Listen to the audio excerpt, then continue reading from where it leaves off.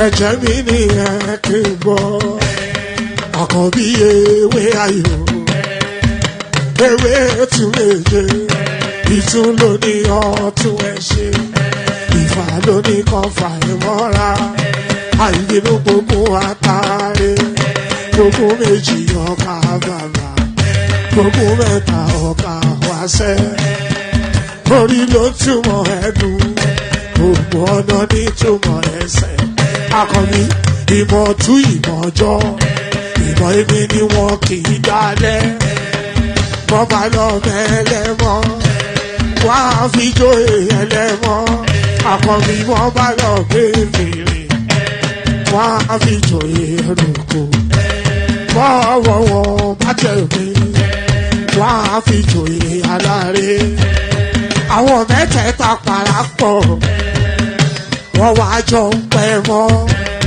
ẹ̀ẹ́mọ́ olóko jẹ wọ́n pa Akíntọ́lá ọmọ Ògún wọ́n pàdé Ìyọ̀dà ọmọ Àtàràbọ̀bà Àkànbí wọ́n pàdé Ṣàtàdàdẹ ọmọ ọba Ìjẹ̀bú Mèrè Aṣíwájú odò gbólùkẹrẹ ajagun lólòdì ọ̀run tó bá ṣe pé tìyẹ tó bá ṣe pé tìyẹ náà bá ń darí jọ wí àpérò ní kún gbọ́wọ́ ọ̀bọ ti ṣìgìdì máa gbé àbẹ́tì ló máa ń gbé àyàn tí ìlàyàn ewúrẹ́ Ọlọ́run dákun má padà lẹ́yìn ẹ kó má gbàgbé ọ̀rọ̀ tẹ́ Aṣíwájú Ọlọ́run dákun má padà lẹ́yìn ẹ Àkànbí Ọlọ́run dákun má padà lẹ́yìn ẹ ọkọ̀ olúrẹ̀lẹ̀ Ọlọ́run dákun má padà. Ayandaba, ayandaba, ayandaba, ayandaba. Ayandaba, ayandaba, ayandaba, ayandaba. Atima ayandaba, ayandaba, ayandaba, ayandaba. Wanama ayandaba, ayandaba, ayandaba, ayandaba. Susu, baby, subramia. Baby, subramia. Suku, sunu, baby, subramia. Suku, sunu, baby, subramia. Suku, sunu, baby, subramia. Ejemo, anamana. Ejemeje, anamana. Wana mejemo, anamu. Para chuba jodiri chukuma, chuku chuba jodiri ndimo, egu mawego. Para chuba jodiri chukuma, chuku chuba jodiri ndimo, egu mawego. Obodo jisike nubo serona. Oyibo. It is everyone, be free.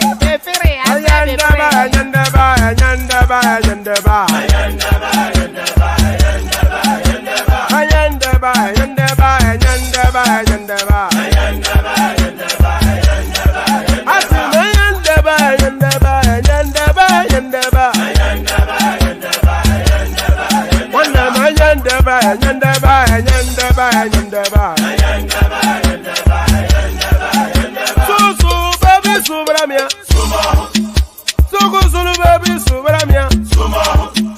Suku, sunu, baby, subramia. Suku, sunu, baby, subramia. Ladies and gentlemen, sometimes you just have to act like you are drunk, like you are crazy. Confuse your enemies, confuse them. Oboda say yeah, we mo.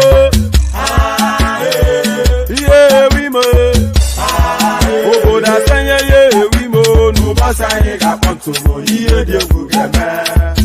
Okwitara kara mi nguru ma mi ga kwuru mu gwo ya baby mo. Abe Maria. Boy feeling. Ayandaba, ayandaba, ayandaba, ayandaba. Ayandaba, ayandaba, ayandaba, ayandaba. Atima ayandaba, ayandaba, ayandaba, ayandaba. Wanama ayandaba, ayandaba, ayandaba, ayandaba. Susu, baby, subramia.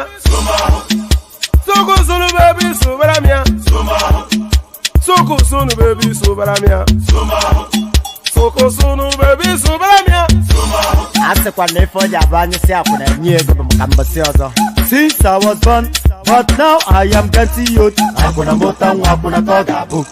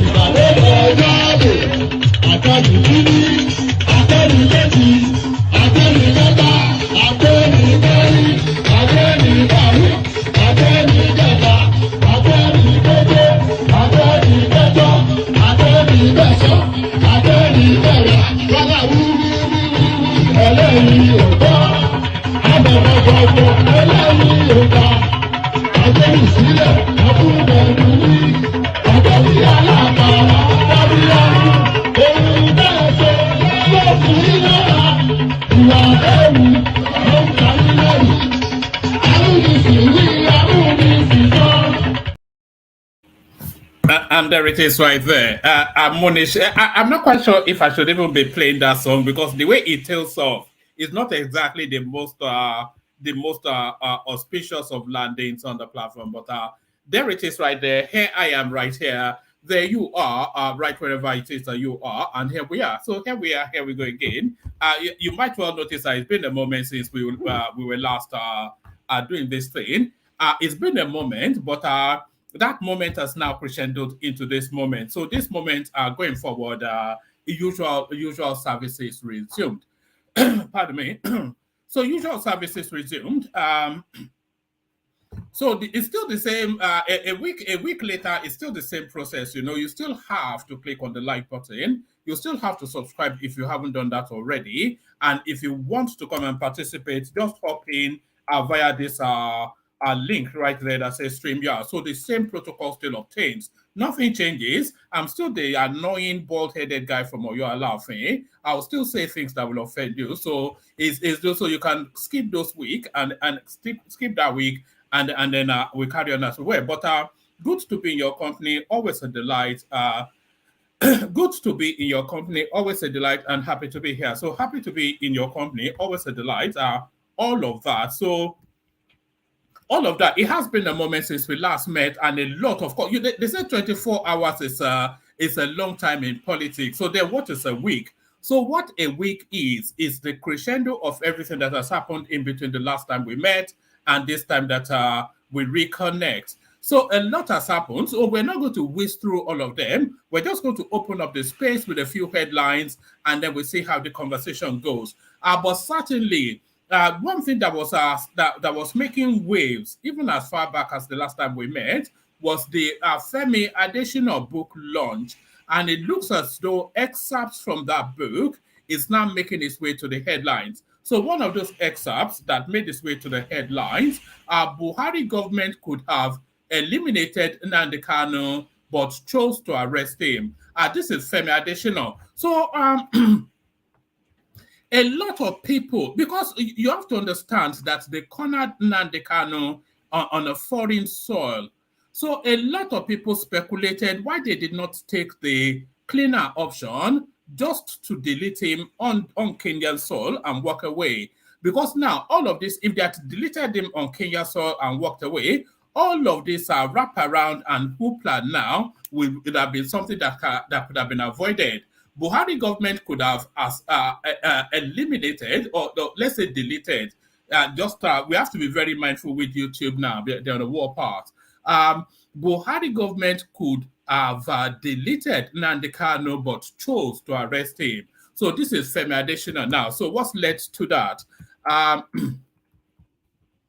Femi Adesina, a former special advisor on media and publicity to ex-President Muhammadu Buhari, has disclosed that the then president opted for the rendition of the leader of the Indigenous People of Biafra, IPOB, Nnamdi Kanu, when his administration could have deleted him.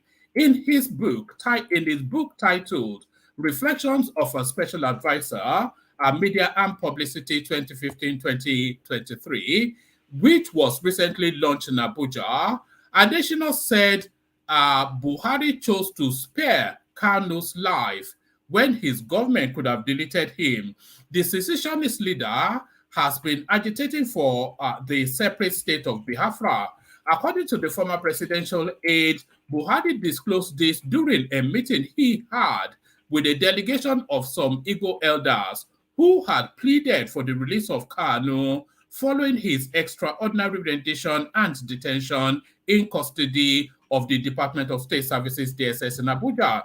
In the past 6 years, I have developed a system in which I don't interfere with the judiciary. Additional quoted Buhari as saying, that was why, in the case of Kanu, I said the best was to subject him to the system. Let him make his case in court instead of giving a terrible impression of the country outside. I feel it is a favor to give him that opportunity. Government, and this is the pertinent space now, government could have mobilized to delete him where he was, but we did not do that. Following his rendition from Kenya in June 2021, Kanu has faced the trial of terrorism-related charges. So now, is it a misstep? Is it a misstep on Buhari's part not to have taken that step? Because what would have happened if Nnamdi Kanu had been deleted on Kenyan soil? There would have been a lot of speculations that was the Nigerian government are behind it, but they could not have categorically pinned it anywhere.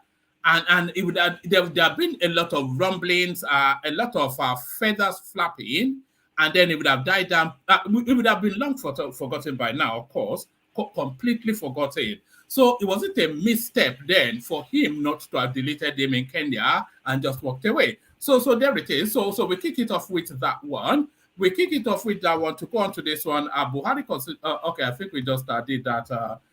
I think we just did that. So same story, different headline.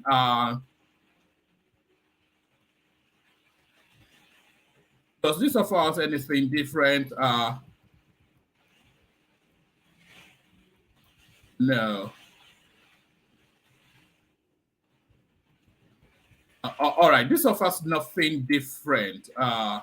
Yeah, so this offers nothing different, but should they have is the wider question. So should they have? So now, this one story that has gripped, actually, I will play you at some point in the course of this session a clip of the parents of these girls narrating what they went through. But essentially, we're talking about this. Kidnapped Nigerian sisters rescued after outcry. So I think they lost one or two of them, hopefully one, no more than one. But it looks as though those sisters now, those northern sisters, have been rescued. Hopefully, they've not the fate that usually befalls female captives in the hands of those people did not befall them. Kidnapped Nigerian sisters rescued after outcry.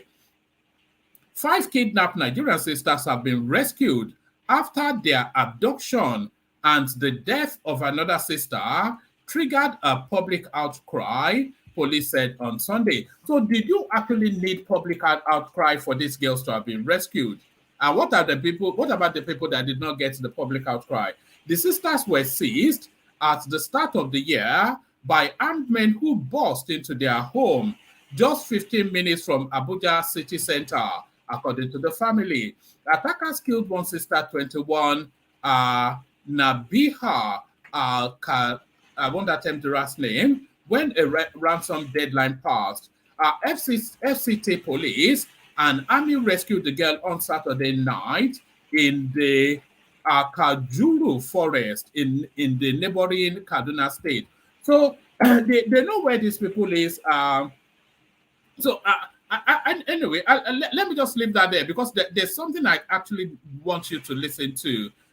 Not this one. There's something I want you to listen to. So let me see if I've got it. Listen to this. There are 2 things I want you to listen to. But before, listen to... Hold on.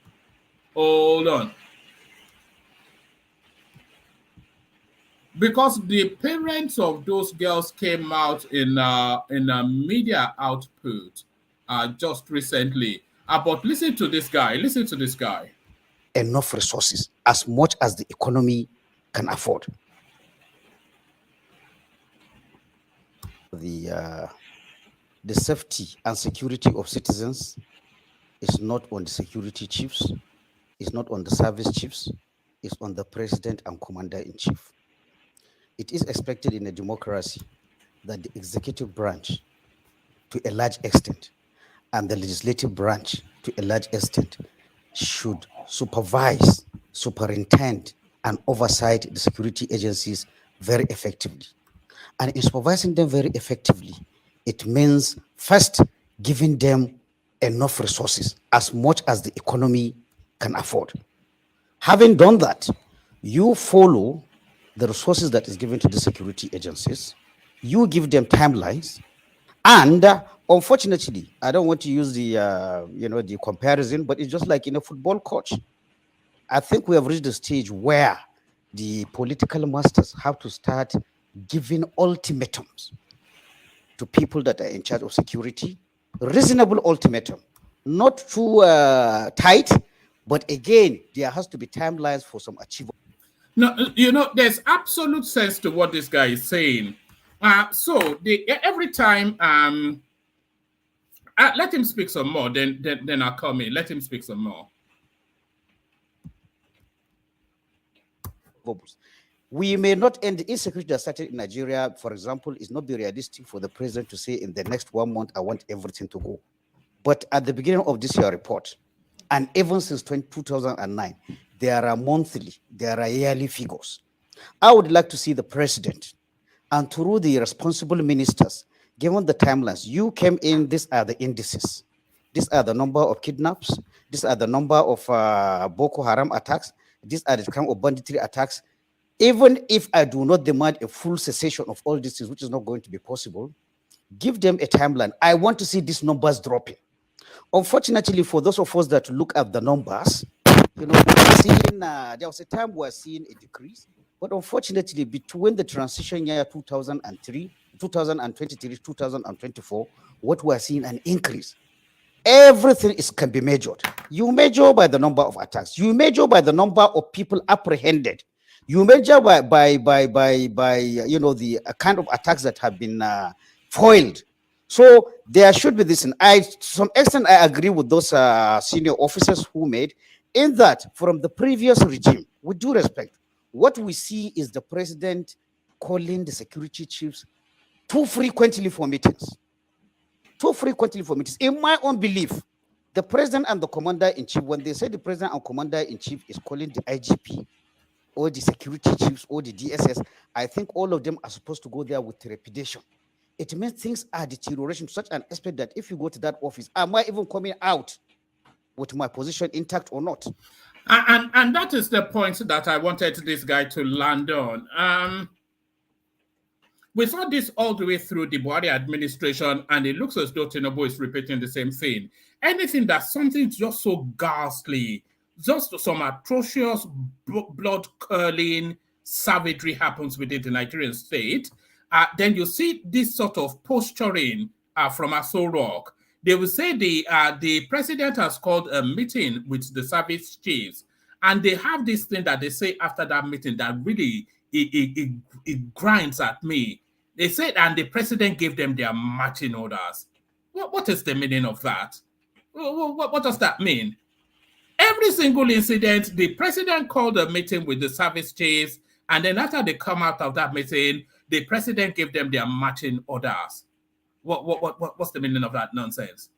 What orders did he give them before? Sitting order, stay in bed order. What this guy was saying, whoever it is, this Aboki captain, what he's saying is that those meetings are happening with too much frequency. It should be a matter of trepidation. It should strike fear. Are you as a security chief? It should strike fear in your heart if the president calls you in for a meeting, and you should go into that meeting with the fear that you are most likely not, there's a good possibility of you not coming out of that meeting with your job. But what do we see? Every single week, The president has called a meeting with the service chief, and he gave them their money. Like a bunch of retarded stock. It's an annoyance, and it's not a joke. They went in there and casually walked out. A family of 7 returned the father to go and bring money. He didn't bring it quickly. They killed his first daughter. And what do we get? The president called the service. Who's been sacked? Who's been punished? Where are the results? You know, this is it. This is what we're having to. Anyway, it's too early to get. But it does. You know, I mean, it's too much. It's too much. And if there is no consequence, then there will be no results. You don't have to have a brain to know that, you know. Am I saying anything that is breaking news to anybody when I say that? That if there is no consequence, then there can be no result. How can there be? The president called a meeting and called them and matching and all that. This is what we get. That should be it. But where the meetings with the president become so frequent, and there is nothing being seen in terms of increase in productivity, and there is no consequences for failure to reduce the numbers, then at a time the presidential summons will become so common, they will become so ordinary that there is nothing to even fear about or nothing to expect. So I want, with due respect, I'm calling on the present government that, when they say the president is summoning security chiefs, we need to see results on the ground. If results are not on the ground, the Nigerian public are holding the president responsible, and the president should also hold his security chiefs responsible. I think it is high time we start giving key performance indicators in terms of reduction in monthly figures, in terms of reduction in yearly figures. And this figures should be measurable, should be visible, so that the citizens will have There is infinite sense in what this Aboki officer is saying. This our brother from the north officer. Infinite sense. There has to be benchmarks now. That what are your action plans? I don't want, because the numbers are coming through. Tinubu is saying them. So I don't want to see this set of numbers, and I don't want to see an underreporting. I don't want to see this set of numbers. I want this set of numbers. I want it halved within the next 6 months. You tell me what you need to halve it within the next 6 months. And if you don't halve it within the next 6 months, you will appear in my office and we will revisit your position as the chief of whatever it is. Consequences. Consequences. If there are no consequences, there will never be results. And we saw it under Buhari now when they kept Burutai, and that one was using Nigeria's military to buy guns, something to do snake farm in his homestead. Snake farms in his homestead, let's go on to this, are still within that realms of security, but now the most notorious person now that they have caught within that security kidnapping space, how notorious Abuja kidnapper was arrested. So you say it's good news, but it comes with a twist. The Nigeria Police Force, Federal Capital Territory, has issued a statement detailing how Chinaza Phillip, and his last name now is Okoye because that's now come out, is not the name that you want to, is not the name that you immediately associate with kidnapping in Abuja. You can associate it with kidnapping, maybe in Lagos or somewhere in the southeast, but it's not the sort of name that you immediately associate with kidnapping in Abuja. So what's going on there? The Nigeria Police Force Federal Capital, I thought they changed it to police service, by the way. The Nigerian Police Force Federal Capital Territory has issued a statement detailing how Chinaza Phillip, a notorious kidnapper terrorizing Abuja and its environs, was arrested on Thursday, January the 18th. According to the police, Phillip was arrested by operatives of the Kaduna Police Command when he and other members of his gang were transiting one of their victims, Shegun Akinyemi, from Abuja to... Look, this story has everything. You have a Southeasterner kidnapping a Yoruba man in what essentially is Hausa land. So that's a Wazobia criminality right there. According to the police, Phillip was arrested by operatives of the Kaduna Police Command when he and other members of his gang were transiting one of their victims, Shegun Akinyemi, from Abuja to Kaduna. Akinyemi was kidnapped as he was driving out of his house. On receiving a distress call, operatives of the Kaduna Police Command swooped on the kidnapper. You know, there are certain terminologies that are peculiar to Nigeria. Swooped. You know, they don't effect an arrest. No, they swoop. They always swoop. I don't know if they are birds, you know, that they swooped, you know.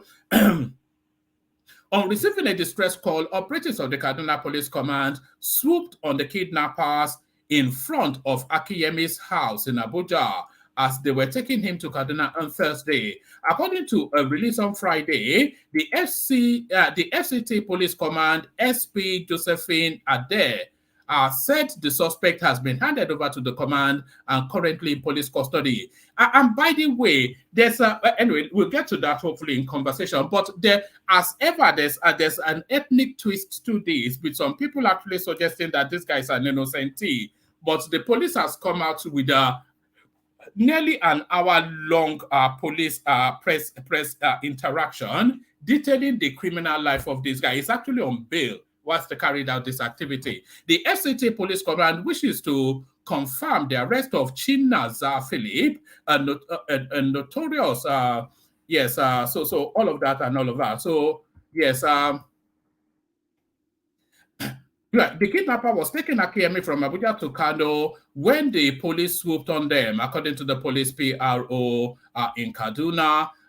He said on January 18, 2024, operatives attached to Kawo Divisional Headquarters, Kaduna, received a distress call of a kidnapping incident from Abuja, noting that they were alerted that the culprits and their victims were transiting through Kaduna.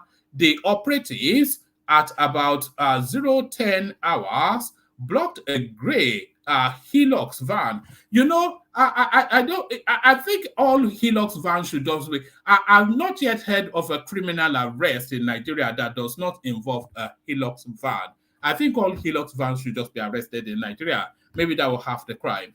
The operatives at about 00:10 hours blocked a gray Hilux van with registration number blah blah blah, carrying 4 passengers, the driver inclusive, suspected to be the vehicle conveying the kidnappers and their victim. On sensing danger and in an effort to escape, one of the kidnappers fired at the policemen and they responded accordingly. In the resulting gun duel, the victim, a certain Shegun Akinyemi, oh God, okay, wasn't killed. Oh yes, a certain Shegun Akinyemi of Block 10, Flat 2. They have even given his full address so that the criminals can go revisit him again.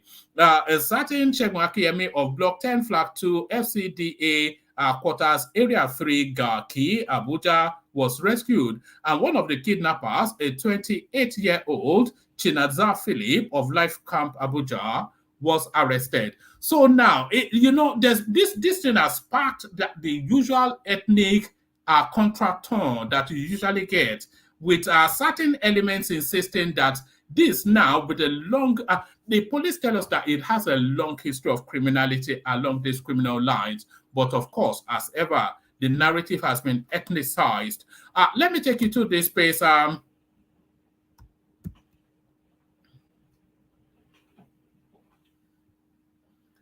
Right, let me take you to this space. After moving central bank from Abuja, federal government orders another agency to relocate headquarters to Lagos. So this is the Federal Aviation. Yes, the Nigerian government has announced the relocation of the Federal Airport Authority of Nigeria headquarters from Abuja to Lagos. According to FAAN Public Affairs and Consumer Protection statement,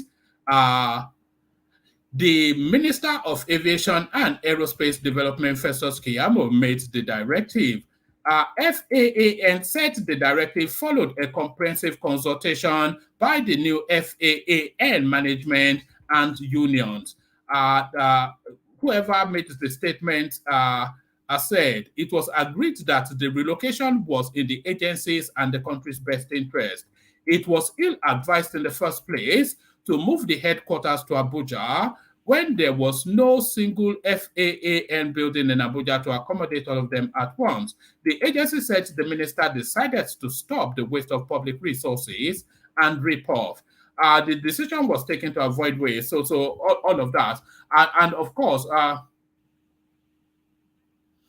let me just give you this before I give you the pushback. What's the problem? Moghalu speaks on CBN staff relocation plan from Abuja to Lagos. So Kingsley Moghalu, of course, former deputy CBN, Kingsley Moghalu has expressed his support to the Central Bank of Nigeria's plan to relocate key departments from Abuja to the Lagos office. This decision has stirred reaction by some Nigerians, and some workers at the CBN reportedly expressing disquiet about the move. On Friday, January 12th, the CBN issued a circular outlining its plan to decongest its Abuja headquarters, citing exceeding occupancy levels and concerns over health and safety. So what did Moghalu say? Okay, let's leave that there. Let's go to the pushback. No, let's go to the...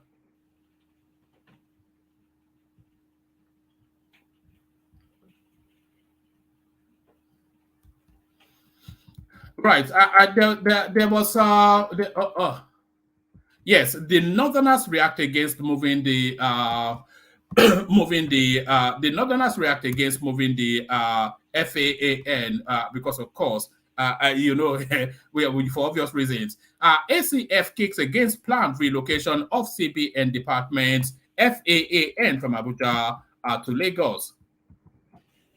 The Arawa Consultative Council has kicked against the planned relocation of the headquarters of the Federal Airport Authority, FAAN, and some departments of the Central Bank of Nigeria from Abuja, the nation's federal capital, to Lagos, describing the move as a deliberate plot against the northern region. A week ago, an internal memo signed by FAAN Managing Director Olubunmi Kuku, Nigeria's Aviation Minister Festus Keyamo, directed that the agency's headquarters be relocated from Abuja to Lagos. The agency explained that the decision was meant to help to curb the waste of public resources and also prevent the rot of FAAN's abandoned Lagos buildings, amongst others. So those reasons are not tenable, by the way. You can't, for reasons of wanting to stop the rot of abandoned building, move a whole large parastatal, a whole large ministry from the federal. It's a political move, isn't it? And it's a somewhat is this part of urbanization is really that's the conversational space that this lives in. So the CBN, and is this a urbanization thing, is where that conversation ultimately gravitates to. The agency explained that the decision was meant to help blah, blah, blah, blah, blah. Similarly, the Apex Bank detailed a decongestion action plan designed to optimize its operational environment of the bank. This initiative aims to ensure compliance with building safety standards and enhance the efficient. So let's see now what the advocates are saying.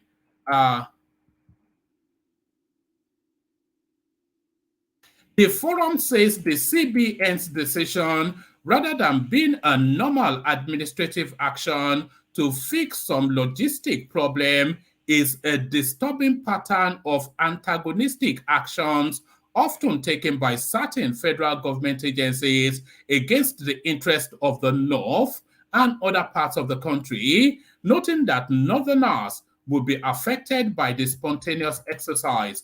In a statement by its National Publicity Secretary, Professor Mohammed Baba, pointed at a leaked letter to the Minister of Aviation from a contractor to relocate the project for the refurbishing of airport rescue and firefighting vehicles from Katsina to Lagos as one of such deliberate plots to always shortchange the northern region by some federal government agencies. The forum therefore called on the federal government and the National Assembly to call on those agencies to retrace their steps and apply other honest means of addressing the alleged overcrowding in the office. So overcrowding in the office then means to move the office all the way from Abuja to Lagos. That's a nonsense. It's just what you have to say. That is just a nonsense.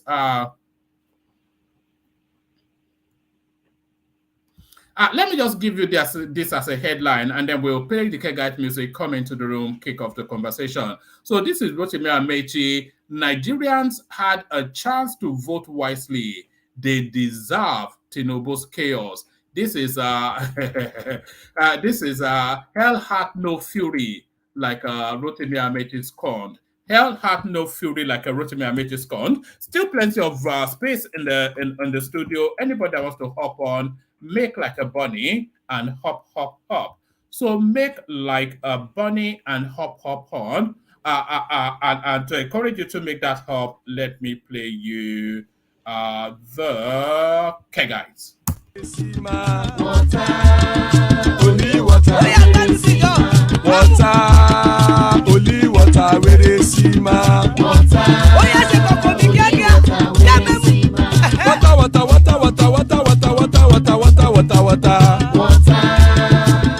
water, where they see ma.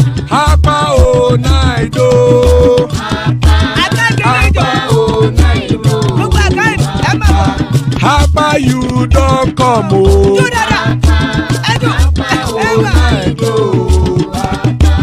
Hapa o naido.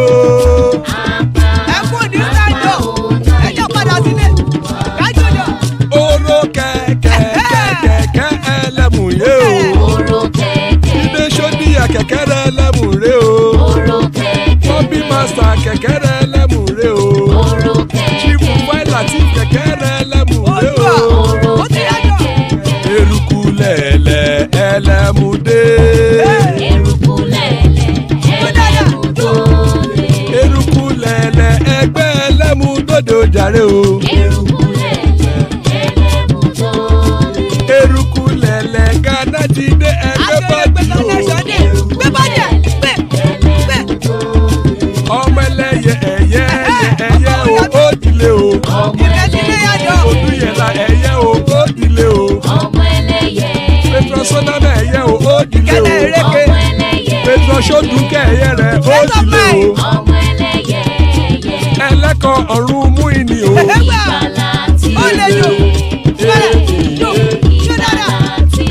Àkùkọ ọ̀run mẹ́kọ̀.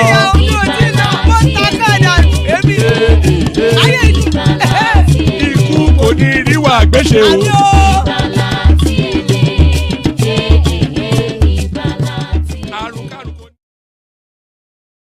And there it is right there. May death have nothing to do with us. So amen to that, of course, on behalf of myself first, and then immediately you, my friends, as well. So amen to that on behalf of all of us. So it's going to be a banging session. Now, I always say that, and every time I say that, it is always never not a banging session. Anyway, it's certainly going to be a banging session because of the people assembled so far. So, we'll get to the facts and the figures and how things, with the devoid of emotion, just the way things are. This is exactly what Egbeni will be telling us. So good to see you, Egbeni. And we're in royal company, of course. His Majesty deigns to spend our time amongst us Oipoloi. So spends time with the smelly King Emeka in the house. Ekene joins us. So good to see you, Ekene. And to keep things 100, General Thomas in the house. So plenty of room still. Anybody wants to hop on. But let's hop in the direction of Ogbeni to kick things off for us. Ogbeni, how far? Oma, Ogbeni. it's been a while, though. Yes, now. What's happening now? You took a break? Yeah, well, No, yes,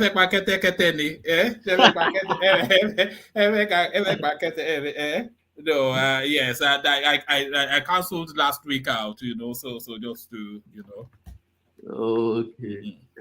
Okay, that's fine. Good to be back anyway. I hope I was missed. Yeah, of course. You could see it in the comment section. And Woma, I think I agree with that. Captain.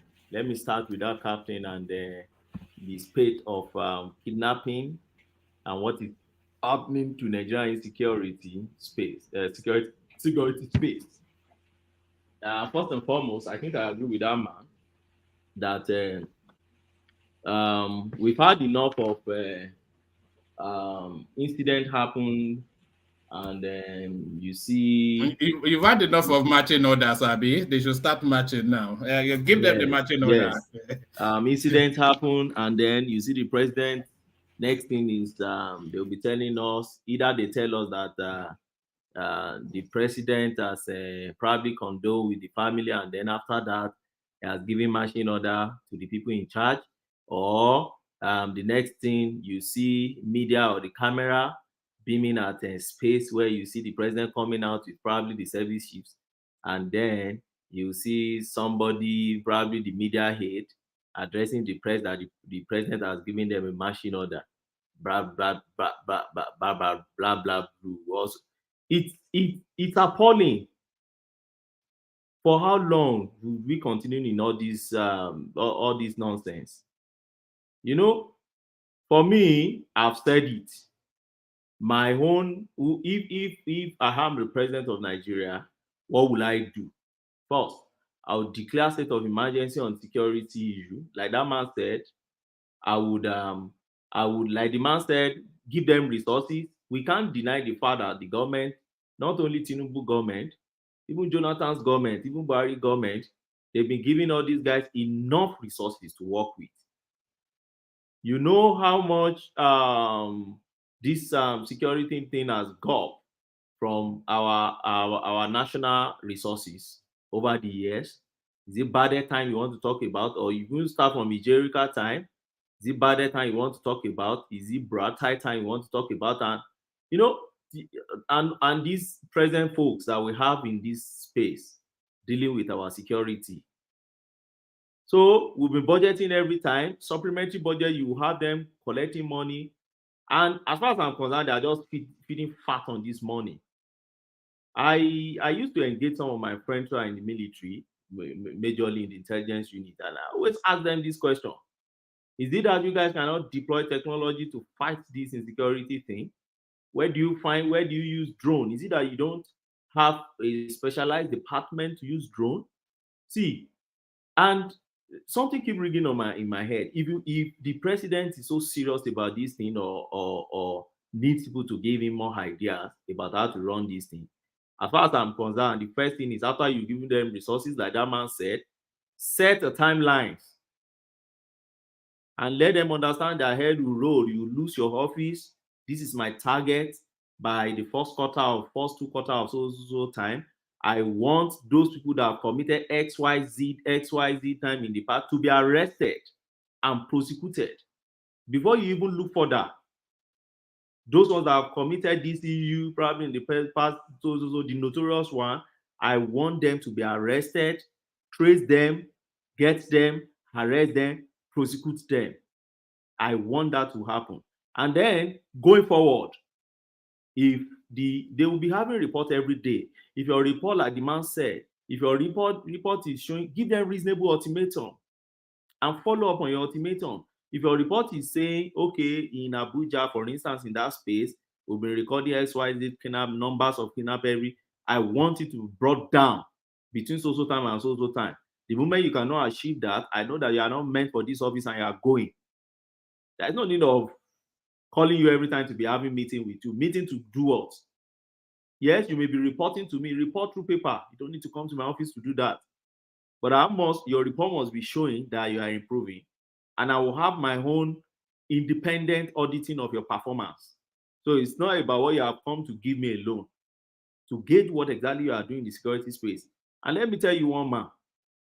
I made this point 2 weeks ago on one of the major media outlets in Nigeria, where I had the opportunity to speak a bit on this. I said, look, when you say declare state of emergency on insecurity in Nigeria, sometimes that word sounds sometimes esoteric. It sounds like a big word that people, you need to break it down.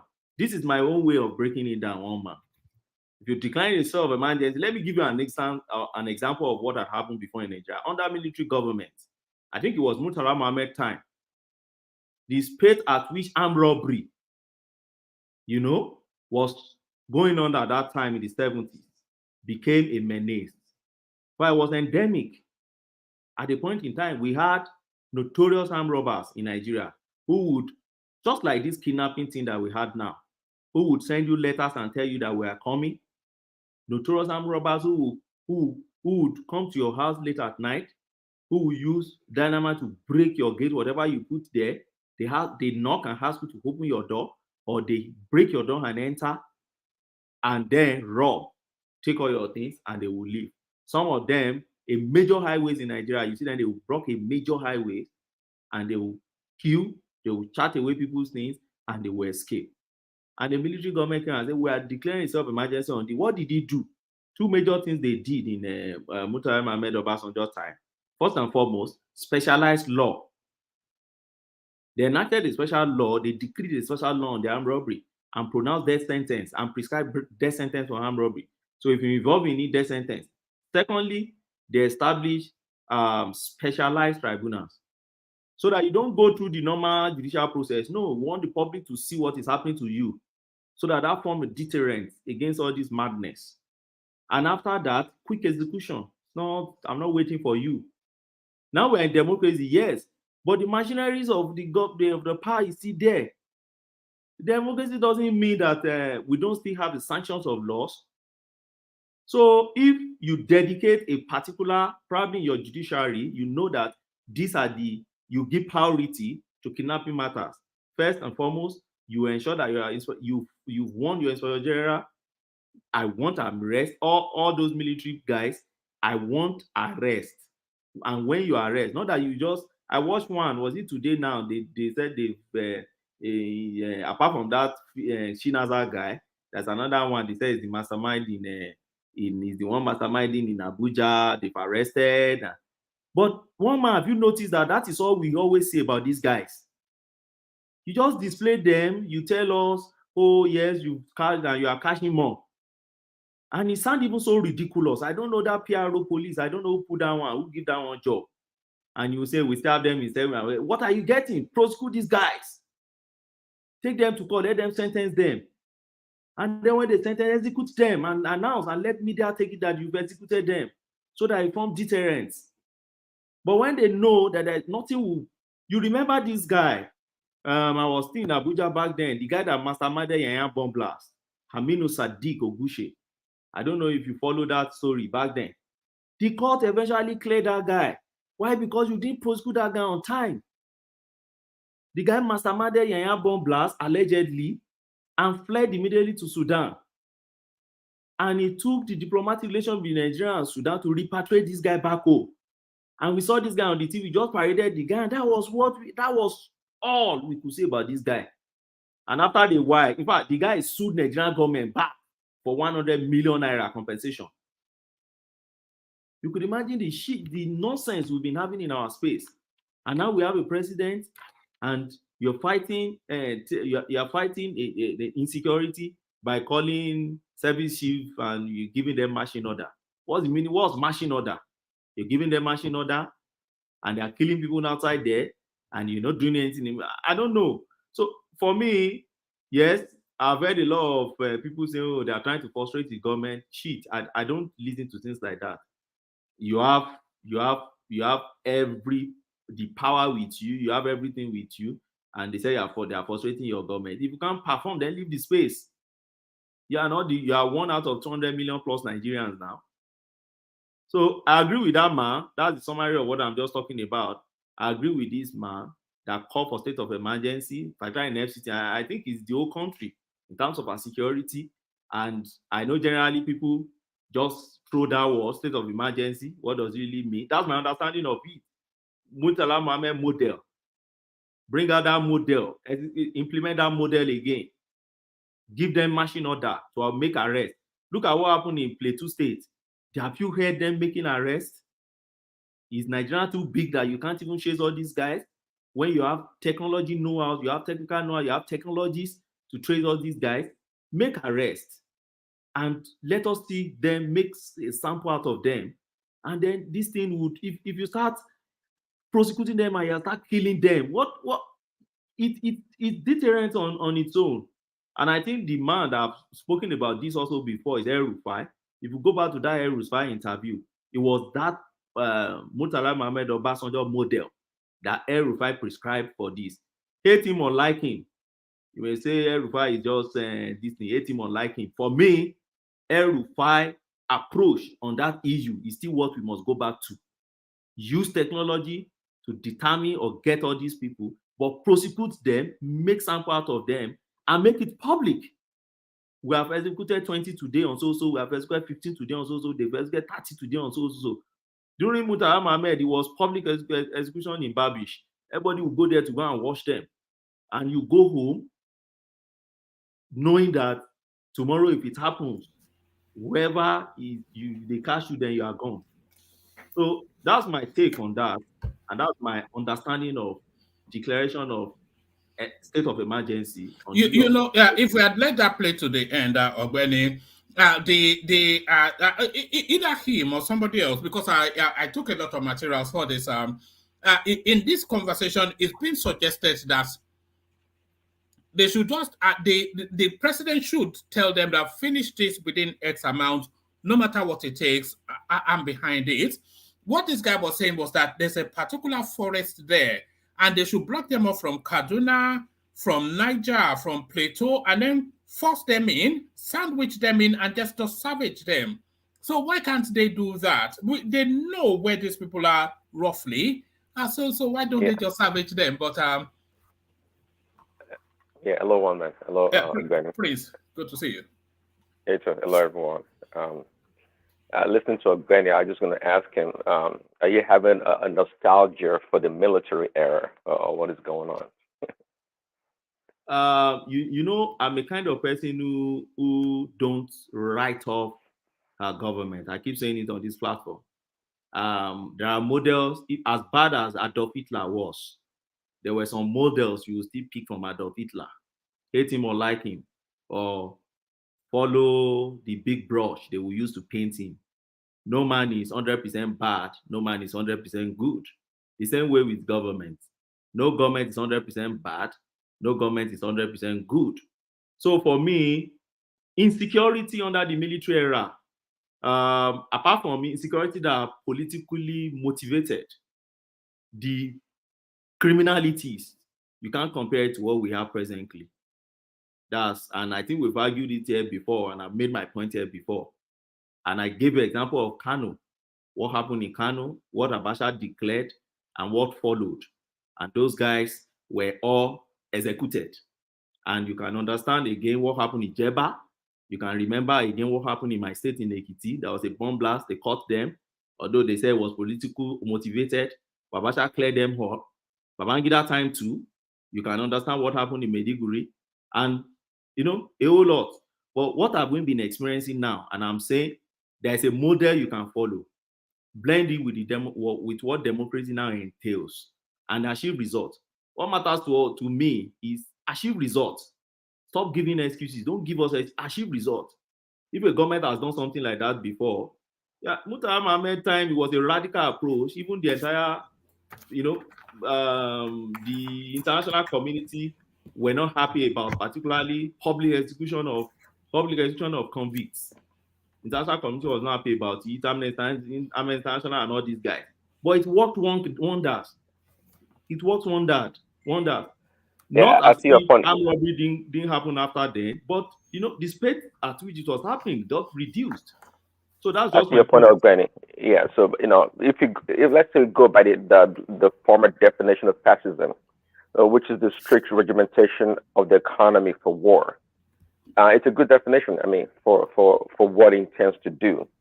See, in Nigerian space, it's if we take that definition and just substitute economy for our security apparatus, fighting insecurity in Nigeria should be a strict regimentation of the security apparatus for war. See, maybe the terrorists, the bandits, and all those people, they are at war with Nigeria state, but Nigeria itself is not at war with them. It's quite clear. It's quite clear we're not at war with them, but they are All at right. war with us. No, Okay. no, Prince, the thing is, you are operating by two different rules. You have to abide by Geneva Convention, international laws, etc., etc. Because sometimes when they say they've arrested these people, I'm saying, why waste the arrest? Why not just leave them there and send in the black something to go and pick up their bodies? What's the purpose of arresting these people? I see a point, one man, but But it's just law, isn't it? no, no, that's not entirely true. I mean, if you remember the time of I mean, I see your point clearly, but the point here is that if you remember the time of Bush after 9/11, see, the torture of prisoners of war or people that are captured is not permitted in American soil, but they made Guantanamo Bay in Cuba to do their dirty work. They waterboarded these people. They treated these people inhumanely in order to get information or to do whatever they had to do. And also in America, I know you know about the martial law, and you know about the government having power under certain circumstances to usurp the law of the country. So again, if we get to that point whereby we've declared that we have an emergency and we have a strict regimentation of our resources, that is the security apparatus, and go after these people, we will be successful. We're not there yet. Our way of thinking about, see, in everything we do, there has to be a way to think about something. And that's why some people that win is because they've thought about it in a certain way and they've chosen that path to execute their plan. The Nigerian state is not there yet. It is not there yet. Given the some government security agencies to do this and that, they're all working disjointly. They're not working in unison. It's a mess. It's part of the whole system to keep corruption going at the expense of the lives of common and innocent people. That's what is going on here. So I don't believe that they can suspend whatever they want to suspend if they truly want to fight terrorism in that country. Sorry, Prince. When they have that conversation with Prince, Yes. and then after that, go to the headline on the screen. Give me about 5 minutes. Have that conversation, then go to the Femi additional space. Yes, for sure. I think we are saying the same thing. There's no divergent opinion on what Prince has just said and what I've said. I think we are saying the same thing. So my point is this: look at terrorism, for instance. In Nigeria, we have a law. If we declare state of emergency on kidnapping and all this insecurity thing, and we're fighting in our own way, we don't have any Geneva Convention or Warsaw Convention and all this thing binding on us. The reason is this: criminal law is localized. I keep saying it. Treat all these issues as pure criminality. When you treat it as pure criminality, it's domesticated. There's no international law involved here. All you need to give them is fair hearing. After all, Sadiq Ogunse was represented by Emi Adebayo, Ahmed Raji, and all those guys. They represented him. They are lawyers.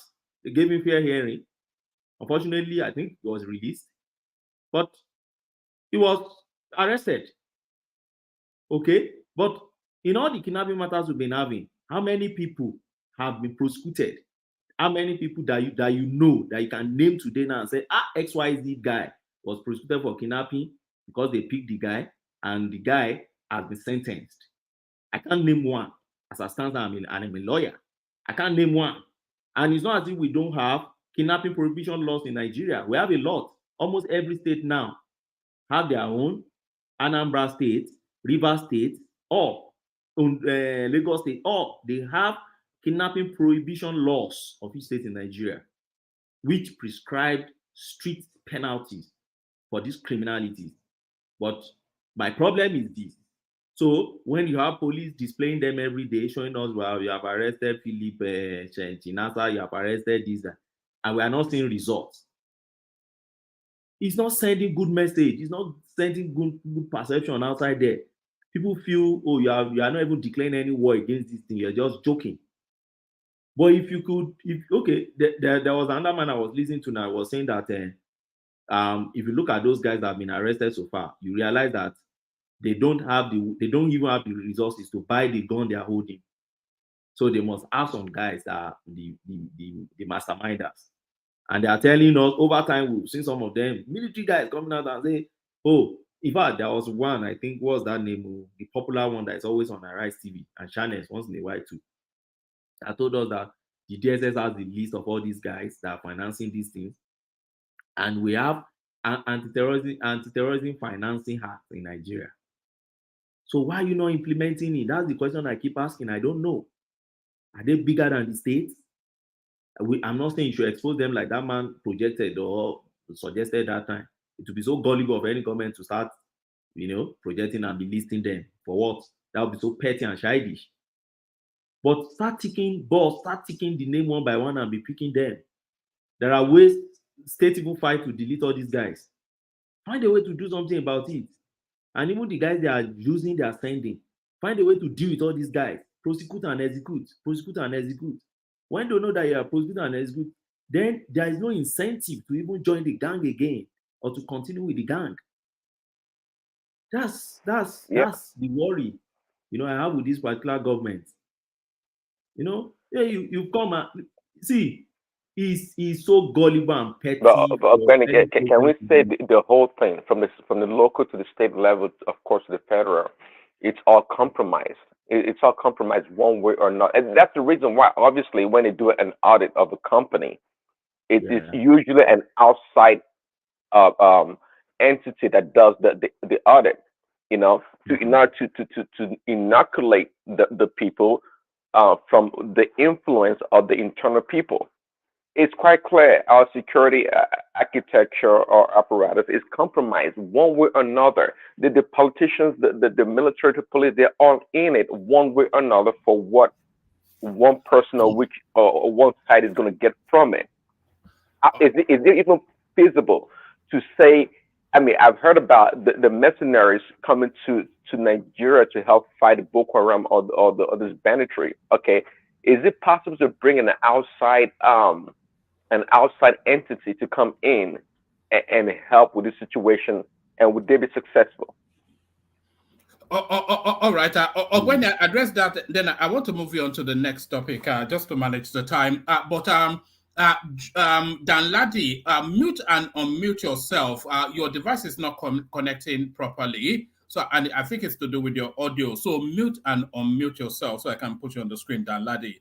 Back to Ogbeni. So wrap up that conversation, and then let's go to Femi Adesina, who has come out to tell us that Buhari, he had the option to leave Nnamdi Kanu 6 foot under in Kenya, but as an act of kindness, he decided to rendition him to Nigeria. But should he have left him 6 foot under in Kenya? So wrap up that space, and then let's go into that one. One man. Let me say, like Shoma was asking a question and said that, no, not a question anyways, a comment is that they want to useless Tinubu administration. For me, I don't believe in that. I believe that there's clear northern attack against him, using the same Goodluck Jonathan technique. One is bullshit.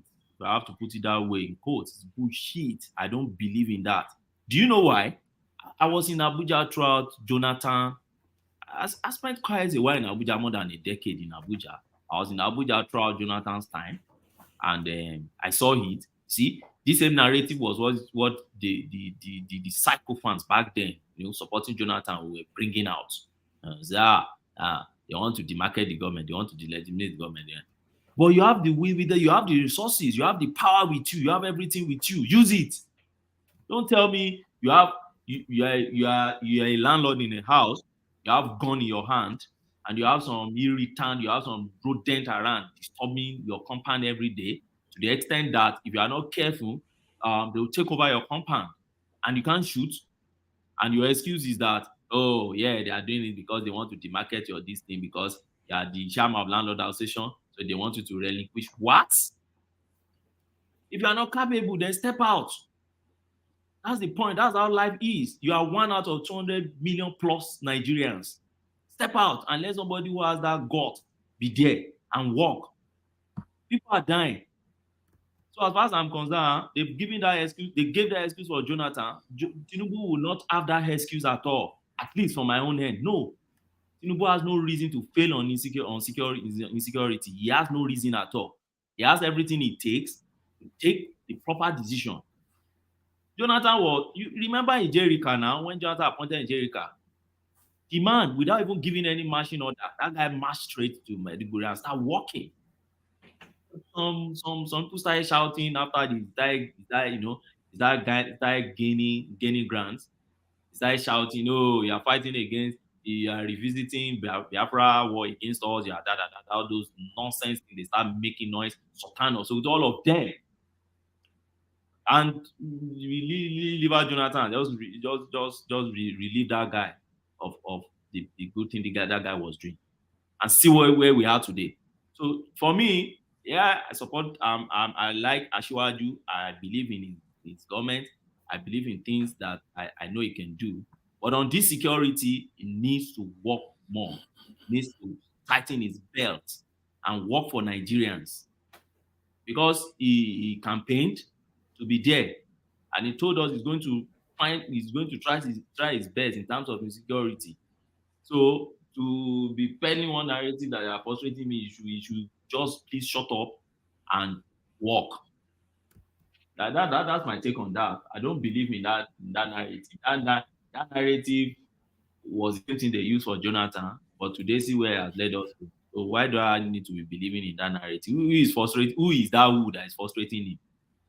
All right, take us to Nnamdi Kanu. So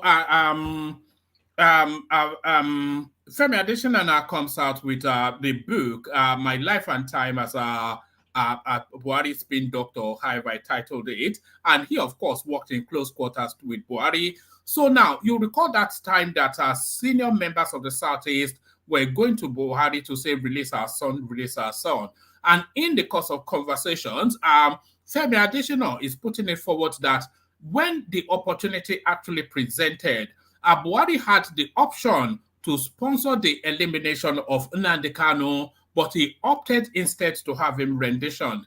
Did he make the wrong choice, Ogbeni?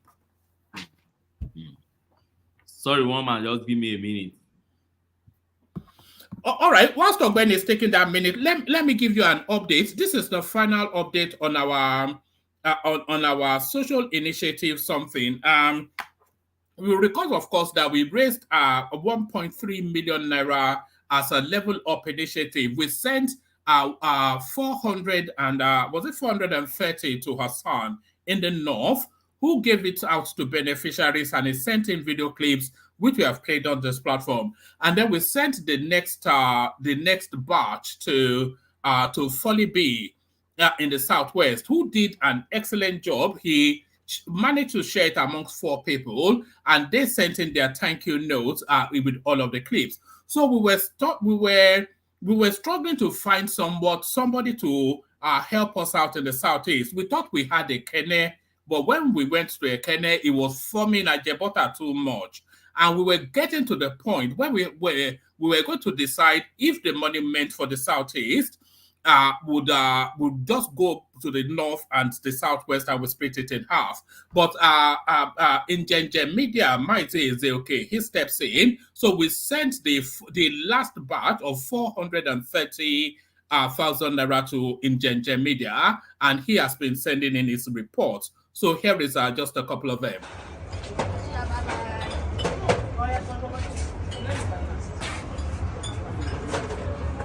Biko gwatuna ya aha gị. Aha m bụ Blessing Obi. Kedu ibe onye ebe? I'm onye Imo Steeti. Okay. Kedu ihe ị na-arụkwa m? Eji m adụ akpa. Ị na-adụ akpa? Okay. O teela aka ị na-adụ ya bụ akpa? Adụ m na-amị ya before lụọ di. Ị dụkọtara ya kwụsị ka gịnị mere? Aka na m adị ya lesi mgbe oyi bịara, ma mgbe ego na-adịcha iji mee ya mgbe otu nje fụọ. Ihe nwere ike ime iji kwado gị ka ihe ị na-eme ka imesi iwe ike. Ọ bụrụ na nnụ ga-enye m ego, na-eji ya na-aga ahịa zụcha ihe ndị m nidiri ga-enyere m aka n'ọrụ. Na-eji ya na-eme ya na-emechi ike. O jikwa na-akpa m obiọma m na-arụ ya. Akwụkwọ nna enyeghị ego, kedu ị na-ekwe nkwa na abịa ebe a na June na ihe dị iche na ihe ị na-arụgara? Ọ na-esi na ihu ego aga m eje Aba zụcha ihe ndị m ga-arụ ọrụ ma ndị nke m na-aga ha arụ ma ihe abịa ga na-ekomacha anya people ga na-abịa azụ m. Okay. Thank you. Ngwa kpọrọ m account number gị. 30 29 yeah 07 yeah 56 yeah 55. and kedu afa dị na ya? Obi Blessing. Obi Blessing. Onyinyechi. In respect of Obi, praise God. Sorry, say that again. Obi Blessing Onyinyechi. In respect of Obi, praise God. Okay.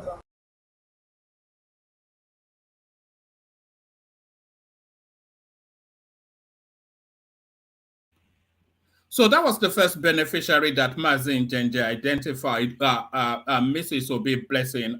He gave 150,000 naira.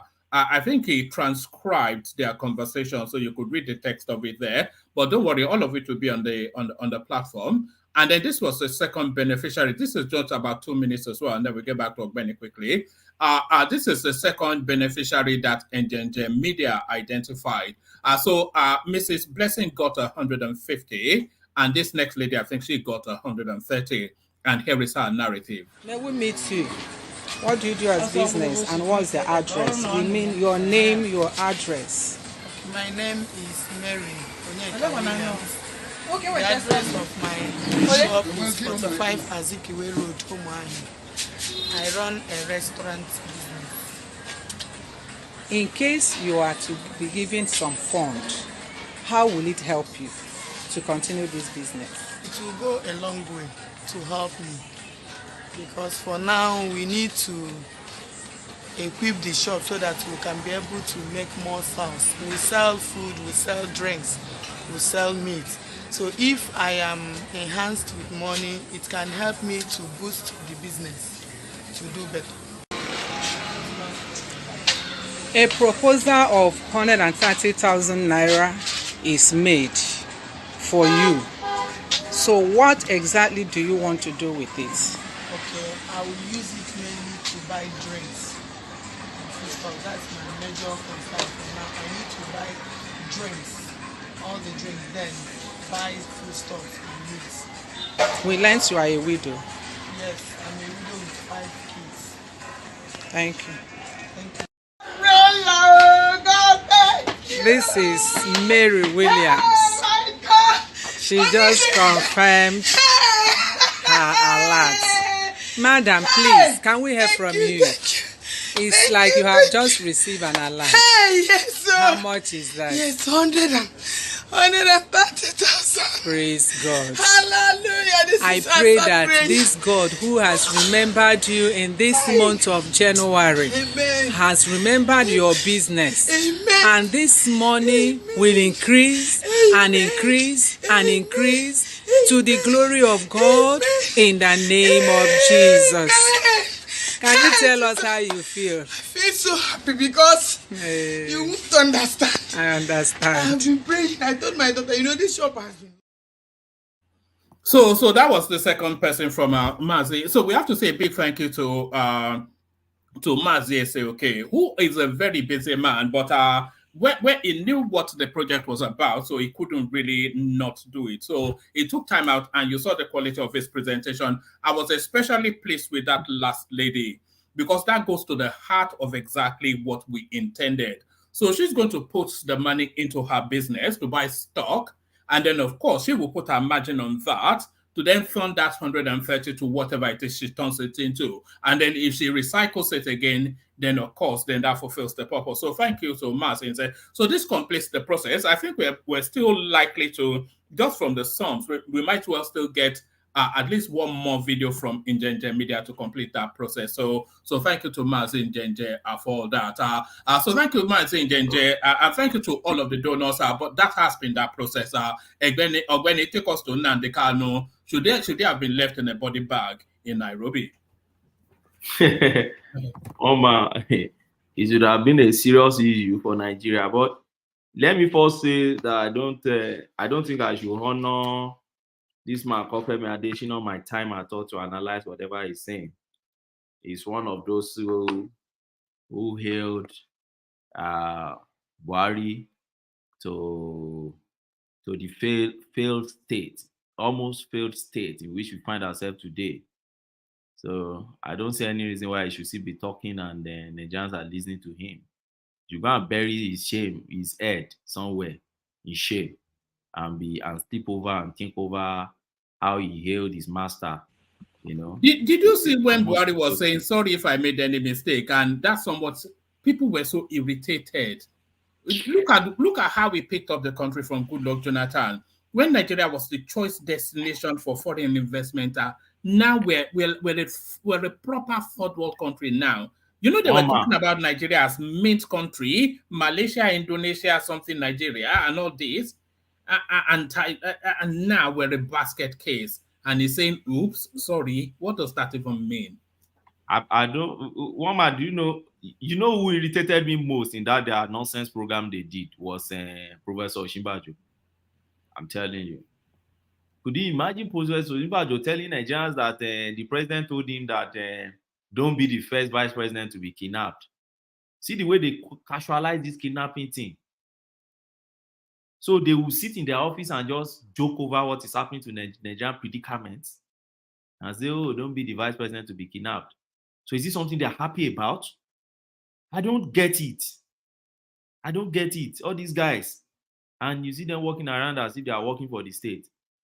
So Femi Adesina, for me, is just there. Yeah, he wants to write something so that he keep it in. And unfortunately for us, even for me, that is even trying to write something, many writers in Nigeria are not even really encouraged again. See what is happening to Funke Akindele now.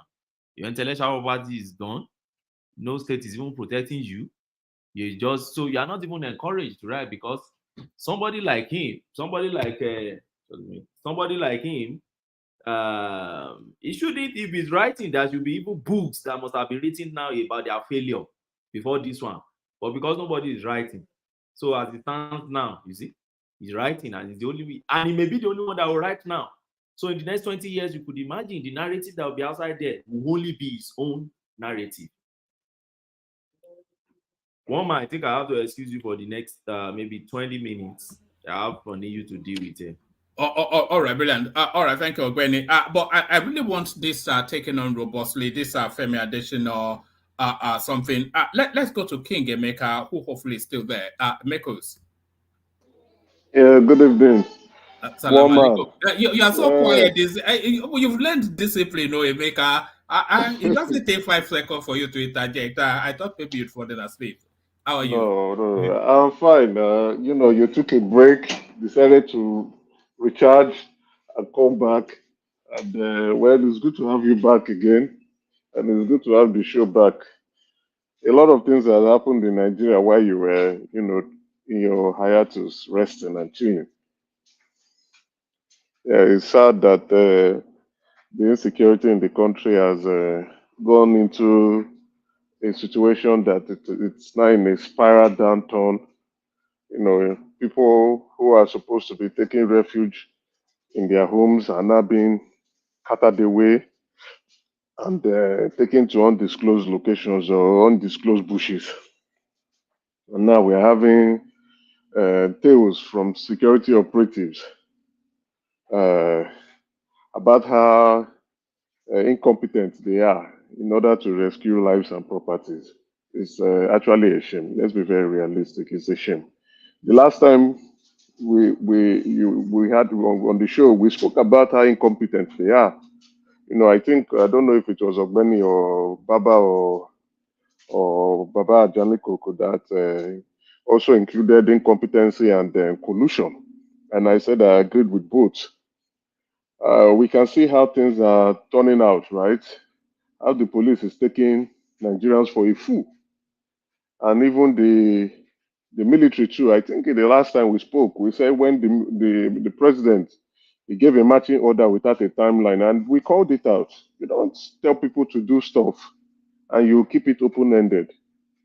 It's like telling them to just go around and start dancing. And then when they are tired of dancing, they should come back and give you a report. You must tie it to measurable plans, measurable objectives, with specific timelines, so that way you'll be able to know if the target result has been achieved. If the president is really serious about monitoring the achievement of his ministers, he must begin to tie them to measurable plans and timelines so that Nigerians can all be clear if these people are achieving the goals or not. I was ashamed of the news, let me be honest. As a supporter of the president, the news was very frightening, discouraging, and something not to look at. And I was wondering if people were at the helm of affairs. Then the story of the kidnapper, the girls who were kidnapped, and one of them was killed, including the father. They released the father, they murdered one. Nigerians were now doing GoFundMe, crowdfunding for ransom. Is that what our country has turned into? And then, when the story now got out of hand, the kidnappers now increased the ransom from 60 million to 100 million. I hear today, or if it's today or yesterday, that the girls has been released to the dad. But I think there's an interview now on the dad who said ransom were paid. They paid ransom. And then you now have the Nigerian police, because the news is not going, is not out in the open. The Nigerian police now decided to parade an individual. Sorry, Emeka. I think they said they were rescued rather than released. The interview, the father said they paid ransom. That is what the father of the girl said. They paid 100 million naira ransom. Exactly, Kene. It's on a rise. I didn't watch it because it says a Federal Capital Territory Police and Army rescued the girl on Saturday night in the XYZ forest in neighboring Kaduna. The FCT police has rescued the victims and reunited them with their families, a police statement said. I think they may well have been paying some ransom, but ultimately they may well have been rescued. I don't know. But now you see, I would try to go find. I was on a different platform. I didn't watch the news. I would have sent it to you. I just saw it, snippet. I said, okay, I'll get back to it. I'll send it. Let's collaborate. You understand? The man is a victim. He won't tell lies. He suffered. He lost a child. He's not going to tell lies. But we don't want to be. This is a platform where we provide the goods. We provide the evidence. We don't speak off the top of our head or base it on emotions or sentiment. But I would want to stick to the father who is a victim in all this, who said he provided ransom. And if that's the case, if the police and the military is saying that they were rescued, something just don't add up. The insecurities going on in Abuja and likewise in Nigeria just don't add up. Let's be very realistic and frank and sincere. It don't add up. And I think at this point in time, initially I was trying to be cautious, but now I will say that there are state actors, that the security operatives are highly involved in this. I've been cautious, but the mannerism and the behavior of law enforcement officers. There's no question that the administration is being targeted. I'm not quite sure why Ogbeni ran away from that. I'm not talking about the targets or what they are trying to do, but I am saying that people who are operating in this space are high up.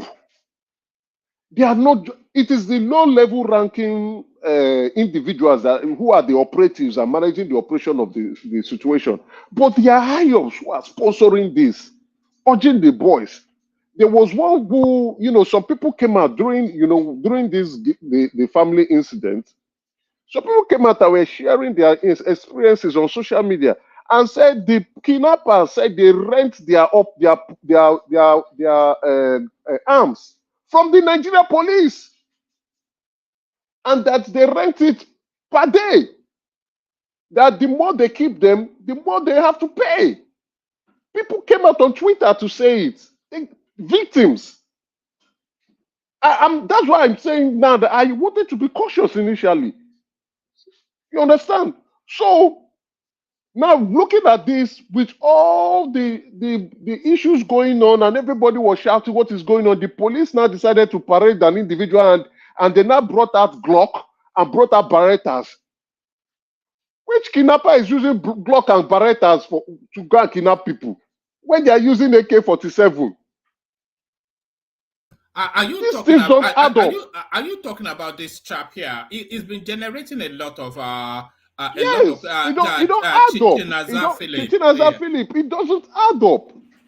Now, my brothers from the Igbos, even including myself, I looked at it. I said, this thing don't add up. Igbo people don't answer Phillip as last name. Before you know it, today they added Okoye to his name. Yeah, they added Okoye. Yes. So why did they forget the Okoye 2 days ago? They now came and added the Okoye to his name. These things don't add up. Let's be very realistic. What do you think is in play here? See, okay, I will give my speculations, my opinion on this, right? My opinion on this, and not based on like the facts, no. But I think people high up in the Nigerian police are involved in these kidnapping issues. In my view, I think so. Why do I say so? Because there was a lot of noise when you had the former minister of information who came out, or communication, what is his name again? Who came out to say that the name, we collected name, but the security operatives are not using it. He was the one who came out to also disclose that, okay, one of his close associate and friend has decided to bring the remaining balance for the ransom. That this name works, but the security operatives have refused to use it. So he is accusing the security operative. Before we knew it, we saw the police now parading a Chinaza Phillip like they are actually working. What are they doing? What are they covering? What is going on? What is happening? And let's be honest here. We have found a very senior police officer who has been involved in smuggling drugs in that country, involving robbery. Yeah, have we heard anything about that individual? And they gave him a super cop. They called him a super cop, and he was being celebrated by the Federal House of Assembly. A super cop, also a super robber. Emeka, there's actually calls for them to release him so that he can come and tackle this latest spike in whatever is going on. See, you can imagine. I hope that is a rumor. If this is true, then we are finished in that country. That's why I'm saying, you see the trend and you are wondering. Then again, after the noise, then you now the Nigerian army releasing. I saw separate footages of them shooting and trying to go. They are going after bandits in the forest. They were shooting. I cannot see anybody they were shooting. The first footage I saw, it was like some of them on the mountaintop were shooting at them, and they were confused. And they say, "Hey, stop shooting!"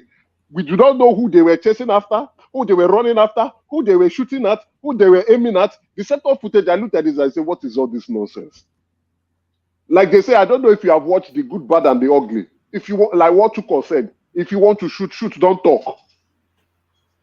So, there's something dark and sinister going on in that country. I am saying with the way, and if you look at even kidnappers are on TikTok, one man. These people are not they are not these guys though. I saw a clip. They were dancing, singing praises of Matawale, I saw another clip. Someone said the Matalwale was is a title in right. the north. Not the governor. There not was the another governor. one I So saw. that was They what you were understand. So poking, people they were were poking asking at some guys. They say, "Mommy, look at your son." Oh, this. I mean, it's now turned into almost like a social media kidnapping celebrities. What's going on? I mean, if those individuals who are carrying out the operations do not have that cover, they will not go about doing what they are doing. How can kidnappers be on TikTok? Kidnappers are calling, and we have an intelligence community that can track you anywhere. That even went to Kenya to go and carry Nnamdi Kanu and brought him back home. Yet they cannot track these kidnappers. They cannot fish them out. They cannot even investigate to know what is happening. Things are going. You see, like you have said, maybe they want to ridicule the president. Maybe. But again, Ogbeni has said something I like. Why would the president want to allow that to happen? Can I Why? interject? Emeka, you left Allow that me with to the rant. I economy want to because I rant. don't Please, know. I'm sorry. I will not want interjection because last week the news was very embarrassing and shameful. Let me express my emotion. One man has been away for 1 week. So let me use this period to express the way I feel about the country. The insecurity just went to a different crescendo. What about the economy also? This is shameful. Let's talk about the one. We will talk about that later. Actually, I was going to say that this insecurity is actually drowning a lot of big news that is coming. It drowned a lot of big news last week. It killed a lot of big news. Anything there, I hear they were saying stock exchange is doing very well. What the hell with the stock exchange when people can't sleep in their houses? We don't know what that means. Maybe because we are enjoying some security where we are. That in your home, it's not like you are walking on the streets. You are in your home and you are being taken away from your home. Then there was another lady who said they were mistaken. They narrowly escaped, but they shot and the gun went through her box. She showed it on social media. There was another guy that was shot in the leg. He showed that on social media. You can imagine what is going on. But Emeka, buried within all that, Lekki Deep Sea Port berths largest container vessel on Nigerian waters. Oh man, so this is why I'm saying I know. I agree, but that news is not exciting me. We have problems. That problem, and again, look at Ibadan. Illegal mining. It's like illegal mining is now everywhere in the country. A lot of people are not buying that story, are you? I buy the story. I do. I buy the story. And I will say why I buy the story. The governor was really upset. And he said, I have nothing to hide. I buy the story because I have seen, in short, illegal mining has been going on in that country since the 80s. But I didn't really know. When I was in secondary school, I went to a boarding school. We see the mining going on with the dynamite. I see what dynamite can do. So I never knew that, it's reoccurring to me that this is actually illegal mining. Because that space was not regulated. I just read the research on illegal mining in the country. That the reason for illegal mining is because there's no regulation in that space. Foreigners are coming, collaborating with the locals, state governors are involved, politicians are involved. It's all profit. And that is giving rise to insecurity in the country, creating issues in the local communities, and people are being chased away from their home because of people are just being selfish and greedy. So until they regulate that space, control it, but now it's not like a livelihood for them. They now have money to be chasing each other with shooting aside. But we have serious insecurity issues in that country that the president must begin to call an emergency meeting and giving these people a marching order. 6 months, if you don't do it, you sack them. Another marching order. A marching order with timeline. Yes. If they can't do it, you sack them. So the next people coming know that, this is not business as usual. We have to do our work, including the police. Now, guess what? The military, the Nigerian military now released a statement saying that the police were not involved in the rescue of those girls. The same girls that ransom were paid for. Ransom was paid, though. The military and the police is now struggling who rescued and who did not rescue. If it was a joint effort or if it was not a joint effort. Now, let us now think. If ransom was actually paid, was there a rescue or were they just released? Or the people who released them picked them up and handed them over to the father? It will be very difficult to imagine a rescue without casualties. No, I'm not saying whether there should be casualty or no, casualty. I'm just saying because the father actually did an interview on Arise that describes the whole process of that. So these were determined, hardened criminals. So if they had attempted to rescue, there'd have been a gunfight. I don't think that, yeah. No gunfight. You went, you saw the girls in the bush, you brought them back, and you rescued them. Or should we say you knew where their locations were and you decided to go to where you kept them and brought them out? Where are the drones, Emeka? Where are the helicopters? Where are the... Those are the questions we need to ask the Nigerian military.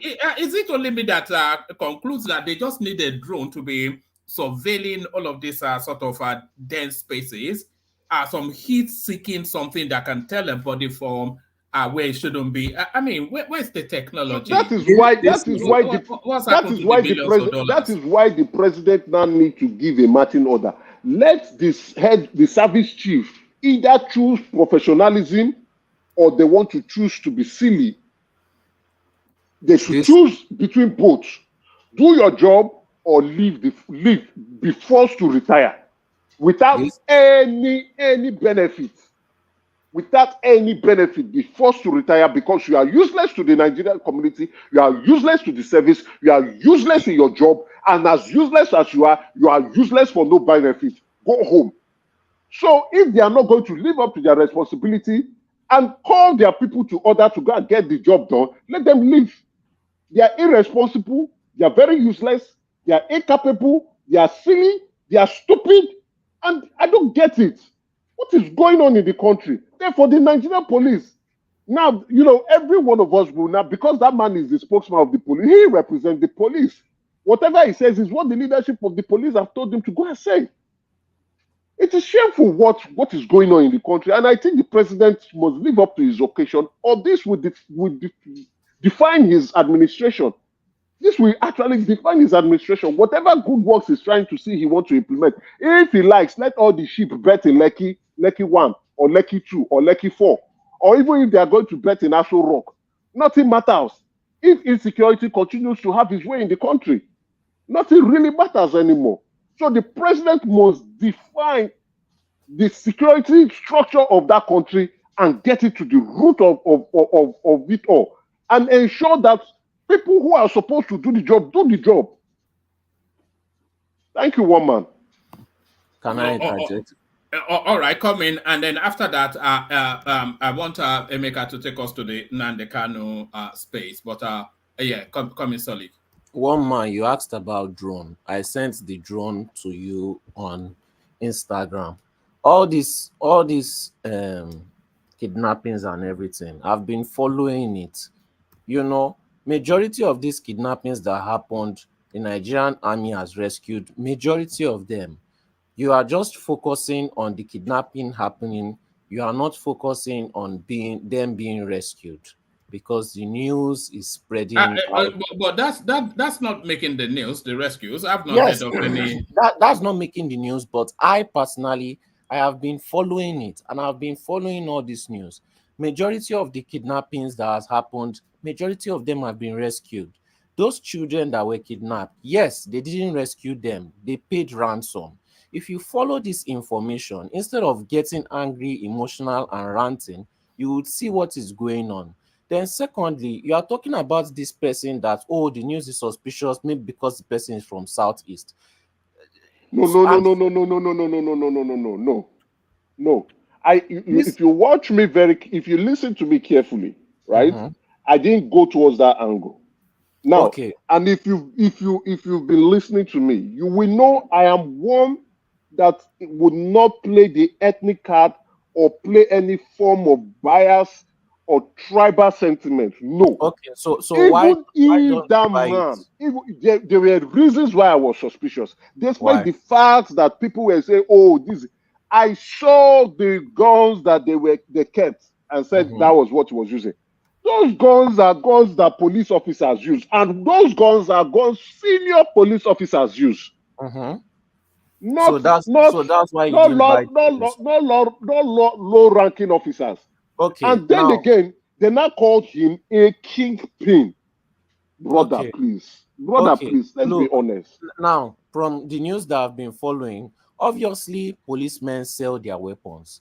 If you are saying you don't know that, then maybe you are brand new in Nigeria. You could have bought those guns from policemen. It doesn't mean that is fake news. It doesn't mean that It's not coherent, especially operating in Abuja and then transporting from Abuja to Kanu. Then it's not impossible, but if they yes. said it happened in Nnewi or Lagos or Benin, then you can see Chinaza in that narrative. Yes, but not in Abuja. In Abuja, it's usually Danladi, is it not? Yes, but it's not only Danladi that is living in Abuja. Like you said, it's not impossible. So we should not start doing conspiracy. Yeah, but Danladi knows the backwaters, so because they kidnap them and take them through the backwaters of yes. I am not ruling out the fact that the possibility of him being involved in kidnapping is not possible. Okay. What I am saying is, what is the rush? You understand? Get my point. My point. You are focusing. The point is not that you are focusing too much on this specific individual.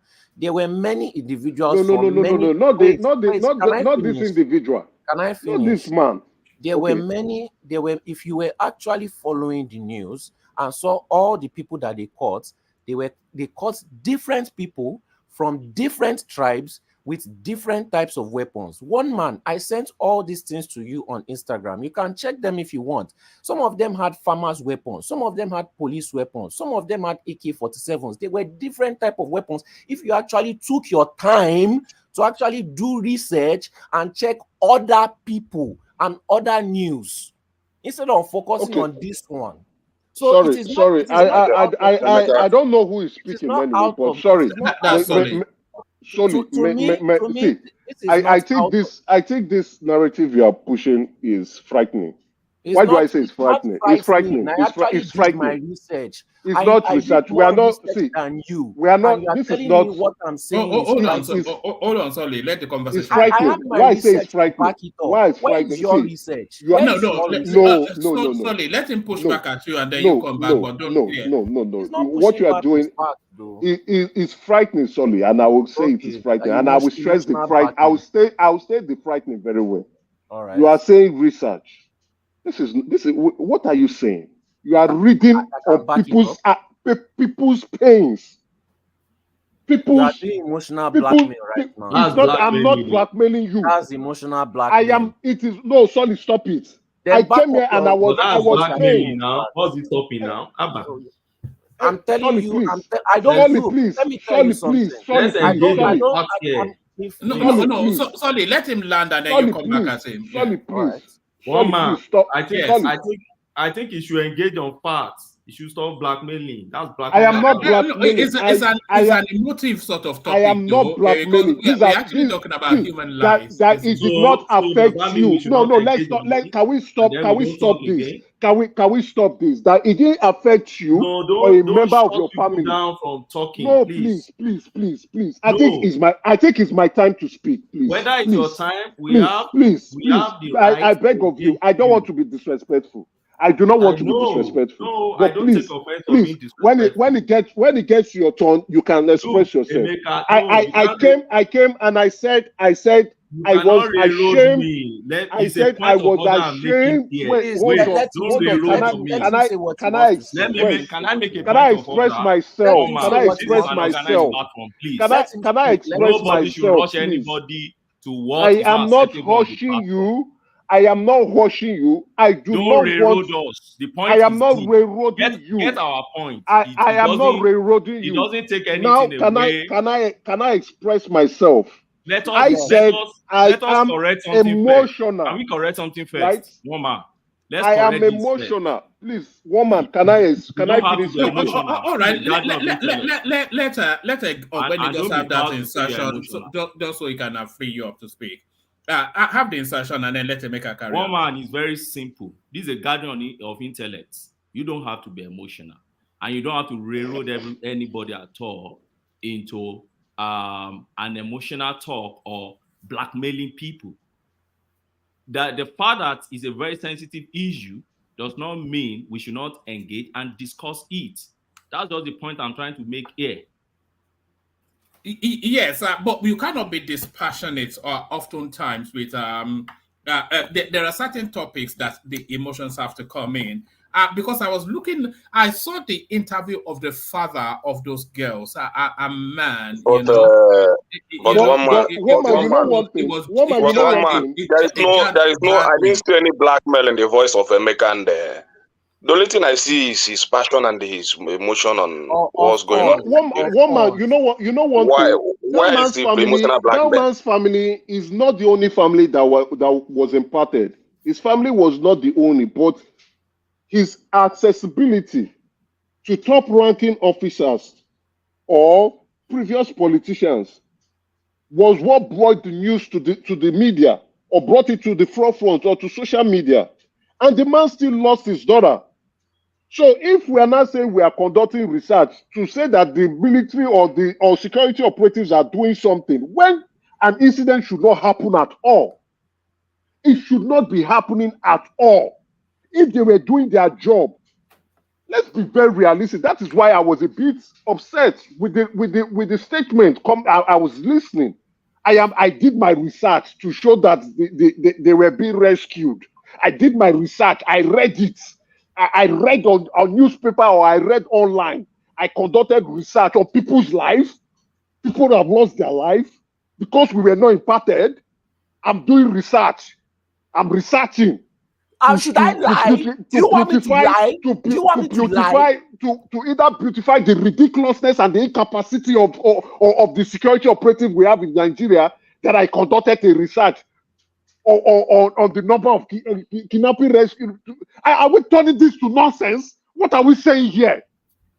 What are we saying? Emeka, in the few days ago, they were rated the worst. They were rated the worst in the whole nation. Here to say, instead of wanting the president to the security apparatus of Nigeria were recorded the worst in the whole world. We did research with people's life. Somebody is busy mourning his daughter. Somebody is busy crying for the wife. Somebody is busy talking about people can't sleep very well in Abuja.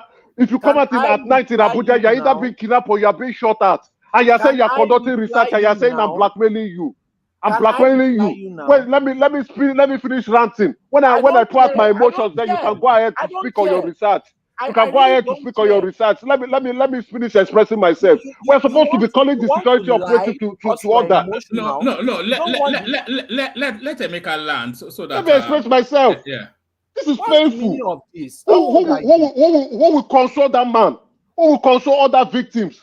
So you want to lie because of that? What am I lying about? What was he lying about? Where's the lie here? He doesn't want the truth to be Sorry, said. please, for the love of God, your statement. I'll be very honest. Your statement. I'll be very honest. Sorry, please. If I am telling a lie, please, with your statement, please, don't infuriate me for that, please. Maybe you take somebody. Maybe you take somebody out. If they are not allowed. They're having a heated exchange. It's fine. Please, let's take somebody. Let them speak. What is going on? Sorry, I'm begging you. Allow me to pour myself out. At least when they are listening, allow me. Hold on, Emeka. Sorry, and Ogbeni too. The what you are hearing in Emeka's voice is the frustration of all of us. So I shouldn't say the truth. No. Well, I don't know what truth you are saying. Exactly, I don't understand the truth you want to say. We should not have. Abuja used to be a very safe place. Abuja used to be a safe place. People cannot go out at night again. Has no place. So if we cannot call this. The problem is this: when other people talk, and you want to force your own opinion through their throat is anti-intellectual. And I keep saying it. Make your own point. Allow I us am to making make my their point. This is my Don't point. railroad Please, them and impose yours on I am them. not railroading anybody. That's the issue. I am making my point. I'm upset. I'm frustrated. Make your point. I'm frustrated. And don't I start cannot blackmailing see them you if they don't feel for that family. Ogbeni, out of respect, please. Ogbeni, out of respect, please. I am placing myself in the shoes of the victims who are nursing, please, Ogbeni, I'm begging you, please, who are either nursing one form of pain or the other. This is not, in my opinion, maybe you can't express yourself differently, and I will respect your opinion. You spoke. When you spoke, I calmed down. I said nothing. When you were speaking, I might not agree with everything you said, but I calmed down. Allow me to express my own opinion and the way I feel. Emeka, I do not. Go ahead. I do not accept the excuses. Emeka, please, I want to say something. Solely, people that you made the research and people were rescued. Is that what are you trying to say there? That should be that the kidnapping that is going on is good. So in the rescue them is also good. What are you saying? That's right. So once they are rescued, it's okay. What's going on? That they should kidnap you. Security operative will come and rescue you. Don't worry. They should kidnap you. Hold on. They're just gaslighting things. We're not gaslighting anything. Very stupid. Everybody, hold on. Very stupid man. Especially what I said. No, sorry. When I say everybody, that includes you. Just bring it down. Is that what I said? How dare you? Sorry, what's going on? I said settle down. What's going on? I said settle down. Settle down. How dare you? I said settle down. Settle down. What's going on? I said it. Settle down. And when I say settle down, just settle down. Because it's getting too charged up, and I'm inviting you to settle down. So just settle down. It's a conversation, and it's a charged up conversation, but we can still have it elegantly. I don't think Solly was excusing anything.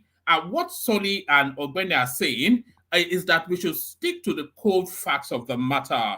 And what Emeka is saying is that you cannot be cold and factual in something as important as that, especially when they exemplified that guy who had 5 daughters. So is inviting the human texture of all of this, and is saying, imagine yourself in that situation. So there's right in both of it, but we can have that conversation, but we'll manage it. The point of the matter is we should not. This is if our security operatives are up and doing, we shouldn't be talking about rescuing. We should be talking about the people they have caught involved in all this. We should be talking about those who are sponsoring these insecurity issues in this country for over 20 years now. We'll be all right. All right. So there it is. Please, yes. can I say something? Yeah, but manage the language. Manage the language. I'm not insulting. I don't know who said that thing. That said, does that mean that I am supporting it? How dare you? How dare you? Because I said the truth, you are using emotion to twist my words. How dare you? How dare you? And you call yourself a man, and you are even older than me. And this is what you are doing at your age. You are it's called gaslighting. You are a disgrace to your family. This is what you are doing. This is what you are doing because I said the truth. Please don't go that way. This is what I do. This is what you are doing because I said the truth. This is what you said about me because I said you are a disgrace. I don't want to insult you. I don't want to insult you. You don't want to insult him, but what are you just doing now? If you dare try that thing with me again, because I said the truth, this is what you said. I can't even imagine it, and you are older than me. You have no it's not as deep as that now. One man. This guy, the way he portrayed my character right now, he knows what he did. He's a very manipulative man. and I will call you a man because you are older than me and you have no shame. This shows that this is not the first time you are doing it to people. What is wrong with you? What is really wrong with you? How dare you? All right. How dare you? All right. I would never do something like that to you. Have respect for yourself. If you don't have respect in front of your family and you behave like this in front of your family, don't take it. have Don't take respect no. in front of me. No. How dare you? No. We're not doing the families anymore because we got a lot of backlash, especially from the Ejele Pansat one. So yes, and I don't think it's to the depths that you're taking it to. No, one man, that is very insulting because he tried to portray my character in a way that I'm supporting this. What kind of rubbish is this? Is it because we're online that you are misbehaving? You don't know your age. You don't respect your age. No, all right. Thank you, Solly. Rescue us, Ogbeni rescue us. Yes. You see, and I'll keep saying it is a charged up topic though, but I didn't think it was charged to the level that yeah. Mama, you didn't bring me in. Why did you bring Ogbeni? I want to bring up that if you say something now, you will. I will bring you. Help us to distribute our money. Yes, well, you see how Amazi is okay. How he punked you. He punked you. You see one man. You see this kind of character. This is why I don't like saying the truth. Because they want to come here and be crying. Please, let me say something. And be crying. All right, sorry. Let's hear from Ogbeni. Then we might as well just waste our time and all of us will be here crying.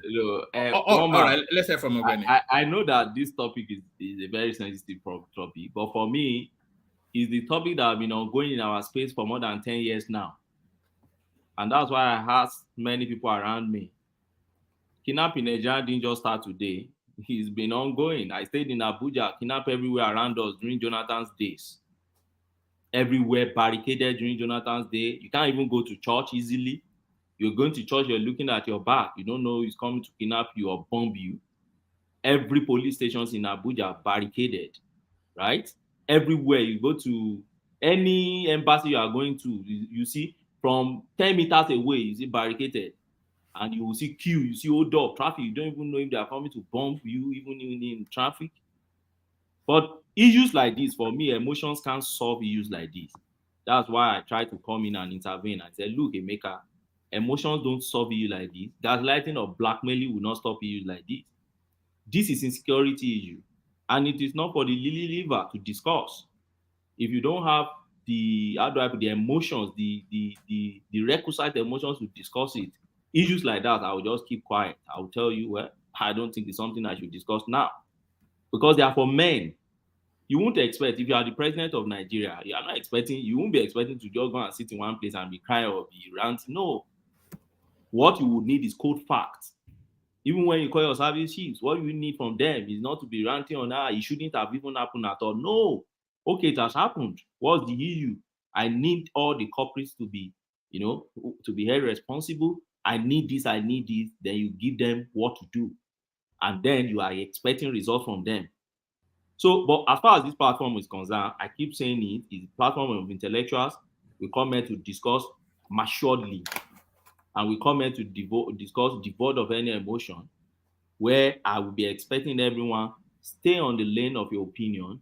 If somebody is expressing his opinion in his own way, that's his own understanding. If you want to correct whatever that person says, don't start putting some insinuations like, oh, it's as if that person is wicked acted, or it's as if that person doesn't even go on that, or the person is coming to tell lies, or, no.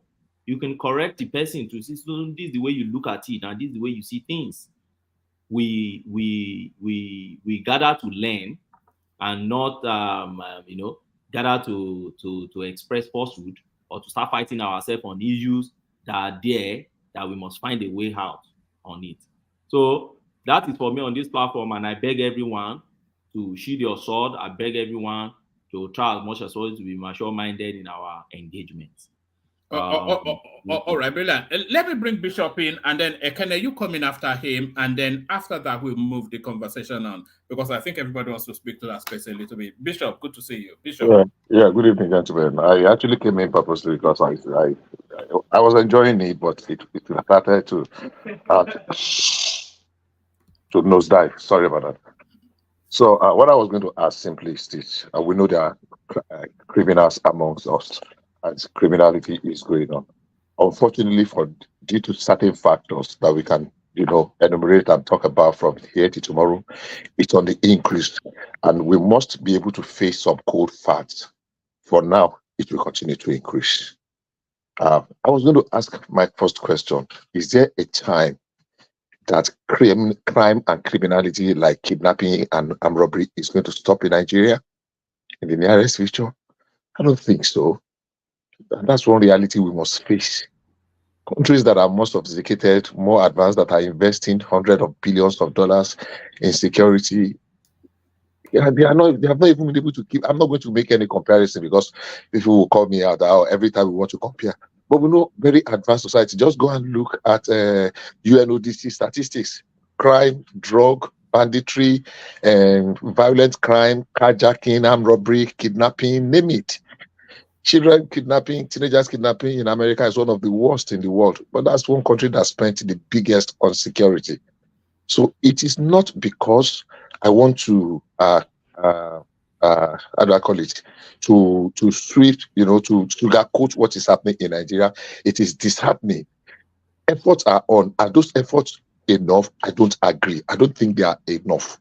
But I don't think a time will come we are going to eliminate crime and criminality in any of human, except maybe with artificial intelligence, we can turn everybody to robot because you don't know the mind of the other man.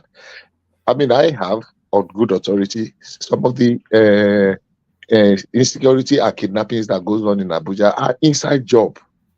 Some people that deliberately want to set themselves, their family up for extortion. Some people that know people that they've had dealings and the rest with, but it still does not excuse it. So what we are doing here is supposed to have intellectual discourse, make suggestion, sometimes express our frustrations, but we can still keep it within a limit.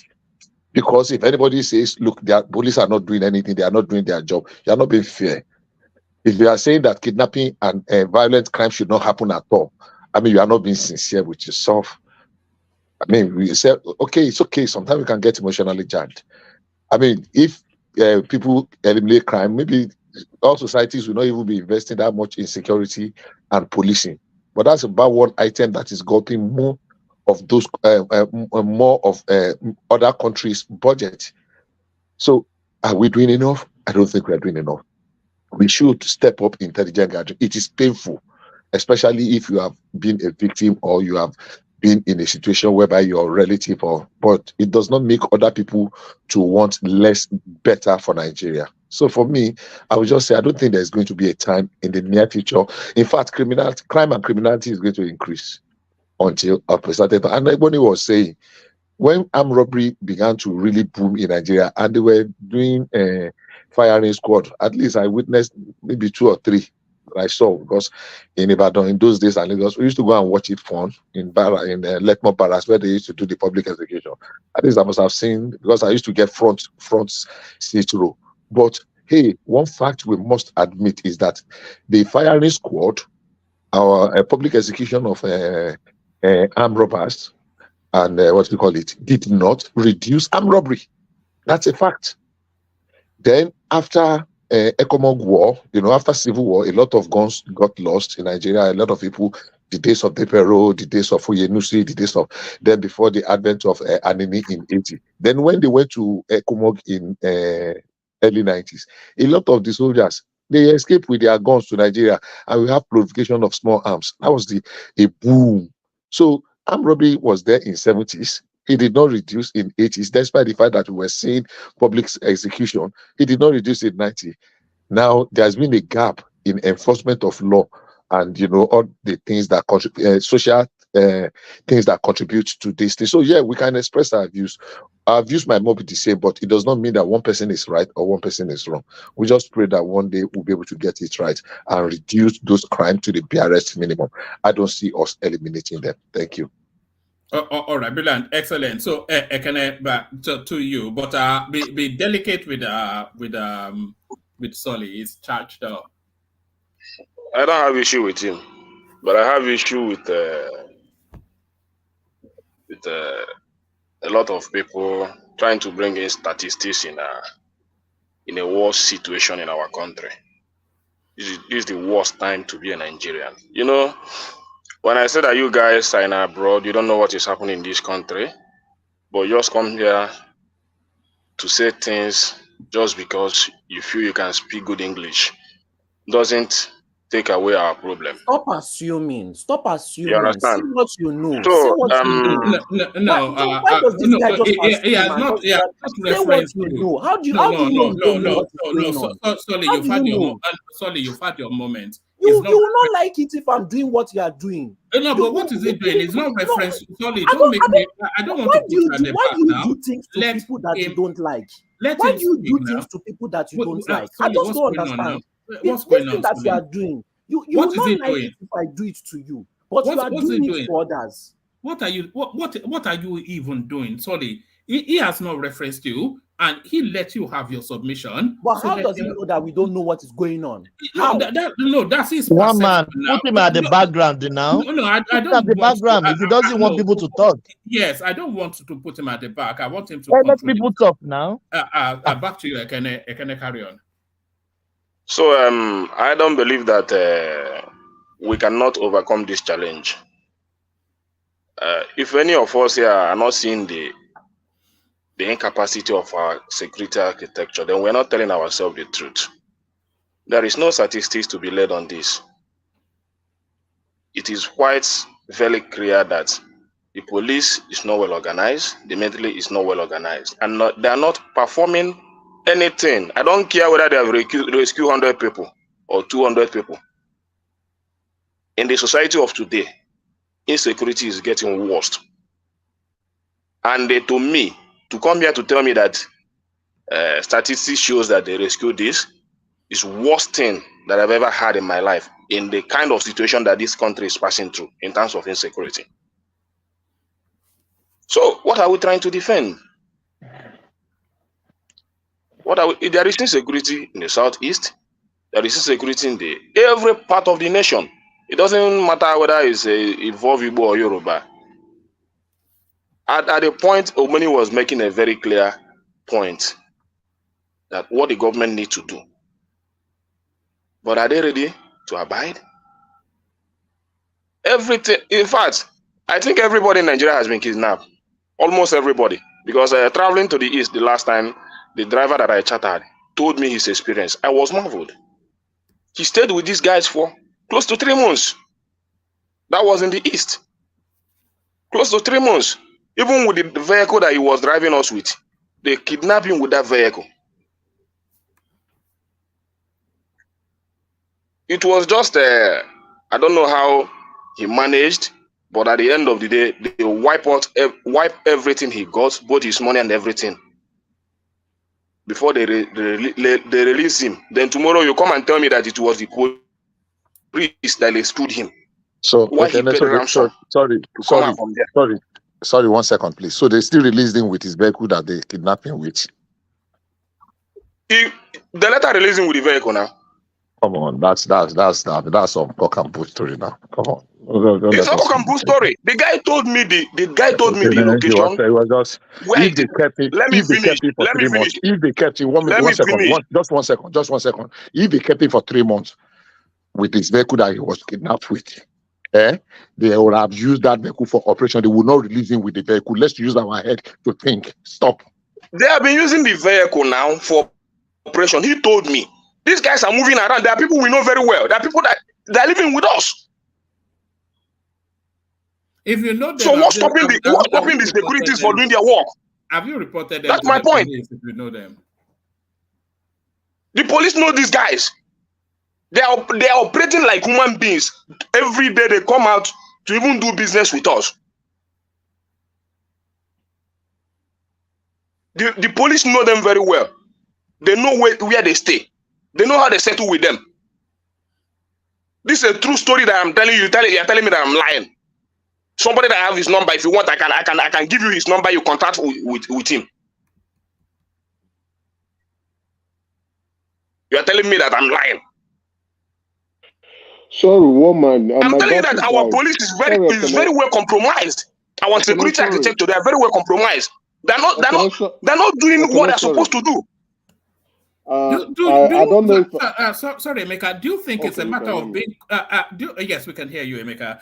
Do you think it's a matter of being compromised? Do you think it's a matter of being incompetent, or do you think it's a matter of not having sufficient numbers? What do you think the key problem is with security in that space? For me, it's everything. I don't know. I cannot even. I don't know the adjective I will use to qualify our security architecture. I don't know. Whether is it because they're not paying them well or they're looking for their own money. I don't know how to describe it. But I know that these guys are not hidden. Both in the east, both in the north, both in everywhere, in every part of this country. These guys are not hidden. If the police want to catch them today, they will do it. They know these guys. And they tell you that nothing will happen. This guy told me how he went about going, pleading with police, pleading with people for them to release his vehicle. After some months, that vehicle is the only thing he have to use to survive again. It was all his life struggle that they should release his vehicle and all that. At the end of the day, he paid 200. They said, okay, they said you can pay 200,000. Pay 200,000. Sorry, Ekene, please. Somebody that came in now telling Bishop said what you are telling is cock and bull story. It's not really saying you are lying. Maybe the person talking to you is lying. What you just said now, it doesn't make any sense. And let me land before you talk, please. You said after releasing the guy was going to police and liaising with kidnappers to release his car. My brother, it doesn't make sense. It will not make sense to you. It will not make sense to you. Let me finish. No. I hate people interrupting me. Please, let me finish. Come on now. The guy is liaising with police and kidnappers to release his car. My brother, it doesn't make sense. The guy is lying to you. Thomas, let me tell you this. Let me tell you this. If you come to a particular place in Imo State, there is a particular place known for insecurity in that area. And these guys has captured that area. That everybody knows that this area is being captured and nobody is entering there. A particular, just a small village like that. Everybody knows in the society, both in anywhere, that this place is being captured and nobody is entering there. That place is well insecured. You cannot go towards that direction. From Olo, you enter inside. And everybody knows the name of that area. In fact, if you go there, there is no youth living in that community. No man living in that community. You only see women, old women, staying among them. And you said I'm lying. See, we are not serious. Nobody said you are lying. We are not serious. Just let him speak, my guy. That's enough of all this now. Any day we are serious, we will solve our problem. But now we are still speaking grammars. We are trying to still defend the incapacity of our security architecture. I don't know what they are doing there in terms of security. I don't know what they are doing. I told you a true life story. What happened? Somebody that I know that even if you can doubt it more, I will go and get his number and send it to you. This guy was crying when he was driving me. He said, these boys are the people that I know very well. They treated me this way. Instead, I'm lying. It's not as if these guys are hidden. Ekene, good evening. Yeah, Baba. Emeka, good evening. I beg all of you to just give me 5 minutes. I came in particularly because of this security issue. In fact, I struggle with it. I didn't want to come, but I say, hey, why should I be afraid? It is my country. It's our issue. This issue of security, I don't think there are sponsors. I don't think anybody's after the presidency. I think it is a Nigerian problem. It is who we are. We make light of everything. I will give you 4 personal examples in different fields so you can situate it yourself.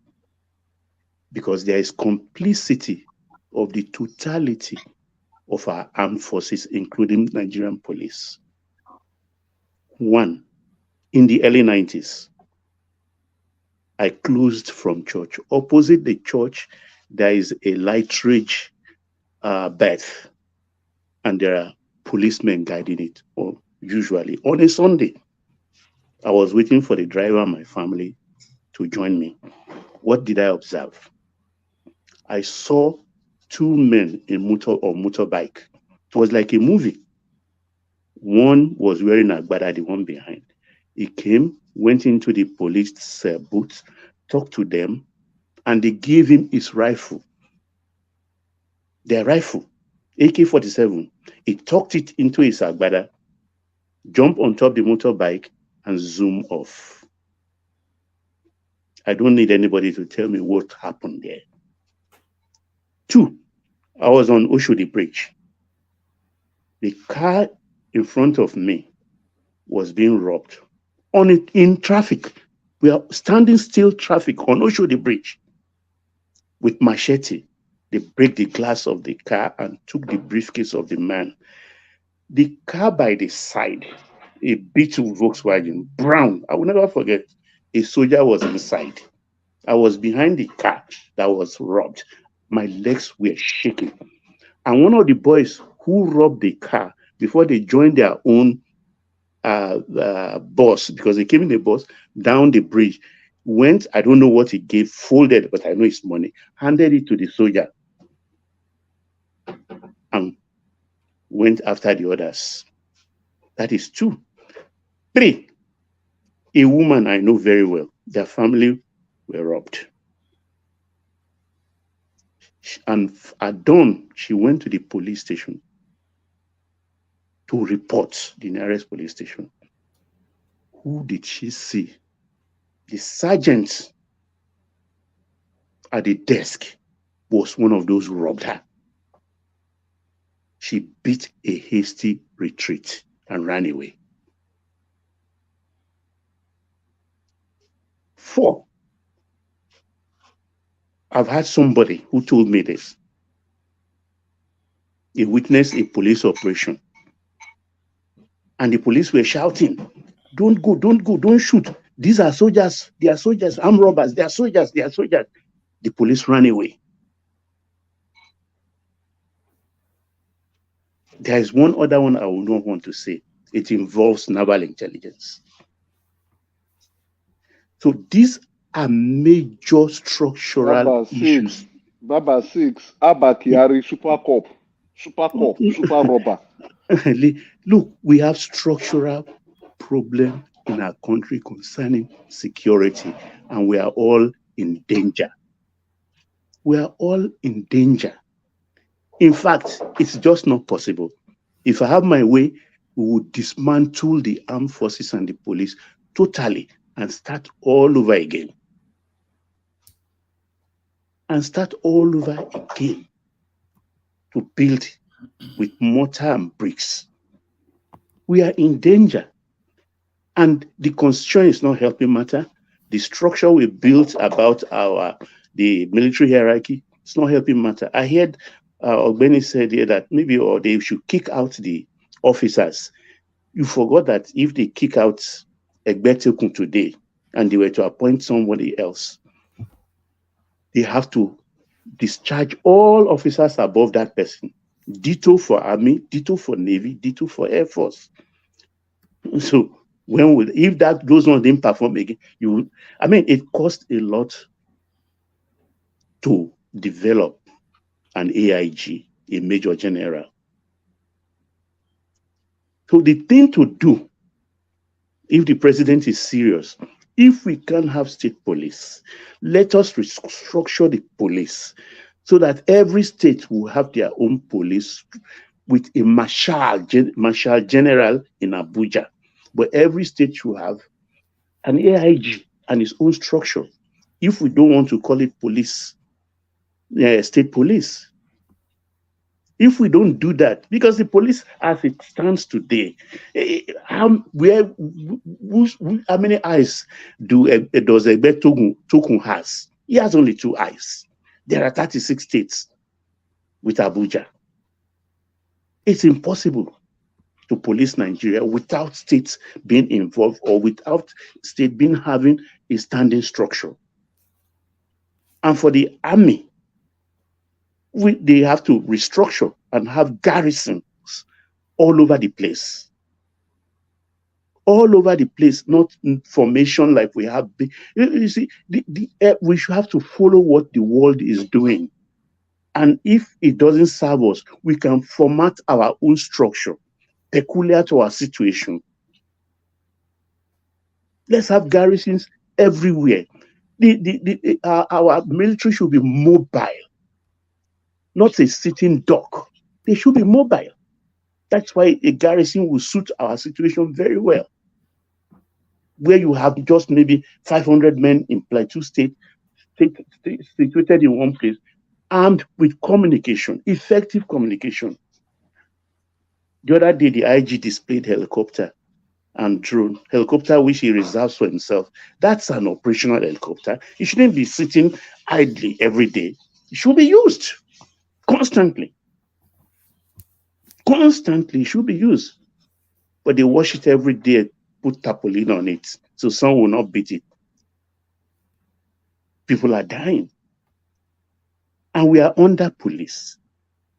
So we have to start recruitment, even call back retired, trusted officers right now. Because armed robbery is gone. This is the new thing. And when we talk about armed robbery tribunal, I think we still have, it's a throwback to military era. That was a good one, but it also was a bad one. Ajan Lekoko is not here, but Bishop is here. We remember very well the case of a naval commander that was shot at Babish in Lagos, tied to the stake, a serving officer, one of the brilliant naval officers of that era. He was shot for armed robbery. Did he commit armed robbery? No. No, he did not commit an armed robbery. I don't want to take people's time. I will have told you exactly what happened. These are mistakes and pitfalls we faced during the armed robbery, during the military era. We should not be stampeded, or the government should not be stampeded into making hasty decisions. We have to effectively look at where one Yoruba says the man with K-leg, his load is bent, and you are saying, why is your load bent? He said, look down, my legs are bent. So if your legs is K in this thing on your head will not be standing well or sitting well. So we have to look deeper. This is not a surface thing. You can't trust your army. You can't trust your police. What kind of nation then we are building? Thank you, woman. All right, brilliant. That's excellent. Baba, who came in spite of not wanting to. So bring it to Ekene, and then we'll go back to Emeka to give us thoughts on Nnamdi Kanu, and then we'll move the conversation on to another contributor as the room continues to populate. Back to Emeka. Back to Ekene. Yeah. 1 man. Some I don't know. But you people should start to be giving us a certificate of survivor for we that stay back in Nigeria, because many times I love this country, but many times if I see things the way they go, my heart wants to leave my chest. In fact, the situation we are now is very terrible. And I don't know when this is going to end. You see, when we speak, people say we are gaslighting, we are doing no. I still maintain that police and the armies know these guys, because in a country where bandits, you pay them task before you go to farm. Before you can farm in your farmland, you go and pay your task to these bandits before they allow you to farm. And you tell me that the police don't know and the armies don't know. Before you be able to carry out your normal duty as a citizen, you go to bandits to pay your task. It's very terrible. It's very terrible. No wonder they were rated the worst in the whole world in the past few days. No indices to nothing to say good about our security architecture. So the best thing is what Baba said. Dismantle this thing. It's not working. Dismantle it. Let us rebuild it again. Can I ask? They are already politicized. Police, they're into politics. Army, they're into politics. All of them are into politics. Everybody is looking for what to eat in a mysterious manner.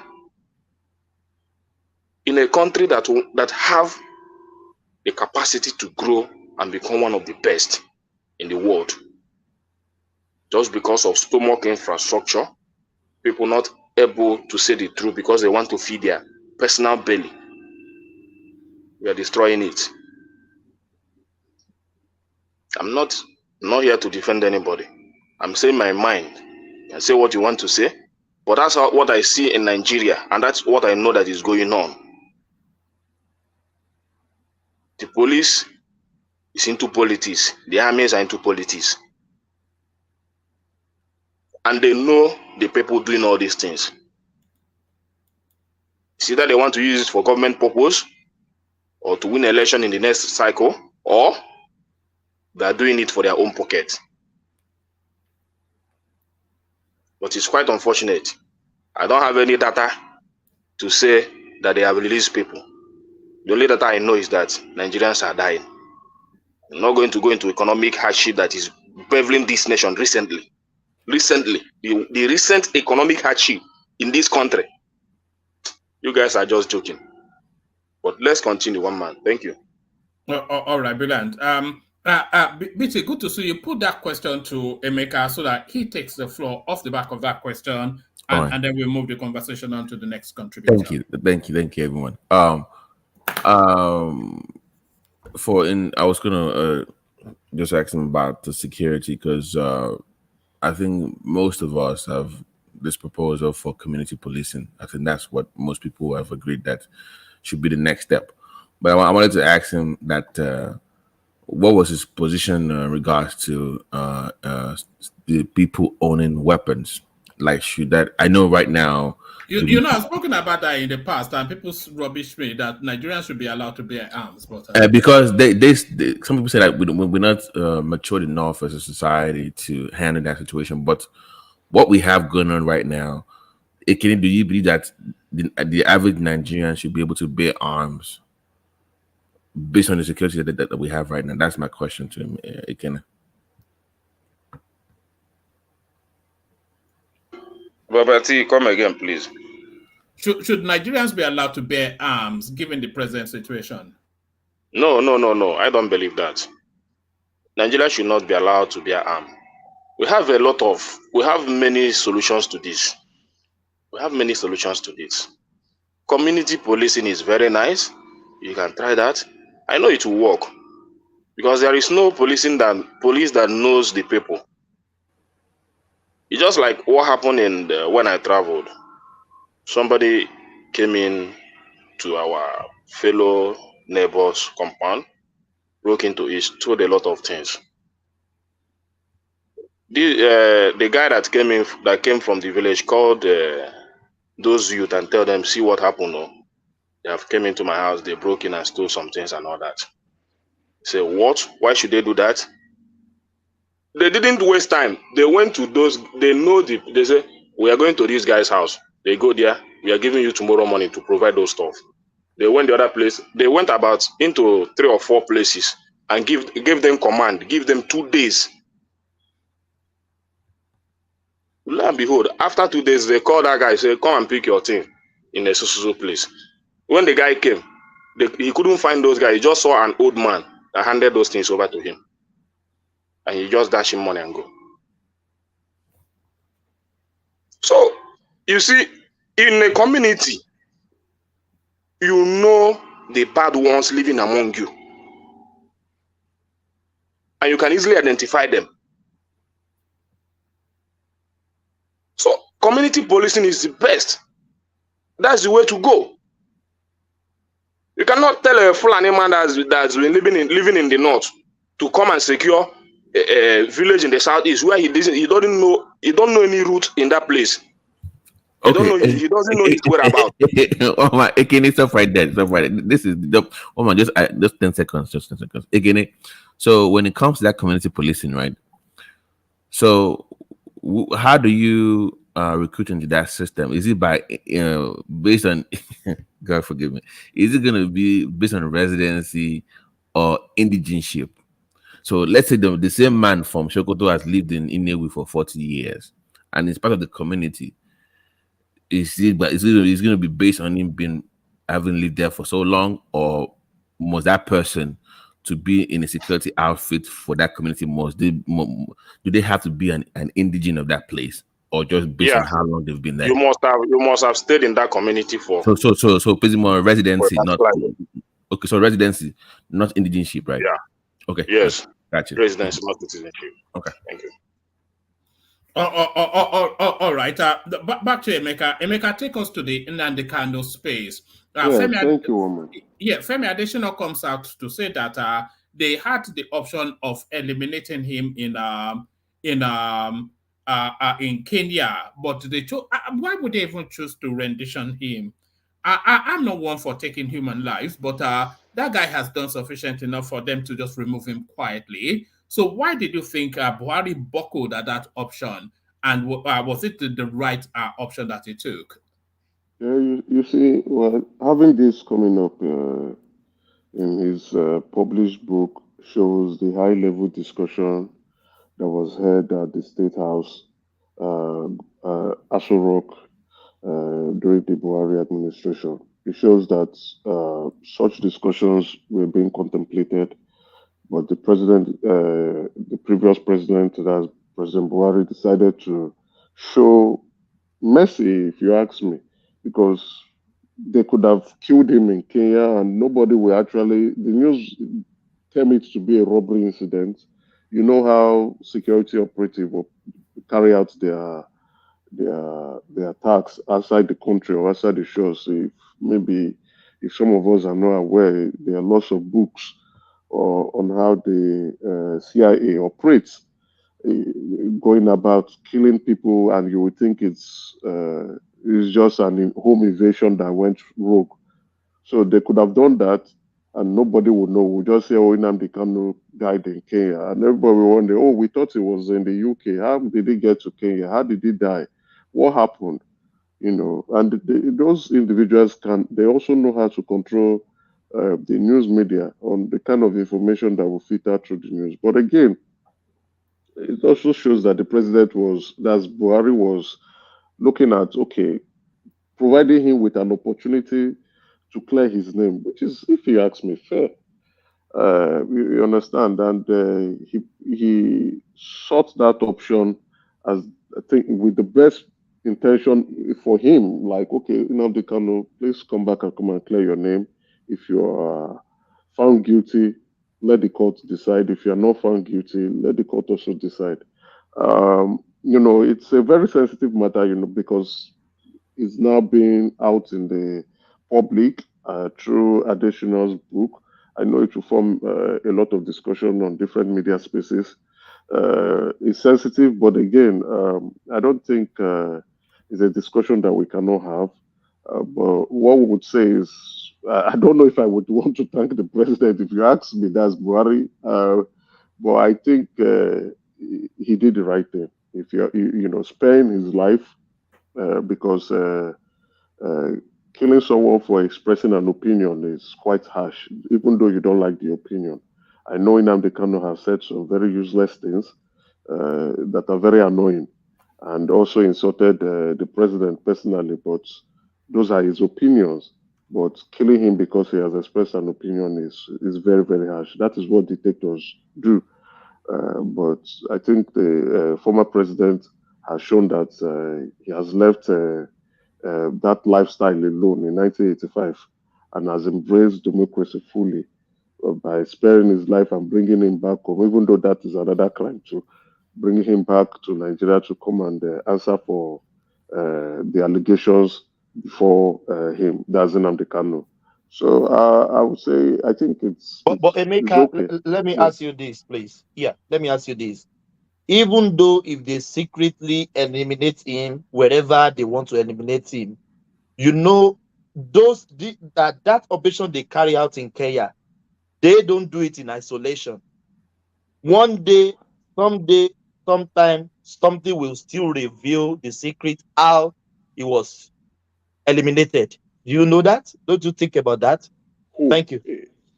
Well, you know, I don't think the only people who will want to reveal that information are those who had a hand in it, and that was what Adesina just did, right? The discussion was being held uh, at the State House, and you know, it shows that Nnamdi Kanu's situation has become problematic, that it is now national attention for the president then to be discussing it. And you know they would have laid other options and recommendation before him, and he decided to go with an option he felt was the best. If you ask me, because if he had signed off and said kill him, of course they will kill him, and they will spin the story. There are a lot of people that has gone rogue, or you know, we don't know what happened, and you know, are we hearing the stories these days? We are not hearing the stories. Maybe we may hear later on, probably when we are of old age, and by then you like, oh, is a lot of things are passed under the water. But I would say, well, I'm happy the president didn't take that option. That would have been the easier option, and that would have been the end of Nnamdi Kanu's chapter. I thought he should have taken that option if you have been if they remove him quietly, then it's just his voice just. Although Simon Depa would have then Yeah, exactly right. It doesn't stop. It doesn't stop It's not chicken. It's a human being. It doesn't stop. It doesn't stop the nuisance. If you ask me, coming from my perspective, it doesn't stop it at all. Woman, Well, why would you say you should take the other option? What has he done to deserve that? Because he is led to the death of so many security officers by direct instructions. During that NSAS, he was a key player in a lot of the destructions that went on in Lagos, and a lot of the insecurity in the southeast. They trace directly to a space he opened up and narratives that he put in that space. So that guy, I have no sympathy for him. So why are they not bringing it up? Why are they not bringing it up at the courts? Why are they not using that to pin him down? It's not had his day. Has he had his day? It's still in court. It's still in court. They are filing another. You said they are finding. So if they have filing. I mean, when they were there, when they were there, they tried different things. The court asked them to release him, and even telling them that even the way they renditioned him was wrong. They have no case. They didn't tell him they didn't tell them to release him on charges. They said to release him on the manner that he was renditioned. Exactly. It wasn't on the charges. Yeah. Okay. Let me just. You know, the Attorney General decided to push the case up to the Supreme Court, and the Supreme Court said he has to answer for the crimes that he has been alleged for. and they've said, okay, go through the court system again, which means they now have to go back to the High Court. And I think they are going to submit the case all over again for him to answer. But I also hear he has sacked his lawyers and is looking for shopping for new lawyers to take up his case, which is fine. At least him having his day in court is, if you ask me, that is what the law allows us to do. But like I said, I don't agree with woman, Do you think it was taking me right off. to sack? Do you think it was right to sack his lawyers? Because I read that story as well, and the reasons that he gave, I don't think any. It said they could not effect his release, and it said they could not facilitate for him going to visit his doctors abroad. I don't think any lawyer in Nigeria can facilitate that. He's at liberty to fire and hire lawyers. Yes, So of course. if he thinks his lawyers did not do a good job, that is his choice to fire them. Then he can go about to pick up those who he think can serve his purpose for him. So yeah, maybe with the gravity of his situation, I don't see any lawyer doing any magic to get him out. But he's the client, he's the one paying. And if he's not satisfied, yeah, he has the right to fire his lawyers and request for those who he thinks are competent enough to do the job for him. But I'm happy that he's having his day in court, and hopefully, let's see how it turns out. Though he's a menace to the society, but killing him for just like that, it would have been a very, very big, concern. We don't want such kind of situation. One man and Emeka, or don't you think the statement of Adesina, it sounds somehow, it doesn't need to make that kind of statement. I agree with you, Thomas. You understand? I do. I totally agree with you. You understand? That's why I made mention that it's a very sensitive conversation. But he's trying to sell a book.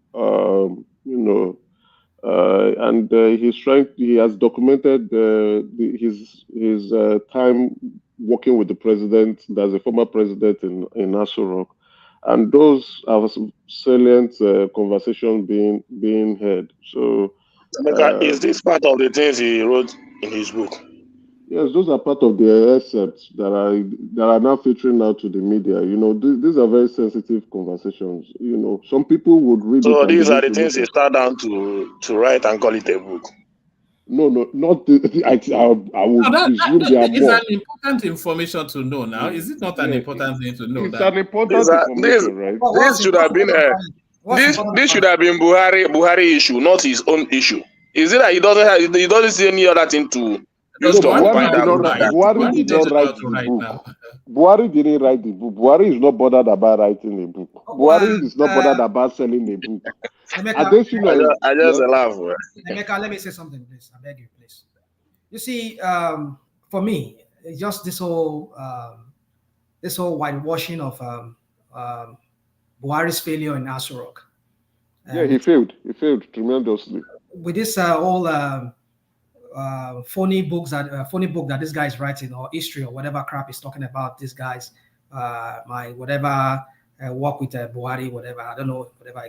So my point is this, is that, you see, for me, telling us that he has contemplated assassination. I mean, you even look at the word assassination, that's what he said. That's not justice. So that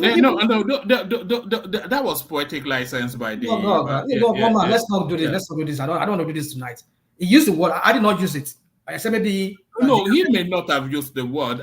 This is sensationalism by the writer. Whatever it is, but the word is assassination. Yeah, he would have inferred it in the book, and then they would. There's no justice there. There's no justice. Oh, woman, let me just land this point. Okay, go ahead. They've tried it before. They've tried to kill him before he escaped. And he went underground for some time. They didn't try to kill him now. They tried to kill him. They tried to arrest him. They tried to kill him. That wasn't an arrest. If you want to arrest somebody, you know how there's a process to do that. Even if did you hear what the judge said? The judge in Abia State, or where was that? That is where he fined them 50 billion naira to pay to him as compensation. There are ways you could invite him. You could get a court order to ask him to show up in the court, and he will come to court, and you can arrest him there or whatever you want to do, or get an arrest warrant. But not going in that commando style, in the assassination style, the way they did it. When they are, woman, I don't know, they start using some word there, and the way they massacred people there. And he escaped. And you're telling me that that word. Carry on. Yeah, so they try to that doesn't mean they try to kill him. They've been trying to kill. So there's nothing new about what this idiot is telling us here. We know that they must have contemplated that. So what's the whole thing telling us now that they've one time considered it? No, they've tried it before. They could not get it to work. They tried it on Igbo. You know they tried it on Igbo. Did we see how many people died in Igbo's house? Was that not an execution style? The way they went in there. I mean, we are kind of like promoting this idiot and his book and whatever crap he's talking about. I don't get it for me, because I don't dignify people like this with any. I mean, for me, what I'm just trying to say here is that there's nothing they are saying that is new to us. I've said it before. This is just a whitewashing of Buhari's failure in the Aso Rock. All the crap that he did, making us look at him like, oh, he did this, he did that. What was it? How has it look at what we're talking about, the level of insecurity in that country. When Nigeria was, during Jonathan's time, it was only Boko Haram issue that we had. But now look at how it escalated. Every nooks and cranny of Nigeria is just all under insecurity now. And then this one inherited it by Buhari Pro-Max, Pro-Max that is there. He himself inherited, and he could not even, he has no clue as to how to solve it. And now here we're talking about Buhari considered assassinating somebody. Well, woman, he could have done it, and we would have seen what would have happened after that. So for me, I just rational mind, nothing would have actually happened. Nothing would have actually happened. Okay. Yeah, because it would have been done very quietly. We have got to know what tomorrow will bring, Abi. What would have happened? If they have done that, Nnamdi Kanu would have done that. It would have been silent for it. It would have been very quiet. Yeah.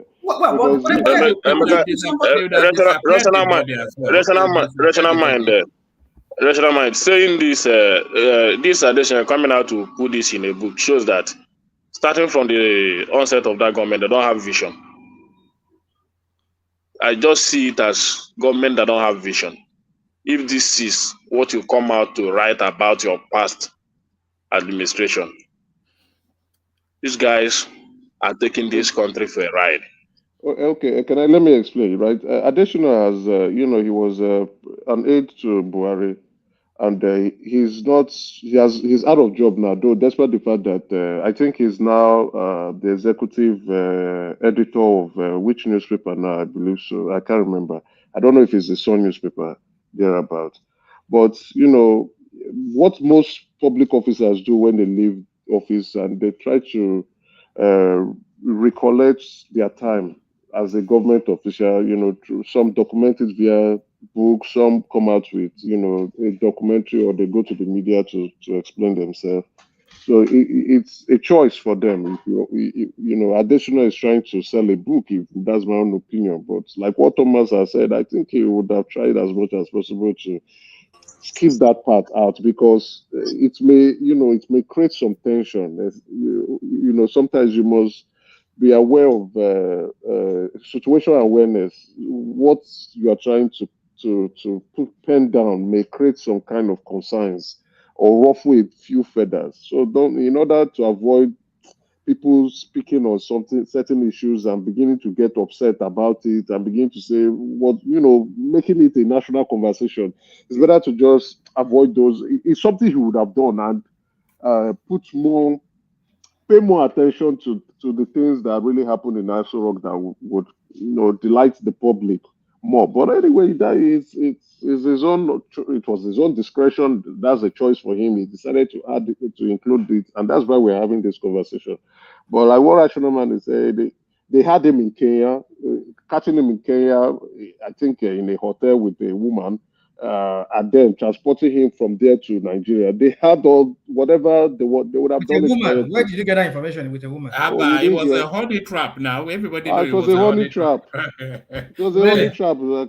They caught him in a woman and trapped him from. Who narrated that story? Was it the Buhari government side? Who are the people narrating that story? I read it. It was on Sarah. Widely known. Because I'm surprised hearing this from you. So it was on Sarah at the time. Now it was all. Our reporter said it. Yeah, Sarah reporter Sarah said it. reporter. Yeah. It was a Sarah reporter that a woman who was working as an undercover I think it was an lured him. Instagram babe, even. Yes. Yeah, they No, lured him. hold on. You guys are not spinning this whole thing. It was No, it's not spinning. Hold on. He had an Nobody is spinning anything. No, Everybody knew it. The news was everywhere. It's only you that didn't see it. Okay, all right. Jackie, sorry. Now, thank you. Now, he was invited by this Kenyan guy who has this talk show in Kenya.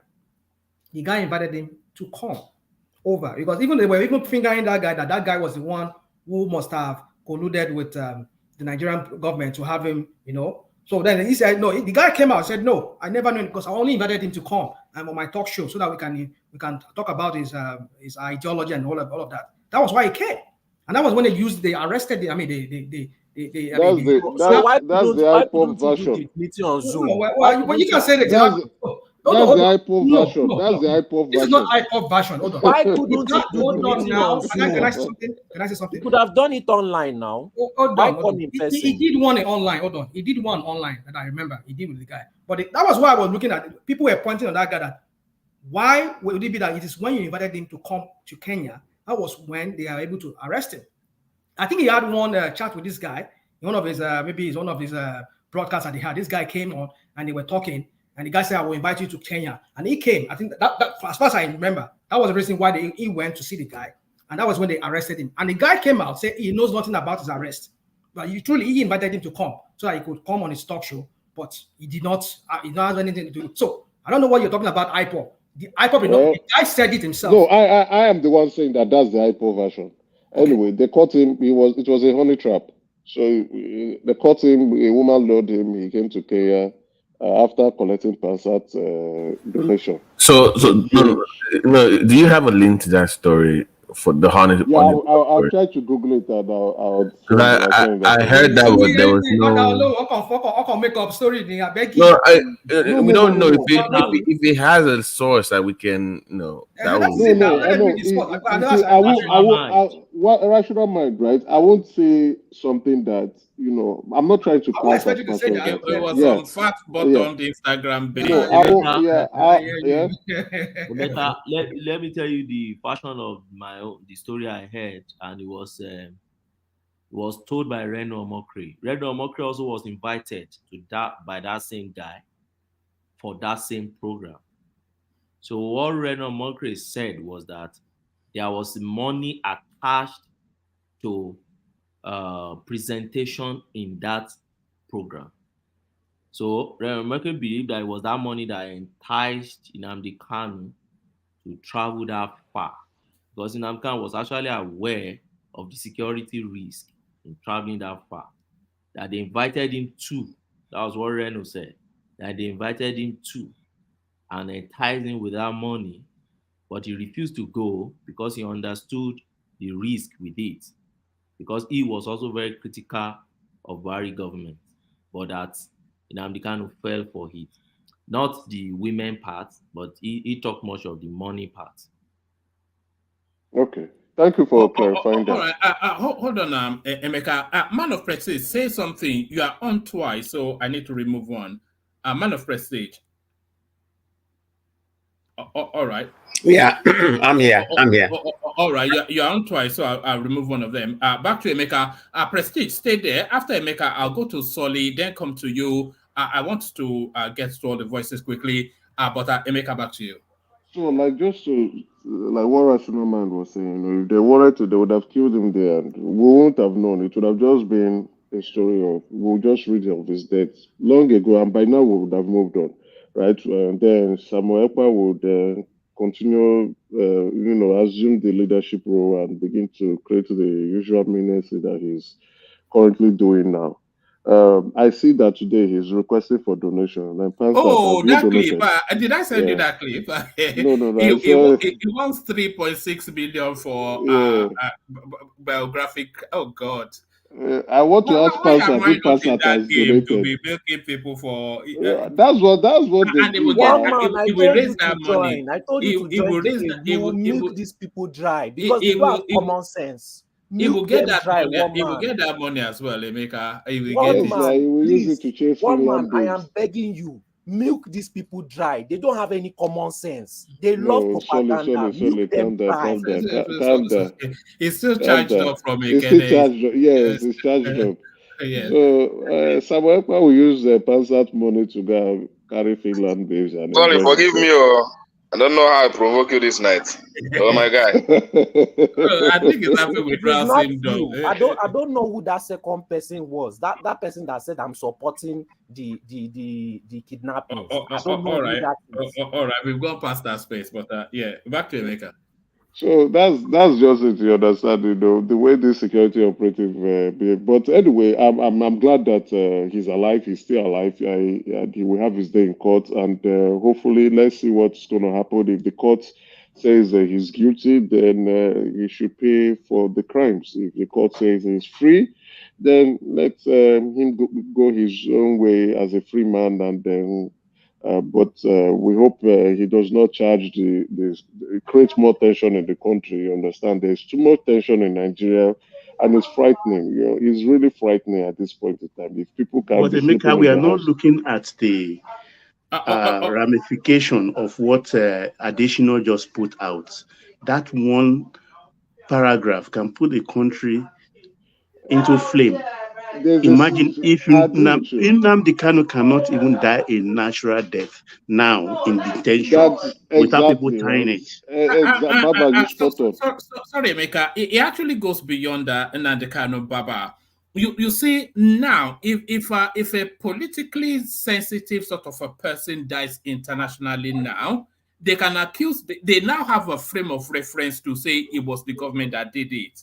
Agree. In a country where there are files that cannot be opened for 10 years, it is pure intel he has revealed in that book. Who permitted him? It's recklessness from his part. It's very reckless and highly irresponsible. Let me say something. Can I say something? Yeah, go ahead. All right. Say something. Then bring it to Emeka. And then I'll go on to Solly from you. But Emeka, I'll need you to hold situation because I want you to speak on parastatals being moved away from Abuja. But I want to go around everybody first. Ogweni. You know, I once said that Femi Adesina, I don't think we should give him this kind of space and time we're even giving his issue. He's one of those, if I can call somebody idiot, I don't know, that supported the past failed government and railroad that government into failure, into ditch. And then he's trying to save his face back in the media world and also from the constituency where he came from. I don't regard the guy as anything. Again, it's so pompous and just talk as he likes. But what he has just said in that book is not new. If you have read this book of Scott McLennan, What Happened Inside the Bush White House and Washington Culture of Deception. I don't know if you read that book. It was written by a man. Yes, I read it. He served as a White House press secretary under President George Bush. He revealed a lot of things that happened, something even very close to this, you know. There was another guy who served as a senior advisor under President Bill Clinton too. I can't remember the title of his book again. There was another one under President Johnson, one Doris Godwin. He wrote, I think, something Johnson and the American Dream. And so there are people like that. Then when they work with presidents, they believe they are, particularly those media guys, when you see them, when the government is being dissolved, they feel like things that you cannot speak about, then you have to document it and let it be kept on shelf. And so it's not new in that circle. You have somebody like that close to the president coming out to speak after they've dissolved the government. And so, but the extent to which it's gone in the book, we've not seen the book.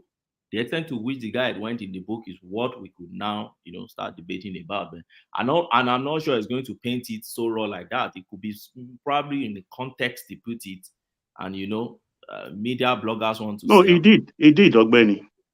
I've read the review. He did. Oh, you read the book? No, the review. I've not read the book. It's not even available, I think, until next month. Until next month. I'm looking forward to. Are you people are going to buy it? Are you going to buy this? If I bought Obasanjo 3 volume, why shouldn't I buy this one?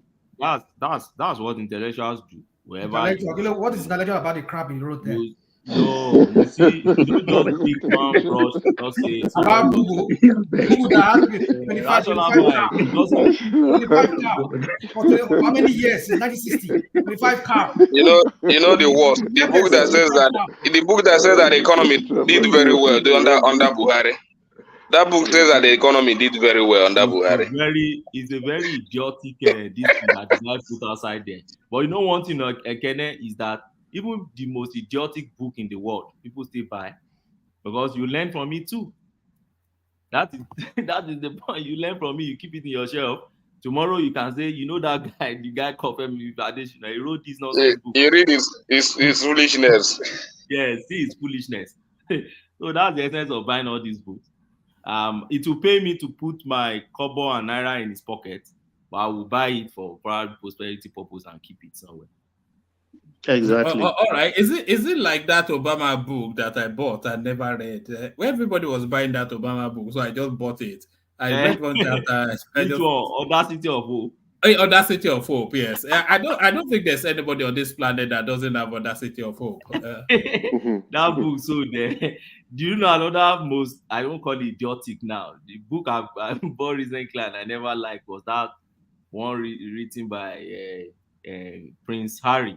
Despair. Oh, okay. I bought it. I've not read it too. I think $32 or so.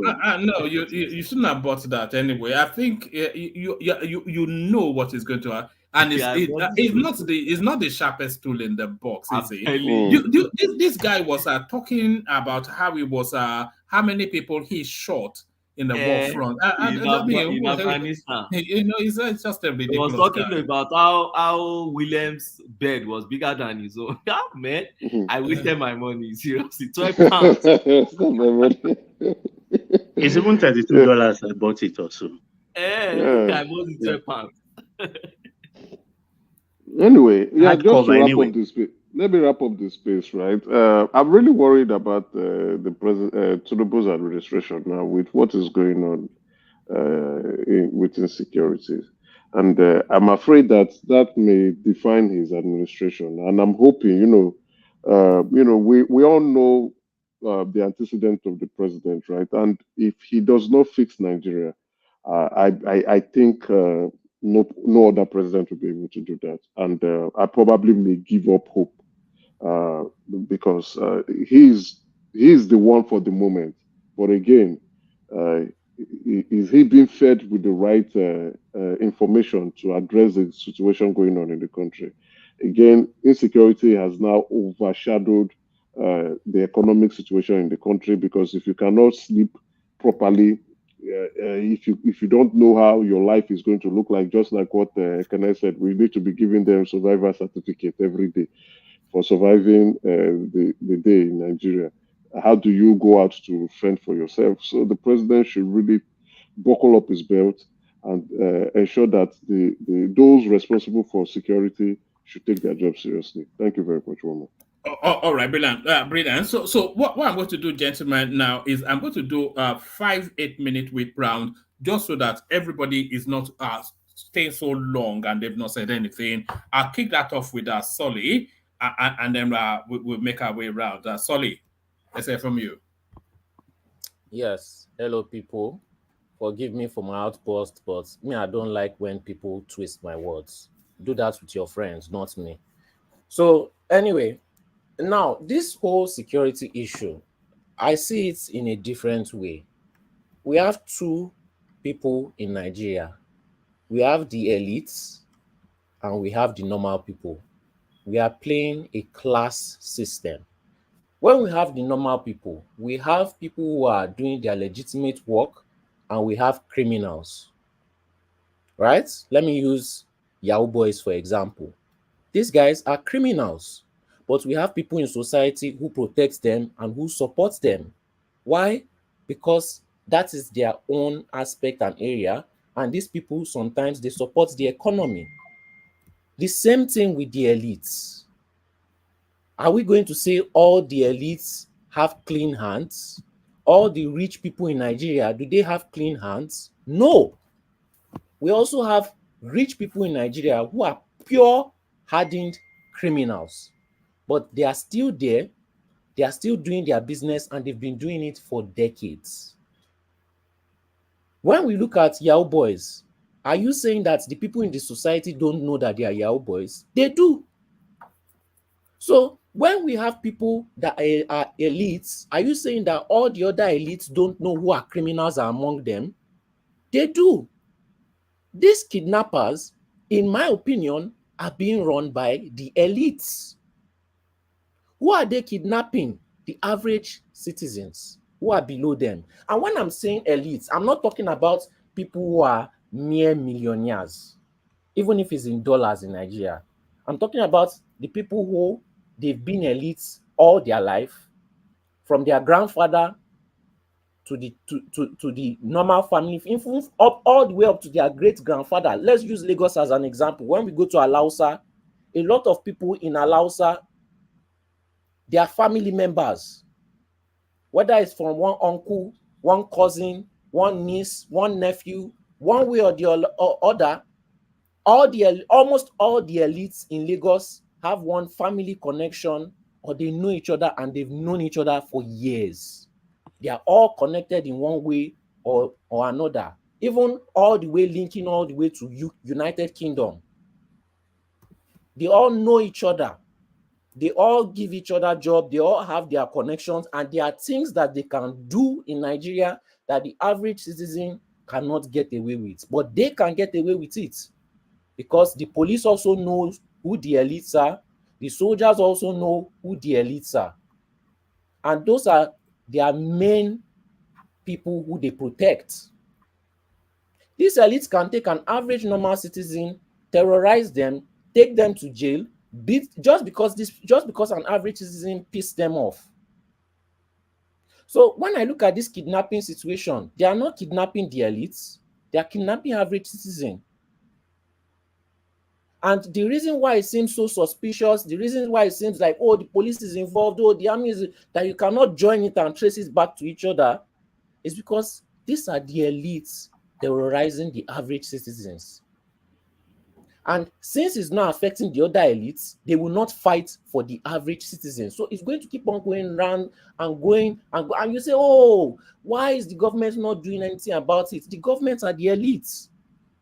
Yes, the government are the elite. Majority of the people in government are the elites of Nigeria. So of course they are not going to do. So you want them to fight their own people. The elites who fight each other, they never find it easy. When we look at people like Abiola, he's an elite. And what was he doing? He was fighting the other elites. And what happened to him? You can see the results. We look at people like Fela's, is it Fela's mother or Fela's grandmother? She was an elite and she started fighting the other elites for the average citizen. And what did they do to her? So these governments, what they do is they get into governance to try to protect their business, try to grow their business, and try to start businesses. It is not to govern you. Governing you is their second priority. That's why your security matter is their second priority. It is if they decide, even, and that's the point I was trying to make. Not that I'm supporting banditry. If you remove your emotions out of it, I'm not an emotional person. I do have emotions. I do understand the emotion, but I'm not going to now start crying and rolling on the floor like a woman. I look at it basically how it is. If the government, people like Buhari, is an elite, he does not care one bit about the average citizen. So when the bandits were running around terrorizing the average citizen, he did nothing about it because you are not in his class. You are not in his class. Even if you go tomorrow and you make $1 million, make $10 million, you still have no connection to any elite. You have no connection whatsoever. If anything happens to you, that's you on your own. When governments come in, it is only if they care about you, just a little bit, not even much. If they care about you just a little bit, that they protect you. They protect your businesses. They protect your lives. Just a little bit. And they don't care about your tribe. They don't care about. So when I see people coming to say, oh, this story, this notorious kidnapper, oh, the story seems fishy, I don't care. They caught people of every single tribe as a kidnapper. Every single tribe. From the southwest to the southeast to the north. Don't come and tell me this person's story seems weird because he's not in his, he's not in his local territory. These kidnappers are of every single tribe. We have them in the southwest, we have them in the southeast, we have them in the north. Don't come and defend somebody because you say he's not in his local territory. The only reason why he's there is because everybody is doing their kidnapping business there. So if everybody is doing their kidnapping business there, every tribe's kidnapper will come to the main location. These people have hunters' weapon. These people have police weapon. These people have army uniform. Why is that? Because the government does not care about them selling these things to the average citizen. When you look at these kidnappers, do these kidnappers look rich to you? They look wretched. That tells you that they are not the boss. If you actually sit down to watch this thing and stop being emotional, crying and rolling on the ground like a woman, you would notice these things. You come here and you be insulting me because I'm saying the truth. Because you are emotional. See all of them in the comments insulting me. And they cannot back up what they are saying. I'm the only one that came here and I could back up what I was saying with facts. And you are insulting me because you want to cry and roll on the floor like a woman. I don't understand. I don't understand. If you continue to do this thing, they will continue to play in your face, rub shit on your face, and you continue to wonder what is going on and you'll never be able to add it up. When I was growing up, I saw these things. I don't like it. I don't support it. But this is what they do. They don't care about you. And they don't care about you because of your class. And they don't care about your tribe. Because I'm saying the truth, you are calling me a tribal bigot. Don't I talk bad? Don't I talk bad about no, your own tribe? Hold on. But you're a son of an elite now, isn't it? So why Russia? Are you not a son of an elite in Nigeria? Okay, so what does that have to do with anything? But then we don't. People like myself will not be taking advice from you because you are one of those people. You are part of those people. Then don't listen. Then continue to roll on the ground and cry. Is that what? Is that what? I should roll on the ground and cry like a woman, right? Because I don't understand what your point is. Where are you going to with this? What does that have to do with anything? You'll be talking. Hold on. You'll be talking that elite, and the non-elite. So and then you are being one of the elite, and you're telling the non-elite that they should what? What's the point? I'm telling you to stop focusing on your emotional feelings. Who is focusing on emotional? What is emotional? Is that not exactly what you are doing right now? What is that? You are talking. Can you define an emotion here? Can you define emotion? Okay. You know what? Let me prove to you that you are being emotional. What is the point? What is the point of what you are doing right now? Where are you leading this to? I just said to you that you said you're advising the non-elite. Mm-hmm. I'm asking you, what is your advice all about? And you're telling me I'm being emotional. But I don't even understand what you're talking about. Okay, so basically you are being you're telling me I'm being emotional. You don't even notice what you are doing. I am not advising you. I am telling you as well, you use the word advice now. I mean, you didn't use the word. You said use the word advice when you were talking. Okay, maybe it's what Sonny is saying is that the people are looking for demons in the wrong direction. What he's saying is that I don't actually think it's anything that you are not already aware of, rational mind, or maybe even most of us. That there's a hierarchical structure within that society, and the elite within the Nigerian space, they will continue to savagely exploit the everyday person. They don't really care about you. You are further to be used and abused to further their interest. And so long as their interest is not attacked, and they don't often attack from within. And he's citing examples of Oba Abiola, etc., as attempts that are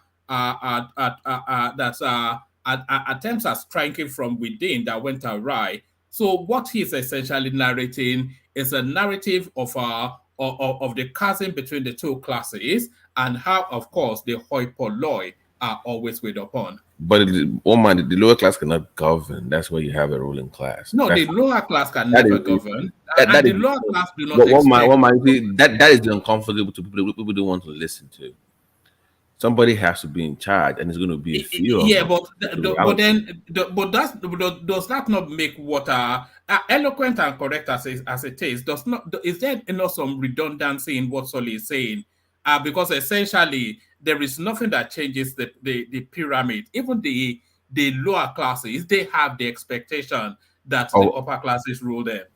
but because they also want to move up into that class, into the ruling class. That's the whole point of the Yes. pyramid. So, but somebody has to be in charge. Now, how humane are your ruling class is the question. Exactly. It's not because Thank somebody you has to very be in much. charge. Thank you very But much. say that that was going to happen. But how human are they in helping the guys beneath? Oh, that's what the question is. Not that Well, that is somebody. So relative. that's just the way it is. Yeah. So But that's relative, right? Answer to yeah, that is relative. I know, but to say that okay, you cannot. That's just, any society is going to have a ruling. It's just the way it is. So fighting for the people to take charge. They can't govern anything. That's why they're down there. I'm sorry, it sounds mean, but that's just the reality. Yeah, you are right. You are right. And I think answer to that will be subjective too. So if we understand what is going on, then we can start looking for solutions. But if we are running up and down like chickens with our head cut off, Sorry for a moment. What's that subjectivity that you are? How is it subject? Expand on that, Ogweni. So it's relative. If you read Wateroni's book on was the how Europe underdeveloped Africa, if you read some critics or review on his book, you realize there is no society where, first and foremost, there is no society where you have peasants taking over from the bourgeoisie, and at the end of the day remain peasants while they are ruling. It's not possible. The moment the peasant takes over from the bourgeoisie, there's a class change. So what usually happens most times is either they relegate the bourgeoisie to become peasants, or they eliminate or delete the bourgeoisie, and then Like Animal Farm. recreate another structure, just like Animal Farm, out of Blair. But what happens to the people that are living the revolution? They become the very thing that they fought against. Exactly. Exactly. Yes. That's Yes. the way it is. That's the reality of life, and it's been hard. We are even seeing it in these Arab Springs that is going on in the Not even only Arab Spring, even in the biblical days. Even in the biblical days, you trace it back to then you see the same pattern everywhere. So what you find in some spaces where probably the society has been lucky, and that's why I said it's relative. Do you know an average American will tell you they can't stay in Britain? An average American will tell you, what am I doing in that place? Possibly even call it a shito. I'm telling you. Because they come here, possibly they see the way you are paying your huge tax everywhere, progressive tax, and they believe that there are bourgeoisie somewhere that is oppressing you, and they are taking everything you have that should go to your purse, and therefore they have the American to leave. But lo and behold, an average Arab man doesn't want to stay anywhere outside that Arab world because you don't pay tax. And that is why you have all these footballers now going to the Middle East, because all you make, you keep it in your pocket or your account, then pay tax on it. So my point on that relativity is that, so when peasants take over, they become new bourgeoisie over those peasants that were not part of them when they took over. Let me give another example in our space. The Obasanjo and all of them, they fought the civil war, right? T.Y. Danjuma, all of them, Gowon and others, they all involved in the civil war against Ojukwu, their contemporary. So what happened after? Okay, they took over the society, they became the ruling class. They kick out those ones that couldn't form alliance with them. But let me draw your attention to one man, Benjamin Adekunle Scorpion, the guy who died a few years ago. They never settled that man. What happened? Because that man couldn't step up to become a bourgeoisie like that. They all became bourgeoisie, right? They got our oil blocks and they share it among themselves. T.Y. Danjuma have your own, everybody, They became the new bourgeoisie. now started to oppressing those ones you fought to have a free country for. But there was a man among them who also fought like them, Benjamin Adekunle. Did they say to that man, no? The man died almost like peasant. He wasn't even given a state burial. Somebody who fought that much for them, and Obasanjo came to take, glory of what the guy fought for. So it's just my own way of explaining the relativism there. So it depends on the perspective of who is talking. As it. All right, brilliant. Bring it home, Solly, and then we go on to Prestige. And then after Prestige, we go to Baba. Solly, back to you. So as for me, education. Because if the people know what is going on, they will be able to solve this problem. As long as the people are not educated, they will just keep on running around like chickens with their head cut off, and they don't know what is chasing after them. This banditry thing is deeper than it goes. It's not some corrupt policeman. It's someone that is an elite. The person might be in the current government. The person might not be. But this person has protection of being an elite, and this person is not going to stop until they are going to catch them. My main question is, are they going to sacrifice an elite for the average citizen? Because that is when this banditry will stop. I don't know. I really don't know. Anyway, let's move on to Nnamdi Kanu. Should they have wiped him out? Yes, I totally agree. Why? Yeah, give us a short, because I want to, just so that I would have gone. Yes, because I don't know why people keep pretending this did not happen. This man said they should get 100 females and remove their Oriwon. He said it. And they already started doing it. 100 females. This guy said it. This guy caused the buying of many human beings like chicken. This guy said it. Why do some people come here and pretend this guy did not say it and this guy did not order these things? It scares me. It really scares me. So you are not different from the elites. If you come here and you pretend that this guy did not end the lives of people, human beings, just like me and you and everybody on this platform, and you keep on supporting him. See, this kind of person is the kind of person that would have stopped the elites. Yes, I supported him for that. But when you are now taking the lives of poor people for no reason, because I don't see any reason why he was pushing for that. I don't understand how you can support. There is no difference between him and Boko Haram at that point. And if you don't like Boko Haram, but you like this guy, then you are a hypocrite. There is no difference between those kidnappers who ended those little girls' life and this Nnamdi Kanu. There is no difference.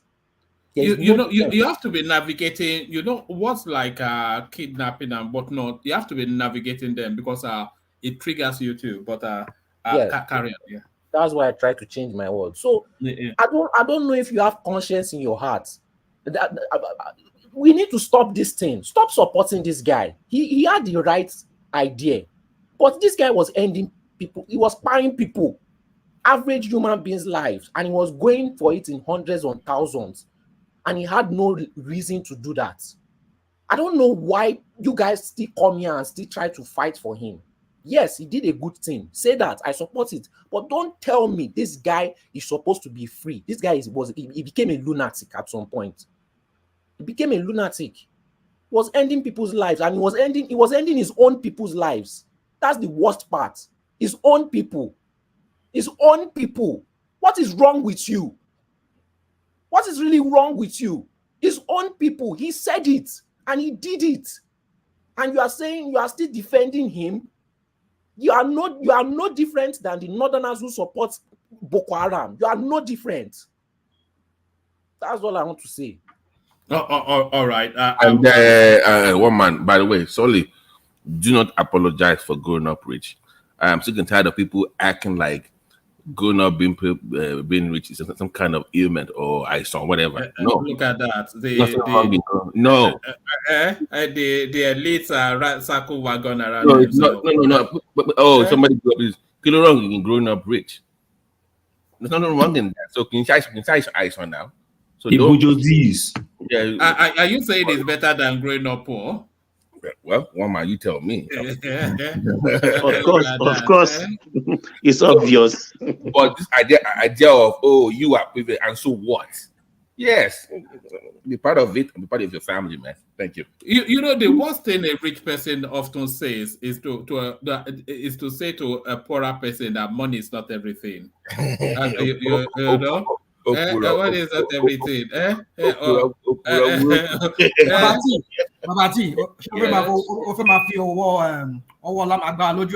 Look at that.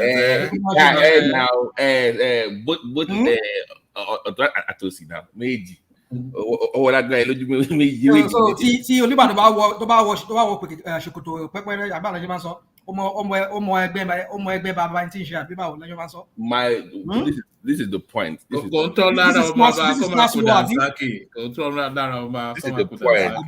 the point. There will always be the ruling class, and there will be the serving class up to the ruling class.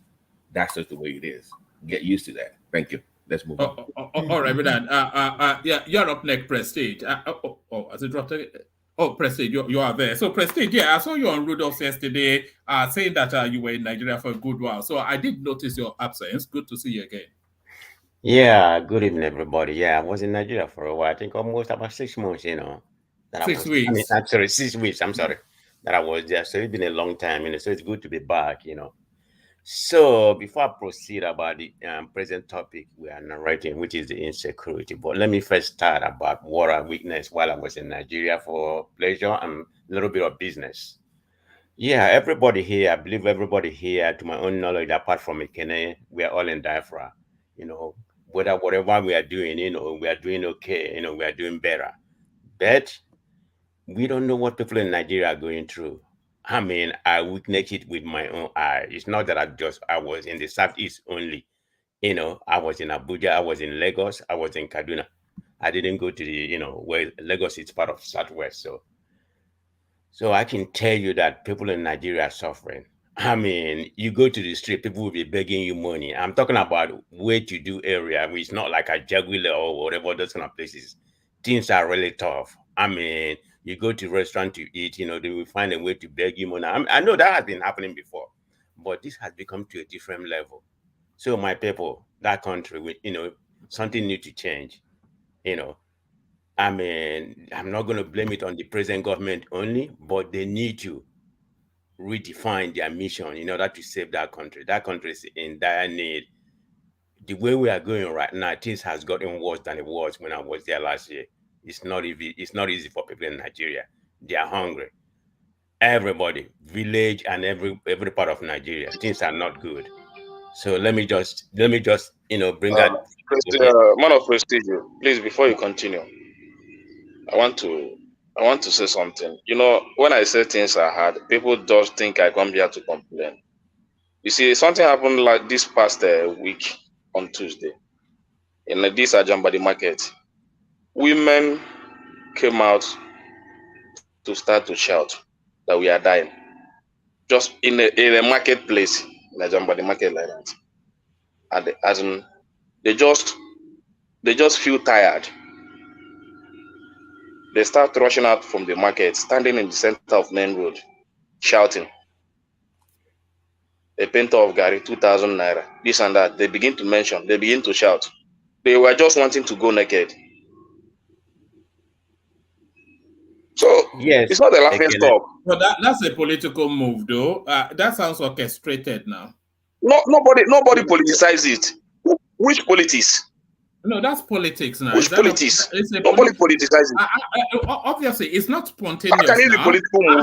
How many women were there? Almost every woman in the market. Almost 20. All of them. These are women that sell things and the ones that came to buy. So that's a planned something now. That's an organized. Who planned it? Hold on. One man. Planned it? When Tinubu was driving through Lagos Island there, when people were saying "Ebin power," so are you saying that? Is it a political move?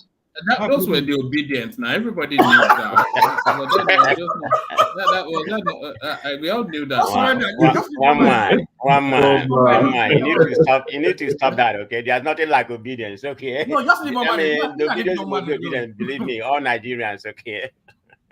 But no, yes, things are terrible. We are all seeing it.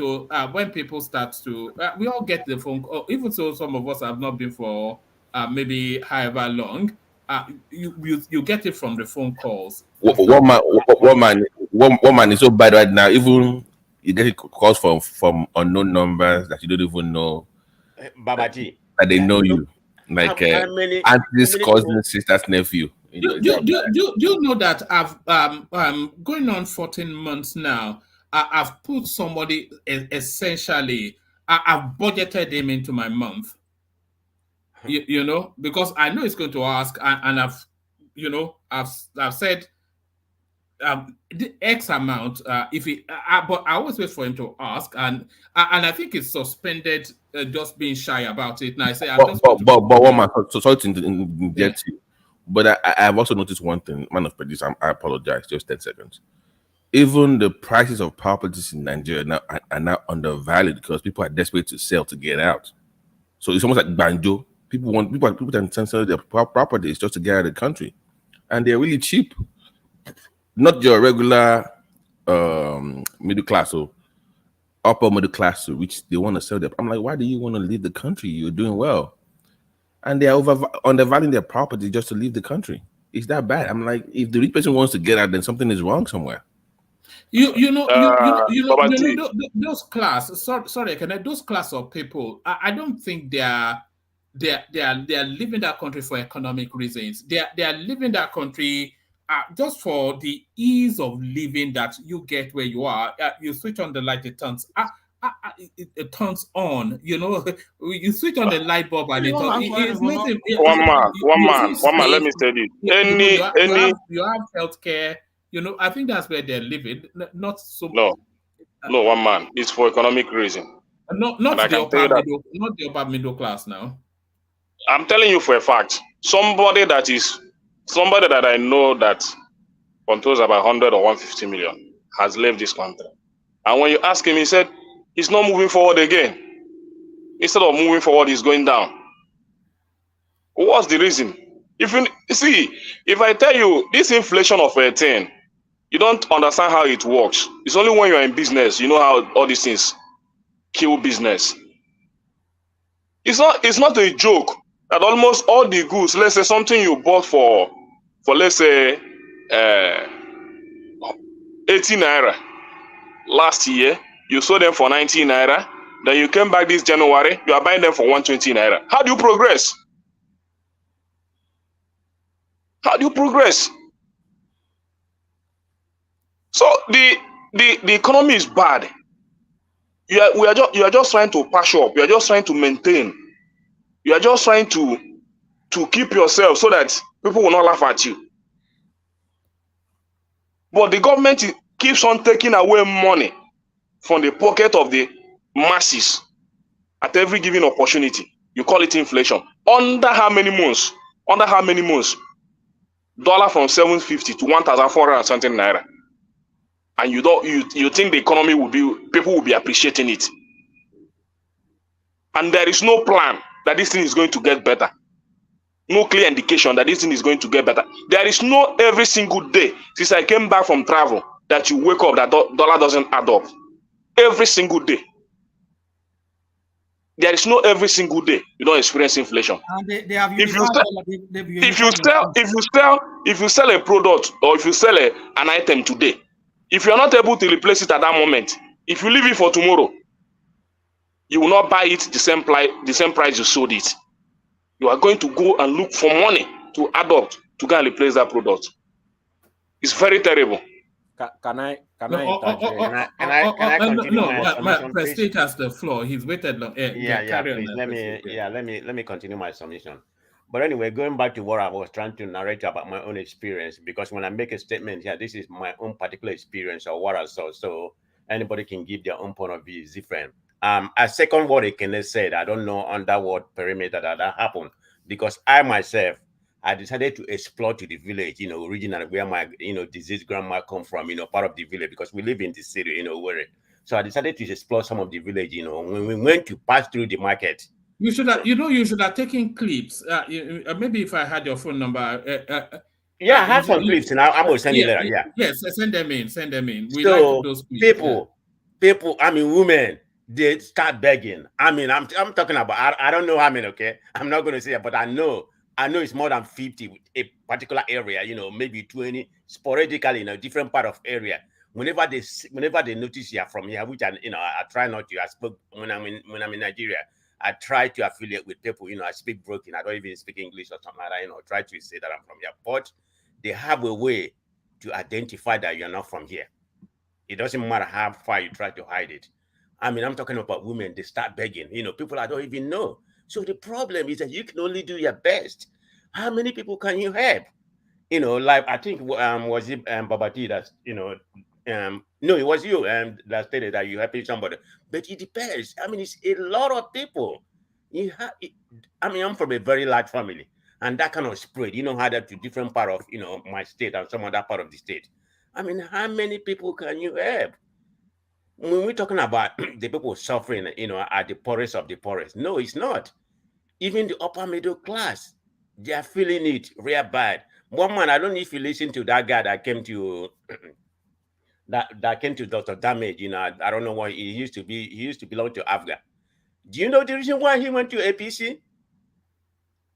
I don't know if you watch his story. Yeah, he went. I didn't, He went to APC because he think that APC, is what's going to favor him, because he made a statement that that give me a reason that give me that clue, because he said he's finding it difficult because his children are in United Kingdom or some other places. He's finding it difficult to pay their school fees in abroad. So this is what's happening in Nigeria. So that's what I said. Even the upper middle class, they are feeling the pain. It's just unbearable. I don't know how to enumerate what I saw in Nigeria. It's very painful. This is since I came back, to this country. I've been able to relax and smile, and laugh. But in Nigeria, as much I try to have fun, because in the southeast, I will use that as an example. This is the most I've seen people come back home. I mean, I don't know where they are still at home. I didn't witness any sit at home in the southeast. My own experience, maybe there are, but I did not witness any kind of insecurity. Of course, there's a lot of checkpoints, like if you want to go towards Aba, where about towards the airport road, there's a lot of checkpoints, even going to Onitsha, some other, there's a lot of checkpoints, more than I saw in Kaduna. But that notwithstanding, I didn't witness any insecurity. So I don't know what people, I didn't witness any kind of kidnapping or that kind of stuff, my own particular place, my own self, but there's a lot of that going on, people are concerned, but the main problem is poverty. It's really killing that country, so that's what I'm going to say about what's going on. So people, please, you have self-awareness of what's going on in that country. We can come here and talk, and when we talk, we need to have sympathy about how Nigeria is suffering. You won't blame them, if they decide to take bribe or, say politics is going on right now. I think I noticed that, what's happening, and you pay them, you give them like 100 naira or whatever. Yeah, that person is going to vote for who you want to vote. This is how Hope came in. Even I'm ashamed to say that. Even my father was Khan, which is a PDP man. You were now con him and everything. He voted for Hope Uzodinma. So I don't know reason why. He's here right now. But hey, that's Nigerian politics for you, okay? It happened all the whole places. So having said that, let me proceed about the situation of insecurity. I think some people are just missing the point, because my own findings said the insecurity in Nigeria is it encompasses a lot of, it's a maniac of unemployment and poverty, the elite exploitation and other things, that cause this, insecurity. When it comes to the military, like he properly stated earlier, there's a lot of things, that's causing insecurity, where our military, the police have not been able to safeguard that country. For one, they are compromised. There's not enough of them, and they are not well paid. So all these things contribute to this insecurity. Like this guy, what's his name? Chinaza, the one you just showed. I mean, I don't know the whole story, but from what I heard, his sister posted on Facebook. I think they used that guy, to make it show like, they have kidnapped the kingpin. I'm not looking at it from tribal narrative. No, I think they used that guy to say they have kidnapped, the kingpin of kidnapper. That's the way I'm looking at it, because the name they gave, Chinaza Phillip, if somebody recollect, in 2019, they have used that name. The police have used that name for somebody in Lagos that defrauded some bank before. So how can that be coincident that they are using the same name twice? Actually, according to what the sister posted on Facebook, that's not the guy actual name. His name is Mwachuku. I've forgotten the first name or whatever. That's not his actual name. And before they arrested him. Can I chip in something, please? Yeah, go ahead. Please don't make reference to that sister or something. Somebody just picked a random picture of somebody in Zambia. That picture is everywhere on the internet. It's been there for like forever. So that picture is fake. What that person posted is a blatant lie. Now, You're talking about the one that came that's the one you are referencing. That the sister something. That thing is a complete lie. Don't reference it. I'm not going into the detail. No. I'm not going to dispute you. I mean, I'm not going into the detail of the whether. No, I'm not going into the detail of the whether Chinaza is real or Phillips or whatever. But that reference to that particular lady is completely rubbish. So don't make reference to it, please. Thank you. You may be right, but I'm just telling what I read or what I saw on Facebook or something that is. I mean, look, anything that I come from Nigerian space, I take it with great assault. So you may be right. I mean, I may be right. I don't know. So, but let's leave it like it is. But arresting that guy, that's the way I was looking at it. Maybe they just arrested him, to quiet the community, like they have arrested the kingpin. So you should relax. Nothing is going to happen again. So whether it's true or not, but it's not going to, up to right now, it hasn't stopped what's going on in Abuja. I mean, Abuja has become so maniac right now, like, no place is safe, Man of prestige. Yeah. We saw videos online of people that were kidnapped. And we see these people, they have this one clan that we all know that are troublemaker in that country. And we see them, they speak Hausa. The way they are dressed, we see them with AK-47 or 45. We see them with all kinds of weapons, from machete and whatever, dagger, all of that. There are this clans that we know. There's people that are always making videos of how they are torturing these people, asking their people to pay money. Even people that were released, who were maybe made it alive. Fortunately, they were able to make it alive out of them. When they recount their stories, they say these people are of these clans, this very clan that are troublemaker in that country. Now, why suddenly now they're not saying that this guy is the kingpin? I don't know. I don't get it. You see, rational man. That's where I have an issue. That word kingpin. He may have been one of those people perpetuating, because even in the East, Fulani do that. Like I said, it's poverty and everything. The people, the Southeasterners, the indigenous, they do the kidnapping too.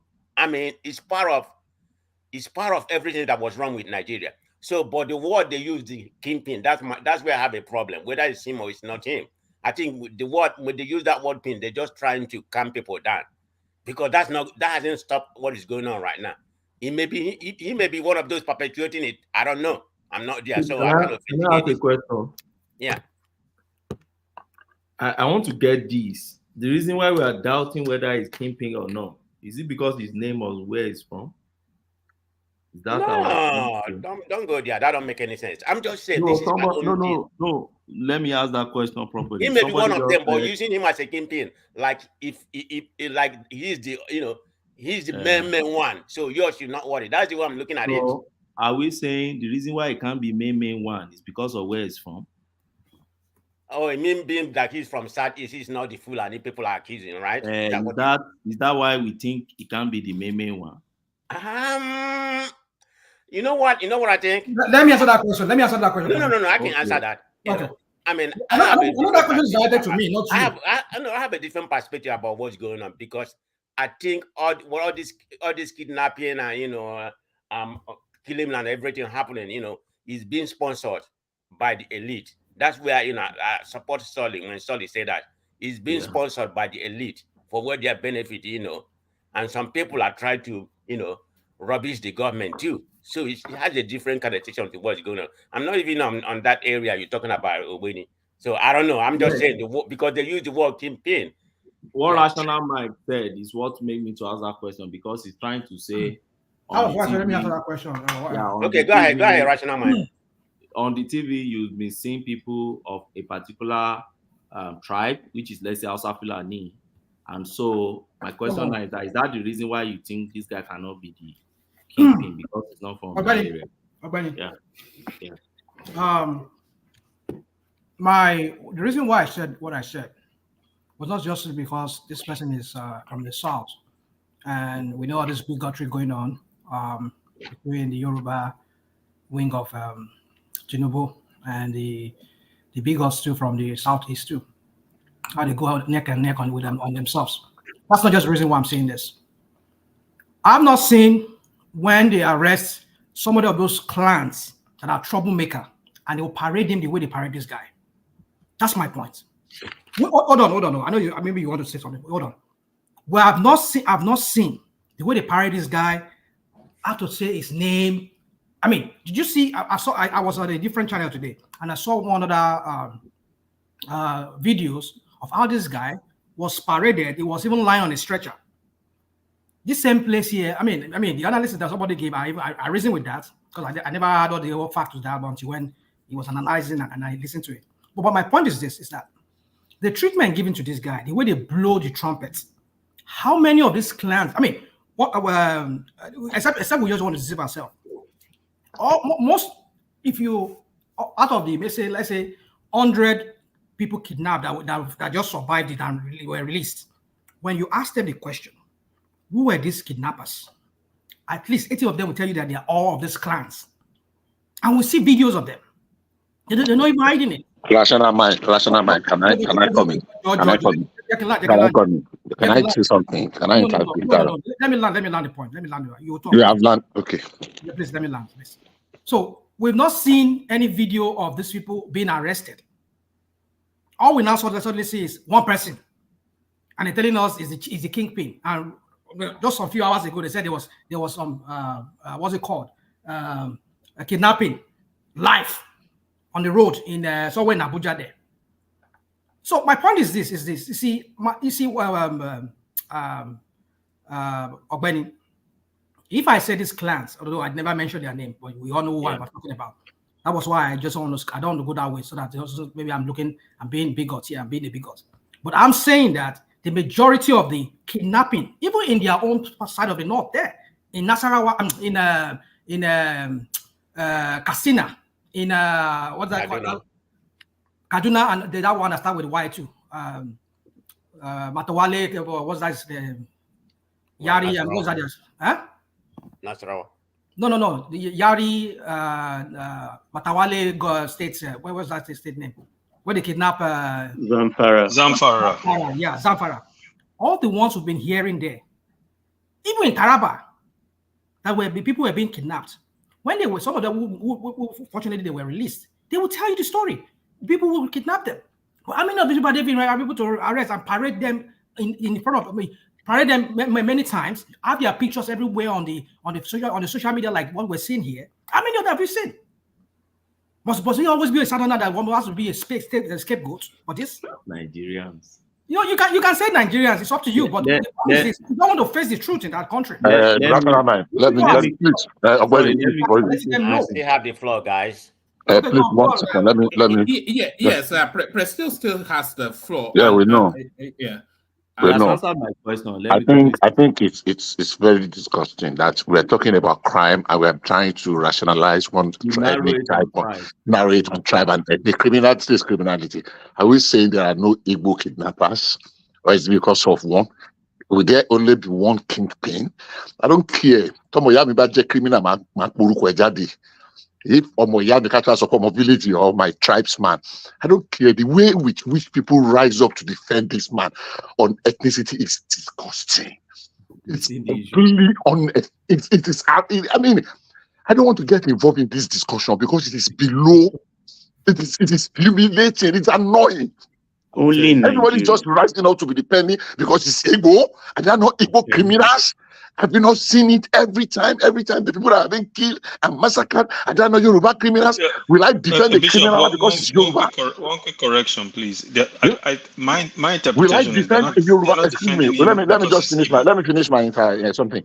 So if they brought him out and there is evidence and they brought out his name, what is the big deal in that?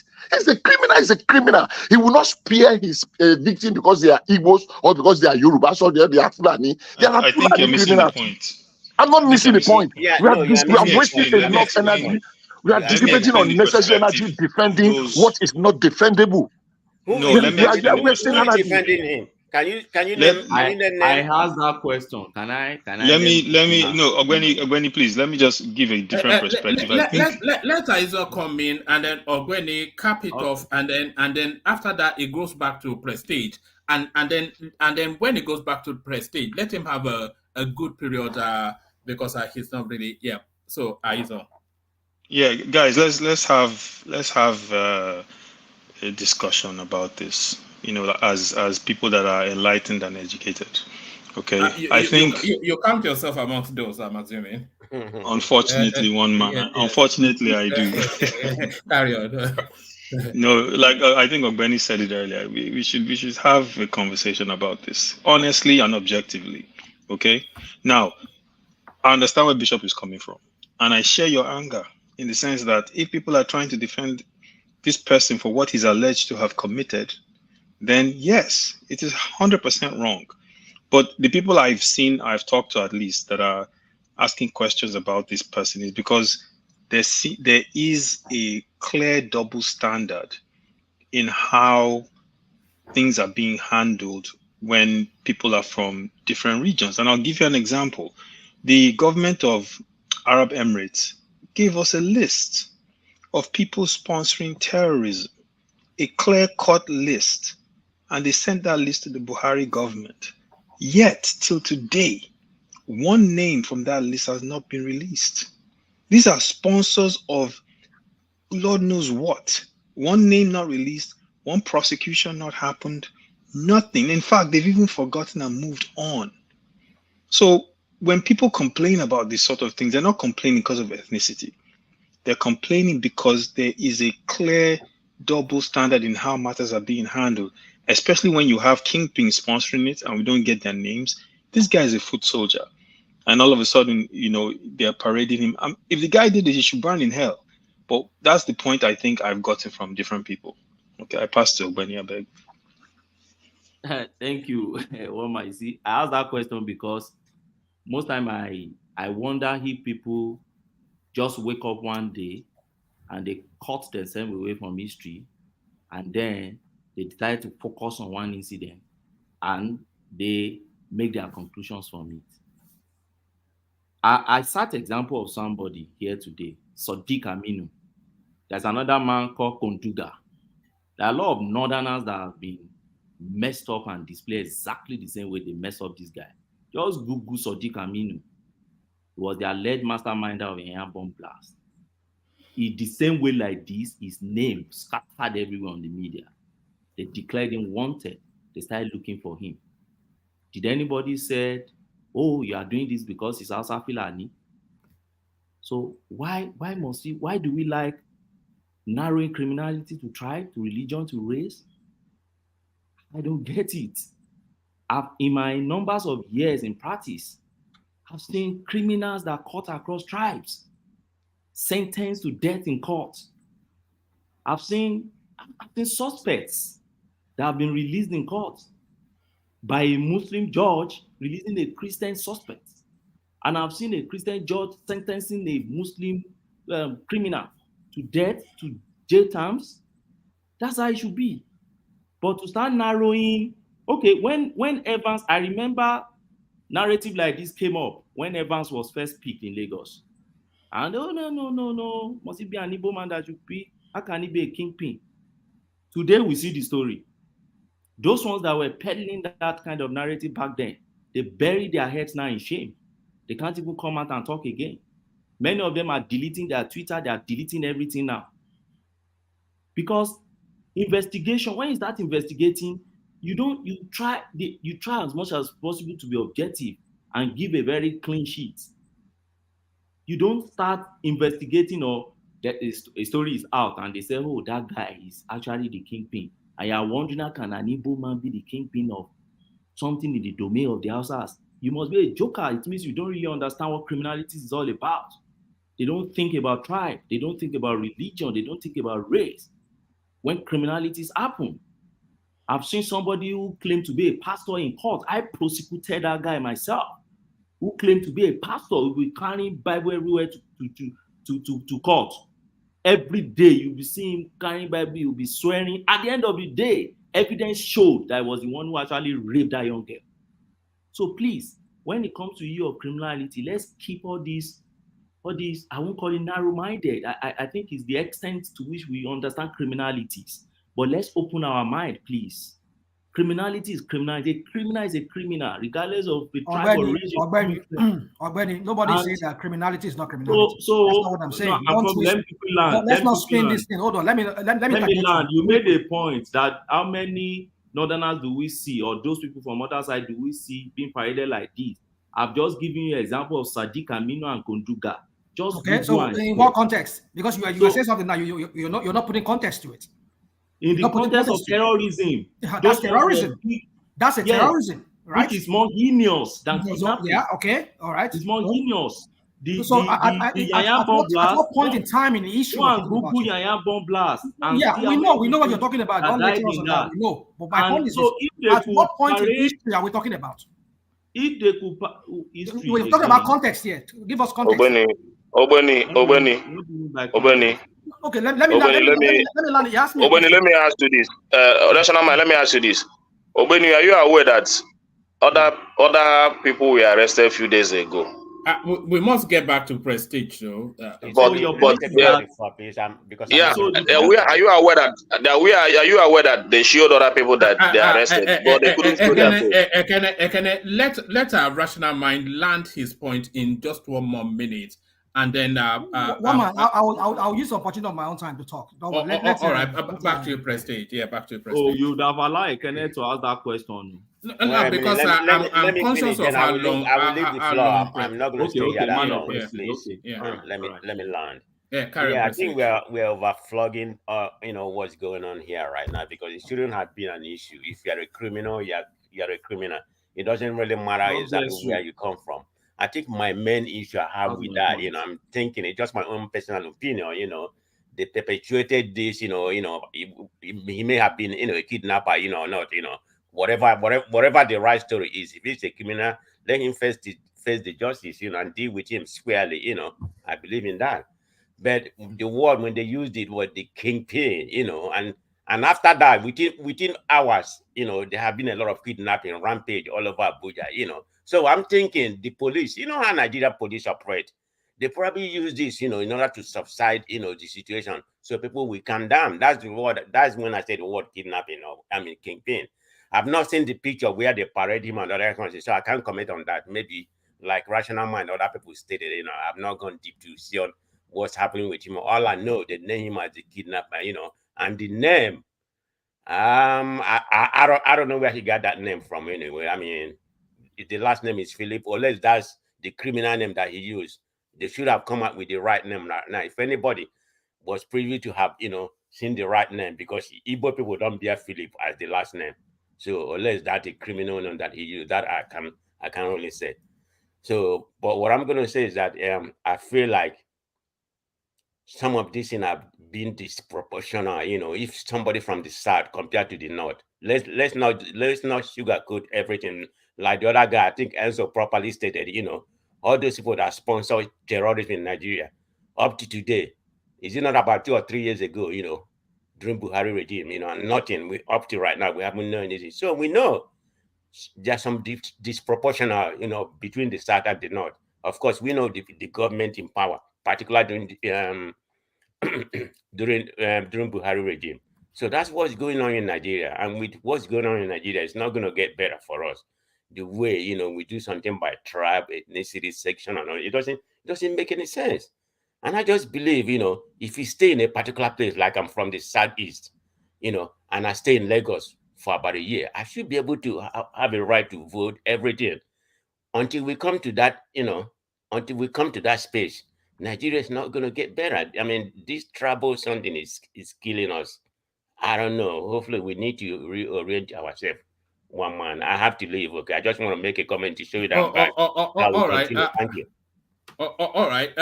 Did you want to speak on the Nnamdi Kanu one, or you have to go now? Yeah, I have to go. Thank you. All right. Good to see you back. Good to see you. You're safe back from your journey. So that's Man of Prestige, of course. From Man of Prestige. Thank you, everybody. Thank you, Man of Prestige. Let's go to Baba. Baba, you're up next. Yes, thank you for the opportunity, one man. But may I yield my place to Bishop? Is that permissible? Of course. Bishop. Okay. Yeah. Okay. Let's hear from you, Bishop. The floor is yours. Okay, thank you very much, everybody. Good evening. I'm going to make it very brief. Thank you, Baba, for, I feel honored.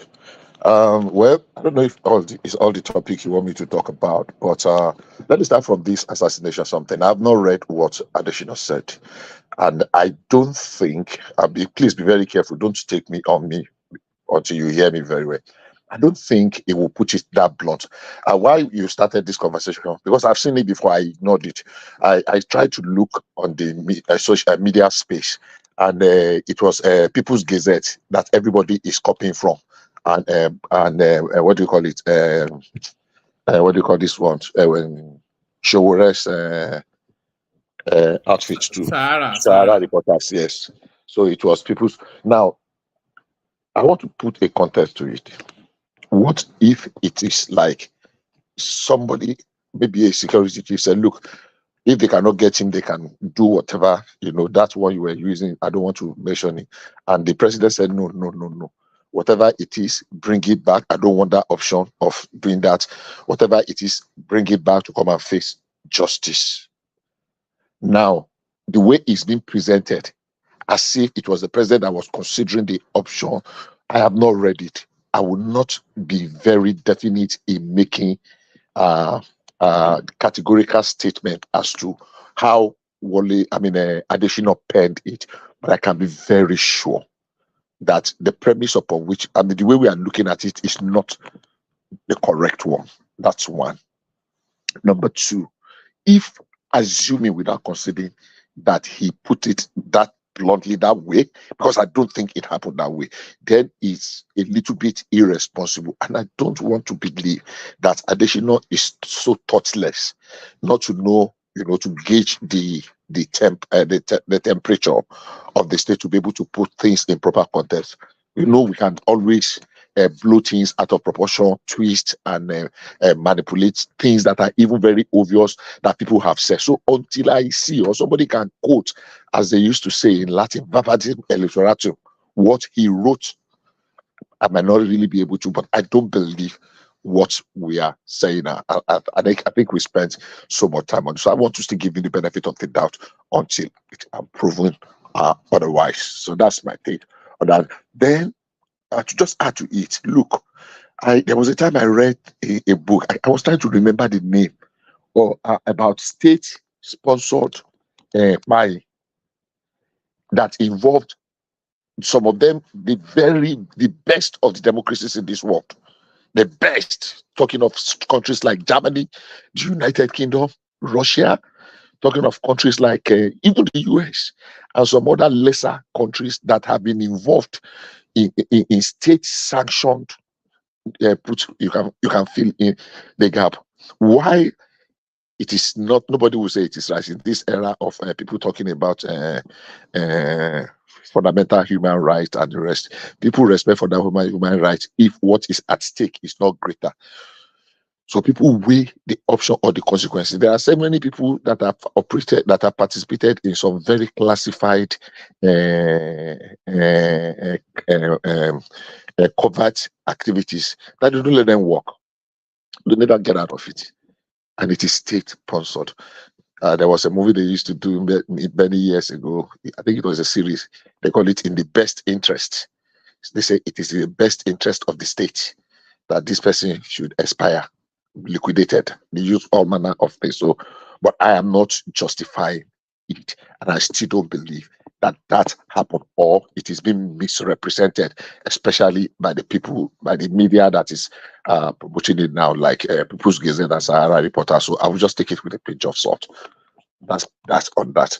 I think I've said my mind on this issue of this kidnapping thing. My pain is that we are living the substance we are looking at. If you people that have spoken and saying that it's not because of ethnic, it is purely ethnic. You need to go on the social media, the argument, the way some people rose to defend. Now the media, the police have come to give us his full names.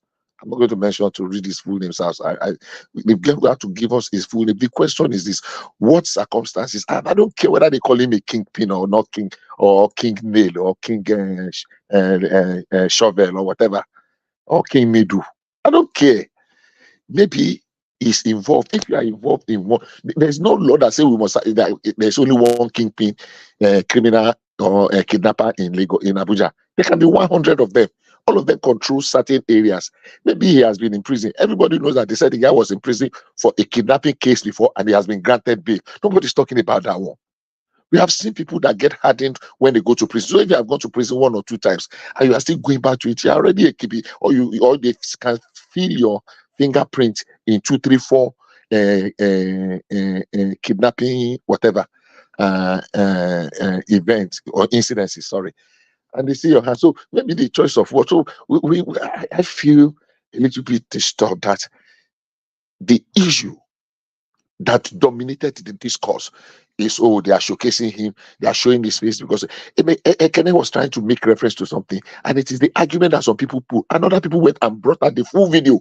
They are showing only when they show the guy's back in one picture. I say, oh, they were hiding their face. But the truth of the matter is that those same set of people, we saw everything. They mentioned their name, their crimes. The video is there, but people will choose to see the one that suits their narrative, and they will be projecting it. That was the question he was going to ask. And I can read the mind of Obeni. He wanted him to learn because he has the answer I'm giving now. That they showed the complete of this. Did they show their face? They did. And if you want me to send it to you, they did. Rational Mike, can we put $1,000? Rational Mike, they did. Can we put $1,000? Can we put $1,000 on this now? Hold on. They put something. I'm not holding on. Let me Is it from another picture or from another video? I don't know. One I saw. I don't know. Let me look for it. I get to one man. Rational I Mike. look for it. I sent for us. I didn't see it. Ekene, Rational Mike. That picture, I saw it. They showed their face. There's even a video clip of it, and it was together. People extracted the one they wanted to make mischief about, and I'm saying it, and I'm saying Rational Mind before when he brings it out. Let us wire $1,000 to one man now. I will be glad to take it. So I don't gamble. That's it's not gambling. It's not about the gamble. It's not gambling. It's a simple issue. If they show the face, let bring it here, because I didn't see it. I didn't see it. So that was what we were trying to reference to. But the question is this. Hold on now. What I'm saying is so because I know a woman. So on that one, but it is immaterial. One criminal out of 1,000 criminal is one criminal less. I don't care whether it's from my father's compound, whether it's from Kalabari or Ekiti or Ondo or Fulani. One criminal is one criminal less in Nigeria. I don't see the color, because there are worse Yoruba criminals. Bishop. Before you continue, I want to ask you this: do you believe that our police are very well compromised? Because sometimes the information are misleading. Just like these girls that were rescued now, they made it as if they made it in a way for people to believe that they just rescued them without letting the public know that ransom were paid. I don't know. I've not read the stories of those. You see, they are lucky. I mean, I'm sorry, it's unfortunate. They paid ransom and they still came out alive. I mean, thank God that they came out alive. We have had situations whereby ransom were paid and the people were still killed. So, I mean, I'm not justifying it, and I don't want to taint all our security operatives. Maybe the percentage of the bad eggs among them is just like 10%, maybe 5%, maybe 20% at the very worst. We cannot say all our policemen have been compromised. we will not have I mean, our society will be, we are having issues. But honestly speaking, I'm not thinking Nigeria is a completely broken down society. I don't think so. I don't want to agree with that. So my take is this. One criminal less, whether you are Oyibo, whether you are Afin, whether you are Sekemba, whether you are Kalabari, whether you are Andoni, whether you are Ogoni, whether you are Ijebuman, is one criminal less. Let us stop. When they make mistakes, they are human beings, the people in the security operative. But they take one. I think we should be collective in condemning it. Let us stop adding motive. Oh, they are showing his face because he's Yoruba. Oh, they are showing his face. Oh, because his name is Igbo name. Oh, they want to paint. Are we not tired of criminals and criminality? To now be looking at this criminal is my own criminal, is from my tribe. So, look, the truth of the matter is that I hate Yoruba criminals more. If they show me they catch armed robber, I don't support jungle justice. And they say, I will look at him say, in fact, if I'm to recommend punishment, I will say let them kill the Yoruba man twice before they kill the other tribe. I don't support criminality. Whether you are from my father or my family, I don't care. So that is my point. We try to look for all manner. I followed that discourse and I was disgusted. I was looking at it and I was reading so many people. Everybody was, oh, it's Phillip. His name is not Phillip. How about? No man, they answer Chinaza for where? How many Chinaza I know for when I was in the East? How many Chinaza? Oh, no woman, Igbo man, they answer Phillip. Say waiting now. Abba. How many times? I can't be making examples, but no prominent ones. These are English names. Some of in the Southeast, a lot of people adopt English. Now they have gone to bring his other names. I think whether Michael is part of the name, I think Okoye is a part of the name, and one other name. All people should do, go and research. Does he have a footprint? Does he have a social media and with the picture? Can we search? Can we get if he has been okay? They say he had a case in court before, he was granted bail. Can they go and look at those court papers? On what basis was he granted bail? What were the crime? I mean, the offense that he was standing trial for. Those are the things, not just to now begin teared clothes, say because somebody called him Chinaza. What is that? That is my take on that. I mean, if I offended anybody, I'm sorry, but I think we should go past that. We want a safe society, a society that works. These criminals are our brothers and sisters. If we expose them early enough, maybe they will not get to this level. But they are criminals. Some people don't even have reason to be the criminals. Some people have got it. Look, I was involved in a negotiation, in a hostage negotiation situation.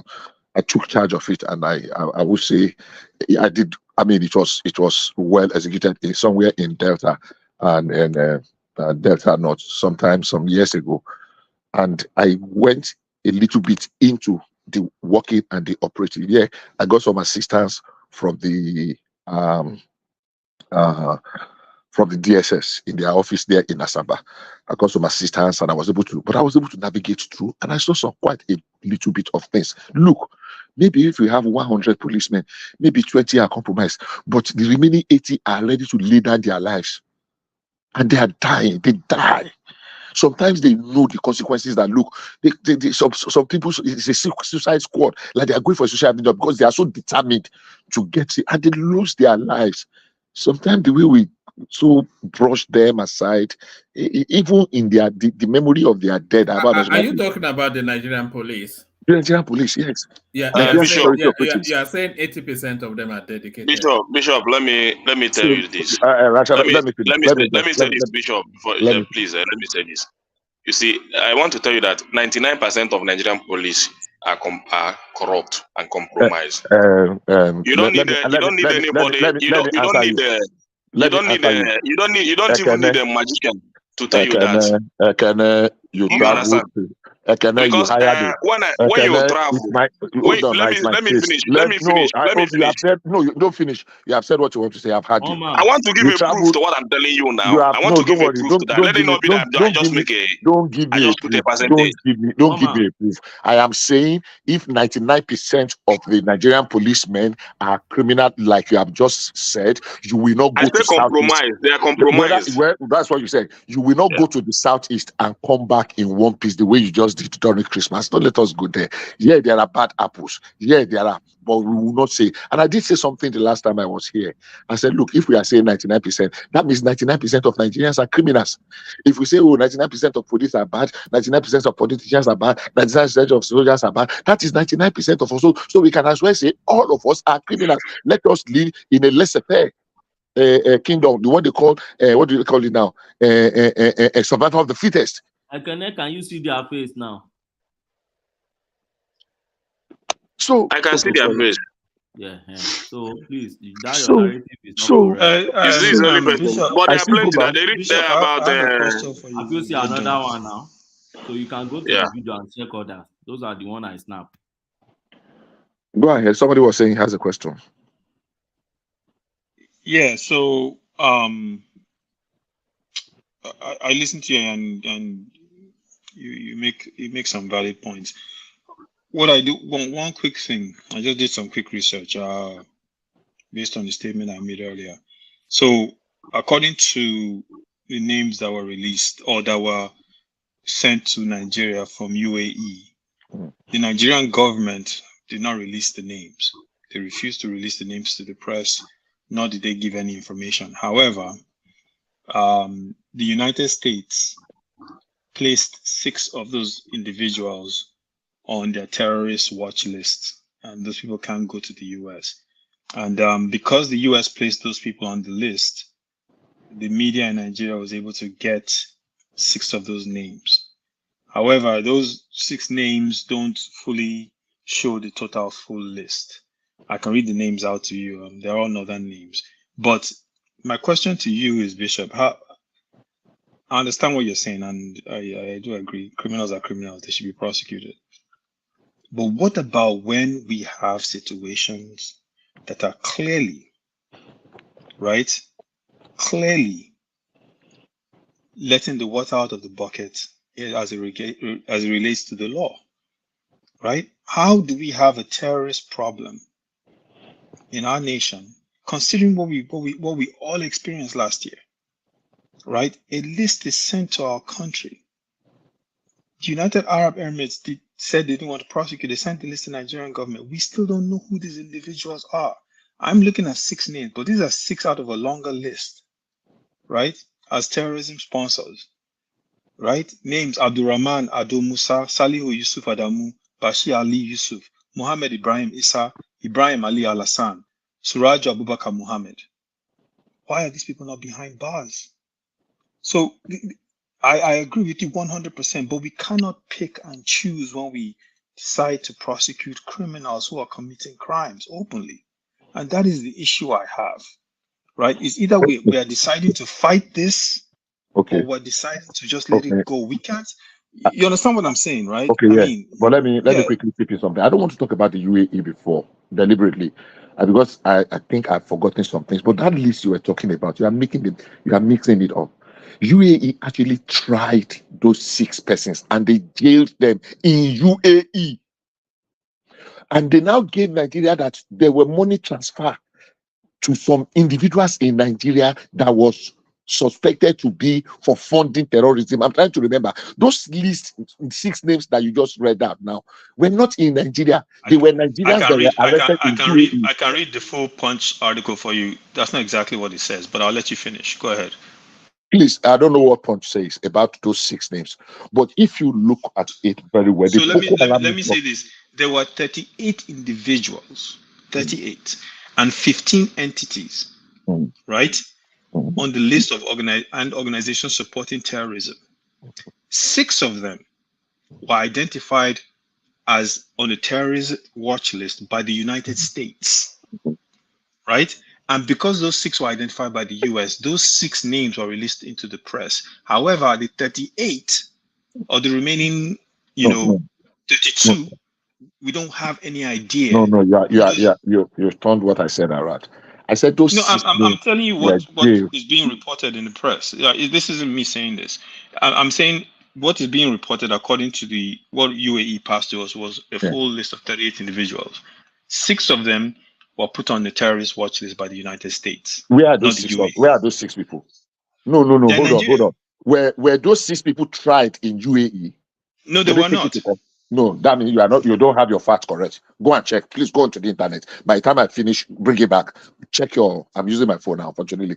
I can't use the internet on it. So go on the internet and check that the All right. people that were When tried, my time comes, I'll go into. yeah, I'm pulling up they some were stuff now. tried I'll go for into full detail. sponsoring. Even there was amount of money.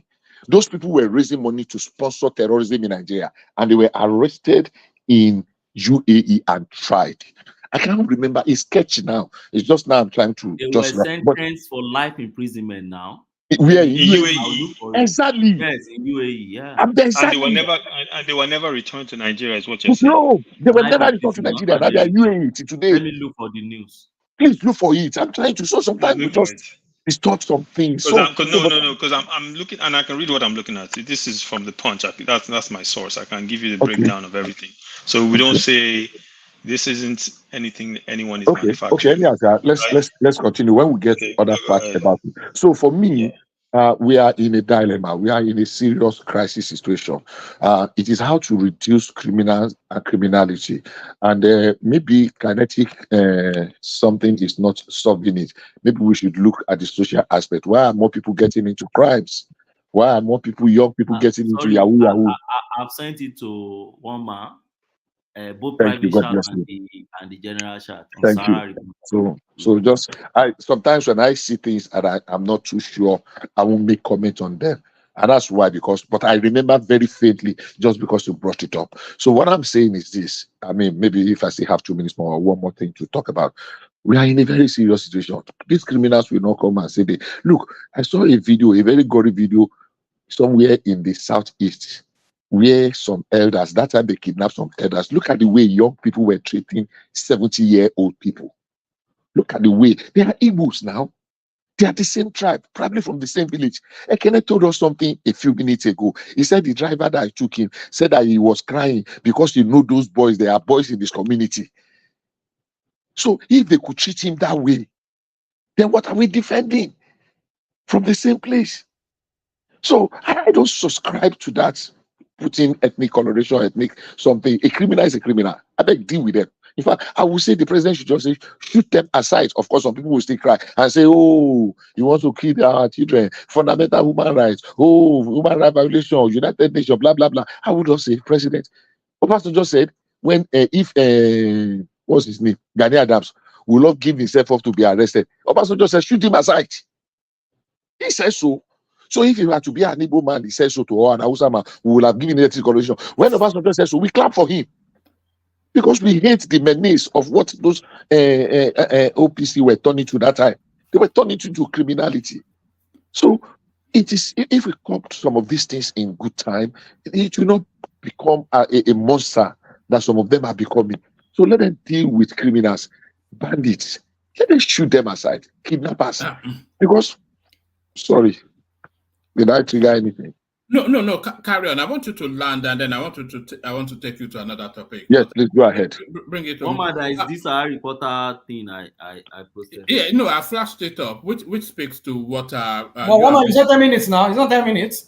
So ACF kicks as planned relocation of CBN department. Yeah, just give us a very, very brief on Yeah, that. I mean the facts. Okay, let's talk to the facts. We discussed the CBN issue the last time. The CBN is just a department that supervises the banks. Majority of the banks are in Lagos, so logistics-wise, it doesn't even make sense. The FAN has always been in Lagos. I know somebody that worked in FAN. I don't know the idea of Lagos airport and the number of flights and the rest. All the offices of those airlines are in Lagos. The supervision, that department in particular under FAN, Federal Aviation Authority of Nigeria, it's always been in Lagos. It's just as recent, I think 2020 or 2019, that they moved it to Abuja, and it's not very, very effective. We are in a very dangerous, very precarious time in our life now, because we have to put some coloration to everything, no matter how, So people, if Arewa actually saying this, is unfortunate. I don't know, but in Nigeria, something became a pattern, a pattern. Anytime some people want to just, some two, three, four people, we no get job, will just gather themselves, put one plastic chair for somewhere, say they are holding conference on behalf of something. and nobody will come and because people don't get their time, and people will give it. They just look for 1, 2, or 3 media houses, give them envelope, put 50,000 inside, and they will blow it and make it sound as if they have voices. So everybody will say, "Oh, Arewa you today, Odua you tomorrow, or anything you don't even know who is speaking, who is saying who." So some of these things are just nonsensical. If what they have done have not broken any law and is going to increase efficiency, oh, so be it. So as far as I'm concerned, it's just nonsense, empty noise. Thank you. By the way, All right. Ogbeni, I found they did sentence them in UAE. Yes, they sentenced them. Yeah, they sentenced 2 to life, and they sentenced the remaining 4 to 10 years in prison. Then they'll receive deportation.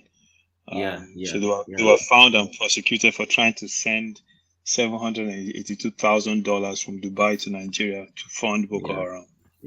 Which I still agree with you, but those bureau de change in Nigeria that they were trying to send the money to, we have not prosecuted, or publicly they've not told us they've prosecuted them. I agree with you on that point. Yeah. It just seems like, anyways, it just seems like they, you know how Jonathan said Boko Haram was in his government, how I've forgotten the name of that military officer. He's from the Southwest that came on to talk about the complicity of the security forces. Commodore Additional. I've forgotten his name. Yeah. He got censured for that, coming out to speak about it. They just seem, so when you look at all these things, the prison break in Abuja last year, how all those prisoners were released, Boko Haram prisoners, there's a lot of things. Gumi going to meet these people, having conversations with them. In other words, they knew where they were located. There just seems to be a lot of loopholes, a lot of missing pieces related to this thing that the government and security forces are not connecting the dots on, and that's where these question marks come up. But I do see that the UAE government found them and sentenced them in UAE, so they are over there doing time. Ogbeni, I do have a question for you about extrajudicial killings and the UN Charter as it pertains to that when you get a chance, and that's tied to this. What Additional said about assassinating Nnamdi Kanu. It is a violation because you'll be assassinating him on a foreign country's soil. That's against UN Charter. Yeah, it would not be. They will not be assassinating him by the books now. Do you have to be told that they will not be? It's not under any statute that you can go and kill people. But but one man, it goes. The fact that he's actually saying that means he didn't consult with any type of legal expert before he put that into a book. That the Buhari government wanted to assassinate a Nigerian citizen on foreign soil. And the thing is, I wonder how that enhances Nnamdi Kanu's position even with the law. It does. Because remember, Nnamdi Kanu made the point that he broke bail the first time because they tried to assassinate him in Nigeria. So now when this man comes out and says they were actually considering assassinating him in a foreign country, it makes the point to those people who have said that the government was trying to kill him, which is why he ran away. I do agree with Benny, the man is an idiot. But the thing is this: the thought even of assassinating a Nigerian citizen because he is heavily critical of your government, and you do allege, because that's what it was an allegation that he was, I guess, spicing up people to commit acts of crime. But at the end of the day, they don't have the right to kill anyone, because where does that end? The minute Nigerian government starts going out and assassinating citizens, who's next on the list? Is it Maegu? Are they going to go to Scotland and kill him because he criticizes their government every day? It's madness. If you think about it, it just doesn't make any sense. I'll tell you, I'll give you a name now, and then if you know that name, just give us about a minute or two monologue on that name, Aizon, and then I'll go to rational mind as I move the conversation on. So if I say to you Jamal Khashoggi. Yeah, Khashoggi. Yeah, that was terrible. I mean, the fact that the Saudi government or the crown prince was untouched by that, nothing happened. And again, keep in mind, he was a U.S. permanent resident, right? He went to the Turkish embassy and never came out. These people went ahead and just did what they did. You know, US senators and congressmen actually spoke out against this, but at the end of the day, nothing happened. Why? Because we understand the money implications of the US political class tied to the Saudi government. And the fact that they are also So that's the window that Buhari that is open to people like Buhari as well. So, but Buhari doesn't have the pull that the crown prince has now. No, but if Buhari takes Nnamdi Kanu out, which nation is going to come after him? Are Britain going to weigh their oil deals with Nigeria against some rascally guy from the? Well, keep in mind, Nnamdi Kanu was a British citizen, or is a British citizen. Well, yes, but it's a natural license. You're in UK, right? All it would take is someone to reach out to the member of parliament and really make a case about a British citizen being assassinated on Kenyan soil, right? Because and then they will look into it at the very least. If I'll give you an example, if Ken Saro-Wiwa was a British citizen, Abacha wouldn't have killed him. That I can bet you that.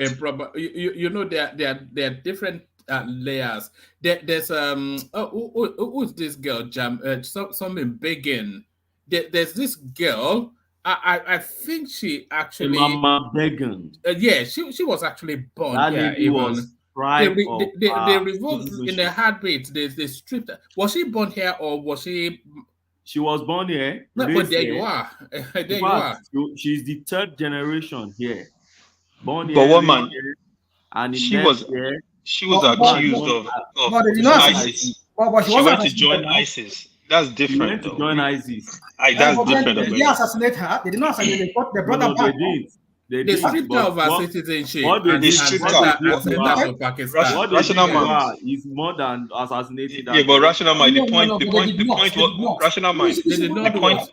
Let's not do this comparison that are not parallel. No, you said no, we're talking about expediency, aren't we? Rational mind. The point one man is trying to make is that because she had performed acts that were against the crown by going to join ISIS, they decided to strip her of her citizenship. Nnamdi Kanu wasn't under any kind of microscope like that. He didn't perform. That wasn't actually what I was actually suggesting is that it's about political expediency. What is more political expedient for the United Kingdom, the United States, etc.? Is it preserving Nnamdi Kanu's human rights or maintaining a good relationship with Nigeria? So that's but you have to understand, right? Think about this. You're in the UK, right? I've been there a couple of times, but I don't live there. You're in the UK. Just think about this, right? Nnamdi Kanu is assassinated. Maybe it's not proven, but there is people that were close to him are like, okay, this has happened. Someone in the UK takes it up with a member of parliament. It becomes an issue in UK government that a UK citizen, right, was assassinated by the Nigerian government in Kenya. It becomes an issue. It becomes a real issue. And the Buhari government does not want that kind of smoke. Trust me. So I think even from that standpoint, Nnamdi Kanu can be a piece of crap, but end of the day, he carries a British passport, right? So from that standpoint, they will look at it and say, okay, it might be even easier just to arrest this man. But even if he wasn't one man, if he carried a green passport, right, Nigerian citizen, we can't have our government just extrajudicially attacking people because of things they've said. I mean, do you know where that would lead us? What about if they propose a threat to the sovereignty and what about if they pose a threat to the nation? A national security threat. Yes. Okay. Nnamdi Kanu did not pose a national security threat. No. I'm asking first before we decide. But keep in mind, if somebody poses a national security threat, is there a window for the country to remove him? I'm one that believes that anyone who has committed a crime against the nation, an individual, should be brought to trial. I believe that person has a day in court to be taken in front of a judge. It should be arrested and brought before a judge and tried for their crimes. They do not have the right to arbitrarily go and murder someone. That because once that happens, one man, we're going down a slope we're never going to come back from. Once a politician, an elected official, keep in mind, we put that person in office, is allowed to go out and take the life of someone because of something that they believe. It's subjective now. Keep that in mind. Nigerians aren't in full agreement as to the danger of Nnamdi Kanu. You can bring 10 Nigerians here, at least 4 or 5 of them would disagree with you on him being a threat to the nation. So why should a politician who we've elected decide that he's going to go and take that individual's life if the person wasn't a direct and imminent threat to the masses of the country? It doesn't make any sense. I think sometimes we it's like when some of these governors won their court case, some of them were openly thanking President Tinubu. It was disgraceful to watch. Like, why are you thanking him? Why are you thanking him for the judges decided to give you your seat back, or they ruled in your favor? Why are you thanking the president? I think we lose track sometimes of who these people are.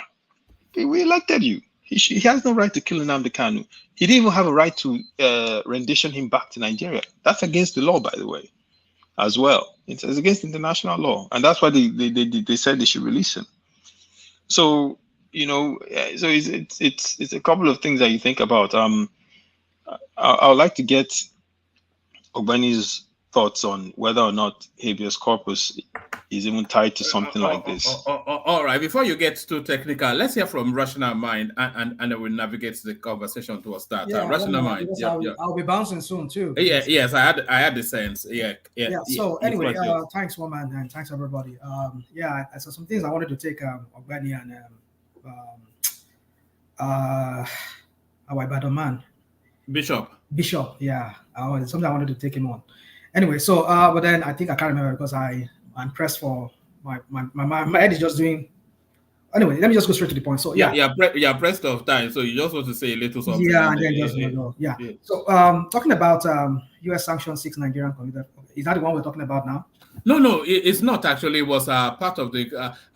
Take us to this space instead. Arewa Consultative Forum kicks against planned relocation of our CPN department, FAAN, from Abuja to Lagos. So, Federal Aviation Authority. So that's now to follow CBN back home. So, what are you then making then of this now? One man before you move on, are you sure you are in Nigeria? What is Arewa? Arewa. That is the pronunciation. All right, Arewa. Yes, I had somebody say. Yeah, so Arewa but in Yoruba, Arewa la man pe now. Arewa obìnrin. But they call it Arewa over there. It's not pronounced as Yoruba. Yeah. You can't play one more now. Yeah, that's all right. Go on. I'm just trying to pull his leg sometimes. All right. So for me, one man, this kind of topic, I always digress, and I would just want to do that real quick. You see, I want to go by what I don't really respect me anymore like I used to respect him.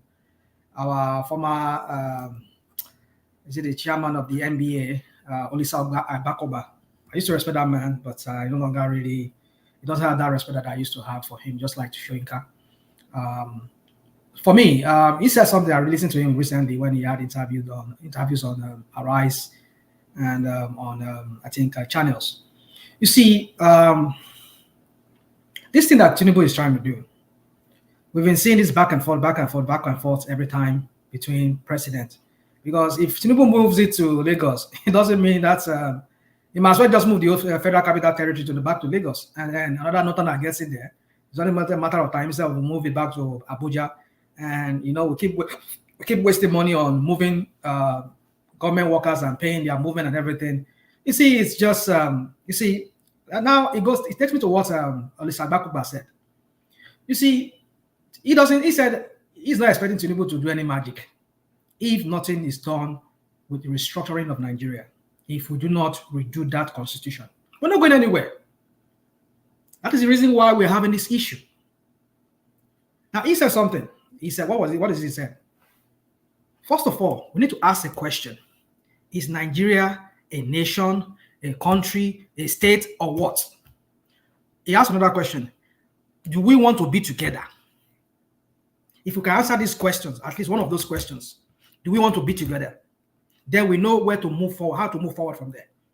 Call all the ethnic groups, their people, their representatives to come. Not the National Assembly this time around. The ethnic people, the owners of Nigeria themselves. I know he said we know that it not be by virtue of the 1999 fraudulent 1999 Constitution, the Decree 64, whatever they call it, that brought in the fraudulent 1999 Constitution. We know that National Assembly, they by fiat, they are the one making the law-making body in Nigeria. But then, can they, in a way, alongside with Tinubu, make a system, create a kind of a national sovereign conference or some kind of dialogue between this ethnic group, and let us discuss: do we want to be together? Then, if we answer that question, yes. Then, how? We now proceed to the other step of the question: how do we want to be together? How do we want this union between all of us? How do we want it to be? Because if we don't answer these questions, Tinubu will come and be a failure like Bubu. Like Obasanjo was a failure in his own way too. Because even though we can say, oh, he achieved some economic prosperity a little bit during his time, he was able to negotiate our debt, but the insecurity, the issue we had with Boko Haram during his own time too, the issue we had with some people in the north claiming to have the right to create their own kind of religious kind of governance over there and system of judicial system.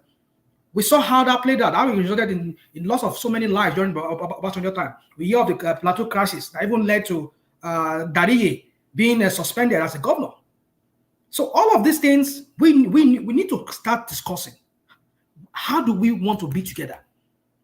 If all of us says yes, we want to be together, and some people say no, allow them go, because there's no point being in a marriage that is in a trap marriage whereby nobody wants to be together. And then it's going to be pain, the same pain we've been seeing all these years, having to pay in the form of lives of people. So, Tinubu, anybody, even if Jesus Christ comes down, being a Messiah himself, he will never make anything work if he has to work with that 1999 Constitution under the same condition that we have in that country, that is prevailing in that country, the corrupt system that is fueled by that 1999 Constitution, that will never bring any economic prosperity to any part of Nigeria. So we need to start discussing these matters. And I agree with that man. And I've said it here on many times on this platform. So if Tinubu is moving this Lagos, he only has, he has 8 years. He said maybe he wants to use another method to elongate himself. They will now come and see what Obasanjo failed to do. If he's able to achieve it, we shall see then. I mean, you know, you want to. Okay, let me just leave that side so as not to rile up some other people here. So my point is this: is that if he moves this capital, whatever he moves, CABN or whatever, he must well just move the whole capital system, move it back to Lagos. But the point is that he only has 8 years. After 8 years, another Fulani man gets there, another Hausa man gets there, another they will move it back to Abuja. They will move all this CBN, whatever, they move it back to Nigeria and move back to Abuja. What again? Fan, move it back to Abuja. So, what's the point here? So, the number one thing first, if Tinubu wants to leave a legacy like this man said, which I agree with him, and I've said it on this platform, I've said it, if he can work for the people. When I say work for the people, when I said that back then, some few weeks ago, I mean do everything that is going to do that will benefit the people. And what can he do to benefit the people? Not all these things that they are doing. Minister of Humanitarian, whatever, they give out money and we don't know who they get that money. We don't even see the impact on the people of Nigeria's life. The thing is, we need to restructure that country. How do we want to be together? If we answer that question, yes. If Yoruba people say, yes, we want to become part of the union. If the people from the north, they say, yes, they want to become part of Nigeria. If people from the east and the south say, yes, they want to, then how do we want to be? What kind of government system do you want to use? Do you want to continue with this federalism that we're practicing?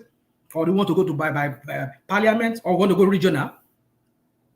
And if you're regional, how do you want to create the regions? You want to create it southeast on their own, southwest on their own, the south on their own, northeast on their own. Is that what we want to do?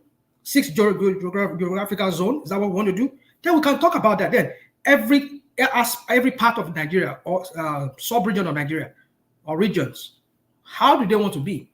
What kind of government system they want to run there?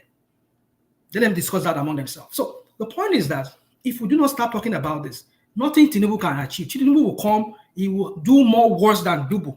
Nobody that you can see how the decline started. It started from Obasanjo. The steep decline was just going down.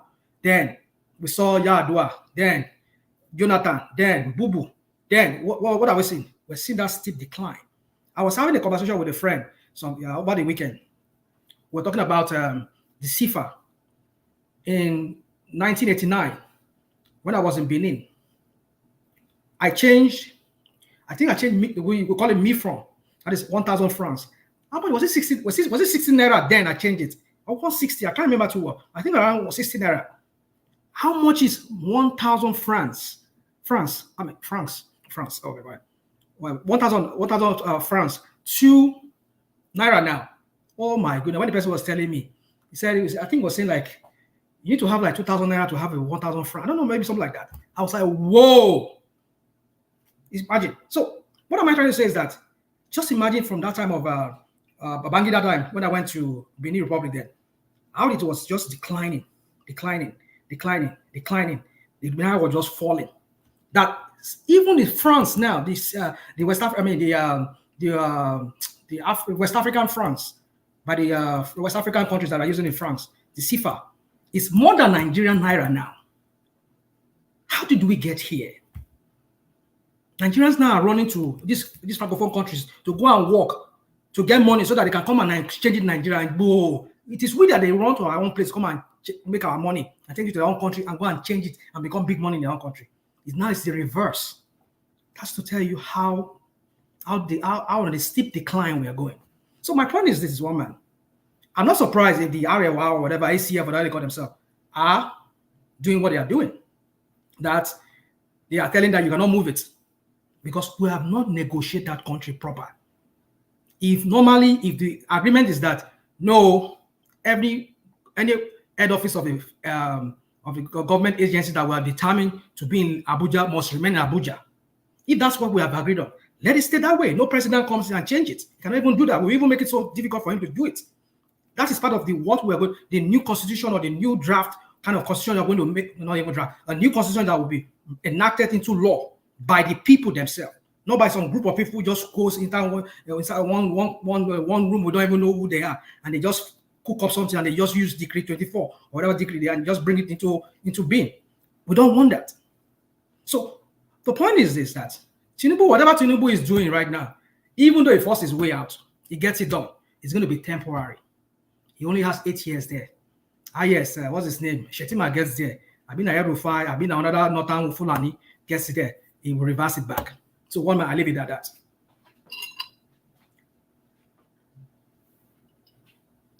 One man, are you there? Oh, am I been talking to myself? No, I was actually talking to you, even, but I not realizing that I muted myself. Do you want to speak on the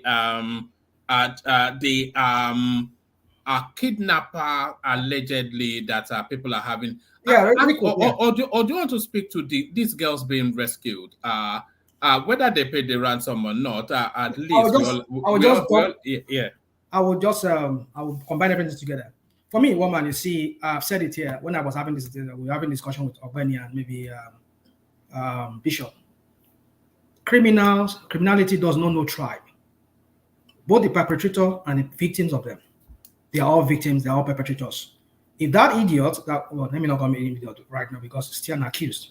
If that guy that was shown, that picture that was shown of that guy, and it's true that that guy was a kingpin, let him pay for his crime. I'm not saying because of his Igbo guy or Yoruba. No, let him pay for it. But my point is this: is that this, like in the words of Aizon, the way he said it, this double standard. That is what that's what I'm against.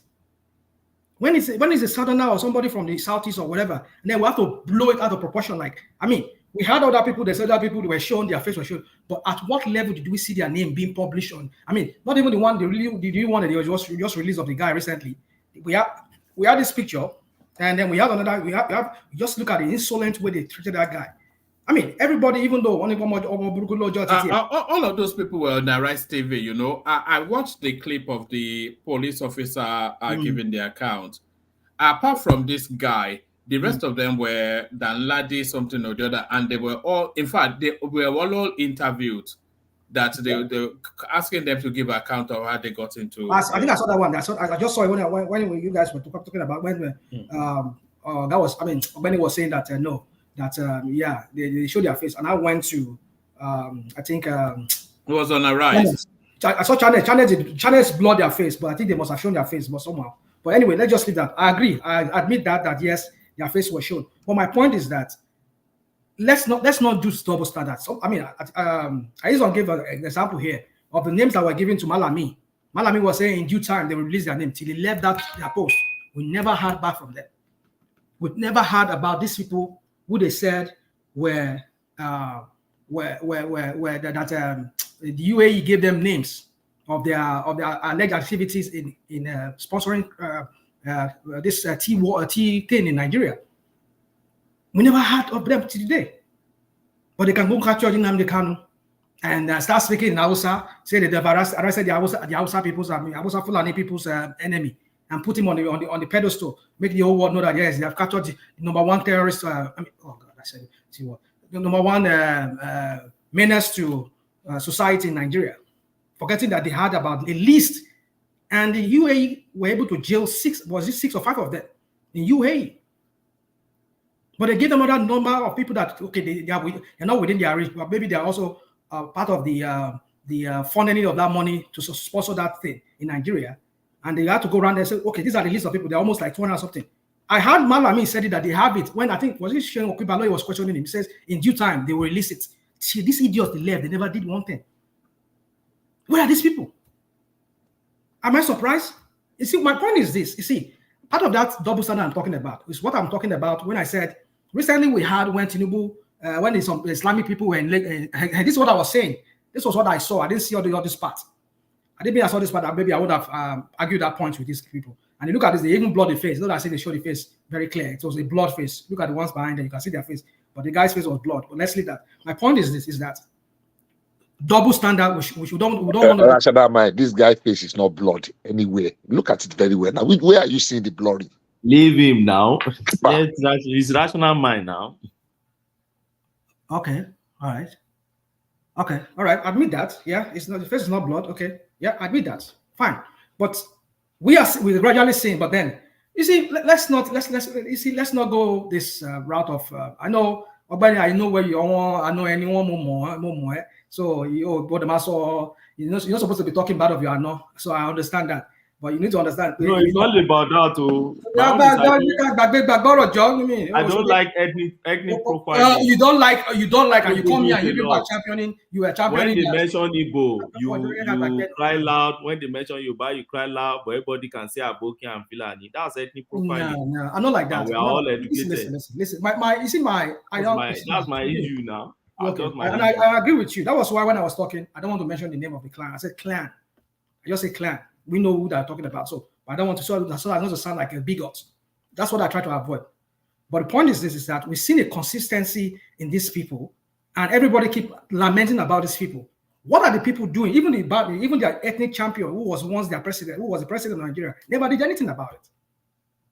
And then what is it? And when people rise up against them, it becomes like, oh, they hate them. But why don't you do something to stop it in the first instance? Everybody needs to protect their own space. Just like I expect the Yoruba man to start going to Savannah to go to north and start rearing a pig. In the area they don't want them to rear a pig. But you can bring your cows or cattle into people's farm and eat them. And when they rise up against you, you use a knife or whatever and you start being. That's not how to build a country. So my point, let's just leave all that by side. But my point is this: is that the double standard needs to stop. This pandering to the northerners needs to stop. It needs to stop. We need to call their bluff. Let them understand that you people need to sit up. If you want to become part of this union, everybody should be open to criticism. Now, Tinubu, some days ago, people were talking about from the north. This Tinubu, we don't know that we were deceived by this their Muslim tickets. What did he do? Within 24 hours, was it 24 or 48 hours? Tinubu has quickly called them. We heard about the Pandef, the Yoruba people, or who was that person? They were all lamenting. The Middle Belt, they were all lamenting about this whole thing. When the Tinubu ones called them, So, oh yeah, people sit on the round table, let us talk. But immediately he hears that these religious people mention that, oh, we were deceived by this mumu thing. These guys just deceive us. Look at how the country has become. People are not poor. Instantly he called them. Why do we have this fear of those people? For what? What kind of double standard is? When did he call people from the south? When they were expressing, when we from the south speak now, they will say, they hate Tinubu now, they hate them now. People from the creek, they hate Igbo, and they hate Tinubu. But instantly within 24 hours, he called them. Why didn't you call people from your south like that when they were agitating? Why did you sit them on a round table? What are your grounds? He listened to me. This is my own part of it. I'm working. I'm trying to make this thing right. Did you ever do that? No. Within 24 hours, he called them. He called all those mullahs, all of them, they all sat down with him in Aso Rock. So my point is this, my friends. These double standards needs to stop. We need to call these people's bluff. We are equal in this union. You won't tell us because you have the largest landmass and you're because of that, you think you are bigger than us. No. We are equal in this union. You won't tell me that, oh, because these are me. No. After all, the resources of Nigeria, more than 80% of the resources of Nigeria is from the south. And we are not rubbing it on your face. Like people are rubbing your whole thing on rational mind. We control army, we control everything on our face. We have the population on our face. Rational mind. Yeah. I have an unrelated question for you, just out of curiosity. I beg. Which local government in Ondo State are you from? Are you from Ilaje or Udo? Aizon, that's a top secret. That's a top. You have to tell me now. Yeah, that's a top secret. We have to. You are narrowing. We have to establish first. But you know that. Hold on now. We have to establish first if rational mind is even from this planet. Before we start, because sometimes we wonder if it's even from this planet. Sometimes. Rational mind. Where is which local government is Yale from? No, Which one is it? I won't just give you. I won't give you specific. But I'm from the coastal part of Ondo State. But then those are the two. Those are the two LGAs in the coastal very part. Very close to Showere's place. So and are you Joe? Well, we have a job people around among us too. But around that area. Are you Ijo? No, I'm not Ijo. I'm not Ijo. Are you sure? Rational mind. If you are Ijo, there is nothing wrong with it. No, I'm not Ijo. If I'm Ijo, I will let you know I'm Ijo. Okay. I'm not what percentage you know of your family members? Okay. Go. You know King Kuku? King Koku. Kingsley Kuku. The Kuku family. No, Kuku. No, just KU. He was with he ran that amnesty program for Jonathan administration. I know what I mean. I think it's from well, let me just give you something close. I and Jimo Ibrahim were from the area, same area. Oh, okay. You know where Jimo Ibrahim is from? Yeah. Yeah. Because those two local governments, they border Burutu local government in Delta State, which is where Tompolo is from. So I was just asking because people cross over back and forth. And Kuku, Kuku is okay. Kuku is Ondo Ijo. He was part of he ran that amnesty program for Jonathan, but he's from one of those local governments, as is Yele. That's what I was asking. Continue. Sorry. Yeah. We have the Apoy among us too. Yeah, they share, but the same place with this guy, Jimo Ibrahim. Exactly, Apoy Joe. That's what they're called in Ondo. Yeah, are they marginalized in Ondo State? There were complaints that the marginalized, even Irele people too. They will tell you they are marginalized. My mom is originally from Irele. The dad they are from Irele area. So yeah. Yeah. Are your people marginalized in Ondo? Everybody keep, it's a very diverse place. Like is it for reasons that they don't feel you are indigenous to the place? Even you see the Kales and the Ilajes, there's a rivalry among them too. If you don't know, there's a rivalry among them. They fight. I mean, there's this supremacy among them. So it's this whole crap of I better pass you, we get better people pass you. We have people in government, people in it's that rivalry is just insane over there too. So it's just like the Jebus and the what's it called, and the Gbados. They have their own rivalry among themselves too. So that's how it is. So yeah, Ondo State has potential to be a very rich state. Yeah, their coastline. It's just the corruption over They there. have oil. Yeah. It's just So my point is this, just to conclude this because I'll be bouncing soon. So yeah, so my point is that, guys, I'm not an ethnic bigot, but I just want equality. If you are pointing finger at other people, look at yourself. Are you also guilty of the same? That's my point. So this pandering to these northerners because we don't want to we don't want to lose their vote. And I know that's politics. I know that's what Tinubu is playing. And any senator that comes in, he will be very, very careful not to step on their toes so that they will not use that against him in the next election and vote him out. We know, but that is why we need to restructure that country.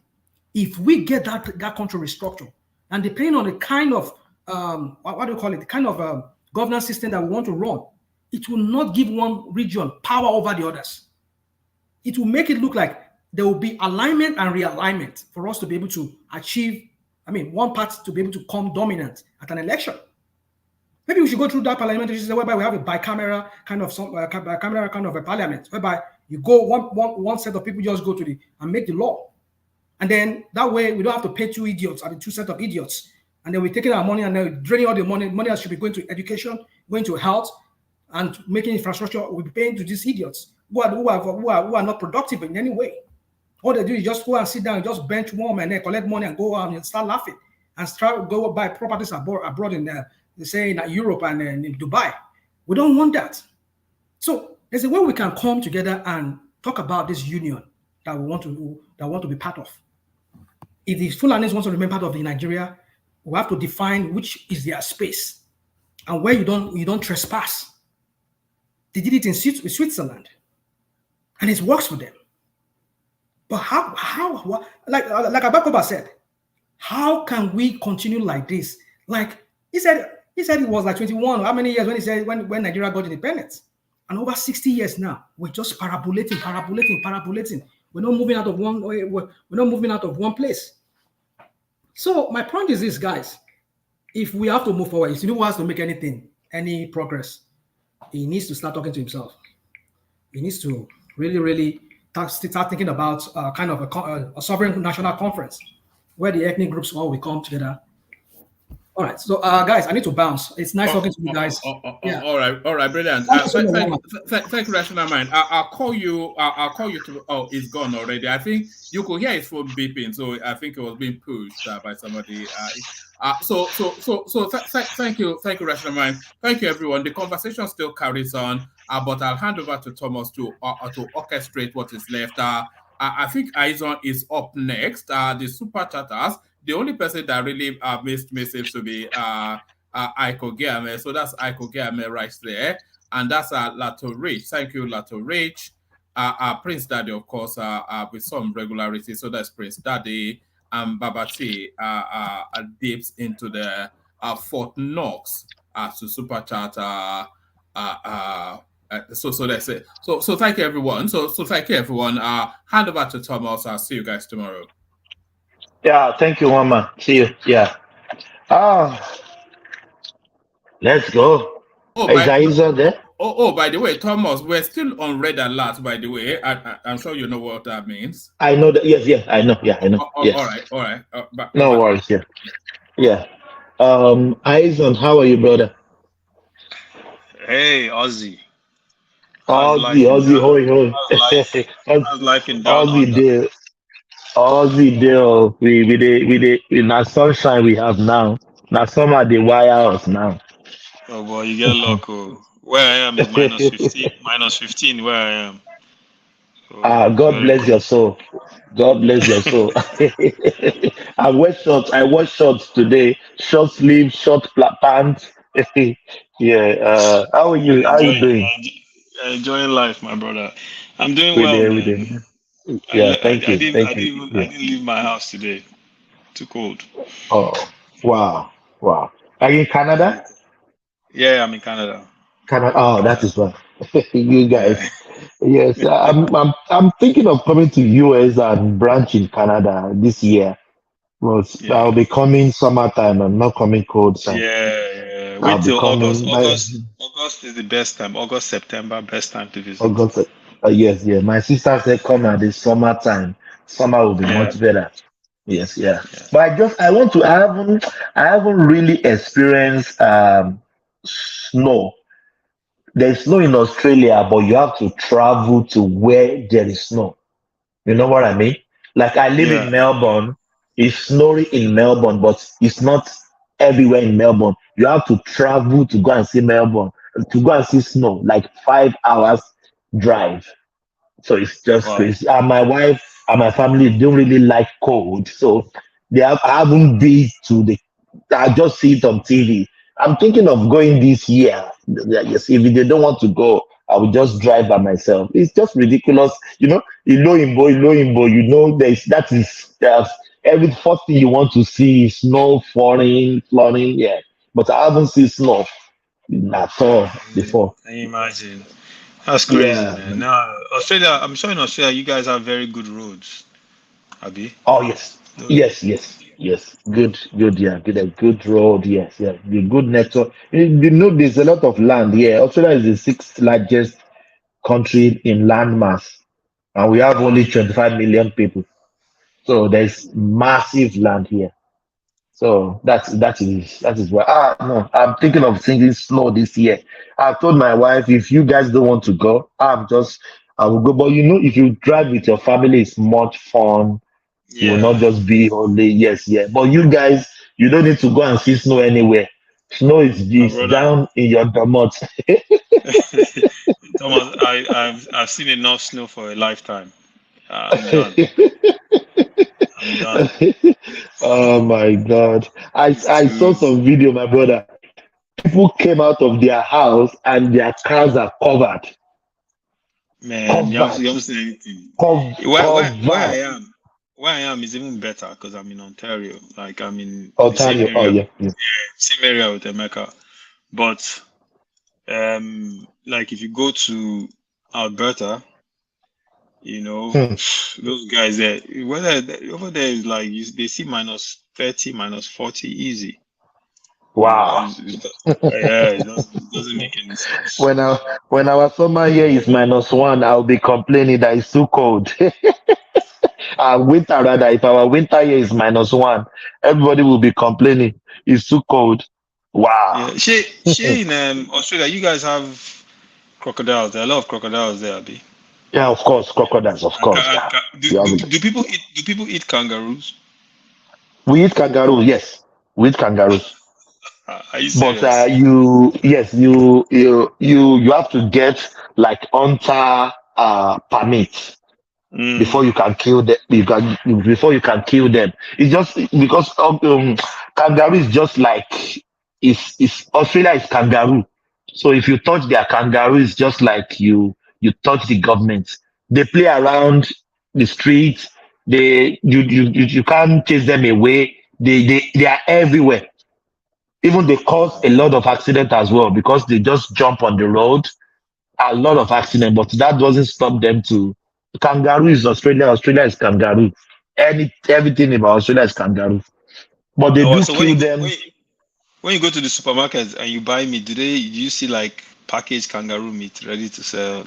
Yeah, they will. Yes.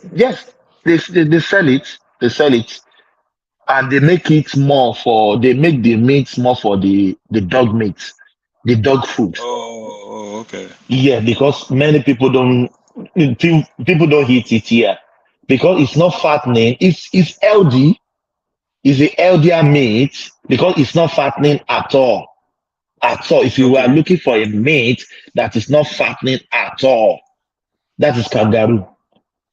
And Oh, it's wow. difficult to cook as well because you have to be a good chef before you can cook it that it be Enjoy taste it. Yeah. yeah, you enjoy it, yeah. So if you are not good at cooking, if you cook kangaroo, you won't even eat it anymore. But I tasted it before, like maybe 2 or 3 times. I'm a chef. My mom is a chef, so I'm a good cook. So I cook it very well. You have to season it very well before you can feel the taste. But here they use Nice. it more for dog meat. All those canned dog meat, they use kangaroos because much people don't eat it. It's just few people that always consume it. Oh, okay. Ah, Yeah, correct. yeah. One day I'll visit that place. It's far. It's too far, Sha. New Zealand and It's far, Australia. it's far, man. Yeah, no. It's very far. When I was coming, I said, won't we reach where we are going? When you are going to Nigeria, from here to the last time I went to Nigeria, from here to Qatar, 15 hours straight flight, Wow. 8 hours plus on the air. Wow. That is what we pass through every time. So sometimes my wife will say, "No, we are not going every year." So we always go every 2 years or 3 years. Can you Yeah, imagine? we don't pray for emergency. It's only when it's the extreme case you have to go. But if it's now, 2 years, 3 years. Man, that's good, Sha. So what did happen now? Which one? What do you want me to talk about?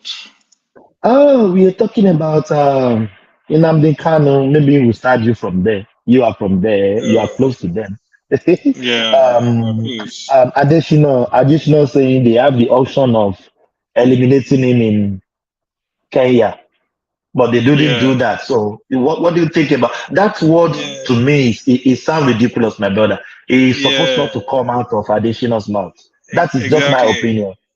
No, I agree with you. I don't. Why even bring it up? I don't understand. What's goal? I know you are trying to sell your book, but you are creating more problems than anything. The money you're going to make from selling that book, from making that statement, is not going to be worth it. Why bring it up? Why say that, oh, we had the opportunity to buy him, but we didn't? Why? When you know that he comes from a region that has a lot of insecurity, you have someone like Simon Ekpa that's taking every single word to create an issue out of it. Why even bring it up? It makes no sense whatsoever. You're just going to make already a volatile situation worse by bringing up the fact that, oh, we had this opportunity, but we didn't take it. Are you trying to make Buhari's government look better by saying they chose not to take his life? And if No. they do that, my brother, that is assassination. Yes, That now. is government assassination. Yeah. Yes. Yeah, I don't No, know if Ogbeni is still there, but that's even why I though I'm brought it not up. even though I'm not the fan of Nnamdi Kanu, but that statement is Yeah, it's ridiculous. yeah. And think about it. If you even remember what's that guy's name? Is it Henry Oka? I think it was Yeah, Henry Oka. Harry Oka, yeah. Yeah, they brought back to Nigeria. I think he was in South Africa and he was selling weapons or something. It was I can't remember very anyone that can remember is can help me here. But they brought him back instead of trying to do anything to him abroad. Because the thing is this, what people don't realize, is that look, you might not like Nnamdi Kanu, but he deserves his day in court. Let him face his charges. And the Let the music. judges, Let us play the yeah, music. Yeah. let them decide what his fate is, and let's move forward. But if they had taken that action and it had come out in public, Thomas, we might be that Southeast to be something else by now. I'm telling you. Aizon, you haven't joined us when I was asking one of the panelists that even if they take him out secretly in Kenya, I know what they did in Kenya. They didn't do it in isolation. There is Kenya government in that Of course. Of Can course. I Yes. can I radiation. interject, Thomas? Of course. Yes, you can. There, let me finish this statement, Remy. Yeah, they don't do that in isolation. Kenya government is just denying that they don't know anything about it.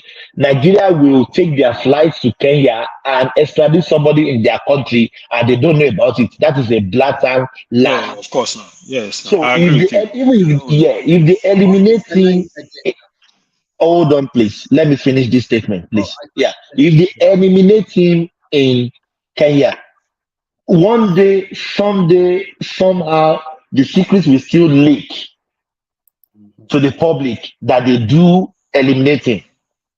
So it's Exactly. better they don't take that route at all.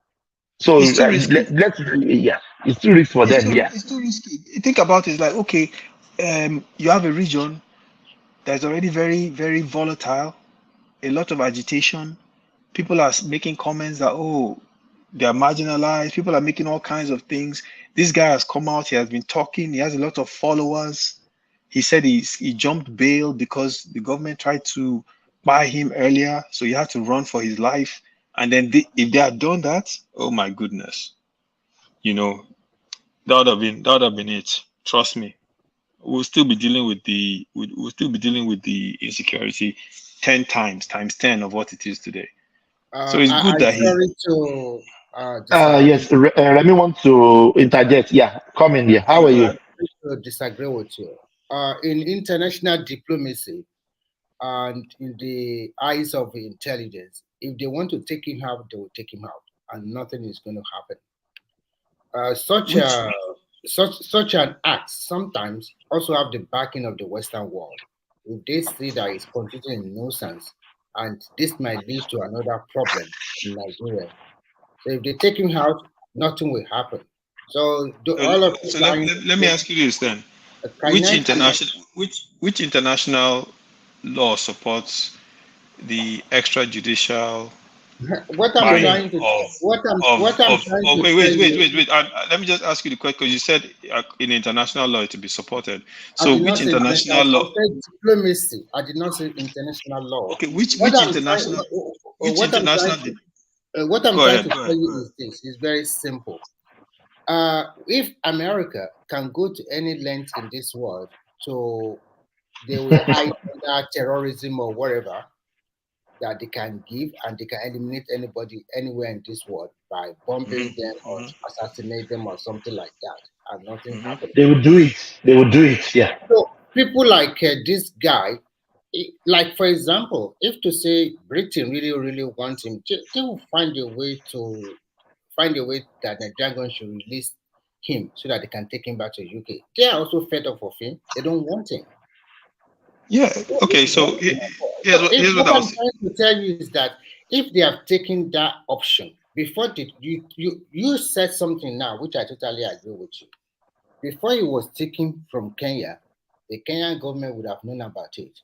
Thomas said it, not me. Thomas said it. Thomas said, and if Kenya government know about it, I'm damn sure the British and America also know about it. They all know about it. Okay. Okay. It might be pending.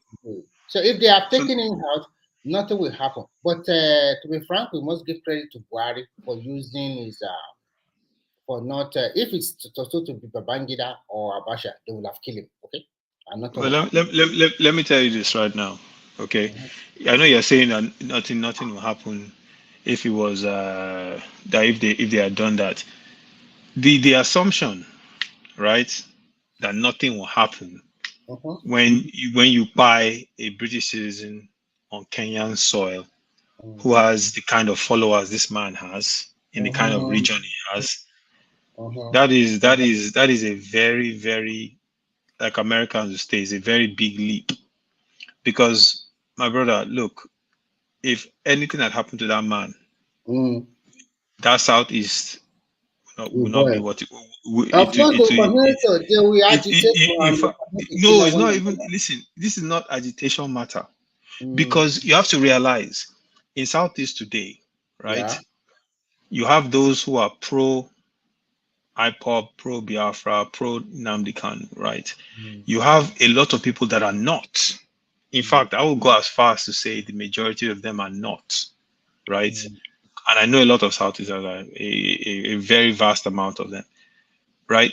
A lot of them are not, including a lot of their political leaders. A lot of them understand why. When you Wait, look wait, at wait, wait, wait, wait, wait, wait a second. A lot of them understand why the younger ones are agitating, right? They understand it, but they may not support it fully. If the Nigerian government under Buhari had pied this man, he would have made the mistake of uniting them under a same ideology. I can promise you that, because keep in mind. Wait. Keep in mind, Abaribe was the one that stood shorty for Nnamdi when they released him the first time. And if Buhari had taken that action, this is the same Buhari that is not loved in Southeast, had taken the action to do it to this person. What Additional is saying, my brother, look, let me tell you this right now. That place will not be the same. Okay, You think it's bad tell you today? something. Let me It tell won't you be the something. same. No Yeah. matter what Buhari will do, even if he turn L to heaven, the people from that side, they don't want him and they don't like him. And they will never like him. And they will never support him. He knows he's not stupid. Yeah, but why So make a bad situation worse? what will happen? Let me calm down, please. In 1993, we voted for MK Abiola throughout Nigeria. 27 states, he won 27 out of 30. When they killed him, when something happened to him, Nigeria did not boil. That is somebody that gets how many votes, Seth? It's millions of votes all over the country. What kind of government did we have? No. I know we have military government. So are you telling me that this government that we have, Exactly. listen, How many political finish. prisoners and how many people did Abacha arrest after let me MKO's demise? No, let me yeah, because I can remember that time very clearly too. You're let me saying just nothing quickly happened. finish. I'm Let willing me to finish. tell you that no, actually, Let after me, the annulment of June 12, that's when the pro-democracy movement in Nigeria really went to another level. But I'll go ahead and let you finish. I understand. What I'm trying to tell you is very simple. If something have happened to him in Kenya, there will be more crisis in the southeast. But remember, these people, if truly that they want to get out from Nigeria, and if the crisis continue to fester, they will continue to kill one another there. And they can allow them to kill one another as many as they want. But they will never allow that crisis to go to any other region in Nigeria. But Remy, here's the problem, right? So what I'm trying to say is that don't attach too much importance to because they let him go. It's bygone is bygone. It's over. But here's the problem. Here's the problem with what you just said. You said that if anything had happened, there would have been instability in the southeast, and they would have been killing each other. Wait. You just said that. You just said they'll be killing each other in the southeast, and they would have kept it there. Southeast is a major part of a country, Nigeria, that is in Nigeria, right? So if there's high instability and conflict in Southeast, that means there's high instability and conflict in Nigeria. So there's no delineation to say unless what you're saying is the Southeast is not a huge part of Nigeria, which it is. No. It's not an important part of Nigeria. Don't get me wrong. There's something you should know today. So what I'm saying to you, let me land the plane.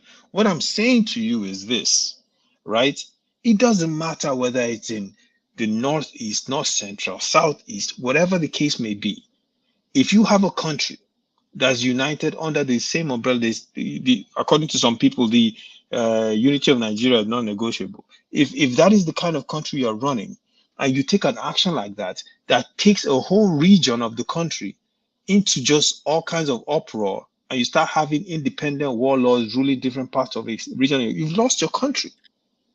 You've lost your country. It doesn't matter whether it's in southeast. It doesn't matter whether it's in south. You've lost your country. It's no longer a united federation. Let me respond to you. That's the point I'm making to you. The truth is always bitter. That is one hallmark I've seen some Nigerians. They always shy away from the truth. when this guy committed a lot of atrocity against the rest of Nigeria, against the state, why they continue to buy a lot of police people, burn down a lot of government infrastructures. Alleged, And alleged, alleged, alleged, alleged. But it's a fact now. What do you mean, Alex? that There is is the no, no, no. problem. You can't say, You, you can't say, you can't say it's a fact. You can't say it's a fact. Okay. Can I ask you Is a he in direct court? question? Is he in court for it? Let Has me he been ask you a found direct guilty? question. Hold on. Let me ask Has you. he been found guilty? No. No, Let me okay, ask so you have to wait. If you know, hold on now. Let's Aiza. talk like let's talk like educated people, guys. Come on. Hold on, He's been everyone. charged with a crime. Hold on, everybody, please. Remy, please hold on. Please, let's talk one by one here so we can enjoy what you said. Yeah, Remy, yeah. I think Aiza wants to say something. You want to ask the question? Yeah, go on. Question. So Yeah, if go you on. Yeah, say ask the question. it's alleged against him, so who is the person that is telling them to go and be doing commit all this atrocity, killing their own people, flogging their teachers and the students over there, and killing a lot, buying a lot of police people and even their own people? Who is giving that directive? There must be someone behind them that is giving them that kind of directive to go and be doing this. So, can you answer that question in all honesty? Yes, I would love to answer the question. Yes, you're right. There must be someone, but you don't have any evidence that that someone is Nnamdi Kanu. You understand what I'm saying? That is the point. That is the point that I'm making. He has made comments heavily criticizing the So, in Nigerian your government. own He has opinion, who do wait. you Now think? you Do asked you me a have question, but you another won't let me person? talk. Let me talk. Let me answer. Yeah. He has made comments highly critical of the Nigerian government. He has called the government a Janja weed government. He has said Buhari is this and that. I've listened to all the stuff. As a matter of fact, I've gone to listen to Nnamdi Kanu more than I would like to because I don't agree with him.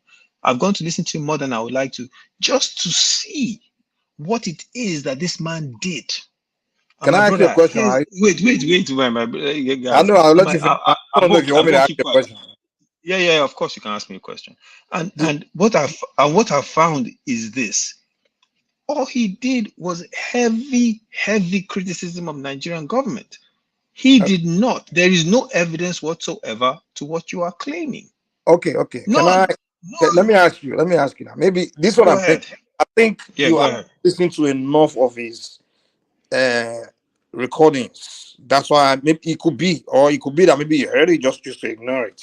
Because I actually met people that actually, so they played it, recordings where he was talking on the phone with his followers on ground in Nigeria, telling them to take weapons and buy Nigerian army. Defend themselves Listen now, listen. from. Okay, go ahead.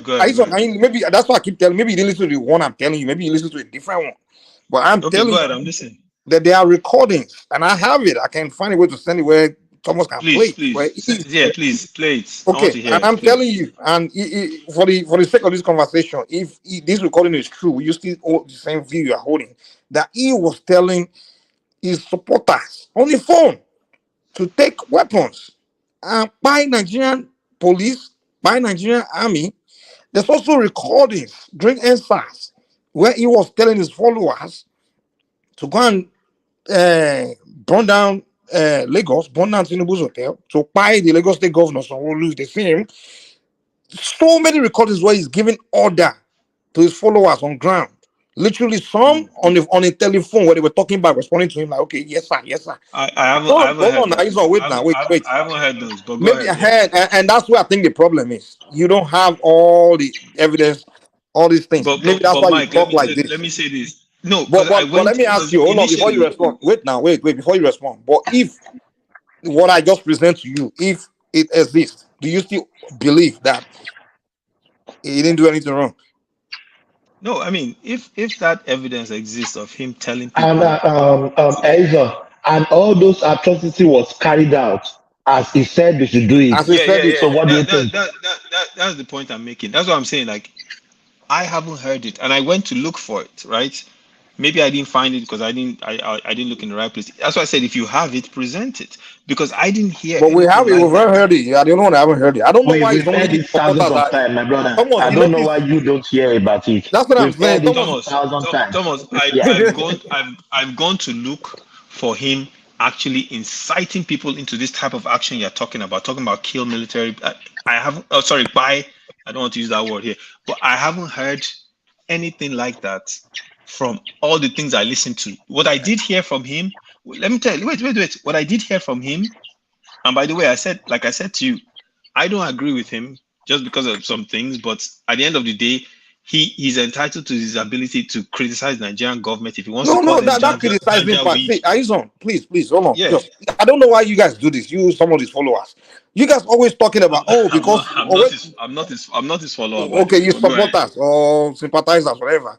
You guys always somehow think people are against him because he criticized government or he's agitating for separation or that's why is he the only one? If one of us criticize government, no one is against him for that.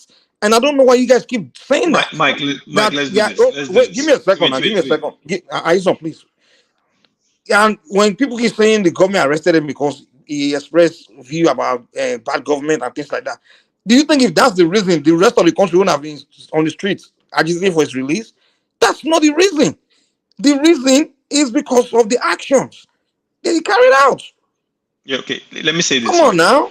Yeah, wait. Listen, and that is you say you've heard something. I haven't. Hold on, Wait, hold wait, on, wait, wait, please. wait, wait. Hold on, You hold on. Oh, you will speak. Hold on. Did you hear in live streaming during NSAS this guy giving instruction to go and burn down Lagos? Have you heard that before? Yes or didn't hear no? that. I heard some of his streaming during Yes. NSAS, but I didn't I hear him heard. saying Yes. that No, they should he burn said down that. Lagos. He said that. I listened to him. Do you guys have access to this tape? Can you play it right now? My brother, I wonder why you are talking like this. I don't know. Maybe you are trying to I just go and look. gaslight us. No, Thomas, I he don't knows know. now. He's I just don't know. pretending. I don't know No, how. I don't know. because Mike, It's so funny that here's the somehow thing. the rest of us know this thing except his followers. No, So that are is you the saying point we I'm listen to making. him more than his followers? Come on now, you guys will stop this now. Listen. Here's I've what I'll say, literally right? heard Ipobian telling me they didn't hear If it, and I'm this is like, what I'll say. really? This is How what I'll can say I? to you, How right? can I not miss it? And how can Ipobian miss it? I mean, I don't miss it. Come on Mike, now, you guys will stop this. This is what I'll say to you, right? It's very simple. Simple, easy fix. We don't have to drag this more than it has to be. If you have the evidence of this man saying those things, just present it. Is that simple? Okay, it's fine, it's fine. Because Okay. Well, everybody I else have I know that they've seen it, but except you. Okay, fine. I don't need to present it. yeah. If you haven't heard it, I'll Maybe give you the benefits. It's okay. I'll give you the yeah. benefit that you haven't heard it. So just go I've and not look. heard it. Go, So I'm asking you, my brother, to present it. If I say give something us to you, the benefit of the Mike, doubt if and I say accept. something to you, if I tell you something and I have evidence for it, guess what I'll do? I will give you that evidence just so I could Are you show you saying to that you're give on you the the wrong path. evidence? I'm saying if you have it, Well, I don't need to be presenting evidence to you now. I mean, what am I getting paid to No. be presenting What convincing Ivan evidence? should tell us is this: who is behind? Who is the person giving them directive? If it's not that guy, give us another name. But Give us anyway, another let me, name. guys, can you give me a chance to How even would I talk present about let me give me a chance. This thing people keep talking about the arrest, the topic. I say if the Nigerian government would have took him out in Kenya, that would have been an international this thing. No, it would not have been an international incident. It would have been incident issue between the Kenyan state and the Nigerian state. That's what it would have been. It That's was an international issue. the case. Hold on. The crime committed in a soil, the jurisdiction would have been Kenyan jurisdiction. So it would have been a Yes. case between the Kenyan states and the Nigerian states. And for a And that's an fact, I know international issue. it wouldn't have been British. And even when you, as a citizen of England, okay, allow me now, please. You've been here for when you are a citizen of America or England, you want to travel to another country, they will just warn you, like, hey, you're on your own. No, the government will tell you because once you're on their soil, whatever happens to you is the case of what happens to you. You have to be in the court of that country because you chose to go there. The only case that can be of international court is if it's a diplomat of a country with a diplomatic passport goes there and something happens to him. That's when the court that we have to deal with the whatever crime that happened will be the culture of the country you're from. You understand? The American court have to deal with it because a diplomat, whatever he stands, is pretty much is regarded as him standing in his own country because he's a diplomat. You understand? But if you are just a regular person, if you go to another country, your government will tell you if something happened to you in that country, we don't have jurisdiction there. So if you claim that it's the British passport that can come, the British government cannot do anything. They will just tell the Kenyan government what happened to our son, and whatever the Kenyan government say it is. That's what it is. And I guarantee you, if the Nigerian government wanted to find him in Kenya, they would have worked it out with the Kenyan officials. Like, okay, this guy, we have to take him out. What do you need? We just give you this amount. Whatever. They would have worked it out. This is Africa now. They would have just picked a couple of Kenyan officials, or maybe Nigerian government would have talked to phone call to the Kenyan president, like, come, I need you to do me a favor. Nigeria will return the favor to you later. I want to take that guy out. And that's it. And it would have done the pie like that, and nothing will happen. And I guarantee you, the worst that would have happened if they would have pied the guy would be the same thing that's going on right now. Why is in prison in the Southeast, where they just angry, oh, they kill our boy, and they would have moved on by now. The reason why they are still doing sit at home on Monday and other things, because that's the same thing they would have done if they would have pied the guy, sit at home and other things, and they would have just moved on. But the only reason they haven't moved on from sit at home and the whole yes thing is because the guy is still alive, he's in prison. So, bros, nothing, no, Coco. Yeah, that's what you think. Trust me. I'm telling you, it's a fact. If they had done that, trust me. First of all, the first thing that have happened is the ones that are against people that are against him and the people that are for him, especially if he came out that that's what the state did, they would have united them. And then you really have a real problem on your hands because the evidence that people will need to show that they, one, have been marginalized, and two, the Nigerian state is out for them would have been very evident. So this evidence that what? In fact, it would have been very evident that the Nigerian state is against people from that region, especially. Why? Because they took out the terrorists from there? Because they went and they were, because they went to a foreign land and they went and they assassinated someone, which is clearly against the law. No, the Nigerian government, first of all, the Nigerian government does not have the right to go anywhere to assassinate anybody. No, Arizon, the thing is, they're not going to come on TV and say, hey, we have done this. So they're not going to tell you that. We just hear that the guy don't buy. They're not going to come and tell you that we did this. You think it won't come out? Do you think it won't come out? Do you honestly believe? No, whether it come out or it won't come out, all they have to do is just not talk about it, and it will just be a speculation. We'll all just be speculating like, is it true? Is it not true? And then we'll move on. And second of all, every other country, every other country, America does it. If America find this, the moment they discover where their enemy is, someone they don't like or wanted in another country, the moment they discover the house is in, they will send drone to bomb the place quick. That's how America do their own. Every other country does. Even Iran just did their own. They found that Iran just. I'm telling you, every other country in the world, that's what they do. When they find where their wanted man is, especially anything of terrorism, they will send their people there to go and take him out. Israel does it when they find out an Hamas in how many Hamas leaders have been assassinated in UAE and all these other countries where Israel will send their assassin. America, they all do it. Government is not who it mess with. Let me explain something to you, right?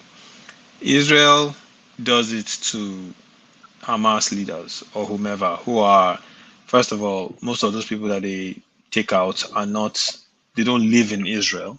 They don't have a significant population of people that follow them inside Israel, right? There is not that kind of internal issue that they have to face, right? This is a very different scenario, right? I don't know why you keep thinking. Wait. Now you talk. So let me go ahead and rebut everything you just said. America, right, doing what they did to, especially what's his name, al-Zawahiri, where they were during Obama's administration, where the American citizen, right? Yeah, where they sent to drone and took him out. Now, keep in mind, internally there wasn't a significant risk to doing that to that man. And by the way, he had actually he actually had ties, and even at that act in itself was illegal that Obama administration took. Yeah. So when you look at it from that standpoint, in this case here, you have in this case here, you have a number of different factors. One, a significant population and region in your country follow this guy. Two, If you do it, one, it will be illegal. Two, you're doing it on foreign soil in Kenya, which according to UN Charter is Which against UN? the law. It's against which law? UN Charter is against you. No, it's Go not. and look at There's no, it's not. what are you It's talking not. about? Go It and look is at what's not. happening between. Look at what's happening between India and Canada now. What do you think the issue is happening between India Is and there Canada? any okay? Why are they not in UN court? That's the point. Canada, because Canada has not been able to prove that the Indian government did it, but they understand that that's what's happened. And the talk is that it is against UN Charter for one country to go out and commit extrajudicial buying in another country's soil. So you have to realize it's even the rendition itself. It's the law of that. It's the law of that country that we determine the case. It's the country involved that we determine. According to UN Charter, is against the law. Okay. For the sake of this, I can pull up the UN Charter for you if you want me to. Okay. So for the sake of this, let's just let me know. So what I'm saying to you is, Buhari's administration, and Buhari was elected, by the way, he doesn't have the right to do that to anybody. Buhari's administration doing that would have, one, made a significant part of Nigeria unsafe. That's not true. Two, true. You mean more than what it is right now? Oh, 100%. No, 100%. Oh, it's not safe right now, but it won't be more than this. One thing you have to understand is this. Okay, one thing you have to understand is this. Nnamdi Kanu is not loved by it doesn't have to. Most Igbos, or it's not. I won't even say. Hold on. I won't even say the guy is loved by his people. The only reason those people that follow him is because they are convinced that he can possibly help them get Biafra. That's it. It's Biafra that they want. It's not him that they care about like that. You understand? And once it's out of the way, they move on to whoever next can help them bring the Biafra. No, they're not going like, for example, right now, most of them, hold on. Most of them, they were following. Now they are following Epa because they realize that, okay, this kind of guy is not in a position to help us get Biafra again. So let's find someone else. So they are following someone else. It's not him that they care about. So they will not risk their life for him or destroy their region because of him. The percentage of people, hold on. Their leadership, hold on, wait.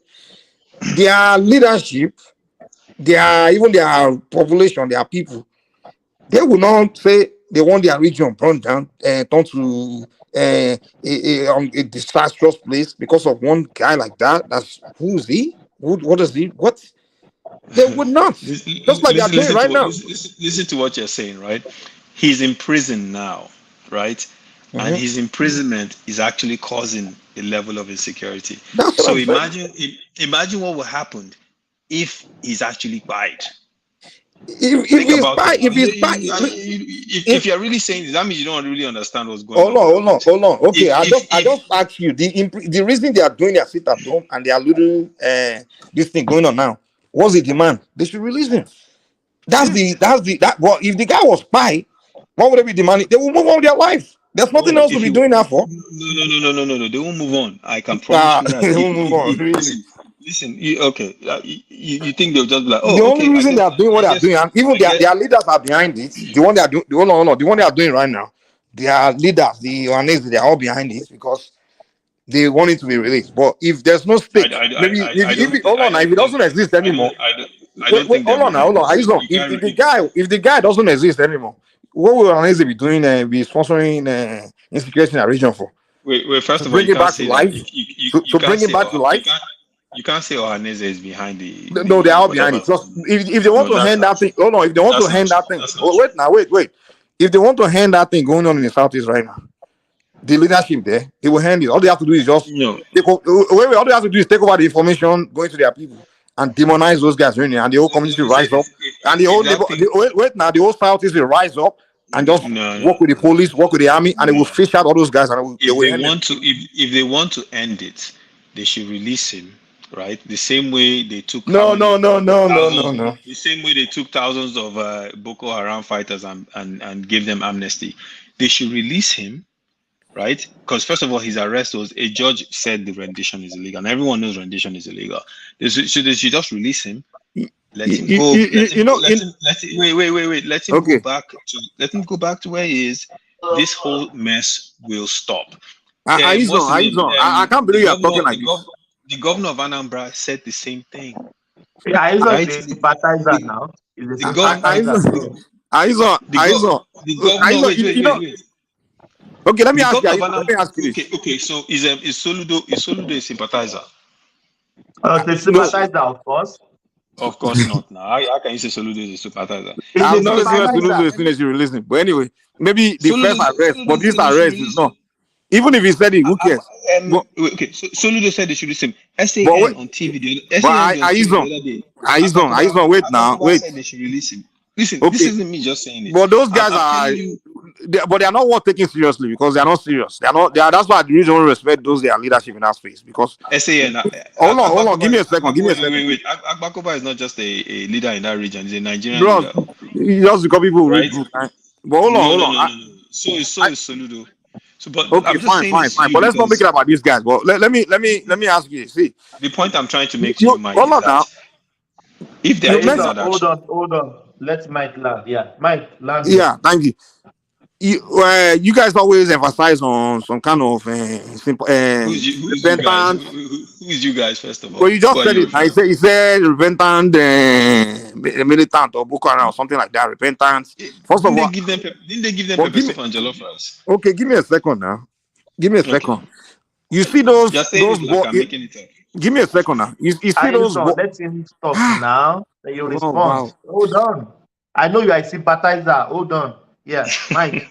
you see those boys that Nnamdi Kanu brainwashed to those young boys, those illiterate boys that he brainwash their minds to become whatever. If Nigerian government really capture them and they say, okay, these guys were all just brainwashed and confused and this and that, and decide to say, okay, you guys will put you through whatever it is, brainwash. Mind program to rehabilitate you, whatever. Just like I'm against the way they are doing it with the Boko Haram, I will still be against that too. But I will still, at least I will understand that more than saying they capture Abubakar Shekau or they capture Nnamdi Kanu. They're not saying we'll release you. Or let's say they never did those Boko Haram ones that they captured. They never did that. Maybe let's say the only ones they captured was the boys, the Nnamdi Kanu brainwash, and then they decide to say, okay, we'll put you through rehabilitation. And then some Northerner is telling me that, if they capture Abubakar Shekau, they need to release him because those boys in the southeast that they capture, why did they put them through rehabilitation? I will sound ridiculous because you can't compare Abubakar Shekau, who's the leader, who's the creator of the terror, to some youth that were just brainwashed. They were being rehabilitated in the southeast. So it's ridiculous when people say that. There's difference between a leader, a creator of an organization, and some people, foot soldiers, they were brainwashed, youth, they have no job, they have no education, they were just brainwashed to join or whatever. There's a different thing. Even though I don't agree with the whole repentant thing, I don't agree with it, but you can't compare someone that created terror to people that were just caught up in it. They are two different levels. So Abubakar Shekau is the leader of Boko Haram. Nnamdi Kanu is the leader of IPOB. Neither of those guys, if they are captured, should not be given some kind of amnesty or release because they created terror. People have died from what they created. They've created destruction. We should not be pardoning people, and that's the mistake Nigeria has been making from day on. All these kind of characters, they will create, just like Ojukwu, for example, he created millions of deaths. And what did Nigerian government do? Pardon. And even when the guy died, they buried him as a Nigerian hero. I'm like, why do we think backward like this? I can understand their soldiers when maybe after the war, the Biafran soldiers rehabilitate them, whatever. But not the guy that created the war now, not the general that created the whole disaster now. So that's what you are sounding like. You're telling us that because some foot soldiers or Boko Haram, they were captured, and then, which like I said, I still don't agree with that. They rehabilitate them, whatever. You're saying so because of that, they should not release the man that created terrorist organization that caused death and destruction. I mean, come on, man, give me a break now. Come on now. Okay, so let me address that. First thing first. You can't even compare Boko Haram to IPOP in terms of the level of mayhem, right? You can't even begin to compare. Second of all, Nnamdi Kanu, right, was agitating for secession based on his beliefs on the treatment by the Nigerian state. He had an interview with Aisha, what's her last name? He had an interview with her and talked through it. The man was a one Nigerian candidate before. The man believed in trying to keep this nation and won and champion it. He decided that it was irreparable. He decided that there is no way that this thing, that is his decision. And he started to speak out against it and educate people based on what he believed, right? He did not say, as far as I've listened to, at least, you guys say you have evidence. I'm still waiting to see it. But he did not say, go out and do anything to anyone. He preached what he believed. Now, the Nigerian government obviously took offense to this because he called Buhari, what did he call him? Al Sudani or something. And then they called Nigerian government Janjaweed government, right? They took offense to it and they decided to go after him and go after him again and everything else, and they caught him. Now, what are his charges? Wait. Tell us. What are his charges? I'm asking you, what they charge him with? Terrorism. Is the in the terrorism charge? Did they talk about how he called Al Sudani? They didn't mention anything like that. Based on what? But you are telling us they charge him for calling Buhari Al Sudani. Okay. When the charges they write Al Sudani? Since when? Wait. Since when does the Nigerian government have credibility for something like that? I'm telling you. I'm telling you right now. A government doesn't have credibility. But Aizon, why are you shifting the goalpost? You are just shifting the goalpost. Wait, I let you guys talk. Let me. This is my point. Let me finish. No, I'm not shifting goalpost. The Nigerian government charged him with terrorism, but that is yet to be proven. There is no evidence, as far as I've seen. But we just told you now, and you say you told me. Just Google it, you'll find it. More YouTube. What you should say. Wait. Stop interrupting. I'm sorry. Let me finish. Let me finish, please. Just 20 seconds. Let me finish, please. Let me finish, please. No. You let me finish. Okay. So, like I was saying, there is no evidence.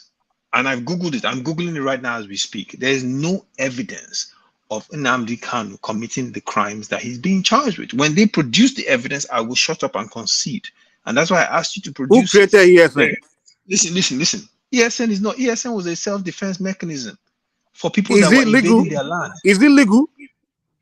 Listen, I would take ESN. It's a simple question now. Is it legal? Is it legal? Why are you running away? Is it legal? Is ESN legal? You create an armed when they're group killing illegally. Killing your people. We understand the moral part. ESN legal? Yes or no? Yeah, but ESN is not a terrorist group, though. Is ESN legal? Is ESN legal? I'm not a lawyer. It's a simple question. You don't have to be a lawyer to know that. Come on. You are poor people. Hold on. You are poor people. That's why you roll. No, you sympathizers.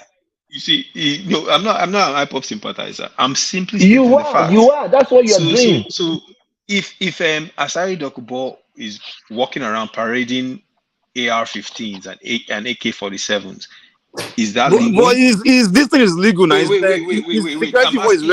It's registered with the Nigerian government.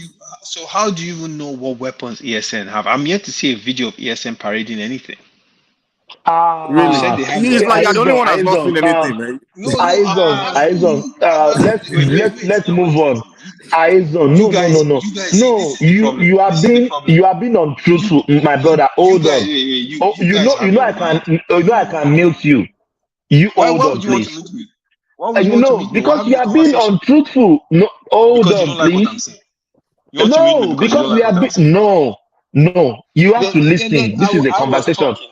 No, you want to talk more and more. I wasn't done. People have to interject you. So you please hold on. But you have to let me finish. You have to let me finish. No. You hold on. You have to let me finish. No, hold on. I let Mike finish.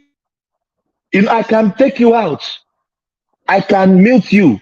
I can put you backstage. So let people interject you. This is a conversation. It's not a monologue.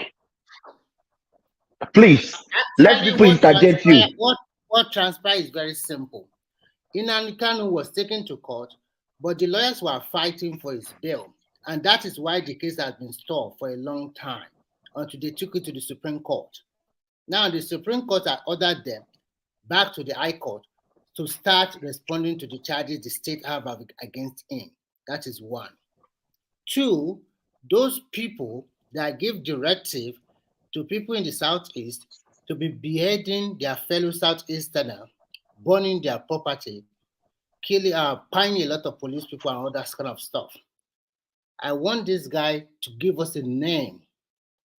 Who is, if it's not the same man we are talking about?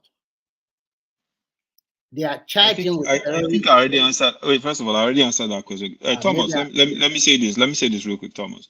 I let someone else talk, right? I was in the middle of my conversation. Mike started interrupting, and then you came into my conversation. If we're going to have a conversation, let's have a conversation. If you're not going to let me finish what I'm saying because you don't like what I'm saying, then let me just go ahead and leave the It's chat. not about online what you are saying, but you are nobody said you should leave. I was still talking. Nobody said you should leave. I am the moderator. Hold on. I am the moderator. If I said hold on, please hold on. I was still making my. I'm the moderator. I was still making my. No. I was talking. No, I'm the moderator. If you are even making your point, if you are making your hold on, please. If you are making your point, if I said hold on, you have to hold on. Okay. So yes, I'm not going to. You will still make your point. I am not here to talk. I'm not here to talk. I'm here to moderate. You can moderate. Okay. Yes, you can. You guys, I'm here to moderate. Okay, can I speak but now? I said hold on. If I said hold on, please hold on. You still make your point. Now, can I speak? That's why we are here. Now? Can I speak now? Yes, yeah, you can go on now. Okay. So now I can speak. So please, while I'm speaking, no one should interrupt me. Okay? Yes, go on. But if there's need to interrupt you, I will interrupt you. I can interrupt you. Yeah, you're the moderator. You can interrupt me, but you have to let me make my point. If you're not going to let me make my point, but I can interrupt you. Don't say I can interrupt you anytime. But you have to let me make my point. True or false? But I can still interrupt you anytime. You can interrupt Just me, bear that in mind. You have to let me make my point. Yeah, if you're not going to let me make my point, then I'm not going to speak. Go on. But if I need to interrupt you, I will interrupt you. Okay. If you're going to interrupt me, you can interrupt. But you also interrupt people when the other people are talking. Thank you now, Remy. I kept quiet and let Mike finish. If you want to, listen, let me say this to you. Let me say this to you, Remy. I don't even have time for this tonight. Let me just say this to you right now. If you want to speak, go ahead and speak. I'll mute myself right now. It's not that serious. No. It's your. But if you want to have a conversation, we can have a conversation. But I need you to let me make my point. If you have a question, I'll keep quiet. I'll listen to your question. I will answer it, and we can move forward like reasonable people and have a conversation. If we can't do that, let's move on, please. Yeah, go on. Yeah, let's move on. Okay. Yeah. Okay. So, like I was saying, until you can provide the evidence that shows contrary and shows evidence that this man actually committed acts that you can be classified as terrorism, you cannot say he committed any act of terrorism. The charges against him are allegations. It hasn't been proven by anyone. That's why he's not been sentenced. They're allegations. People are sitting down there. A judge had said they should release him because he was illegally rendered into Nigeria. This is a fact. The government violated the order of the judge to release him. And these are the problems that we're facing right now. If the court is held and they find the evidence that you guys are saying is there, and they present it, and they show that this man did all those things, he will be found guilty. And if he's found guilty, he will face the law. It's that simple. But at the end of the day, remember this, he was illegally rendered into Nigeria. And if that accounts for anything, under the law, they should release him because rendition is illegal. But why are you more concerned about rendition and all these things? Why don't you focus on the actual case? Okay, that's the question. Let me answer the question. Because our elected officials cannot just illegally kidnap people and bring them to the country. No, they can. Yes, America does it. No, which law? Is it Nigerian law that they broke? If America does it, it doesn't make it right. America is not the standard bearer of morality in the world. America what does Nigeria have to then be? Why are you holding Nigeria to be then? Why are you holding the Nigerian state to be the standard bearer of morality? No, I'm not saying Nigeria is anything. I'm saying people that we voted into office do not have the right to go and kidnap anyone. And if you think that, then we have a big problem. Because today it is What do you mean they Nnamdi don't have Kanu. right to? Hold on. Let me ask you a question. An elected If official does wait, not have the right to go and kidnap a Nigerian citizen Let anywhere me in the ask you a world. question. If somebody buy, God forbid, if somebody buy your mom see, and that person is in Ghana, and the Nigerian government want that person wanted, and the Nigerian First of all, government wait now, and the Nigerian government find a way to bring him, capture him, and bring it to Nigeria. Will you see him be telling us that the Nigerian government is take him back to Ghana because they brought him illegally somehow? Will you be saying that? first of all, that analogy doesn't even apply. No, I'm asking you. Just answer it. If that's It what doesn't happened, apply now. no. If that's what happened, No, is that what will you be here telling us that? no. First of all, that analogy doesn't apply. Second of all, if that kind of person existed and I knew where it was, I won't need the Nigerian government. I'll go and find the person myself. If you couldn't get it, okay. No. The victim. I Hold on won't need now. the Wait. The Nigerian government. victims. Give me a second now. The victims Yeah. of the atrocity, things that Nnamdi Kanu is accused of doing. The victims want the guy to come and answer the case because the guy has a lot of victims. And you are telling you are disregarding his victims. Wait now. Aizon. You are disregarding the victims. You are ignoring the right of the victims, but you're more focusing on the right of the rendition. What's more important, the rendition, the immoral rendition, or the life of the victims that have suffered losses and things like Which that? What's more victims? important? Which victims? Educate me. Which victims? The people that the soldiers and the police and the civilian people that have But died. Wait. but Hold on. Whether he's guilty or not, he has the case to answer. But it's not you and I to decide whether he's guilty. But we need him to face trial. But you are here telling, yes. Aizon, this is what you are telling us. Aizon, this is what you are telling us. You are saying they should release him. You are not, but you are not caring about him facing. Hold on. There are people. They are victims. Even the state of Lagos going to say victim because the order that he gave that is you want to burn down, they burned down 36 BRT buses. His followers, they got the arrest that did it. What's my problem? His followers, and people that have lost their loved ones. People that died. There's a female soldier that was that's from the southeast. She was going to the southeast with her husband to go and get married, and he has them by the lady and her husband. There are people that are victims that are accusing, saying this guy has a case to answer. What about them? You people are ignoring all these victims, and you're more concerned about Kanu being free. Come on now, where's your moral? No. So here's what I would say to that. First of all, those so-called victims that are saying that you want to tie to Nnamdi Kanu, it hasn't been proven. Well, then let the case go on then. But let the case. This is what I'm saying is that Why are you against the? Hold on. Aizon. That's why we need to go to trial. You are asking. Can I answer the question you are asking? No, I didn't ask you. Let me ask you the question now. I won't ask you the question. Okay, ask me the question. You are saying because it is not proven they should release Kanu, but we are telling you that he needs to go to trial so they tell me whether they can prove it or not. Yeah, but my point is when you illegally kidnap someone, then you are violate. Wait, don't you understand? When you illegally kidnap someone, you violated your whole process. That's why they should have never done it. Was that more important to you than the victims? Because it wasn't proven. That's more important to you than facing trial. Let me give you a scenario. Right, this man is in court. What if they go through the court trial and they find out that Nnamdi Kanu is not associated with any of these things, and they release and then we'll send him back to Kenya then. You see, but they already illegally kidnapped him. Okay, let's do this. Which one should take more priority? Okay, which one should take more priority? Which one should you give more priority to? Okay, let me. Aizon. Okay, land. The point I'm making to you is this: there is no concrete evidence to show that this man is guilty of what they're charging him with. Okay, Aizon. But they went regardless to another country and kidnapped him and brought him in chains to Nigeria and threw him in jail, and they've kept him there ever since. Okay, let me go by logic. That is the point I'm making to you. Okay, thank you. Okay, let me say this. Our government does not have the right to do that. Okay, Aizon. Okay, I heard you. Okay, let me put it this way. I heard you. Let me put it this way. Let's say we agree that the government illegally brought him. That's one case.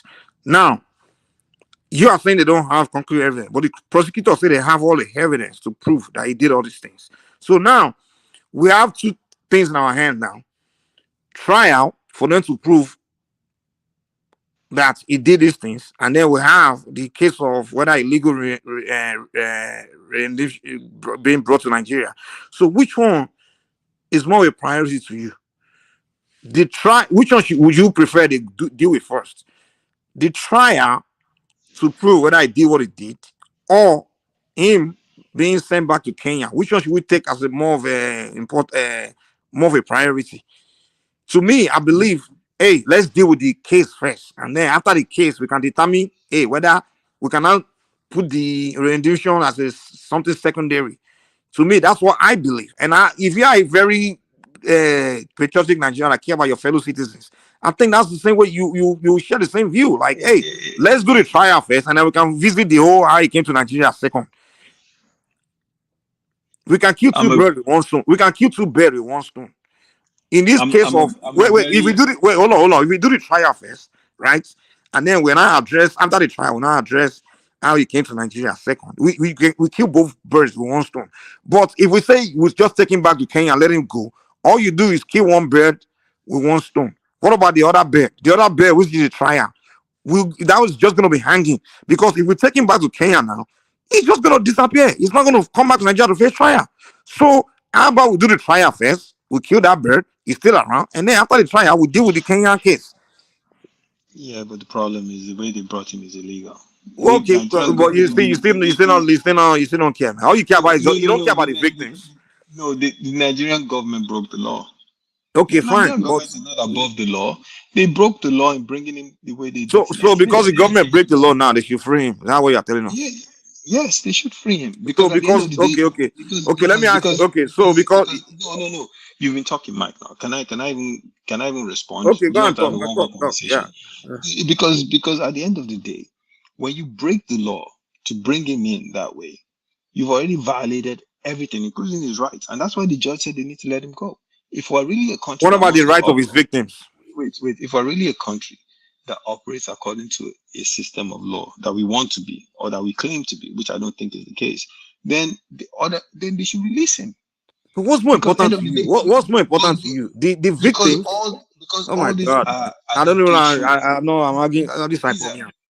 It's okay. Let me just rest my case. You guys can take over. I don't think I can we're get going to agree to disagree, but these are allegations that have not been proven, and you can't put it on. But I know it's very sad, yeah, that you just all the Nigerians that fall victims, you just ignore their. I mean, this is the unfortunate thing that we do in our country. Like we don't. Nigerians that fell victim. We don't have any evidence. If your relative was one of the victims, you won't be talking like this. But unfortunately, because it's not, you care about your hero. It's okay, Sha. We don't have evidence that the guy is tied to any of this. We told you that the prosecutor said they have evidence. So why are you still doing this? We told you that the prosecutor said they have evidence. So they said they have it. You are saying they don't have it. How do you know they don't have it? They said they have it. But that's why. If they are saying that they have it, why don't you push for trial? Wait, what they should have done is this. They should have gone through the British government since he was in the UK, issued a warrant for his arrest, made a case with the British government if they had strong evidence, and he would have been sent to Nigeria for trial. If the evidence was indeed that strong, that's how they would have gotten him. But they knew they didn't have strong evidence, and that's why they had to kidnap him. Oh, come on, is today the first time that they've had to send someone that was facing serious charges from the UK to Nigeria? Why are you talking like this? And you guys are over here saying, oh, he's guilty. He hasn't been proven guilty of anything. So when that happens, then we will say, okay, let's go ahead and do it the right way. Because my fear is this: look, if you let Nigerian government continue to do this to people, tomorrow, God knows who it could be next.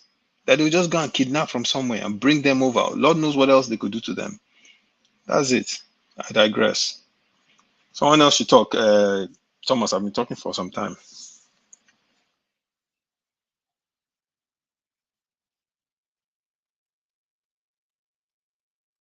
Hello?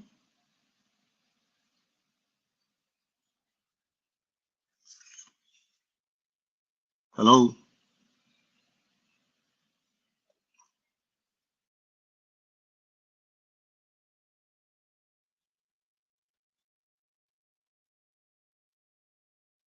Line has cut off. Hello. Yeah, I can hear you. I can hear you. Who's that? Is that Hazel? Well, everybody else I went don't back. know. Everybody else has gone. Yeah, Mike. We're just going to have to agree on to disagree on this. You don't see my point fully, but it's that you can't have. There's no way I didn't see your point. Your point is that Oh, it was illegally brought to Nigeria, whatever.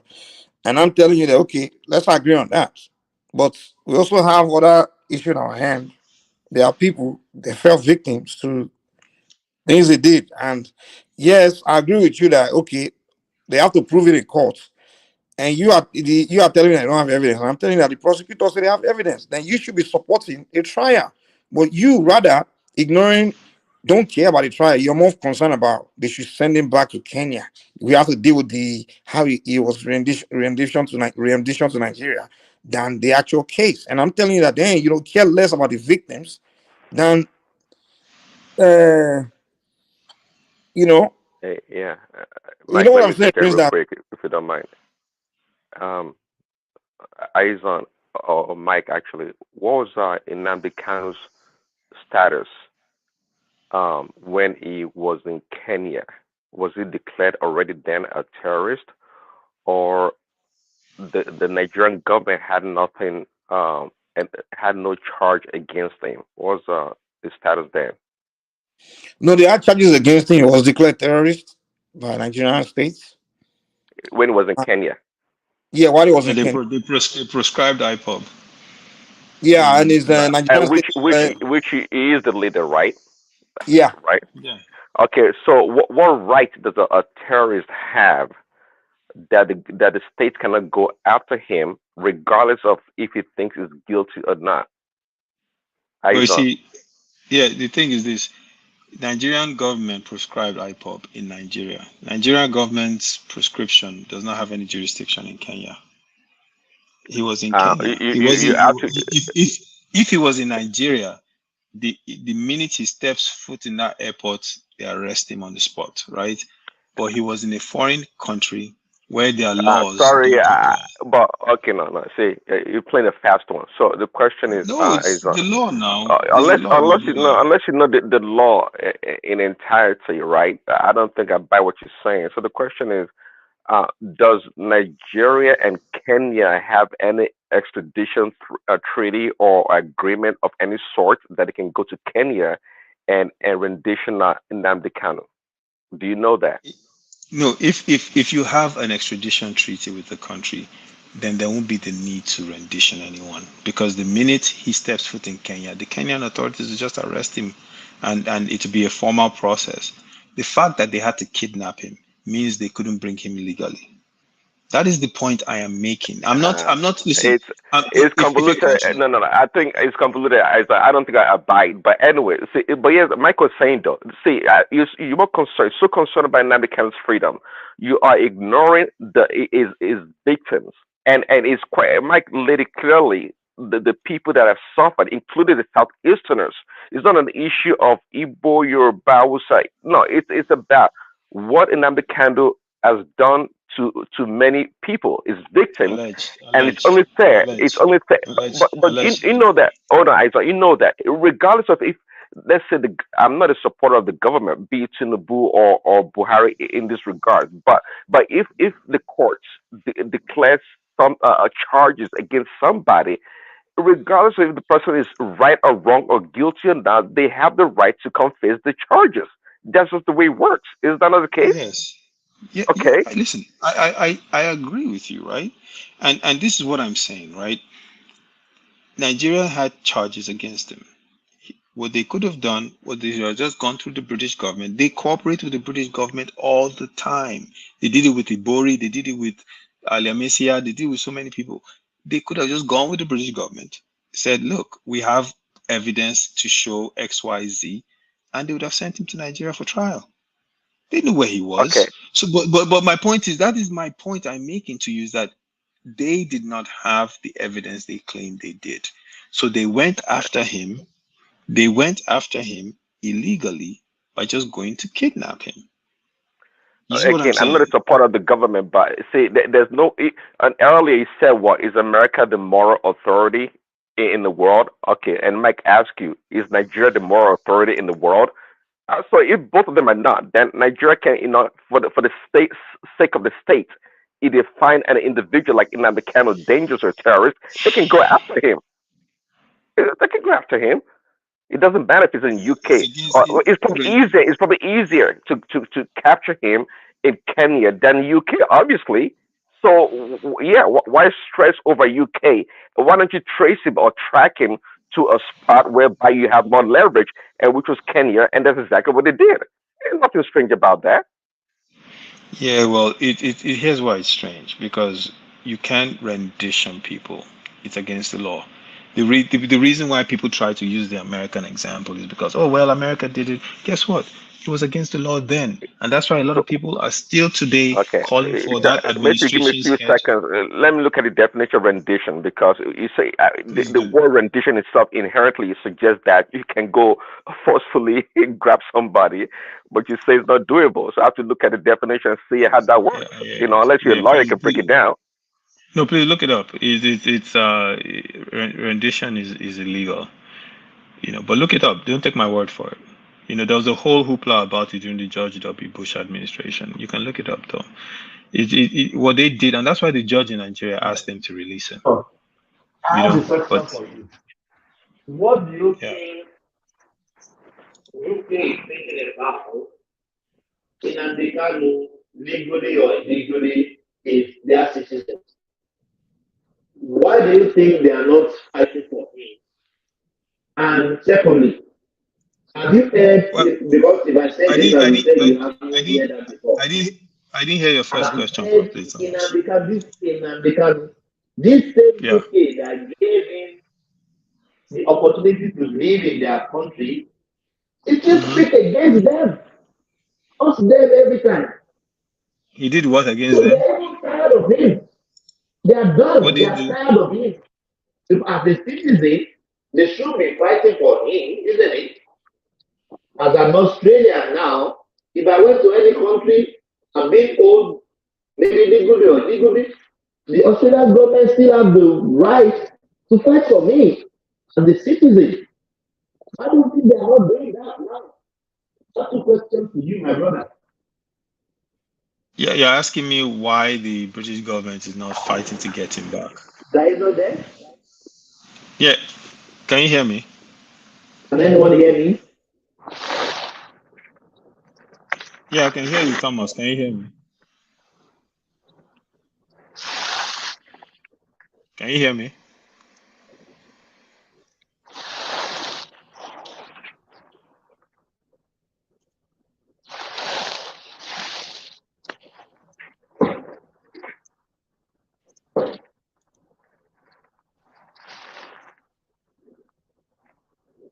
Hello. Yeah, who's speaking? I can hear you. Yeah, who's speaking, Graham? No, this is Aizo. I was saying, like, Thomas was talking, he asked me a question, I was trying to answer it, but he couldn't hear me. Like, look, I just think this Nnamdi Kanu case, right? There are bigger issues that we have in Nigeria. Honestly, I think they illegally renditioned the guy in. Yeah. They could have gone through the normal channels to get him if they felt he was really a criminal. They didn't. Can I interject for just 1 minute, Aizo? Who's this? Yeah, this is Kanu. Can you do what Nnamdi Kanu did? Can you do it? What do you mean? Can I do it? What kind of question is that? Yeah, because you are an IPOP member as well. Because all these things you're saying, you're just saying nonsense. You're crazy. I'm laughing at you. Did you help me join IPOB? Huh? Hello, did you put me in IPOB? I don't have to help you to join it. Your behavior everything that you'll be saying. Yeah, what you are saying, people will know you by your statement. Okay. Let me say this. By your statement, I know. Okay, by your Gani, statement. let me say this to you, please. I want you to listen to me very carefully. Yeah, I'm listening. If you came on here to have a conversation because you disagree with my views, we can talk. Okay? But if you came on to attack my person, we're not going to have a conversation. You understand what I'm saying? So Hello. let's if you disagree with my views, you can tell me why you Do you disagree. I'll listen do to you you and we can move do you forward. think? But Okay, don't hold come on. in Do here you and think call I me an really want? IPOB member. Hold on. Do you think I Okay? really want to? Do you think I really care about your opinion? When I know Okay. you are an Here we IPOB, go. there's Here nothing they we will go. say you Thomas. believe. Thomas. You are an Thomas. IPOB member. Can you please censure this guy? I can't have a conversation with him. I'm not going to do this, Yeah, Thomas. yeah, I Okay? can have a conversation with you too. You can go. Doesn't Thomas. matter. Thomas. No. Are you going to let Don't this? let us. Are you going to let this? Don't Are no. you Don't going to let let this us. guy continue? Don't Or let do we us have go to to that scatter this route here. thing? Okay, yeah. Let's behave ourselves here What today. is Nnamdi Kanu business with Tinubu and governor of Lagos State? Did Nnamdi Thomas. Kanu said? Did Nnamdi Kanu said they should go and kill Thomas. any governor in the southeast? You don't know what Thomas. you're saying. Do you think Yoruba Thomas. are dumps? Thomas. Yeah, I'm here. Yeah. Why are you calling Thomas now? You're the guy. The guy's expressing himself now. You're I calling don't Thomas. know. I'm the savior. Mike. He's Is telling this you the truth now. okay? Why is Nnamdi Kanu telling to go and fight the governor of Lagos? Okay, That's a guys. legitimate question now. Can you answer that? No, it's not a legitimate question. He came in here calling me No, can you, IPOB so first. you are representing Kanu. Can you Yeah, tell us why that's you because tell him you to are go and fight? representing Kanu. That's why I call you What did IPOB. Sanwo-Olu do to I him? can't have a conversation with someone that comes in and the first thing he says is to call me IPOB. If that's what you Well, want come to on, do, but You you're are. You representing can't. IPOB. You can't defend him. wait, Mike, you know me. I can scatter this whole place right now. You know that. If that's what you want to How do, can you scatter it? You don't know what you are saying. I will scatter it No. until you We are kick not me off, going. Thomas. We are not. Okay, Hold on. if you are If I going to said allow hold this, on, please listen hold to me on. now. Listen to me I carefully. said I called you hold out on. first before. Isaac, we are not fighting, man. Come on, relax. Okay, We are tell not this guy, fighting here. tell this guy No. to come in here. If he try me, if it's not face to face, the thing I for doing, me for take I see him. If you It's come a in lie. You here, can't even stand me. When you see me, if you listen, run. if I see you, oh boy, leave matter. Let me just tell you right now. You go jump when you see me. You No. go jump. Guys. Yeah, Thomas, I asked you to check this guy. Hold on. This Just hold gutter on. rat. I asked you to check him. He has now come in here. He didn't take his medication tonight. He's opening his mouth, running his mouth wide. Mad person. Where You can't When do you see me, that you go. here. You can't do that here. That's enough. Yeah, that we can have a good conversation, not calling names. Nah, we can't do that. I'm Thank you for today. I will I'm see you some other I'm time. just asking him a question. You can't answer. That's the question. Yeah, I'll put him out. You have Ganil never insulted you, so I don't know why you are insulting him. He just asked you a question. Yeah, that's it. You done for Thomas, today. you let Izon go. I have some questions for him though. No. I kick him out. I don't tolerate people calling names. Yeah, I don't know. I kick him out. He will come some other day. Ganil has never insulted him. Did he?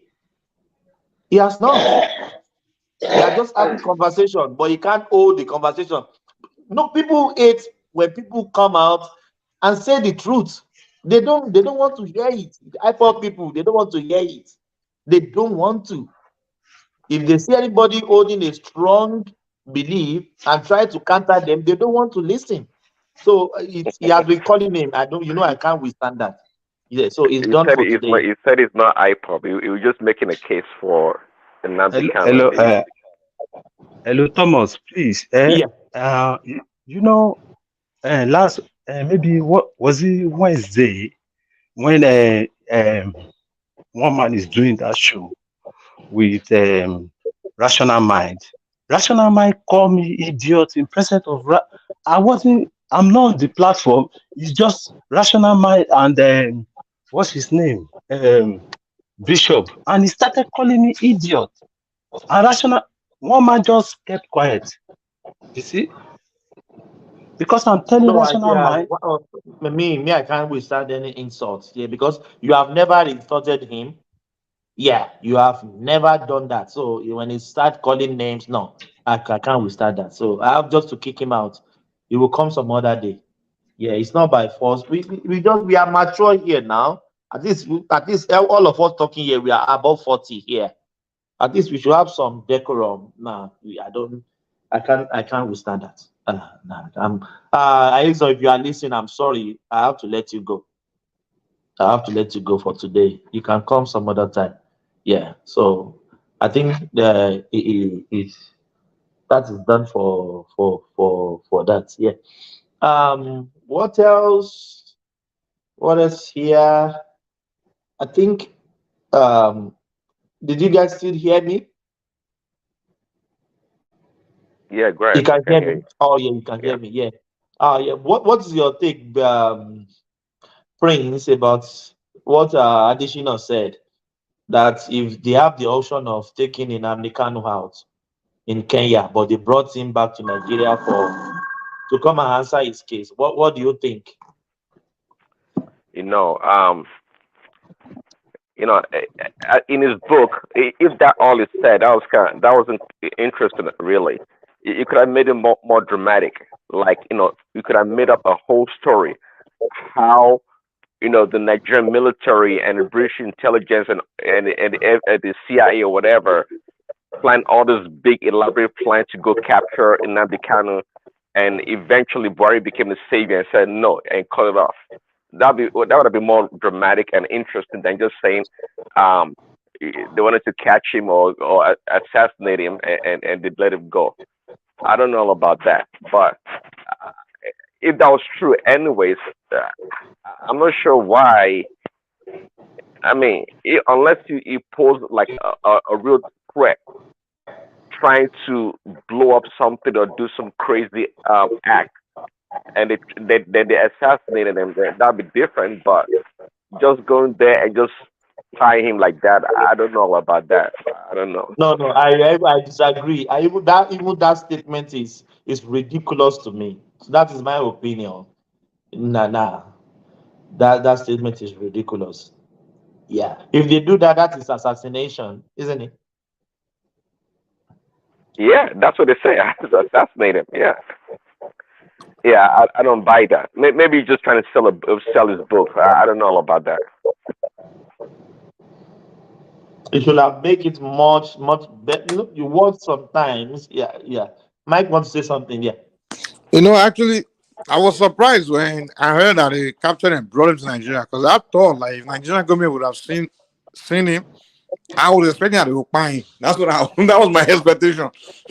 That was the day I was like, wow, Nigeria has changed though, because the Nigerian I used to know during the military regime, if they catch you anywhere, oh man, you are gone. You are gone. That's the Nigerian I used to know, Sha. I was like, oh, more democracy is good though. Even America, Russia, if they catch you. Mike, to be truthful, they have that option as well. They had the option. I was surprised. I'm like, yeah, they have the option. The most government would apply. They would apply that person. Yeah, Saudi, all of them, even America. Once they see that person in sight, that they are citizen, that person will be looking for in another country. No, they don't. Even this guy, remember Osama bin Laden? Osama bin Laden, of course. The moment they could have captured the guy alive now. The moment they will fight the guy, they will have brought him to the US. They don't bother bringing you to come out. Once they see, they don't fight. They will fight you there, man, right there. They don't miss the opportunity at all. They don't miss the opportunity, man. You be looking for you all this while. I can't see you. They go end you there, man. But Mike, Nnamdi Kanu was a radio terrorist. Sure. His words were dangerous. It made some people do some crazy things, like burning down buses and find people. But it was a radio terrorist. It was not in the level of Bin Laden or Soleimani and many of these other guys. It was not to that level. What's the difference? But hold on. Bin Laden, let me tell you something. There's no evidence that even Bin Laden ordered anything. They don't have it. No one has the evidence. They have it. Hold on. They have Bin Laden denied it. He denied that he had anything to do with the those guys that Al-Shabaab, or what they call it. Yeah, he denied it. That's why the Pakistan refuged him there, because he denied that he didn't have. He said if his family, you know what's so funny? His family were even living in the United States when the thing happened. The American government had to fly his family out because his family are very friendly with the US.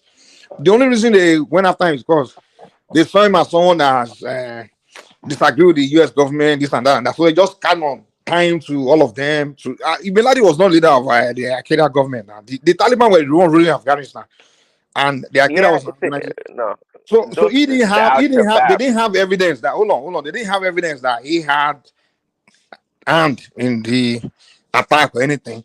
And even they were just going after everybody. Even they went after Saddam because of 9/11 too. Saddam has nothing to do with 9/11 now.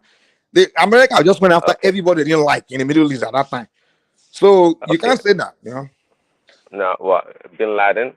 Of course, there were some offshoots. Hold on, what was that? There were some offshoots from Bin Laden's terrorist organization, right? Maybe Al Shabaab or these other ones came about. But to say that Bin Laden did not have what's Bin Laden's terrorist organization? What was it? Well, you mentioned Al Shabaab. It may not be it may not have been the. You said it. It said Al Shabaab. No, Al-Qaeda. Al Shabaab is in Somalia now. What are you talking about? Right. Didn't you mention Al Shabaab? I didn't mention the point. Okay. The point here is that Bin Laden, he never denied it. He denied it. No. The American didn't even give him a chance to come and present case. They just declared him wanted, and he was reaching out to all the countries like Pakistan that he has nothing to do with through them. That's why they give him asylum to come there, to come and secretly hide there, you know, because he claimed that he didn't have anything to do with it. So Bin Laden family was a wealthy family. They're billionaire. Even his family are friends with the U.S. government. Even the rest of his family were still friendly with the U.S. government. That's why they had. Yes, I know. Then they're Saudi. In fact, I think Bin Laden is royalty in a lot of ways, connected to the crown. So and the U.S. government does a lot of business with the Bin Laden family. I think even the construction I heard, but let's not deny that. And yeah, he's a prodigal son. That is Bin Laden. And they use kind of a not necessarily soft gloves to deal with him, but they have to do something about him. But it's undeniable that he has a lot of. There's videos. He said he's talking about displeasure with the U.S. government in the Middle East. That's why they went after him, but they still didn't have any proof that he sponsored anything. But they just saw that he's more of a anti. Anyone that's not just once you're anti-American, you're in the Middle East, they tie you with everybody else that they don't like. That they come after you straight up. That's the way the U.S. is. Once you're anti them, you speak against them, they will say, okay, you must have tie with the terrorist group, because there's no way they can know if you do or not. Once you speak against them, they believe you are one of them, and they come for you. That's where America. They don't wait for let's gather evidence. Like he's trying to tell us here, like gather all the evidence. They don't do that. No. Okay, no. Are you the saying Russians, the Americans, one they suspect. Are you saying the U.S. does not have any intelligence? Hold on. Are you saying they don't have any intelligence? They just go around. I mean, I'm not saying they do everything legally, but don't say they don't have any intelligence. They do. And some of the intelligence can be made up or faulty, like in the case of Saddam Hussein. We know Saddam Hussein. Say this is how it works. They were able to link Saddam Hussein to 9/11, which now in hindsight, hold on, which we all know well, they did. They talk about when they lied about WMD. You forgot they lied about it, that Saddam Hussein had weapons of mass destruction in mobile units across his country. Now, in hindsight, we all know clearly that was a lie. That was the story made up by the intelligence they gave Bush. What do you have to do with 9/11? Is what I'm asking. You said the time to 9/11. No, well, yeah, they tied them as part of. How? Okay, let me explain to you. See, 9/11 happened, and because they wanted to invade for whatever reason, Iraq, right? Mm-hmm. In other words, they were selling this narrative to the American people, and trust me, they had over 70% or 80% U.S. support. And the story was that, it was by association, Mike. You gotta understand, it's by association. So, see, guys, so hold on. See, 9/11 happened. They burned down our building. They killed 3,000 Americans. There's this guy out there in Iraq. His name is Saddam Hussein. He's got worse things going on. He's got weapons of mass destruction, more dangerous. Yeah, but they did tie that to 9/11. Is what I'm telling you. All they just saying is that okay, because Saddam has I always just been there. told you, Mike. Pay attention. By association, yes, Saddam Hussein did Association with not do who? 9/11, No, but he they didn't made have a case. association. They made a case against him. That's the point here. They made a Well, case. See, they made a case. I agree with you, but the case has okay. no connection with 9/11. Is what I'm telling you. I just told you by association as a terrorist. In other words, they're saying, look, so, I mean, this is the point here. It's that guys, we're not going to wait for Bin Laden did his. We're not going to wait for Saddam Hussein to get all these things ready to come and do worse things. So let's go get it. I agree with you on that. Yeah, Okay, that's what that's the they story. call the mood. Hold on. This is what happened. I think we both agree to the large extent, to the most part, but it's just a small part we don't agree. The 9/11 happened, yeah, everybody's pissed off. The whole America's pissed off. Of course, Saddam has always been a guy they didn't like. They always have issue with. They always have plans to find one excuse to invade his country. So when the Afghanistan issue happened, and the Americans were all in the mood, everybody wants all their enemies all over the world gone, everything. Then they started talking about, oh, Saddam is another guy. We think he's trying to be the weapon of mass destruction. He might be trying to destroy America, this and that. So it's a whole separate case. It wasn't an 9/11, but because of people were still in the mood, the spirit of, oh, let's go after all our enemies everywhere. And because uh, Iraq is also in the Middle East. So most Americans were just like, hey, let's just go for him too, you know. But his own case has no tie to 9/11 or even Bin Laden or Afghanistan at all. Yeah, direct correction, directly connection to 9/11. Yes, it has none That's what discernible. I'm telling you. Okay, but again, Saddam Hussein actually was American stooge, was the American tool in the Middle East. To the contrary, actually, it was a close friend of the United States. Many of his a lot of his weapons, actually, a lot of things it did at the behest of the United States. He was a friend, actually, who was a good friend. There are videos of the CIA, even the Bush. You know, even Bin Laden was a friend too. You know, There you and go. the So Taliban were also friends. It's just funny uh-huh. how the whole thing just turn around, man. but but eventually, yeah, things go south or something happens, or they turn against them. Like, okay, now let's use these people as a reason to do this, and it's a dirty job. These people, the worst thing ever was really they had no business invading. They have no business invading Iraq. But I'm telling you, man, the way they sold that story to the American people, the American people could not even think straight. All they care about is they use the emotion of Prince 9/11. Daddy, what they back then the things they were doing, I don't think they can do it now because back then we didn't have internet where we can do our own independence research and things like that. Back then they would just tell people stuff and we just Uh, believe it. Mike, it depends how far ago you're talking about. What did they do to Libya? What do you mean? What about Libya? No, even during the Libyan time, people were not so deep into the internet like we are today. Most Americans were still not internet Libya literate. time was Obama's administration 2019 18. No, 2000, not 2019, 18. No, the No, no. Libya I one mean, was. sorry. Hold on. 2015, Yeah, no. 14. Yeah. Libya was around 2009, 2010. Yeah. The Was not people no no started. was not Hold on. okay. Let's Google it. Yeah, Let's look it up. Look it up. It was around 2009, 10, or 11, around that time. That was when people were just coming online, and where okay. people were not really so. YouTube just came a few years before that, and most information was not even on YouTube yet.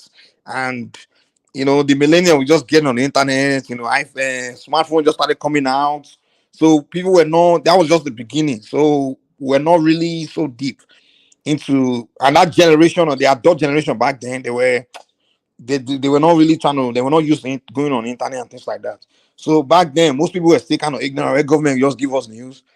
Even until that time, most Black Americans still think we walk around naked in Africa. Americans in general, so people were still kind of ignorant and no, they have the independent way of getting information, accessing information. So the government were able to be deceiving people back then. But now, you look at what's going on in Israel now. People are already challenging it, like, no, you're lying to us. People, everyone just posting their own propaganda online. Do your own research. So now, government cannot really easily deceive people like they used to do back then. Yeah.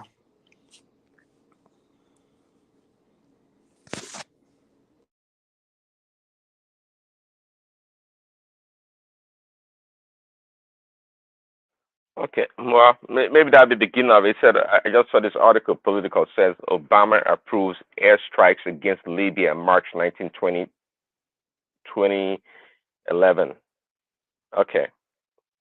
Um,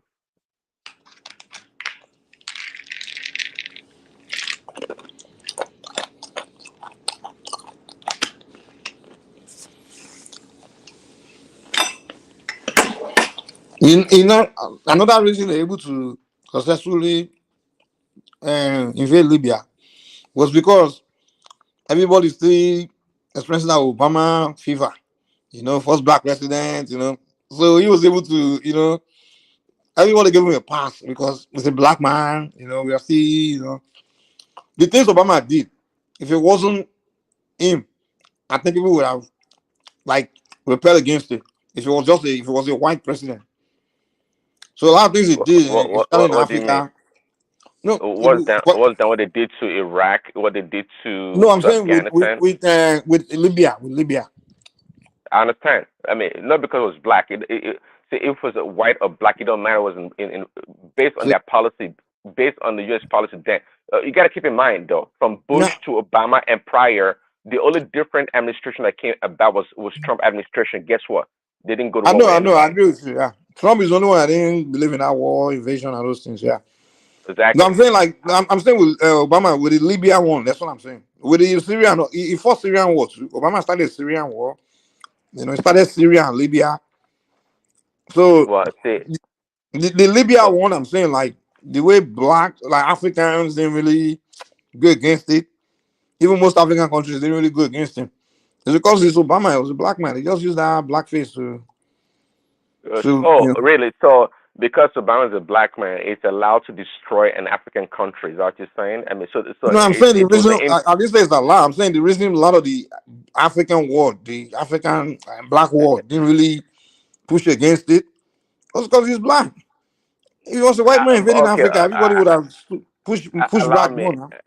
Okay, allow me. So, if let's say they wanted to push back, could they have pushed back? Could they have been able to push back based on But what no, they wouldn't leverage? have. No one would have stopped it. But what I'm saying is that there wasn't too many challenge of it from the I black see your world. point. Even the I black see. Americans didn't go out to say, no, don't do that. The African countries, Ghana, Kenya, Nigeria, they were not because the president of America was a black man. To tell the truth, actually, Hmm? just to tell you maybe the truth, whatever, is that Obama himself, quite frankly, did not care to invade or bomb Libya. It did not. This whole Libya thing was Hillary Clinton's project. It was only Hillary. Obama did not have I didn't think want it's the whole because US keep in government. mind, what does U.S. government Yeah, trust she was me. working. There's no one person doing carrying out planning in the US government. It's a collective thing, trust me.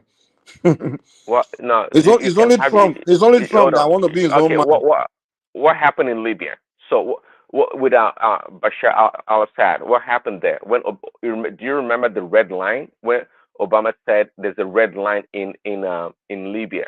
And what was the red You line? mean Syria, He said, Syria. He's talking about Syria. sorry, yes, Syria. I meant Syria. There's a red line in Syria that if Bashar al-Assad uses what you call it, chemical weapons or any gas to gas people, whatever, that's crossing the red line, and they were going to go in and destroy Syria.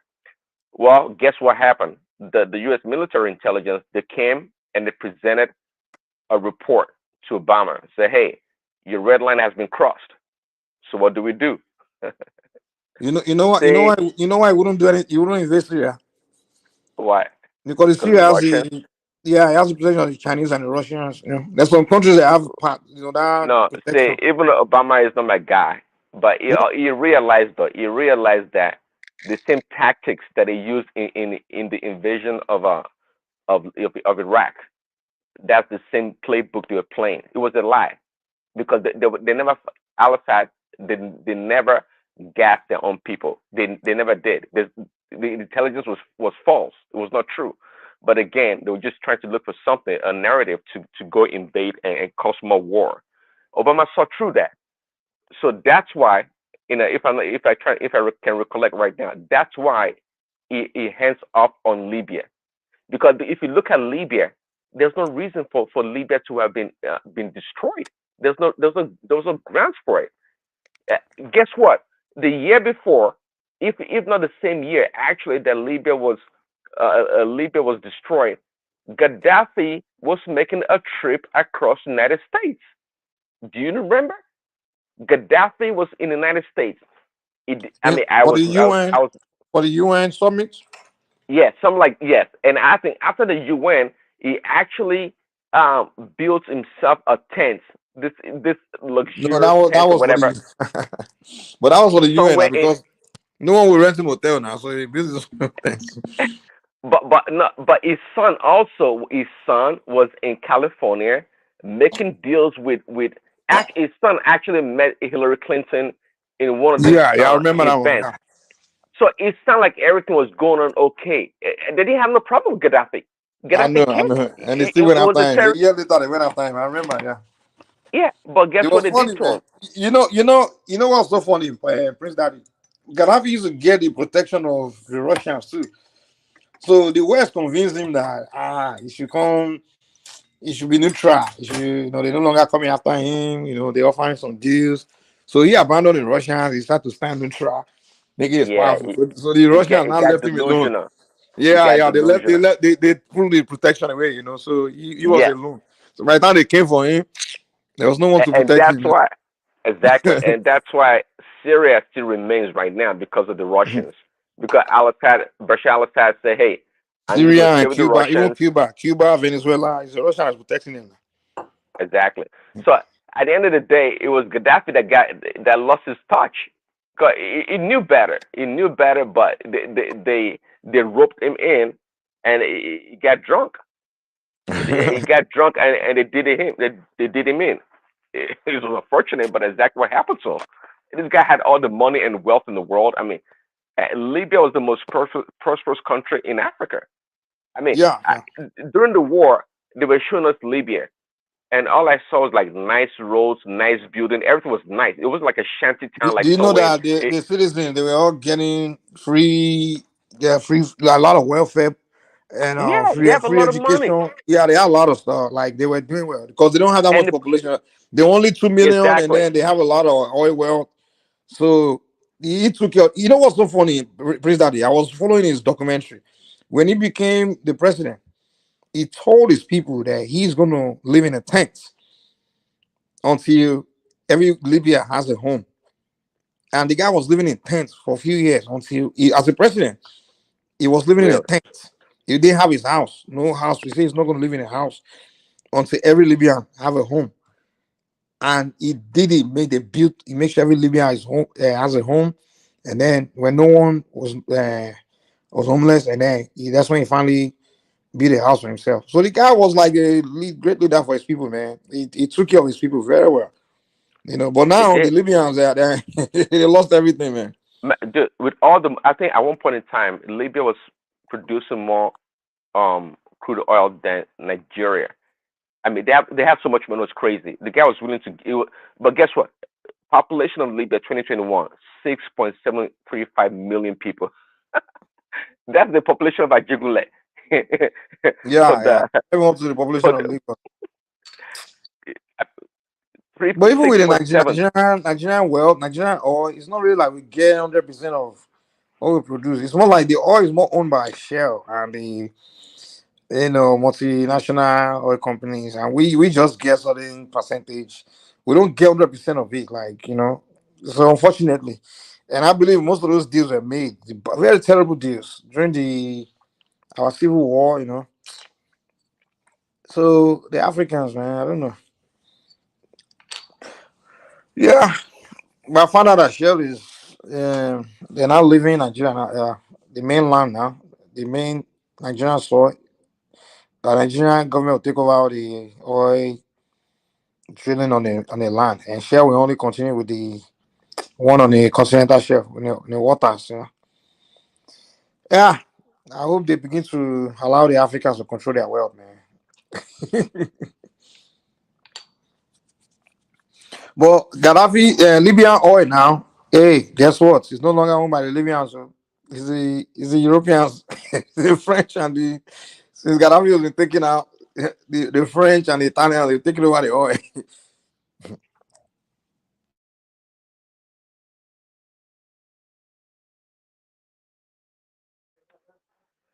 Yeah, it's always interesting dealing with the Western nations. So I mean, I wish Aizon came back, but what he was saying about extradition earlier, um, I don't think it's correct. I mean, extradition is or rendition rather. It's a process that is states use to get people terrorists. It says actually. You know what was frustrating me about having conversation with Nigerians? They always trying to politicize every issue, Oh, because it's my guy, because from my region. Yeah, come on. Or because I like this person. You present clear evidence, and they'll still be denying it. They'll still be arguing. They'll be defending the indefensible. You know?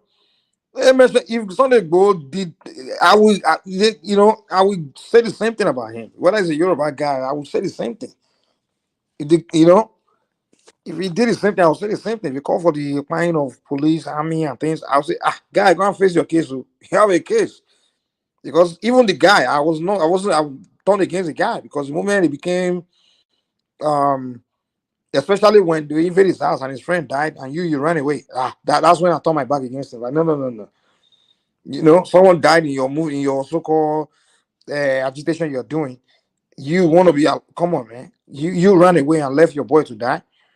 And you want now you gotta kiss the answer. You know, I don't care who the criminal is. If it's from my ethnic group, I don't understand people who support the criminal because it's from the ethnic group. I don't even understand that at all. He never supported Igboho, huh? Igbo, no, no, no, no. No. The thing is, when he was saying, maybe Yoruba nation, I say, hey, that's not a bad idea. I wasn't ever against that. Even with kind of saying the ones Biafra. The only issue I have is you're not clear about use your Biafra. You are claiming other people's territory along with it. I'm like, this not agitation. If you want to agitate to leave a country, you have to agitate for your own ethnic group. You can't just be saying, when they ask you what is Biafra, it's not including uh, uh, Cross River, Accra, Ibom, Cross River, Benue. Every time, I'm like, dude, all this territory you're claiming, this is not Igbo, man. You know, I mean, that's not legit agitation, huh? You know, like go on, you just say, hey, Yoruba people, hey, we are tired of this, I say, hey, that's legitimate. Everyone has right to do that. To agitate, like, hey, you're a part of the country. But the moment you start making it calling for the crime of someone or turning to crime, criminality, I'm against that, man. I would even, especially bigotry. And the moment Go started even talking about Fulani people in a way, I began to kind of like, no, no, no, no, I don't agree with that. You start accusing the entire Fulani tribe and things like that, you know. Then it began to sound kind of like that, like you just anti-Fulani, they become ethnic bigotry. I'm like, no, most of us started talking against that. Like, no, we don't agree with that. If you say you want to leave Nigeria, focus on that. That's the legitimate claim. I mean, and even American would have focused on saying, hey, we want to leave Nigeria, that's fine. Why would I be against that? Why would they leave? I mean, if you look at the entire Igbo land mass, it's encircled, right, by other ethnic groups and closed in by Cameroon on the east side. So why would they? I mean, why would they want to box themselves in so tightly and and be a nation? They'd be much disadvantaged as a nation. So they needed a path to the sea, right? They need water. I mean, they need commerce. So that's the reason why. I mean, they have to play smart. They have to play smart by not just focusing on their land. They have to extend it all the way to the But river state or the cross but river. the thing is, even if you want to do that, if you want to include all these other people as your part of the new country, but you have to agitate it together. But those ones are not agitating with you. You understand what I'm saying? you haven't they haven't started to agree that okay, all of us we want to live in Nigeria together, right? And be one people, one country. They haven't done that. The only people agitating was the Southeasterners, the Igbos. And people like Aizon here, they will be here supporting Kanu, but the moment Kanu will say Ijo is part of Biafra, they will say no, we are not to. Abi Well, Aizon, he's the same Aizon here. Will say no, Ijo is not part of Biafra, you know. So so like it becomes an issue of maybe I understand Azon. I mean, not like I support his case for Nnamdi Kanu, but so when you look at people like Nnamdi Kanu or IPOB, and they look at the Nigerian state, the government, between the two of them, they don't see any difference, or rather, they think IPOB or what Nnamdi Kanu stands for is more noble than the government because they see the government as corrupt.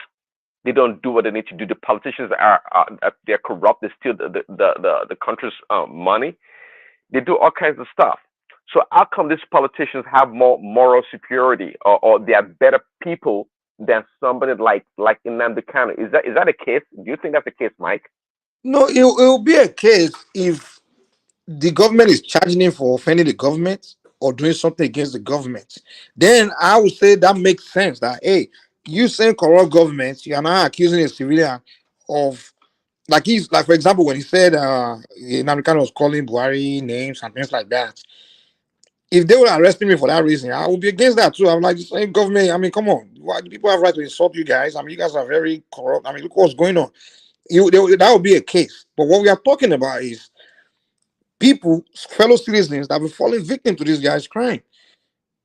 You understand? That's what we are saying. Like, dude, this guy has to face the law. It's not about him versus the government. It's him versus his fellow citizens. Because what that guy did, I mean, what he was doing, I mean, especially during that incident, calling for the destruction of Lagos. I mean, like he was, and the way we call his people to buy Fulani people in his region. I mean, like he's just he's trying to create an ethnic cleansing in the country, and we experiencing a lot of bigotry statement about Yoruba people, Fulani people. I mean, he created a lot. And he's one of the reasons why we lost the election, and a lot of them don't want to accept that. He literally burned the bridge between the southeast and the other side of the country. Because of that, a lot of Southwesterners, a lot of Northerners didn't vote for they're like, no. You guys don't deserve presidency after all this, The fact that the guy was making those bigotry comments, doing a lot of ethnic attacks. I mean, he wasn't going after he was more going after his fellow Nigerians, and he was going after the government, Because if he was just going after the government, I don't think even the rest of our party would have joined himself, If Kanu's agitation and attacks were just against government, he would have got support from probably even North, especially Southwest, would have jumped. The agitation would have been South and the government, and maybe even some part of the North.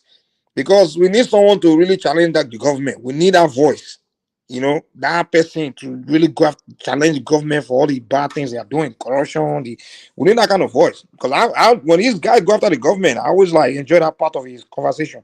But then when he turned into that bigotry, calling you insulting Yoruba kings, the guy who you talk about Africa, you talk about Yoruba people. Mike, do you know how this guy insults kings? Even in the southeast. It's just Tani, you remember one person that in America didn't insult?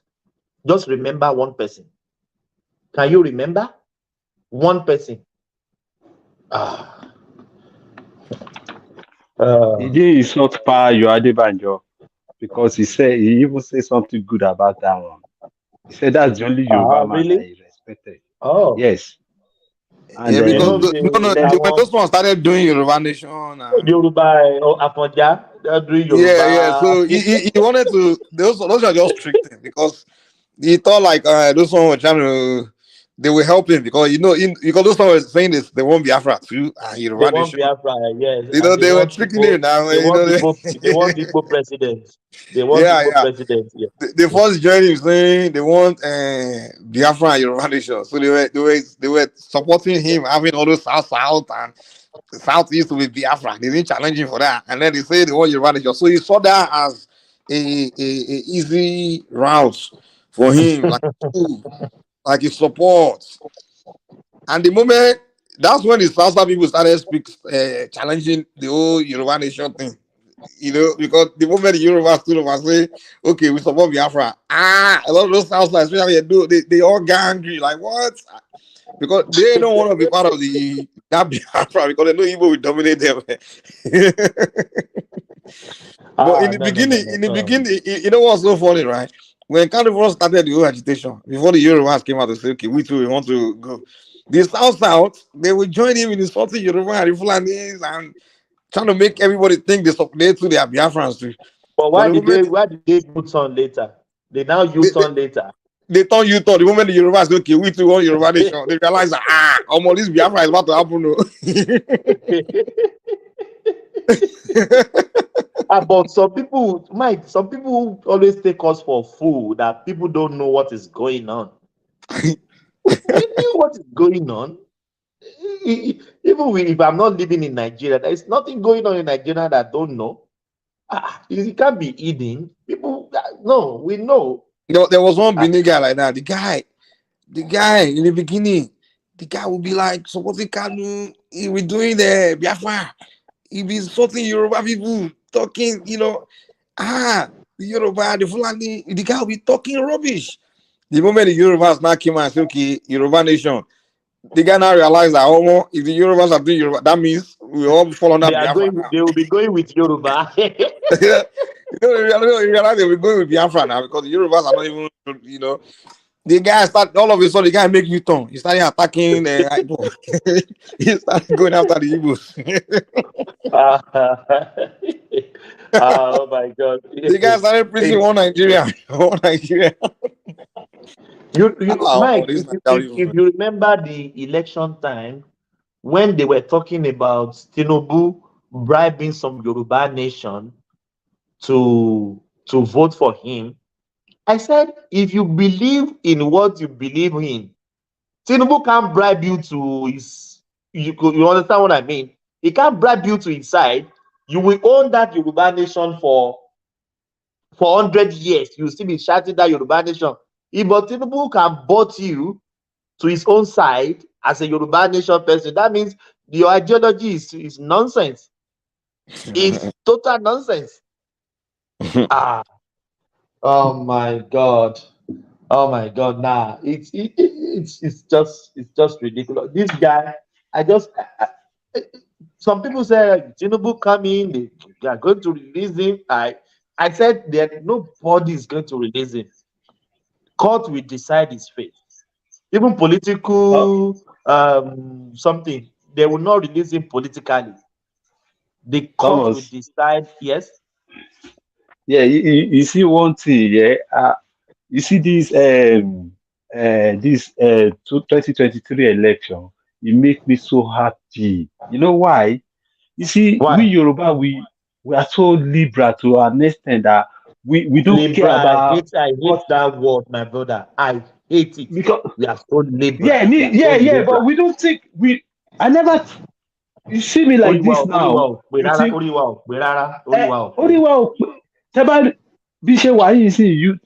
say that's what my wife always say. That because I brought two of my friends to London here. They are Igbo. So we never but this election make everybody go back to the history. When you go back to history,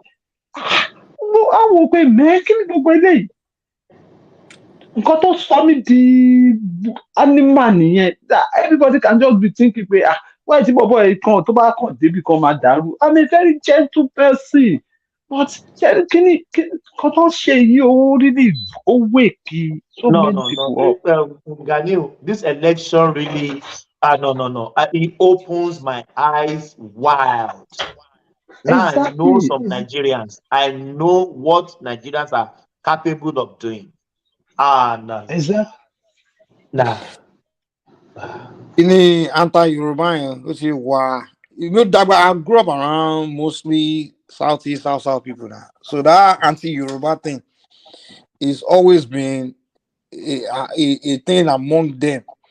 You understand? Like they have that. The thing is, the uh after that war, the Igbos, their leadership kind of conditioned them to believe that the Yorubas betrayed them. Yorubas are their enemy. Yoruba. I will never betray them. This one Yeah. betrayed them. So they always have that thing, and they use our propaganda to teach them lies about Yoruba, and they always have that, that sentiment in them, So me, I always knew it. But I didn't. But I always thought maybe it's just some of them. It's not that serious. It's not that deep. But most Yorubas don't know. Most Yorubas don't even know anything about Biafra. Most of our parents don't know. They don't talk to us about Biafra now. So they are not aware of where these people have something against them. They have this something in their mind against them. So Yoruba is just, treat everybody nice, treat strangers, welcome them, welcome everybody. But they never looked at it as these people, they have something against you. Some, I won't say everybody, but they have this, and then they have this ethnic agenda of how they will, just like for example, that Lagos now, but you might take over all those kind of things. They have those kind of agenda in them. I'm not saying all of them, but their organizations, their leadership, like Oranese, they have certain agendas, and they always carry out economic warfare, play against Yoruba, but Yorubas don't play back. You don't know. We just do liberal. And when some of us are see trying to warn the other Yorubas, like, hey, well, you have to be careful, man. These people here, they have something against you, man. Some liberal Yoruba like, why you bring cyber now? Hey, man, she wear. And Yoruba when she wear, can you come? Okay, you guys. But now this election make everything kind of. The thing is, they pour out things that's always been in their minds. They pour it out during this election time. That's when many Yorubas already realize, like, wow, so you guys feel this way about us, So, me, I would say people should just be the Southwest. My only that liberalism, just like you said, it's been our problem. We have to. I'm not saying it's necessarily bad, but you have to use your senses now. You can't just, you still have to use your sense. Am I logged going now? So, Mike, are we good together or apart? Are we better together rather or apart from the What do you Southeast, mean? from the Yoruba? Well, I mean, in our interaction, our relationship as a people, are we good together? Are we better together rather or apart as a people? No. The thing is, you just have to. My only issue is your space. People should just know that you just have control of your space. Okay, to me, the way I see the relation is not balanced. In terms of, to me, I don't see Igbos as threats in terms of my own daily life or anything like that. You understand? Or maybe in terms of me, I get in the same room with them interacting. I don't see them as threat. I have brain. I mean, I don't see another person as a threat. But mine is our space. We have to be in control of our space. You understand? It's not even balanced because Yorubas are not in the southeast, like just doing what we like or be having that same kind of freedom they have in the southwest. That kind of stuff now. They can't allow you to do that. You can't go to their territory in your region. Even say you want to even buy land is a problem, or to say you want to be just freely do whatever you want, or just go there and disrespect their culture and just act the way you like. You can't do that. To be claiming rights, go to the south and be saying they are marginalizing you there. You can't do that. So it's not balanced. So they will come to your space and then just do whatever and just they can insult your king, insult your bad, challenge you, just Mike, I encountered one of my friend. Do you know for this election, people lost their Igbo friends of 20-15 years because they even me vote going for like, you know they what's so vote funny? for Tinubu. I said, but you are voting for your own. If a Yoruba man decide today to vote for Tinubu, you count him as is the problem of Nigeria. But you are voting for Peter Obi, which is your own son. People lost friends, good friends to this issue. Thomas, I was a victim also. I couldn't believe it. But here's the thing though. They see Obi as something new. It's a new Nah, project no, that I don't is think they good see for Obi Nigeria. like that. No. I think No, what no. it is, Okay. So you think what they they think see, what they Obi see is that it's their turn. That's what they see. It's not because of Obi, man. no. Everybody knows Obi is not. They know Obi is not really like that, you know. No, trust me. I think no. Trust me. Some people think that the level of Obi's morality is so superior They don't believe compared it. to Trust Tinubu. me. They know it's not. They know. Trust me. This whole thing is about is our turn. That's what it is. It's not really about Obi. Trust me. It's all about it's If our it's turn. all about turn, then it's up to competition now. Which turn is that? I mean, then it's open competition. But maybe that's the way you see the people you interact with. But the reason why I lost a good friend for over, I don't know, 30 years really, it was telling me that I couldn't believe that I would vote for which I did not vote actually, but I You know, mean it physically, you know what but makes it I worse? supported. They always saw the Southwest as their competition, their main competition, and they always hate when Yorubas like outperform them in this way. You know, they always try to see us as that competition that they have to be better than. You know what I'm saying? Like they have to be, and whenever you defeat, they feel like it's like they got punked. You know what I'm saying? That's how they felt. Like, how can these Yorubas punk? You know, like they just feel like Yorubas kind of outsmarted them or just outplayed them, and it's kind of embarrassing because they have that superiority complex over you, you know. So it's kind of like that embarrassing, or like they outplayed us, or outsmart, or they defeated us. So they always say as that competition. It's like losing to it's like in sports when you lose to your harsh rivalry. You know what I'm saying? Like you have Oh, that so team, we rivals. like Okay, I that team got that it. you don't like, that's your rivalry. You know what I'm Uh saying? huh. And you like lose to that team in the final or something like that, or a game you feel you should have won and you lose to that team. You know how painful it gets, you know. The Bulls and the Lakers, huh? Kind of like Yeah, that. yeah, like you know, like it gets painful. So that's what it is. Like it's almost like just outplay them, and it make them feel like they prove to be smarter or something. You know, it hurt them. You know, it They hurt also that lose ego. to like Their they see ego. us Yeah, as Awolowo's yeah, that descendants. long That rivalry. is Yeah. so slick. They think Awolowo is slick and dubious or duplicitous. Awolowo that is not straight. I think that's what it is. That's the narrative they've coined about Awolowo. So they still, I guess, all the Yoruba people are the same. I guess I don't know. And that's the unfortunate thing. Like some of them when they talk to me, say Yorubas are like this, and I'm like, okay, explain. And he was not talking about Olowo or talking. I'm like, dude, what does Olowo got to do? What does that have to do? What does Olowo have to do with me? Am I related to the man? You know, that's what Nigerians will talk about. Olowo. Yeah, yeah. I'm like, dude, what does Olowo have to do with every Yoruba person? I mean, he's the man that died almost 40 years ago. I mean, Olowo is his own man. You have problem with entire people because of one individual that your father has told you about. You know, so I don't understand, man.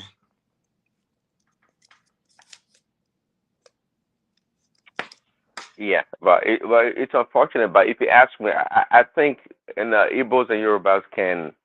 I think we can work together. I mean, in fact, we have worked together for many years. You know, um, In what area? In which area?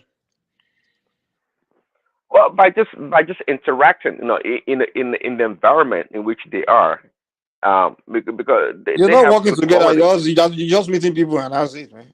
They don't. One thing Well, about Southeast standards is when they are doing their businesses and things, they don't involve you. They don't involve Yorubas. Yorubas will involve them. Yeah, I know Yoruba people. When you start a company, you want to do. You don't. You call any Nigerian you see. Other Nigerians do. You know, it's South. You know, but they will not involve you. The Southeast standard will not involve you in their association or anything. They don't. Even where here in America, when I see your person open a law firm or open a company, you see the first person you employ is Southeasterners. You see them there working there with them. But once you go to a Southeasterners business, you won't see a Yoruba person there. They don't even want to see you there. Sir. They don't. It's like they see you as that people that have done something wrong to them, and they are some of them. It's almost like they're looking for revenge. Because that thing that happened, that civil war, is something that's really in their mind. Even in the new do you think that the Civil War thing is still in the minds of the new generation? I'm talking about the 20, 30-year-olds. Really? That thing among them is serious. Like you, a lot of Yoruba, you guys didn't grow up around Southeast. Literally grew up in their midst. Like literally, my parents, when I was growing up in Nigeria, when my parents travel and we have to stay in a house. I'm literally staying in Igbo people's house, my neighbors, in their house to stay with them. And literally, the conversation about Biafra, all those things, Yoruba people, they don't. The thing is, I look a lot like them. So some of their relatives that come, they won't know. They will think we are just one of their cousins or something. They don't know that these are Yoruba kids. That little boy, I'm literally hearing all those things they're saying about Yoruba people. I'm like, wow. That's why I knew, like, if you really spend time in a household, you know that all those Biafran thing, that thing is serious. Like they talk about Yoruba people a lot, yeah, South and Northerners. The Hausas, the Yorubas, they constantly do it among themselves, man. The Yorubas, see them. I'm like, God damn. But when they come around you, they may not do it around you. They will smile, joke with you, play football with you, interact with you. But among themselves, man, that yeah, a rivalry. They have what even some Baba Igbo T, I from the was staff about to call man. your voice. I'm like, where's Baba T? You're welcome. Go ahead. Good to hear from you again. We're on a break for a week, I think. But they do have the conversation about the Civil War. Even so, just try to engage a first or second generation Igbo in the United States. You'll be surprised how Even their much. children in America. So they do have the, but it's just is very distorted history. It's not, it's from their own perspective. So once they know, like I look Igbo too, like Mike. So they will start talking about these things, and when they know I'm Yoruba, they'll just switch over and just you will see that demeanor will just change, and you will see like that. Oh, he's not one of us. So I've seen that even here in America. Well, but maybe that's based on my own experience. But Well, interestingly, I share the same experience. Same experience. Well, are you sure we all don't have some Igbo DNA in us? Because I never passed as a Yoruba person, really. I mean, they'll speak Igbo to me all the time. Don't be on your official that or the illegal. Don't do that tonight. No, I'm not doing that. Yeah, But different. yeah, if you look like that, they engage you till they find out that, oh, okay, this one's you can't speak our language or it's different. But I've always interacted with them. When this election thing came about, I mean, it took me unawares, really.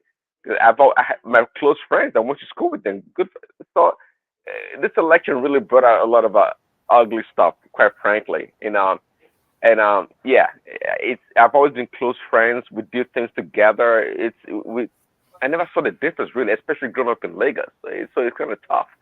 But it was quite interesting, quite frankly. By the way, Mike, what do you think about this the Giannis guy? Have you seen his documentary?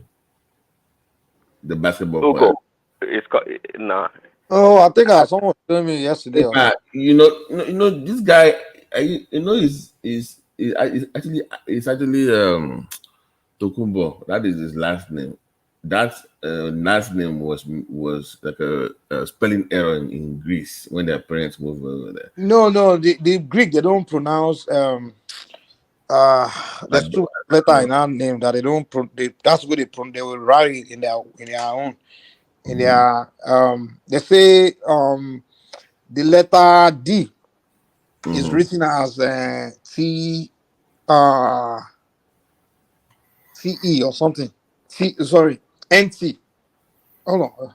Yeah. If you write D, if you have to translate in Greek, you write NT. So it's like that's how we spell it in Greek.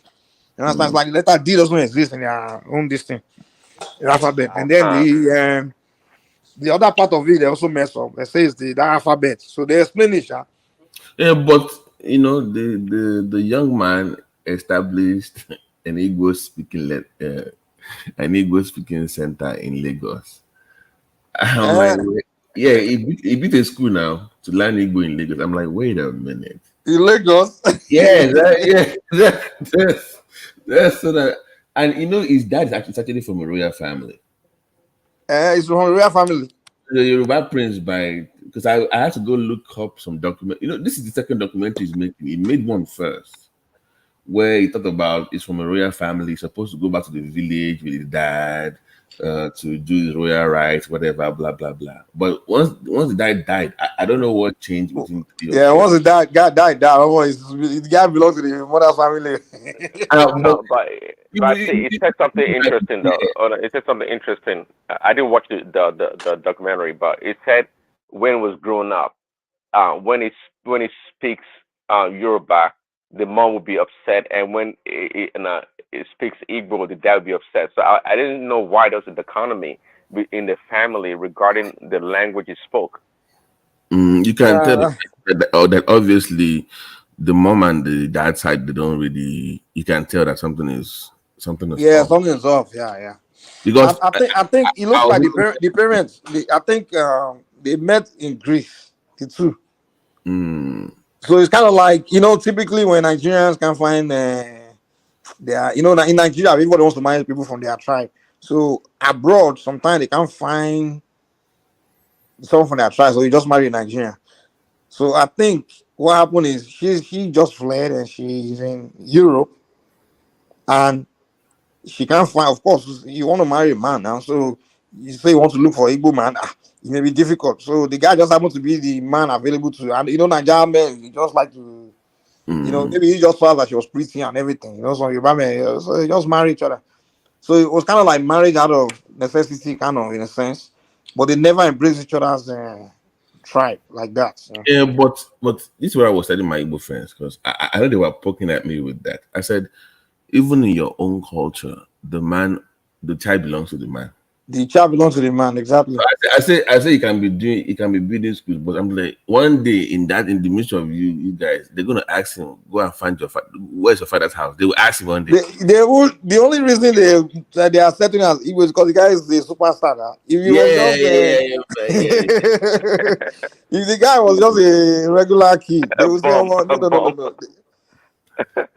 They wouldn't accept him as Igbo. But they know like I say that part people say coming. I don't really care. It's the royal part that it was supposed. So let me find the article of where it talks about. I'm a Yoruba prince. It talks about that in the article. So his name was. No, I think it's the name. Adetokunbo Titi something. I think I heard Rufai was trying to pronounce his name. His Yoruba name is Oluwashino. Really? He has Yoruba name. Yes, now that's Sina. There's no H in that. It's not Sina. It's Oluwashino Adetokunbo. That is his name. I know his older brother wrote to me. I think they kind of share the names, So no, but they've always called him Ugo. I think his mom always called him Ugo. Find that article. No, they call him Ugo. They call his older brother Rotimi, and then they call the third one Indubisi. They kind of split the names. So the mother give them, they all, kind of like the mother will give name, the father will give his own name too. So they will bear both tribal names in a sense. But we all know that in Nigeria, wherever your father comes from, where they will say you come from, you can't become a chief or king in your mother's tribe. It's impossible. Is the Ugo part of his name or a nickname or just Ugo is his name. It's the name. They're not even. They are Delta though. They are Delta Igbo though. They're not really. Even those ones are not even counted as Igbos. They are Delta. They are like the Ika people. Oh, okay.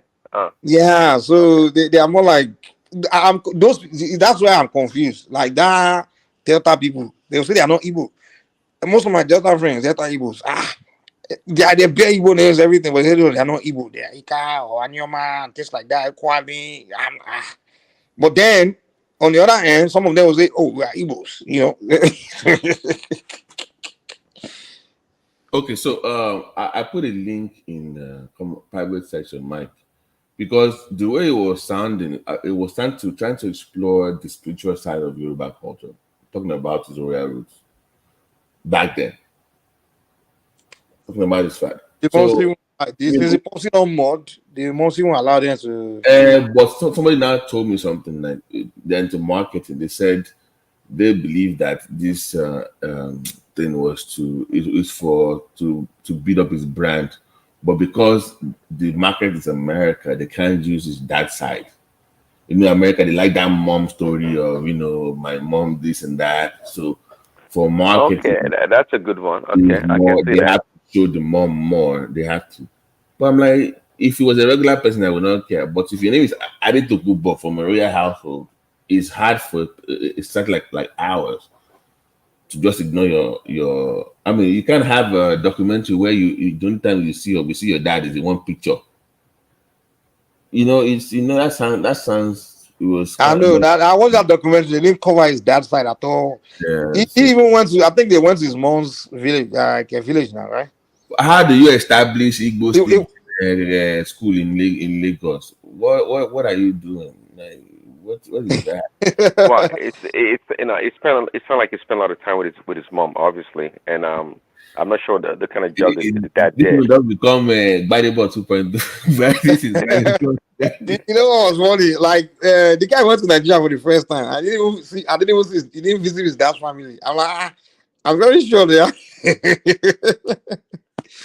The guy's got a lot of You money. know what annoys me? He's calling Oko Abi Eko. God. By the boy, Aburo by the boy,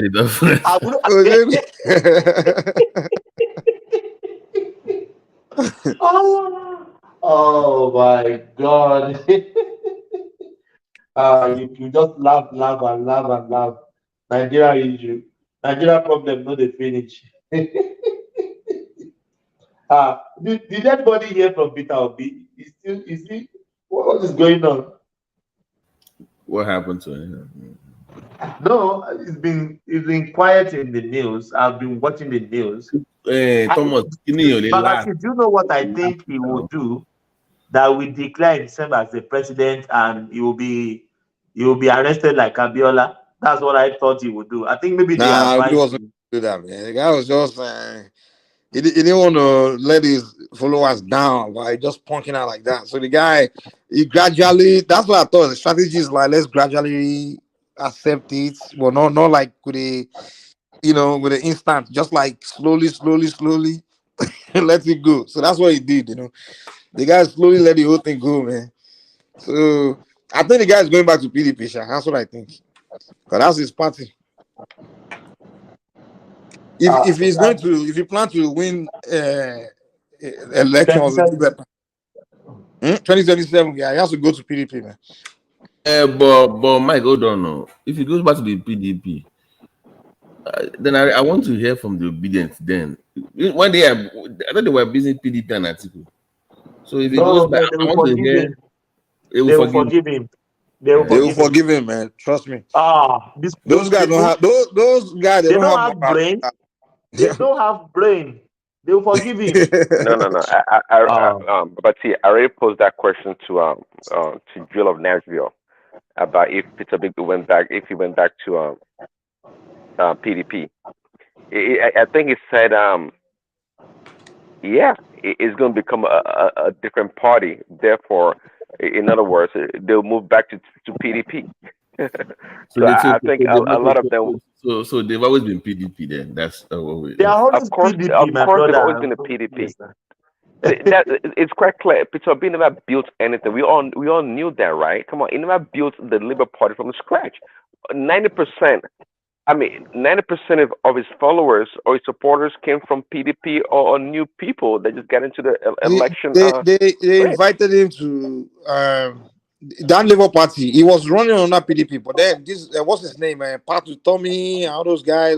They invited him to the Labour Party to come and because they established Labour Party as a new party, but they were looking for as like a third force. It was those people. Third force. So they were looking for a candidate. So they saw what was going on in PDP. That Atiku wants to run, and they realized that it looks like Atiku we buy all these. He will use money now to buy the delegates. So they now convinced Obi like, come and run on this platform. They convinced him, hey, you stand a chance to do better on this platform. So that's where the guy was like, okay, he looked at his option. He realized that Atiku is running, Wike is running. And those guys, they are heavyweight. You understand now? So he saw that his chance to And, get and you to know, Obi himself is a miser. Obi, he can't spend exactly. money. He doesn't spend, and also he's not a good He doesn't campaigner. spend money. And there's no way he can out campaign Atiku and Wiki. Never. So the guy knew it. He was like, okay, let me go to where it's easy. Where they already promised me that okay, you be the front runner. But Mike, sorry for cutting you. The obedience shouting now. Why don't they contribute for him to win that ticket? Because that ticket is much important than this election. If you don't win the ticket, you can't go for the election, isn't it? No, Thomas, it's even worse. It's even worse because in a merger, Atiku is going to be the head of the snake, right? It's not. Yeah. Atiku cannot be VP. And I posed that question to Obi, and I said, "Listen, in a merger, it's going to be Atiku, Obi, and Atiku is going to be the head of the snake." And they said, "It's okay now. It's okay." Then when he does the ATS, we now hand over to Obi. I said, "Really? So you will vote for Atiku with all the way you abused him the last year ago?" They said, "Yes, yes. We will. If the manager and Obi is the VP to him, and after 8 years, they said after 4 years, the Atiku will only do 4 years. It will then hand over to Peter Obi. So that's." I mean, the ones I've spoken to, that's what that's what they believe, or that's what they want to happen. But so much for the fighting corruption and all this nonsense. Oh, yeah.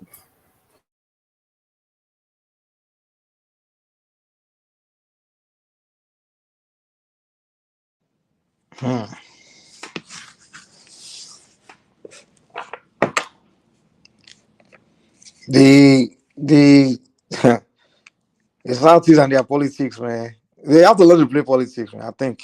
And one of the things that killed them in politics is they are too self-centered, man. Is they my way or the highway? Ah, I think generally in Nigeria, that's the one thing that's been killing them. Like that mentality of this must go my way, or you must see it my way. Even when you are presenting clear distance to them, they will still be, you know, telling you no, my way, my way, my way. You can't relate with people like that, man. People will just be against you all the But time. Mike, is it working for them? Is the question. If I'm doing something that's not working, shouldn't I change my way? It's unfortunate, man. At least for me, I've given up because when I look, I study Nigerian history, and it's always been like that throughout all the events, even the before the Civil War. That's what led to it now. Like when they were negotiating, the Ojukwu and the statistics, they were just doing my way, my way. The Igbo, my way, my way. You are not the only tribe here now. We're trying to resolve something that's going on, and you're only concerned about your ethnic group, the way of what your ethnic group wants. That is just my way. No, that Igbo man, the Indigo must have this way. This is what Indigo wants. This is what Indigo wants. You're not the only tribe in the country now. How do you only care about what you want? What about everybody else? Even whatever is going on in the country is not good. They make it look like it's just happening to them. Indigo, they didn't give Indigo this, Indigo that. What about everybody else? Are you the only one? You can't. Especially being a majority ethnic group, you have to accommodate the minority at least. Mike, that Ibadan blast, on Twitter they find a way to link it to their struggle. They said that that place was was heavily dominated by Igbo people. It was an attack on I'm serious. This is what Samuel was posting, that it was an attack on Igbo people in Ibadan. How did this become about? I mean, like that thing is. I'm starting to wonder, like, why are they always trying to miseducate their people just to make them feel like some other people are, how to get them, I mean, what's the end goal for this? Is it to convince them that okay, you need to jump on board of splitting Nigeria? I mean, what's the point? I don't get it. Is it like okay, when everybody now believe that okay, yeah, they are against us? Now what? It will start a civil war. What will happen? I don't even know what the end goal is. Like, because that propaganda, the way when they gather, they start talking, like, just making up stories, making up lies. And I'm like, why? What's going on? What is this all about? What is the end goal? And people can see that you're lying and you keep telling the lie. And then you wonder why people don't trust you. Like, okay, you are this person that tell lie a lot. So I can't trust you, man.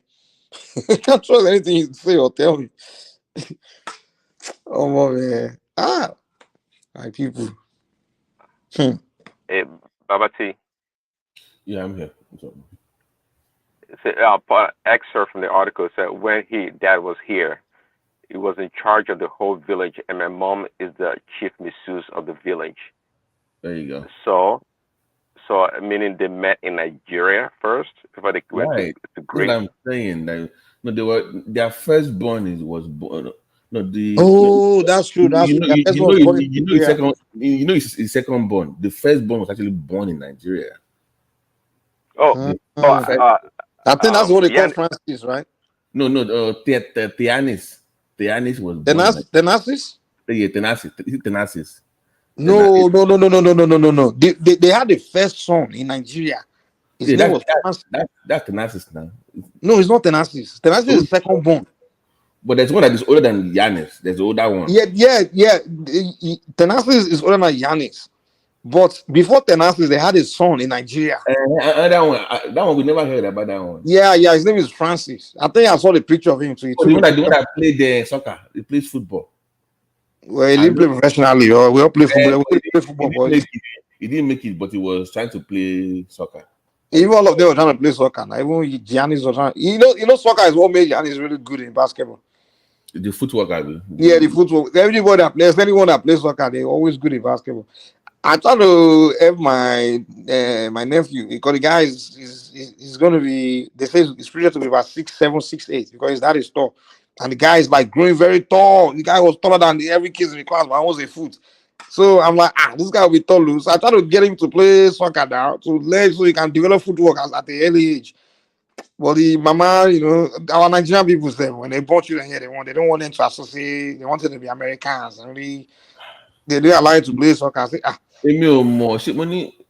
obviously, I don't think the guy consulted properly before putting the interview out, because I think maybe if you put the Igbo Learning Center in Houston, why it will be more beneficial to people in the diaspora to learn Igbo as opposed to. I don't think they have enough Igbo speaking people there to probably. I don't think that was necessary.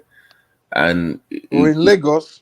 Yeah, look at him now. Just like you say, it's pushing the narrative. I think it's okay. I mean, his mom is Igbo, right, or whatever. So whatever side he chooses to align with, I think that's fine. Who cares, really? That's right. That's their life. Yeah. No. What it's supposed to be Igbo. I don't think the 90s Yoruba rule.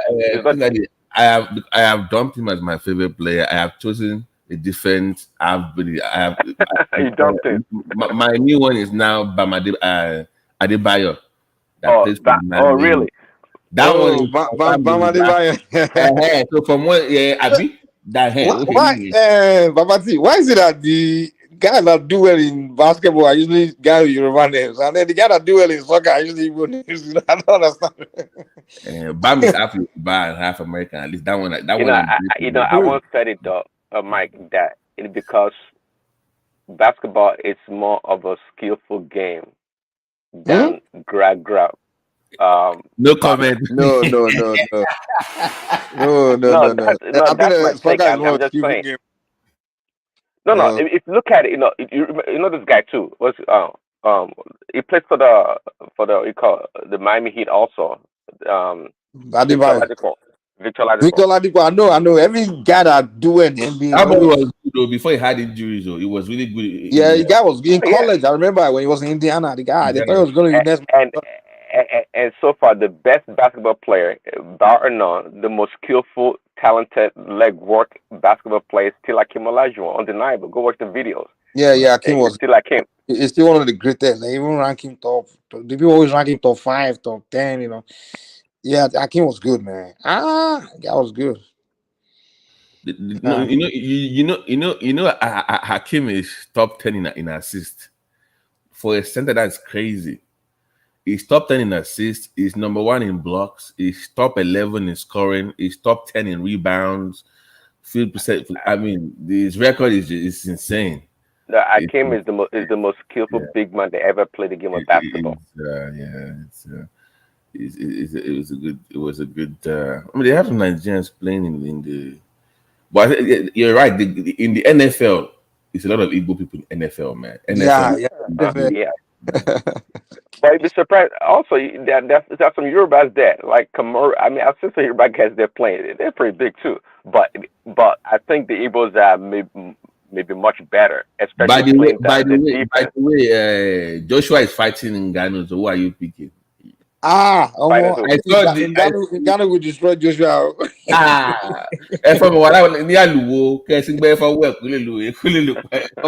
I'm telling you, Ghana, that guy is the punch cannot hurt the guy. That guy is a beast. When the guy knocked down Tyson Fury, I know the fact that he knocked down Fury. I said, man, this guy will knock anybody out, man. Let's say his blow is like a sledgehammer. He can and Joshua will be easier to punch than even Fury self. Because Joshua also have that defense like Fury. In Ghana's trainer is Mike Tyson, right? No, they say Tyson just come to assist. No, that is who the real trainers are like giving him tips and give him just come and give advice and stuff. But his trainers are I don't know why Joshua wants to fight in Ghana. They are giving him 50 million now. Well, fight. Me, I wanted Ghana to make it in boxing, but I wanted to go through, some lower guys first instead of him going straight to. See, that's the person that AJ or whatever is fighting. In Ghana, the guy from the one that fought Tyson Fury. That guy. In Ghana, do you watch UFC? Do you watch UFC, Prince Daddy? I do, but I didn't really watch him much fighting UFC. I saw the highlight. I saw the highlight with Tyson Fury, but okay. Did you follow him during UFC career in Ghana? No, I did not. You need to go follow. That's why I don't know him. You don't know Ghana. If you watch his highlights, you will fear for Anthony. Just go and watch it. Maybe matchup issue though. This is boxing. In fact, I see Joshua actually doing pretty well because unlike Fury, this guy has to punch up. Okay, and he thought it. Wait, Prince Daddy, you won't know what we are talking about until listen. You know what we are talking about. You go and watch Ngannou's UFC career highlights, and then you come back and you know what we are talking about here. I know, but as far as boxing, boxing is different though. We know, but we get that, and that's why we're shocked. Even the hand, when not people head off, the head will just move back. The people then do the guy. Look, when he knock people like they get concussion. They say he had the highest punch in the world, right? Like that guy in Ghana, he put people down to sleep. Like he's a beast, he's a monster. It's like he's never boxed in his life, and the first boxer he faced was the heavyweight champion of the world. For 3 years straight, it was him, Kamaru, and Israel that were the top 3 for 3 years. And they are the people that got me into UFC because I was never a UFC fan. Do you know what's funny? But Israel was more. I barely saw any fight without Ngannou. Israel, of course, was more popular. It's more outspoken. It's more extrovert. Like Ngannou is very laid back, but entertaining as well. Do you know what's funny? Yeah, it's just entertaining. Yeah. In Ghana, the heavyweight fight, they hardly fight. They only fight maybe once every 2 years, once a year. So that's another reason why Ngannou left. It's like in Ghana with the way he was winning in the UFC, they said all these earnings was just $3 million. All that fight for UFC, everything that they made in that career was just $3 million. The last one, so this one fight he had with Tyson Fury, they gave him $10 million. Second one now. That explains it. Say Israel was making like probably 10 million or 5 million a fight. So in Ghana, I mean, it must have been pretty good, but it wasn't that big because I missed aimed totally from the UFC thing. Is the Kamaru, heavyweight? I know Kamaru. Is the Kamaru lost too? Boy, yeah. He went into seizures when he was defeated. I felt bad for him, man. Who? Oh, really? Kamaru, like, he lost his last 2 battles now, but the first one was The bad. same guy now. And that first one, he was winning. Though. He went to let that guy kick him in the head. Money. They kick you. That UFC, I'm not in front of UFC, except when my person. That is real fight, though. It's not wrestling. That is real point. That is real. Yeah. I don't like UFC at all. He was just the Israel and he got all those guys that got me into it, man. It's just because of that. Other than that, I'm watching that. But you guys, is it true they always act wrestling? It's not real. Yes, Which now. WWF. Yes, wrestling. It's acting now. It's acting. Yes. No, I've noticed it myself that this thing can be true. I think it's just to entertain people. That is what it's for. It's not like real fight. Yeah, wrestling. That's why I didn't really like wrestling. I still prefer boxing because boxing is real. Yeah. But there is a real wrestling though, the like real wrestling sports. But the WWE, that one is entertainment. It's not. That was that's entertainment. Yeah. Yes, I've been thinking of that. This is entertainment. This can't be true. Nah, this can't be true.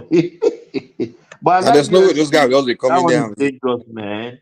That one is dangerous. If you want to watch that, you have to be mentally okay. If you are not Do they mentally still do it? I don't even follow it anymore, Sir. I remember in the 90s, even in the 2000s, when they used to have the Undertaker, the Okogan, Okogan was in the 80s. Andrew the Giant. Warrior. They used to show us those things a lot to growing up. What the fool was saying. They don't. We rent that old VCD. We go to video club to go and get all the series. Oh my God! They kind of they condition us to look into the Western world, man. We consume so many Western. Yes. There was I don't know, man. Like growing up that time, we won't call just America. But Mike, we have our own local fight as well as wrestling, but we don't promote them because it's that one has some jazz. So what want to see on one to I'm serious. They have their own wrestling too. The one that they will tie one hand, Abby, without or what you want to say on my lord dog. Oh my God, wrestling. But when I was younger, there is nothing like every multi-bag 90 wrestling. Oh my God. You know it was fun when we didn't know it was fake. The day I found out it was fake. Yeah, children who don't know it's fake now because we are kids. We don't know it's fake then now, Mike. Because we are children now. But we're adults. When you grow, you got to know that this one is a plan. Mike, and I like wrestling. The day I grew up, I discovered this is fake. I just lost interest, totally in wrestling. No, now choose boxing watching because fake. No. There's full us. Oh my, that time. Oh my God, we don't have in Africa. No, they don't follow us in Africa. In Africa, too, we don't know their culture, their language, so we don't understand. Even hip hop, like we used to think it's just it's real now. I mean, about the national song. Even when Tupac died, I don't know who's old enough to remember when Tupac died. Yeah, of course. You guys know Tupac now. We thought it was just a movie now. We didn't know the guy really died. Yes, now. I'm Biggie, Notorious B.I.G., all of oh my We thought it was just entertainment. We didn't know that they actually got killed. It was when I came to the US that I found out Tupac really don't work out. Because it was we watched that movie Juice. You know that movie? I don't know if you guys I remember. Oh, the one he played Bishop, I believe. He played Bishop. He played Bishop. Yeah. When the guy died in that movie. Now the guy was a bad boy, and then not too long after he died in that movie, they're not telling us the guy died. I thought it was a movie.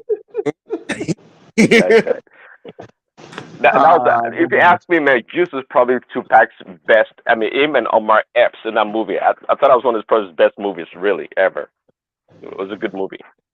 Yeah, it was kind of those kind of movies interesting, like Life in the Hood.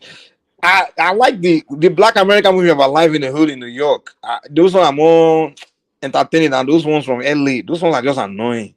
The LA ones, Boys in the Hood, all those ones, it's just corny. It's not really about life. Just about... Right. So is it What true in they the hood is couldn't the find classic, bro. Tupac's corpse till today? Yeah. Is it true they couldn't find Tupac corpse till today? Nobody know how he died. No, they know he died. He died in Vegas now. But with what are they telling us in Africa then? These No, people, what they this are saying life is is that maybe they just spread rumors like he didn't die, Kinika, he's still alive. But the guy, he died in hospital now in Las Vegas. Las Vegas. Dude, what are they telling you in Africa? The guy got shot in Vegas. I mean, I heard stories about him being in Cuba and all this stuff, man. The guy got shot in No. The Vegas. reason he started doing that is because he started releasing music for years after he was dead. Oh, yeah. And trust me, I remember buying like 2 or 3 after he died. You said? So I remember buying 2 or 3 of his albums. No, the guy, he after released died. about 10 albums after his death. About 10 albums. Yeah, almost every year they were releasing album until like for 10 years after his death. They released album. That's another problem. And then when you We listen have to in the Africa music, then. That is where they said, oh, he can't be dead. He's still releasing an album now. He must be Still, hiding. yes, He must be hiding exactly, exactly. and releasing music because every year we do the different one. How many albums did this guy record before? Are you sure this guy is dead? Like, they released album for 10 years straight. Like it was on time about 2009 or so. Album is still coming out. And then the music, when you listen to it, you say things that kind of happen after he was dead. Yes. Like, oh, this guy. But Mike, don't you think musicians are like prophets? Because all the songs Fela sang then is still applicable to our life as life goes on. It's if they play Fela music now, you would think say Fela still alive. Yeah. Thomas, do you remember that Dave Chappelle skit about Tupac? I wrote this song in 94. Yes. And it's like, wait a minute, are you sure this guy is dead? Like, what?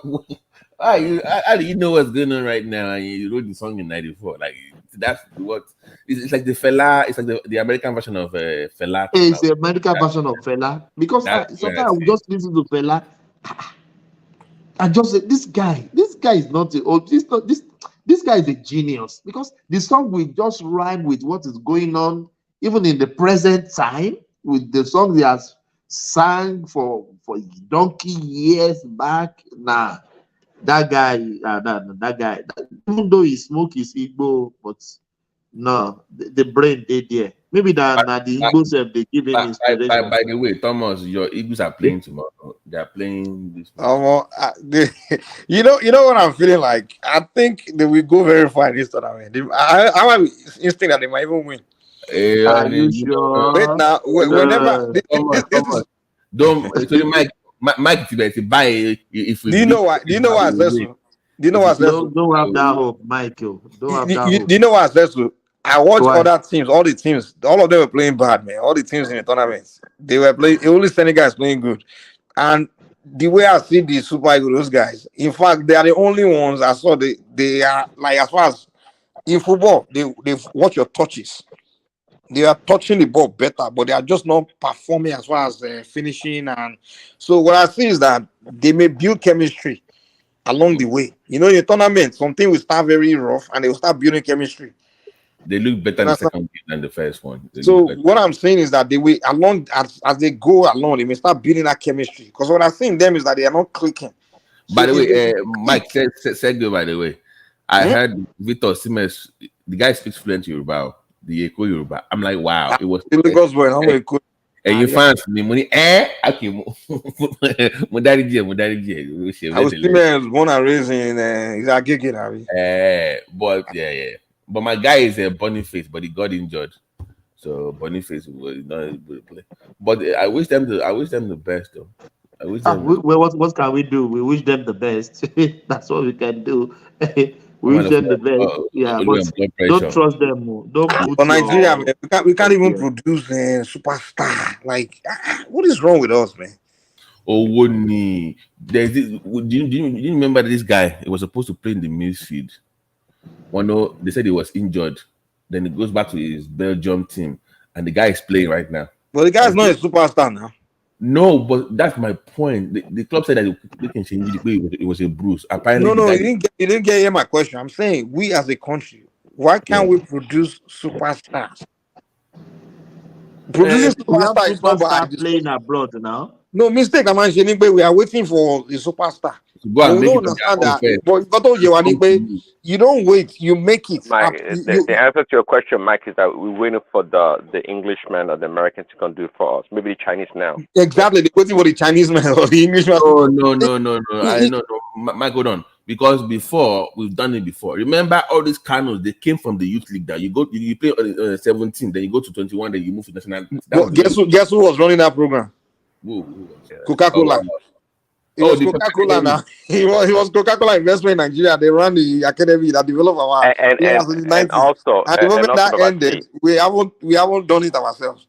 Oh, and also, Babati, if you look as you go up from the junior ones all the way to the Super Eagles, right? We don't do very well. Okay, if we had like the leadership and the organization of the white man, I think Nigeria would have won the World Cup by now. Mike, this is my point. Mikel Obi came from the youth from under 17. Taiwo came from that. I've come from that. But they're not superstars now. I'm talking about we can always produce a guy that can play. You know what I'm calling superstars? Look. If you look at Brazil, look at Argentina, look at England, you will see superstars, and you see names like that king superstar. Mikel was supposed to be superstar now. No. It was not. It was supposed to be just. No. Remember the Messi? No. Remember 17? It was. Yeah, overage. They were talking. We are talking about when I say Babati, we can always discover good players. We are talking about discovering Ballon d'Or caliber player, like all these other countries do. You know, like France on that 17 and whatnot, we do well because it's more raw talent. All the black superstars in the world, the Mbappes, they are all European grown now. Musiala, all of them, when Jude Bellingham that's coming up. Why can't we produce them in Africa like that? We don't produce them. We don't.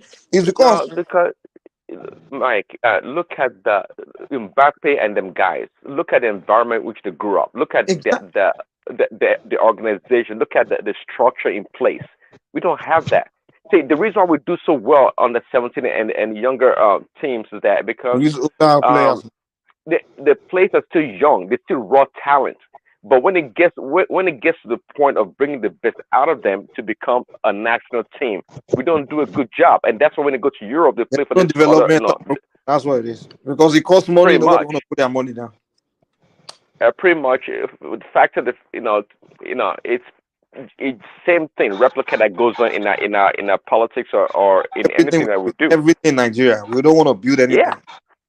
We don't understand that to achieve something you have to build it. There's a sacrifice you have to make. There's some investment you have to put in. The process. We are too lazy to do. Mike, I was even surprised to hear. I can't confirm. I heard someone talking that even our NFA, they have more money than the sports ministry because of the money they get for sponsorship for football. Just the NFA alone by themselves under the ministry, they have more money than the ministry itself. With the kind of money they get from sponsorship, but the money is not used for youth academy the way it's supposed to. They don't use to develop. They share the money, they move on, they are lazy. It was so bad that even FIFA, when the women went to Australia for the World Cup, FIFA the girls. Do you remember, Mike? FIFA had to pay. There's a noise someone needs to mute. Who's in a party? From the Premiership to the U.S. men's soccer team or whatever, it's always privately funded. Exactly. The government is barely involved. It's the people now. It's people like Babati. It's people like you and I. Babati. I actually want to go to Nigeria and just do that thing, man. Just go and build one superstar. You know how they do this? You go and you just go around and discover a child. You discover them from childhood. You know, Yeah, you see, and then you know what's funny, Mike? you put one money. Do you know what's funny? Those people that talk about the superstars, if you go to Adubo, people know who they are. They know exactly, but nobody want to invest in them. In my own area growing up, we used to have a guy called Korede. When Korede is playing back in the days, as a young child, though, playing against poly guys, everywhere shut down. The babas will park their car to watch him play. If he dribbles you and you just enjoy, maybe you just push him down and you start crying. But you know what's funny? If you just tackle him and maybe he falls down, if he's crying, we'll be begging. If he says he's not playing again, game over. We'll be begging him to not stop playing. We'll be begging that guy. And when they saw him, it was not Coke, it was Pepsi Academy. They saw him and they said, "You should come play for the academy." So they put him in academy and said, "Oh, guy, you cannot play in a local. You can stop playing football at Dubo." But he did not listen. He kept playing at Dubo football, even though he was in the academy. But there was no. You know what's funny, right? You know that there will be that one boy in the neighborhood, one small boy. That's just everybody knows this one now. He's just gift like born. God give and say, come, you are as good. Kind of like the way they saw Messi when he was a little boy, and Barcelona, they took him. They saw that even had medical condition. They say Barcelona spent $350 million to help him do that growth hormone to grow a little bit, because they say he wasn't going to grow. They invest that because Barcelona saw that this guy in the future will produce tens of millions, hundreds of millions for them, for that club. So they're willing to invest that money on him, risk.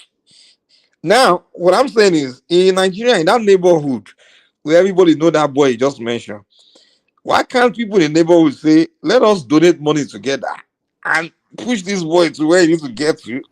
These guys, Mike, hold on. Mike, since when?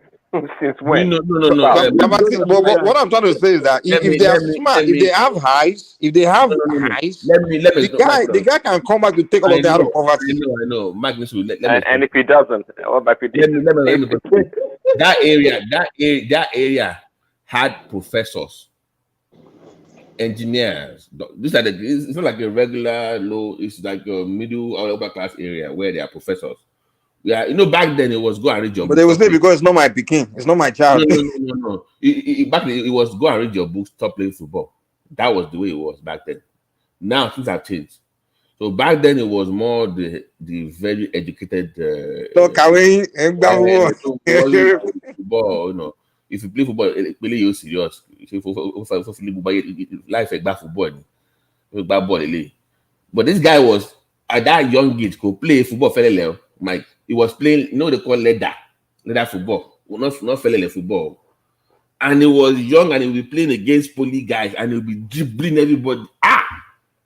Man, I will not match this now. They could play now. Let's watch they play. People will be begging to see they play like the book. He was that good as a child. Man, it's sad, man. It's sad. But he played in Turkey though, but he was not the same guy anymore. The way he was before the injury, he was just never the same guy. The other people now, Martins was there. Martins was good too. But I want parents, they were doctors, so they put a player. Baba, do you remember Ikedia? Oh, Pius. That guy can run. Man. Oh my God. I like that guy. Oh my God. Nigeria got players, but I don't just know. We just hear them for couple of years and they are gone. We don't even hear them. Thomas, blame one now. Somebody struggled to make, and it's not even in soccer only, in all sports. And your struggle to only make it, why play for Nigeria? How would they feel now? Come on. No. You can't blame the person. No. Half of soccer Australia, they are blacks. Almost half of soccer, our player here. Even athletics, everything, they are all they are really making the country proud. I don't know. Well, a quick correction about you. I said we have talent, not players. At that stage, all we have is talent, not players. Yeah, you're right. We have talent. Yeah, The thing we have. is, the it takes a lot. They have to in soccer it's more difficult because you have to feeding, development. It's so much that people just gotta really put in that work. Training. Yeah, they have to Mike. take those children. Training. A bunch of them, they have to take them. They have to be feeding them, training them, because they can't be malnourished. They have to development. That's how they developed all those Pogba, all of them from in France. It's a program. It costs money. You just have to have people that are willing to put that money down. And it's for the benefit of the country because we have to if you want to win World Cup, that's what we have to do. We can't keep relying on making on your own, and we're not calling international. Who care about the country? That's not a building in Europe now. We are waiting for Nigeria somebody to become player and then we'll call it the national team. No, Nigeria will not. Nigeria doesn't care about that. What concern Nigeria about that? What concern Nigeria about? They And then want to contribute to everybody your life. complain. They'll say this useless Super Eagle. How much is you? None of us want to. Even Dangote with all his money, he's watching Super Eagle. You're feeling disappointed. All your money, put money into program now. You mean the way MK used to invest in sports, that kind of investment? I could do that time. Yes, I remember. They always promote all those local. He owns his own club now in my hometown. Forgotten. I think he has his own club. Abiola Babes, yeah. Abiola Babes. Abiola Babes, yeah, I remember. Abiola Babes. I mean, promote all this Remo something. I forgot that. It's just back in the days then. I know. I think he loves sports generally. I think that's just. I imagine that man still alive now. Oh God. He'll enjoy you. No. That man. Do you know his story I heard about Abiola Babati? Yeah, go ahead. Yeah. One day, one of the building they are building, and Abiola came to the site just to inspect they are building a maybe 10-story building or so. And one of the laborer, all those all those laborer, he brought one of his child to the site. So he was now calling the child, Moshood, kúrò bẹ́ẹ̀ yẹn, bọ̀dá Senobu, ẹ má yẹ kí yẹ̀pẹ̀ dà sí lára. All those women, they will just bring their child, put it in one corner, and Abiola just hear Moshood. Moshood. And then the bó ṣe máa ń ká lòlò. Ìwọ wá mí tiẹ̀, kí lorúkọ ọmọ ẹ yẹn? Ó ní Moshood. You now just imagine, somebody bearing my name, his mother is suffering, my brother, from there, their life, he said, go and shower, go out of this place, take this child of this place. I'm taking a school responsibility. He got out. The life of that woman changed forever. It's just like the son is bearing his name. The mom called Moshood in his present. That guy, philanthropies. Yeah, no, you can give it to him. That man it's just. I can't. Abiola even wealthy. If you are wealthy, you don't help people. I don't count you as a rich person. If you don't help people, that is who I call the wealthy one. If you are wealthy, you and your family just enjoying your money. You don't help the nation. You don't help the needy, the poor. Yeah, just keep your money to yourself. I think it's good in that aspect. That people testify to many things he has done, changing people's life from zero to hero. Give it to Abiola. May he so rest in peace. Yeah, he was a great man. He just, like we've talked about, I think he just foreign powers. I didn't want him to be president, because if he bring that same drive into politics, I think it would have changed Nigeria for the better with the kind of it was more socialist leaning, by the way, which I think for that time. Yes, our trajectory could have changed by now. Yeah. I'm pretty sure. I'm pretty sure. But they just Nigeria. Because I think compared to Tinubu or Obasanjo, the love he had across board from every part, so he could have done many Even from the north as uh, well. They yeah. love him from the north. You can imagine a Yoruba man being loved in the north. Even in the Close east. ally of our brother. Even in the east. Even in the east. Yeah. So No. It cut across all the region. I think it's just people will just like him for no reason. Just no. It's he's a great man. He's a great man. by the way, I tried to contact you, Thomas, to reach out to see how you're doing with your family in regards to the Ibadan thing. You know, yes. I'm like, but your email. It said your email was. So I'm like, who has a full email? What the hell? Like, who? It said your email. How many emails do you get a day? They have a full inbox. But anyways, I hope the family is safe. I know yes, you. they are safe. It's close to my dad's office because my dad has his office in some go now close to UI. But they felt it around there as well.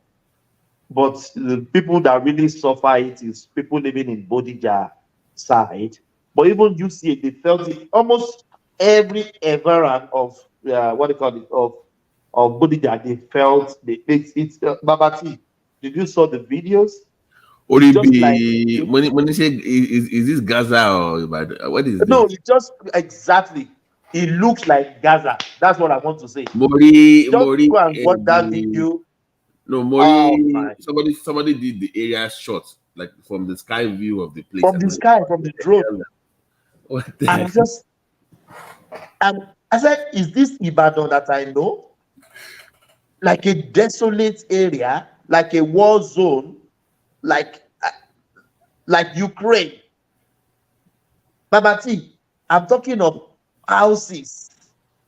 Not 2, not 3, not 4, not 5, not in hundreds. Even the ones still standing, the roof were messed up. They just blew the roof off. Like that's it, man. Wow. So I don't even know that what they use for this money is this. It's just like that. But they said, according to reports, that the people in the neighborhood said that they knew that they stopped mining stuff there. So why didn't you report it? Why didn't the bomb was hard to put them out? Okay, and everybody's comfortable with it. No. People forget about even houses people lost. People lost their loved ones. How many people died? I thought it was 2 only. They are still counting because there are people in the rubbles. Even they are calling their phone. Some of them, their phones are ringing, still ringing.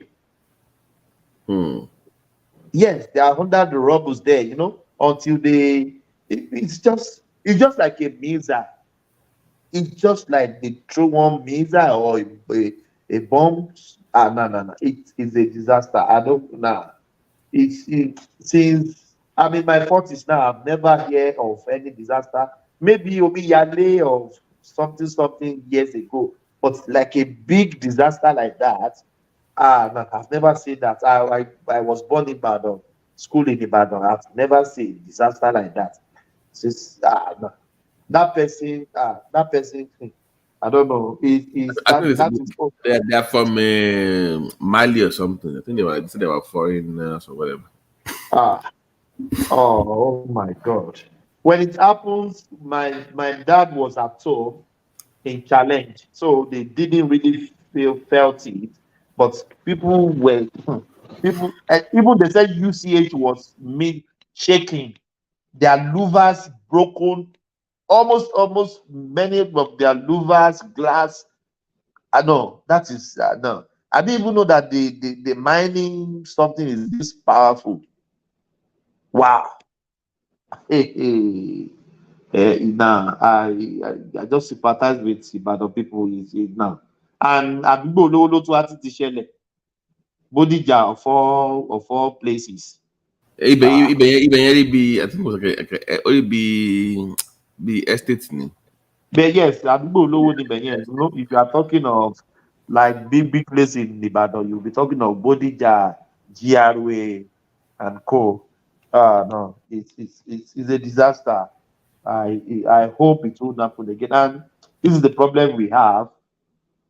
There's a slogan in Australia: if you see something, say something. So, and some people knew that they were storing all those, I call it weapons. This is a weapon.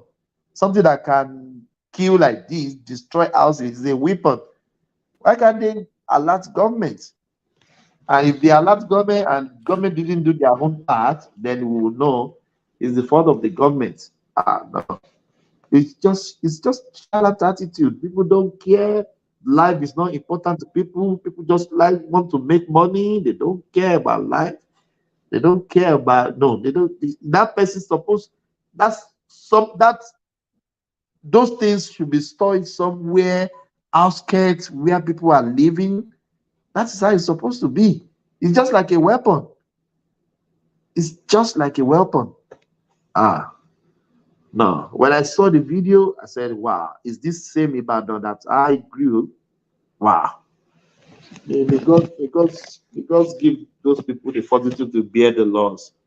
There's nothing we can do. That is part of life. Yeah. Mr. Traof. Yes, so I'm here. I've been listening to you guys. Comment ça Je va? vais très bien. C'est bien, ça va, très ça va. bien. Et Ça vous, va bien, merci.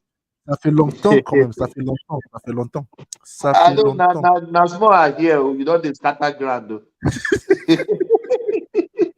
I see it has been a long time. It has been a long time. The only person that says hi to me is fine. Oh, great. The only person that I have my communication is Prince Daddy. We say hello to each other. The rest, everybody. If anything happened to one man, everybody will disappear. Hey, Mr. Triumph, how you doing? I'm doing great. I wanted to come earlier, but I have to take my children to school, so I just calm down. There's only one that does not want to go to school today. We say he's going to go to grandma's place, just for me before I bring. I said during my time, I cannot tell my father I don't want to go to school, whether I'm sick or not. I will go. You can you even face your dad and say you don't want to go to school? The only person that can do that is the last born of the family. That's the only person. Our kids of now, they are getting away with many things. So I just imagine looking my dad at his face, telling him, "I'm not going to school." No, you won't try that now. The kids of nowadays, they are enjoying. They are in another world. Sorry. Do you want ice cream and hot cocoa? I wonder. Oh my God! I remember when I because I adopted my sister for some reasons. You understand? So something happened. So I said, now the boy belongs to me. You can't talk to him anyhow. The boy can't grow wings. So he say, Uncle said nobody can talk to me. As if he has gotten promotion. So what I just laugh and say that don't worry, anything you want, I will give it to you, but nobody will beat you anymore. Even grandma, your mom, nobody, even your school, I take care of everything. The guy is now even the other cousins that he has, in Nigeria, they're all jealous of him now because anything you see that I'm not an European. I'm not an European. Then I laugh. Okay, but I thank God. I thank God for everything. What happened to one man for past a week? He always do off and on. But I saw him last night. I kept quiet.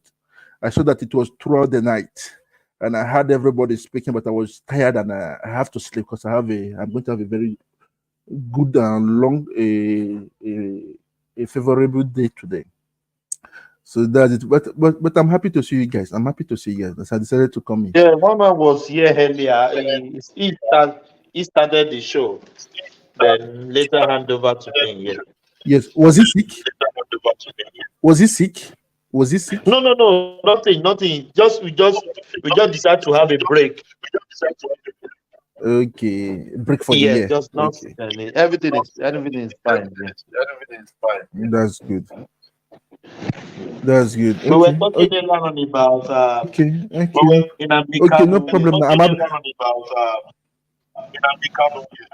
I know in the Kanu, Emike. Maybe if care is not taking the guy, I don't want to say it on air because if not, they will come after me later. So I know that. I know that. I just pity the guy. Hmm?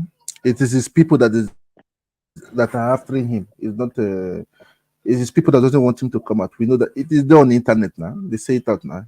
So they should stop telling us releasing Nnamdi Kanu. His people doesn't want him to come outside. They're using him to cash money now. They're using him to cash. Everything is business now. Everything is business. Everything is business. That's it. So one thing I came in is concerning what's it called the bomb blast in Nigeria. Hmm? Do you know that here in France you cannot type anything bomb or your mail or on your chat, you say bomb, police will come and knock at your door. You understand? Because they have access to everything. English or French or any language, they will track you. If I want to, maybe I will write to Nigeria government. I'm giving myself till the month of June, July. I'll come and assist them. Come and assist them for security. What they lack is this security of a thing. Now we need people that have. I know that I work with the French government. I have ESPA, but I cannot do it alone. If they will allow me to bring, those guys, everything will be within a year. People will hear no more noise. We hear no more noise. So that's it. That's it. Because of nobody can just say want to buy a bomb. I was a former.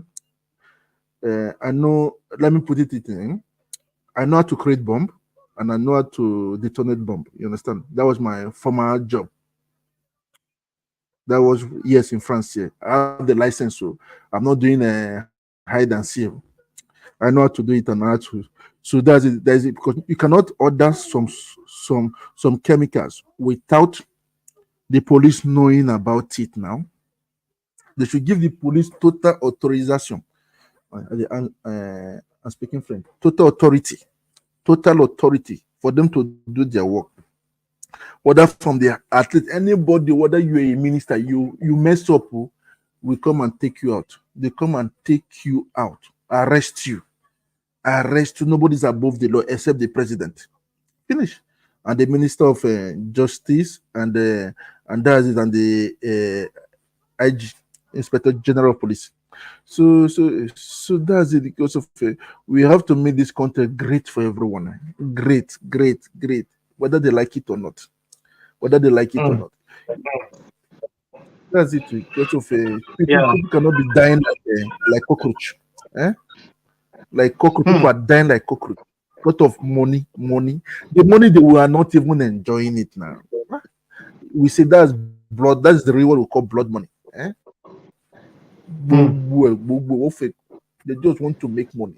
That's not the way to make money. What they lack in Nigeria, I used to say to is awareness of many things.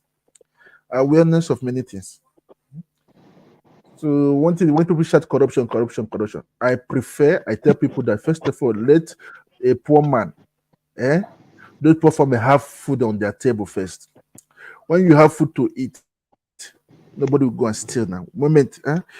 They say an hungry man is an angry man. He's an angry man. So they can do anything for the name of money. Now when I see people, all these young boys, because they are hungry. They are hungry. Even here, the people that used to steal are the people hungry here in France. After finishing using their money to bet and to drink and to do party. And after some of them, they save their money. They don't have money. They save it to buy a very big car just to show off. You understand? Show off. All the young guys. So that's it. So that's it. But we hope everything is going to be great. I don't lose hope. I used to say that. I don't lose hope. I know you are very optimistic, and a positive person. Nigeria is my country. God forbid, but there is war in Europe where will I run to? I wonder. your country will not reject you. Do you know that I was angry because I said that I will not renew my Nigerian passport. When I thought about it, I see, oh, Lord, this and that they're now regrouping all the soldiers in Europe as one, as one, and there is war. Where will I run go? They say no passport, no entrance. Oh Lord, my. First of all, I take my family, all of them, they go to Nigeria. Then I can come back for my money. That's true. No. I remember before during the Ukraine fight. I remember we saw some things that happened in Ukraine. In the border of Ukraine to go into Poland, everybody, if you don't have a valid passport to enter Poland, you won't enter. They block everything. So you see, so at least you have something just minimum your passport in case of anything. You run away. You just run away. Now so, my brother. Thank you so much for you came late. Can you bring a candle? Can you bring candle before go to the but candle wants to come in so I can I can talk with Baba T. You will not escape me today. Baba T. I came candle? for you. Candle. We have to go. We have to go now. I have a meeting. I have to. The background. Yes, I'll put it back. Let me show that then. We put it in the background. Okay. Yeah. Yeah. Thank you, everyone. Yeah, it has been a nice session again. We've been up for a couple of days. Yeah, we just need a rest. But be firewood. So thank you everyone for coming tonight again. Yeah. Mama always say another day, another dollar. Now we make it happen again. We've started again. Yeah, that is just our start of the year, breaking in transmission. But now we are back fully. We need to have some rest ourselves too. Yeah. Thank you everyone. Catch ya later. Thank you everyone. God bless you. Thank you. My convoy is 5 vehicles, and you cannot buy fuel unless I'm inside the car. So I will pay them. No more. I know. The governor was paying for petrol himself for his convoy. When they get to a gas station, he will come out and bring out money and pay. In fact, at Oka Government House, then when he was governor, forget about drinking champagne, what they are now doing there. Then he gave out old newspapers as substitute for toilet roll. If you are going to the toilet, he will just to save money. Yeah. He was going to run somewhere. He said he's going for interview for job. Peter, can't you give him a job? Peter, can't you do this? The boy doesn't even have. I said, none of my children have car. I was the only person who is governor and bank chairman, not to them. Isn't that mesmerizing? But I know that Peter B. I know that he's a smart man. You know? But the governor, that Obi, did he say anything about that 200 million from security vote that he was caught? His convoy was trying to smuggle out of the country. Did he say anything about that? No, he didn't. No, but he talked about that 72 billion he left behind for his handpicked successor. Because when you hear that Peter Obi left 75 billion, if anybody doubts it, call me. I know where the money is. I kept it. Did he talk about? Yeah, he did. Yeah, he did. I know the man that he's now fighting. You know, remember? Yes, I know. Of course. Did he talk about what is it called again? The liabilities he left behind. Did he talk about that? No. Like signed contracts that were not paid for. Did he talk about? No. Like thousands of workers that he hired during the last weeks of his administration without provision for their pay in the budget. Did he talk? No. But definitely he must have talked about the millions and millions he was dashing out to schools, churches, town hall, traditional. Yeah. At the end of the administration, he was just giving out money without appropriation. He talked about that, huh? Of course. Of course. Okay, one last thing. Did P2B finally explain how bodies of Biafran activists ended up floating on Anambra River when he was governor? Did he explain that? No, he didn't. Why? It must be an omission.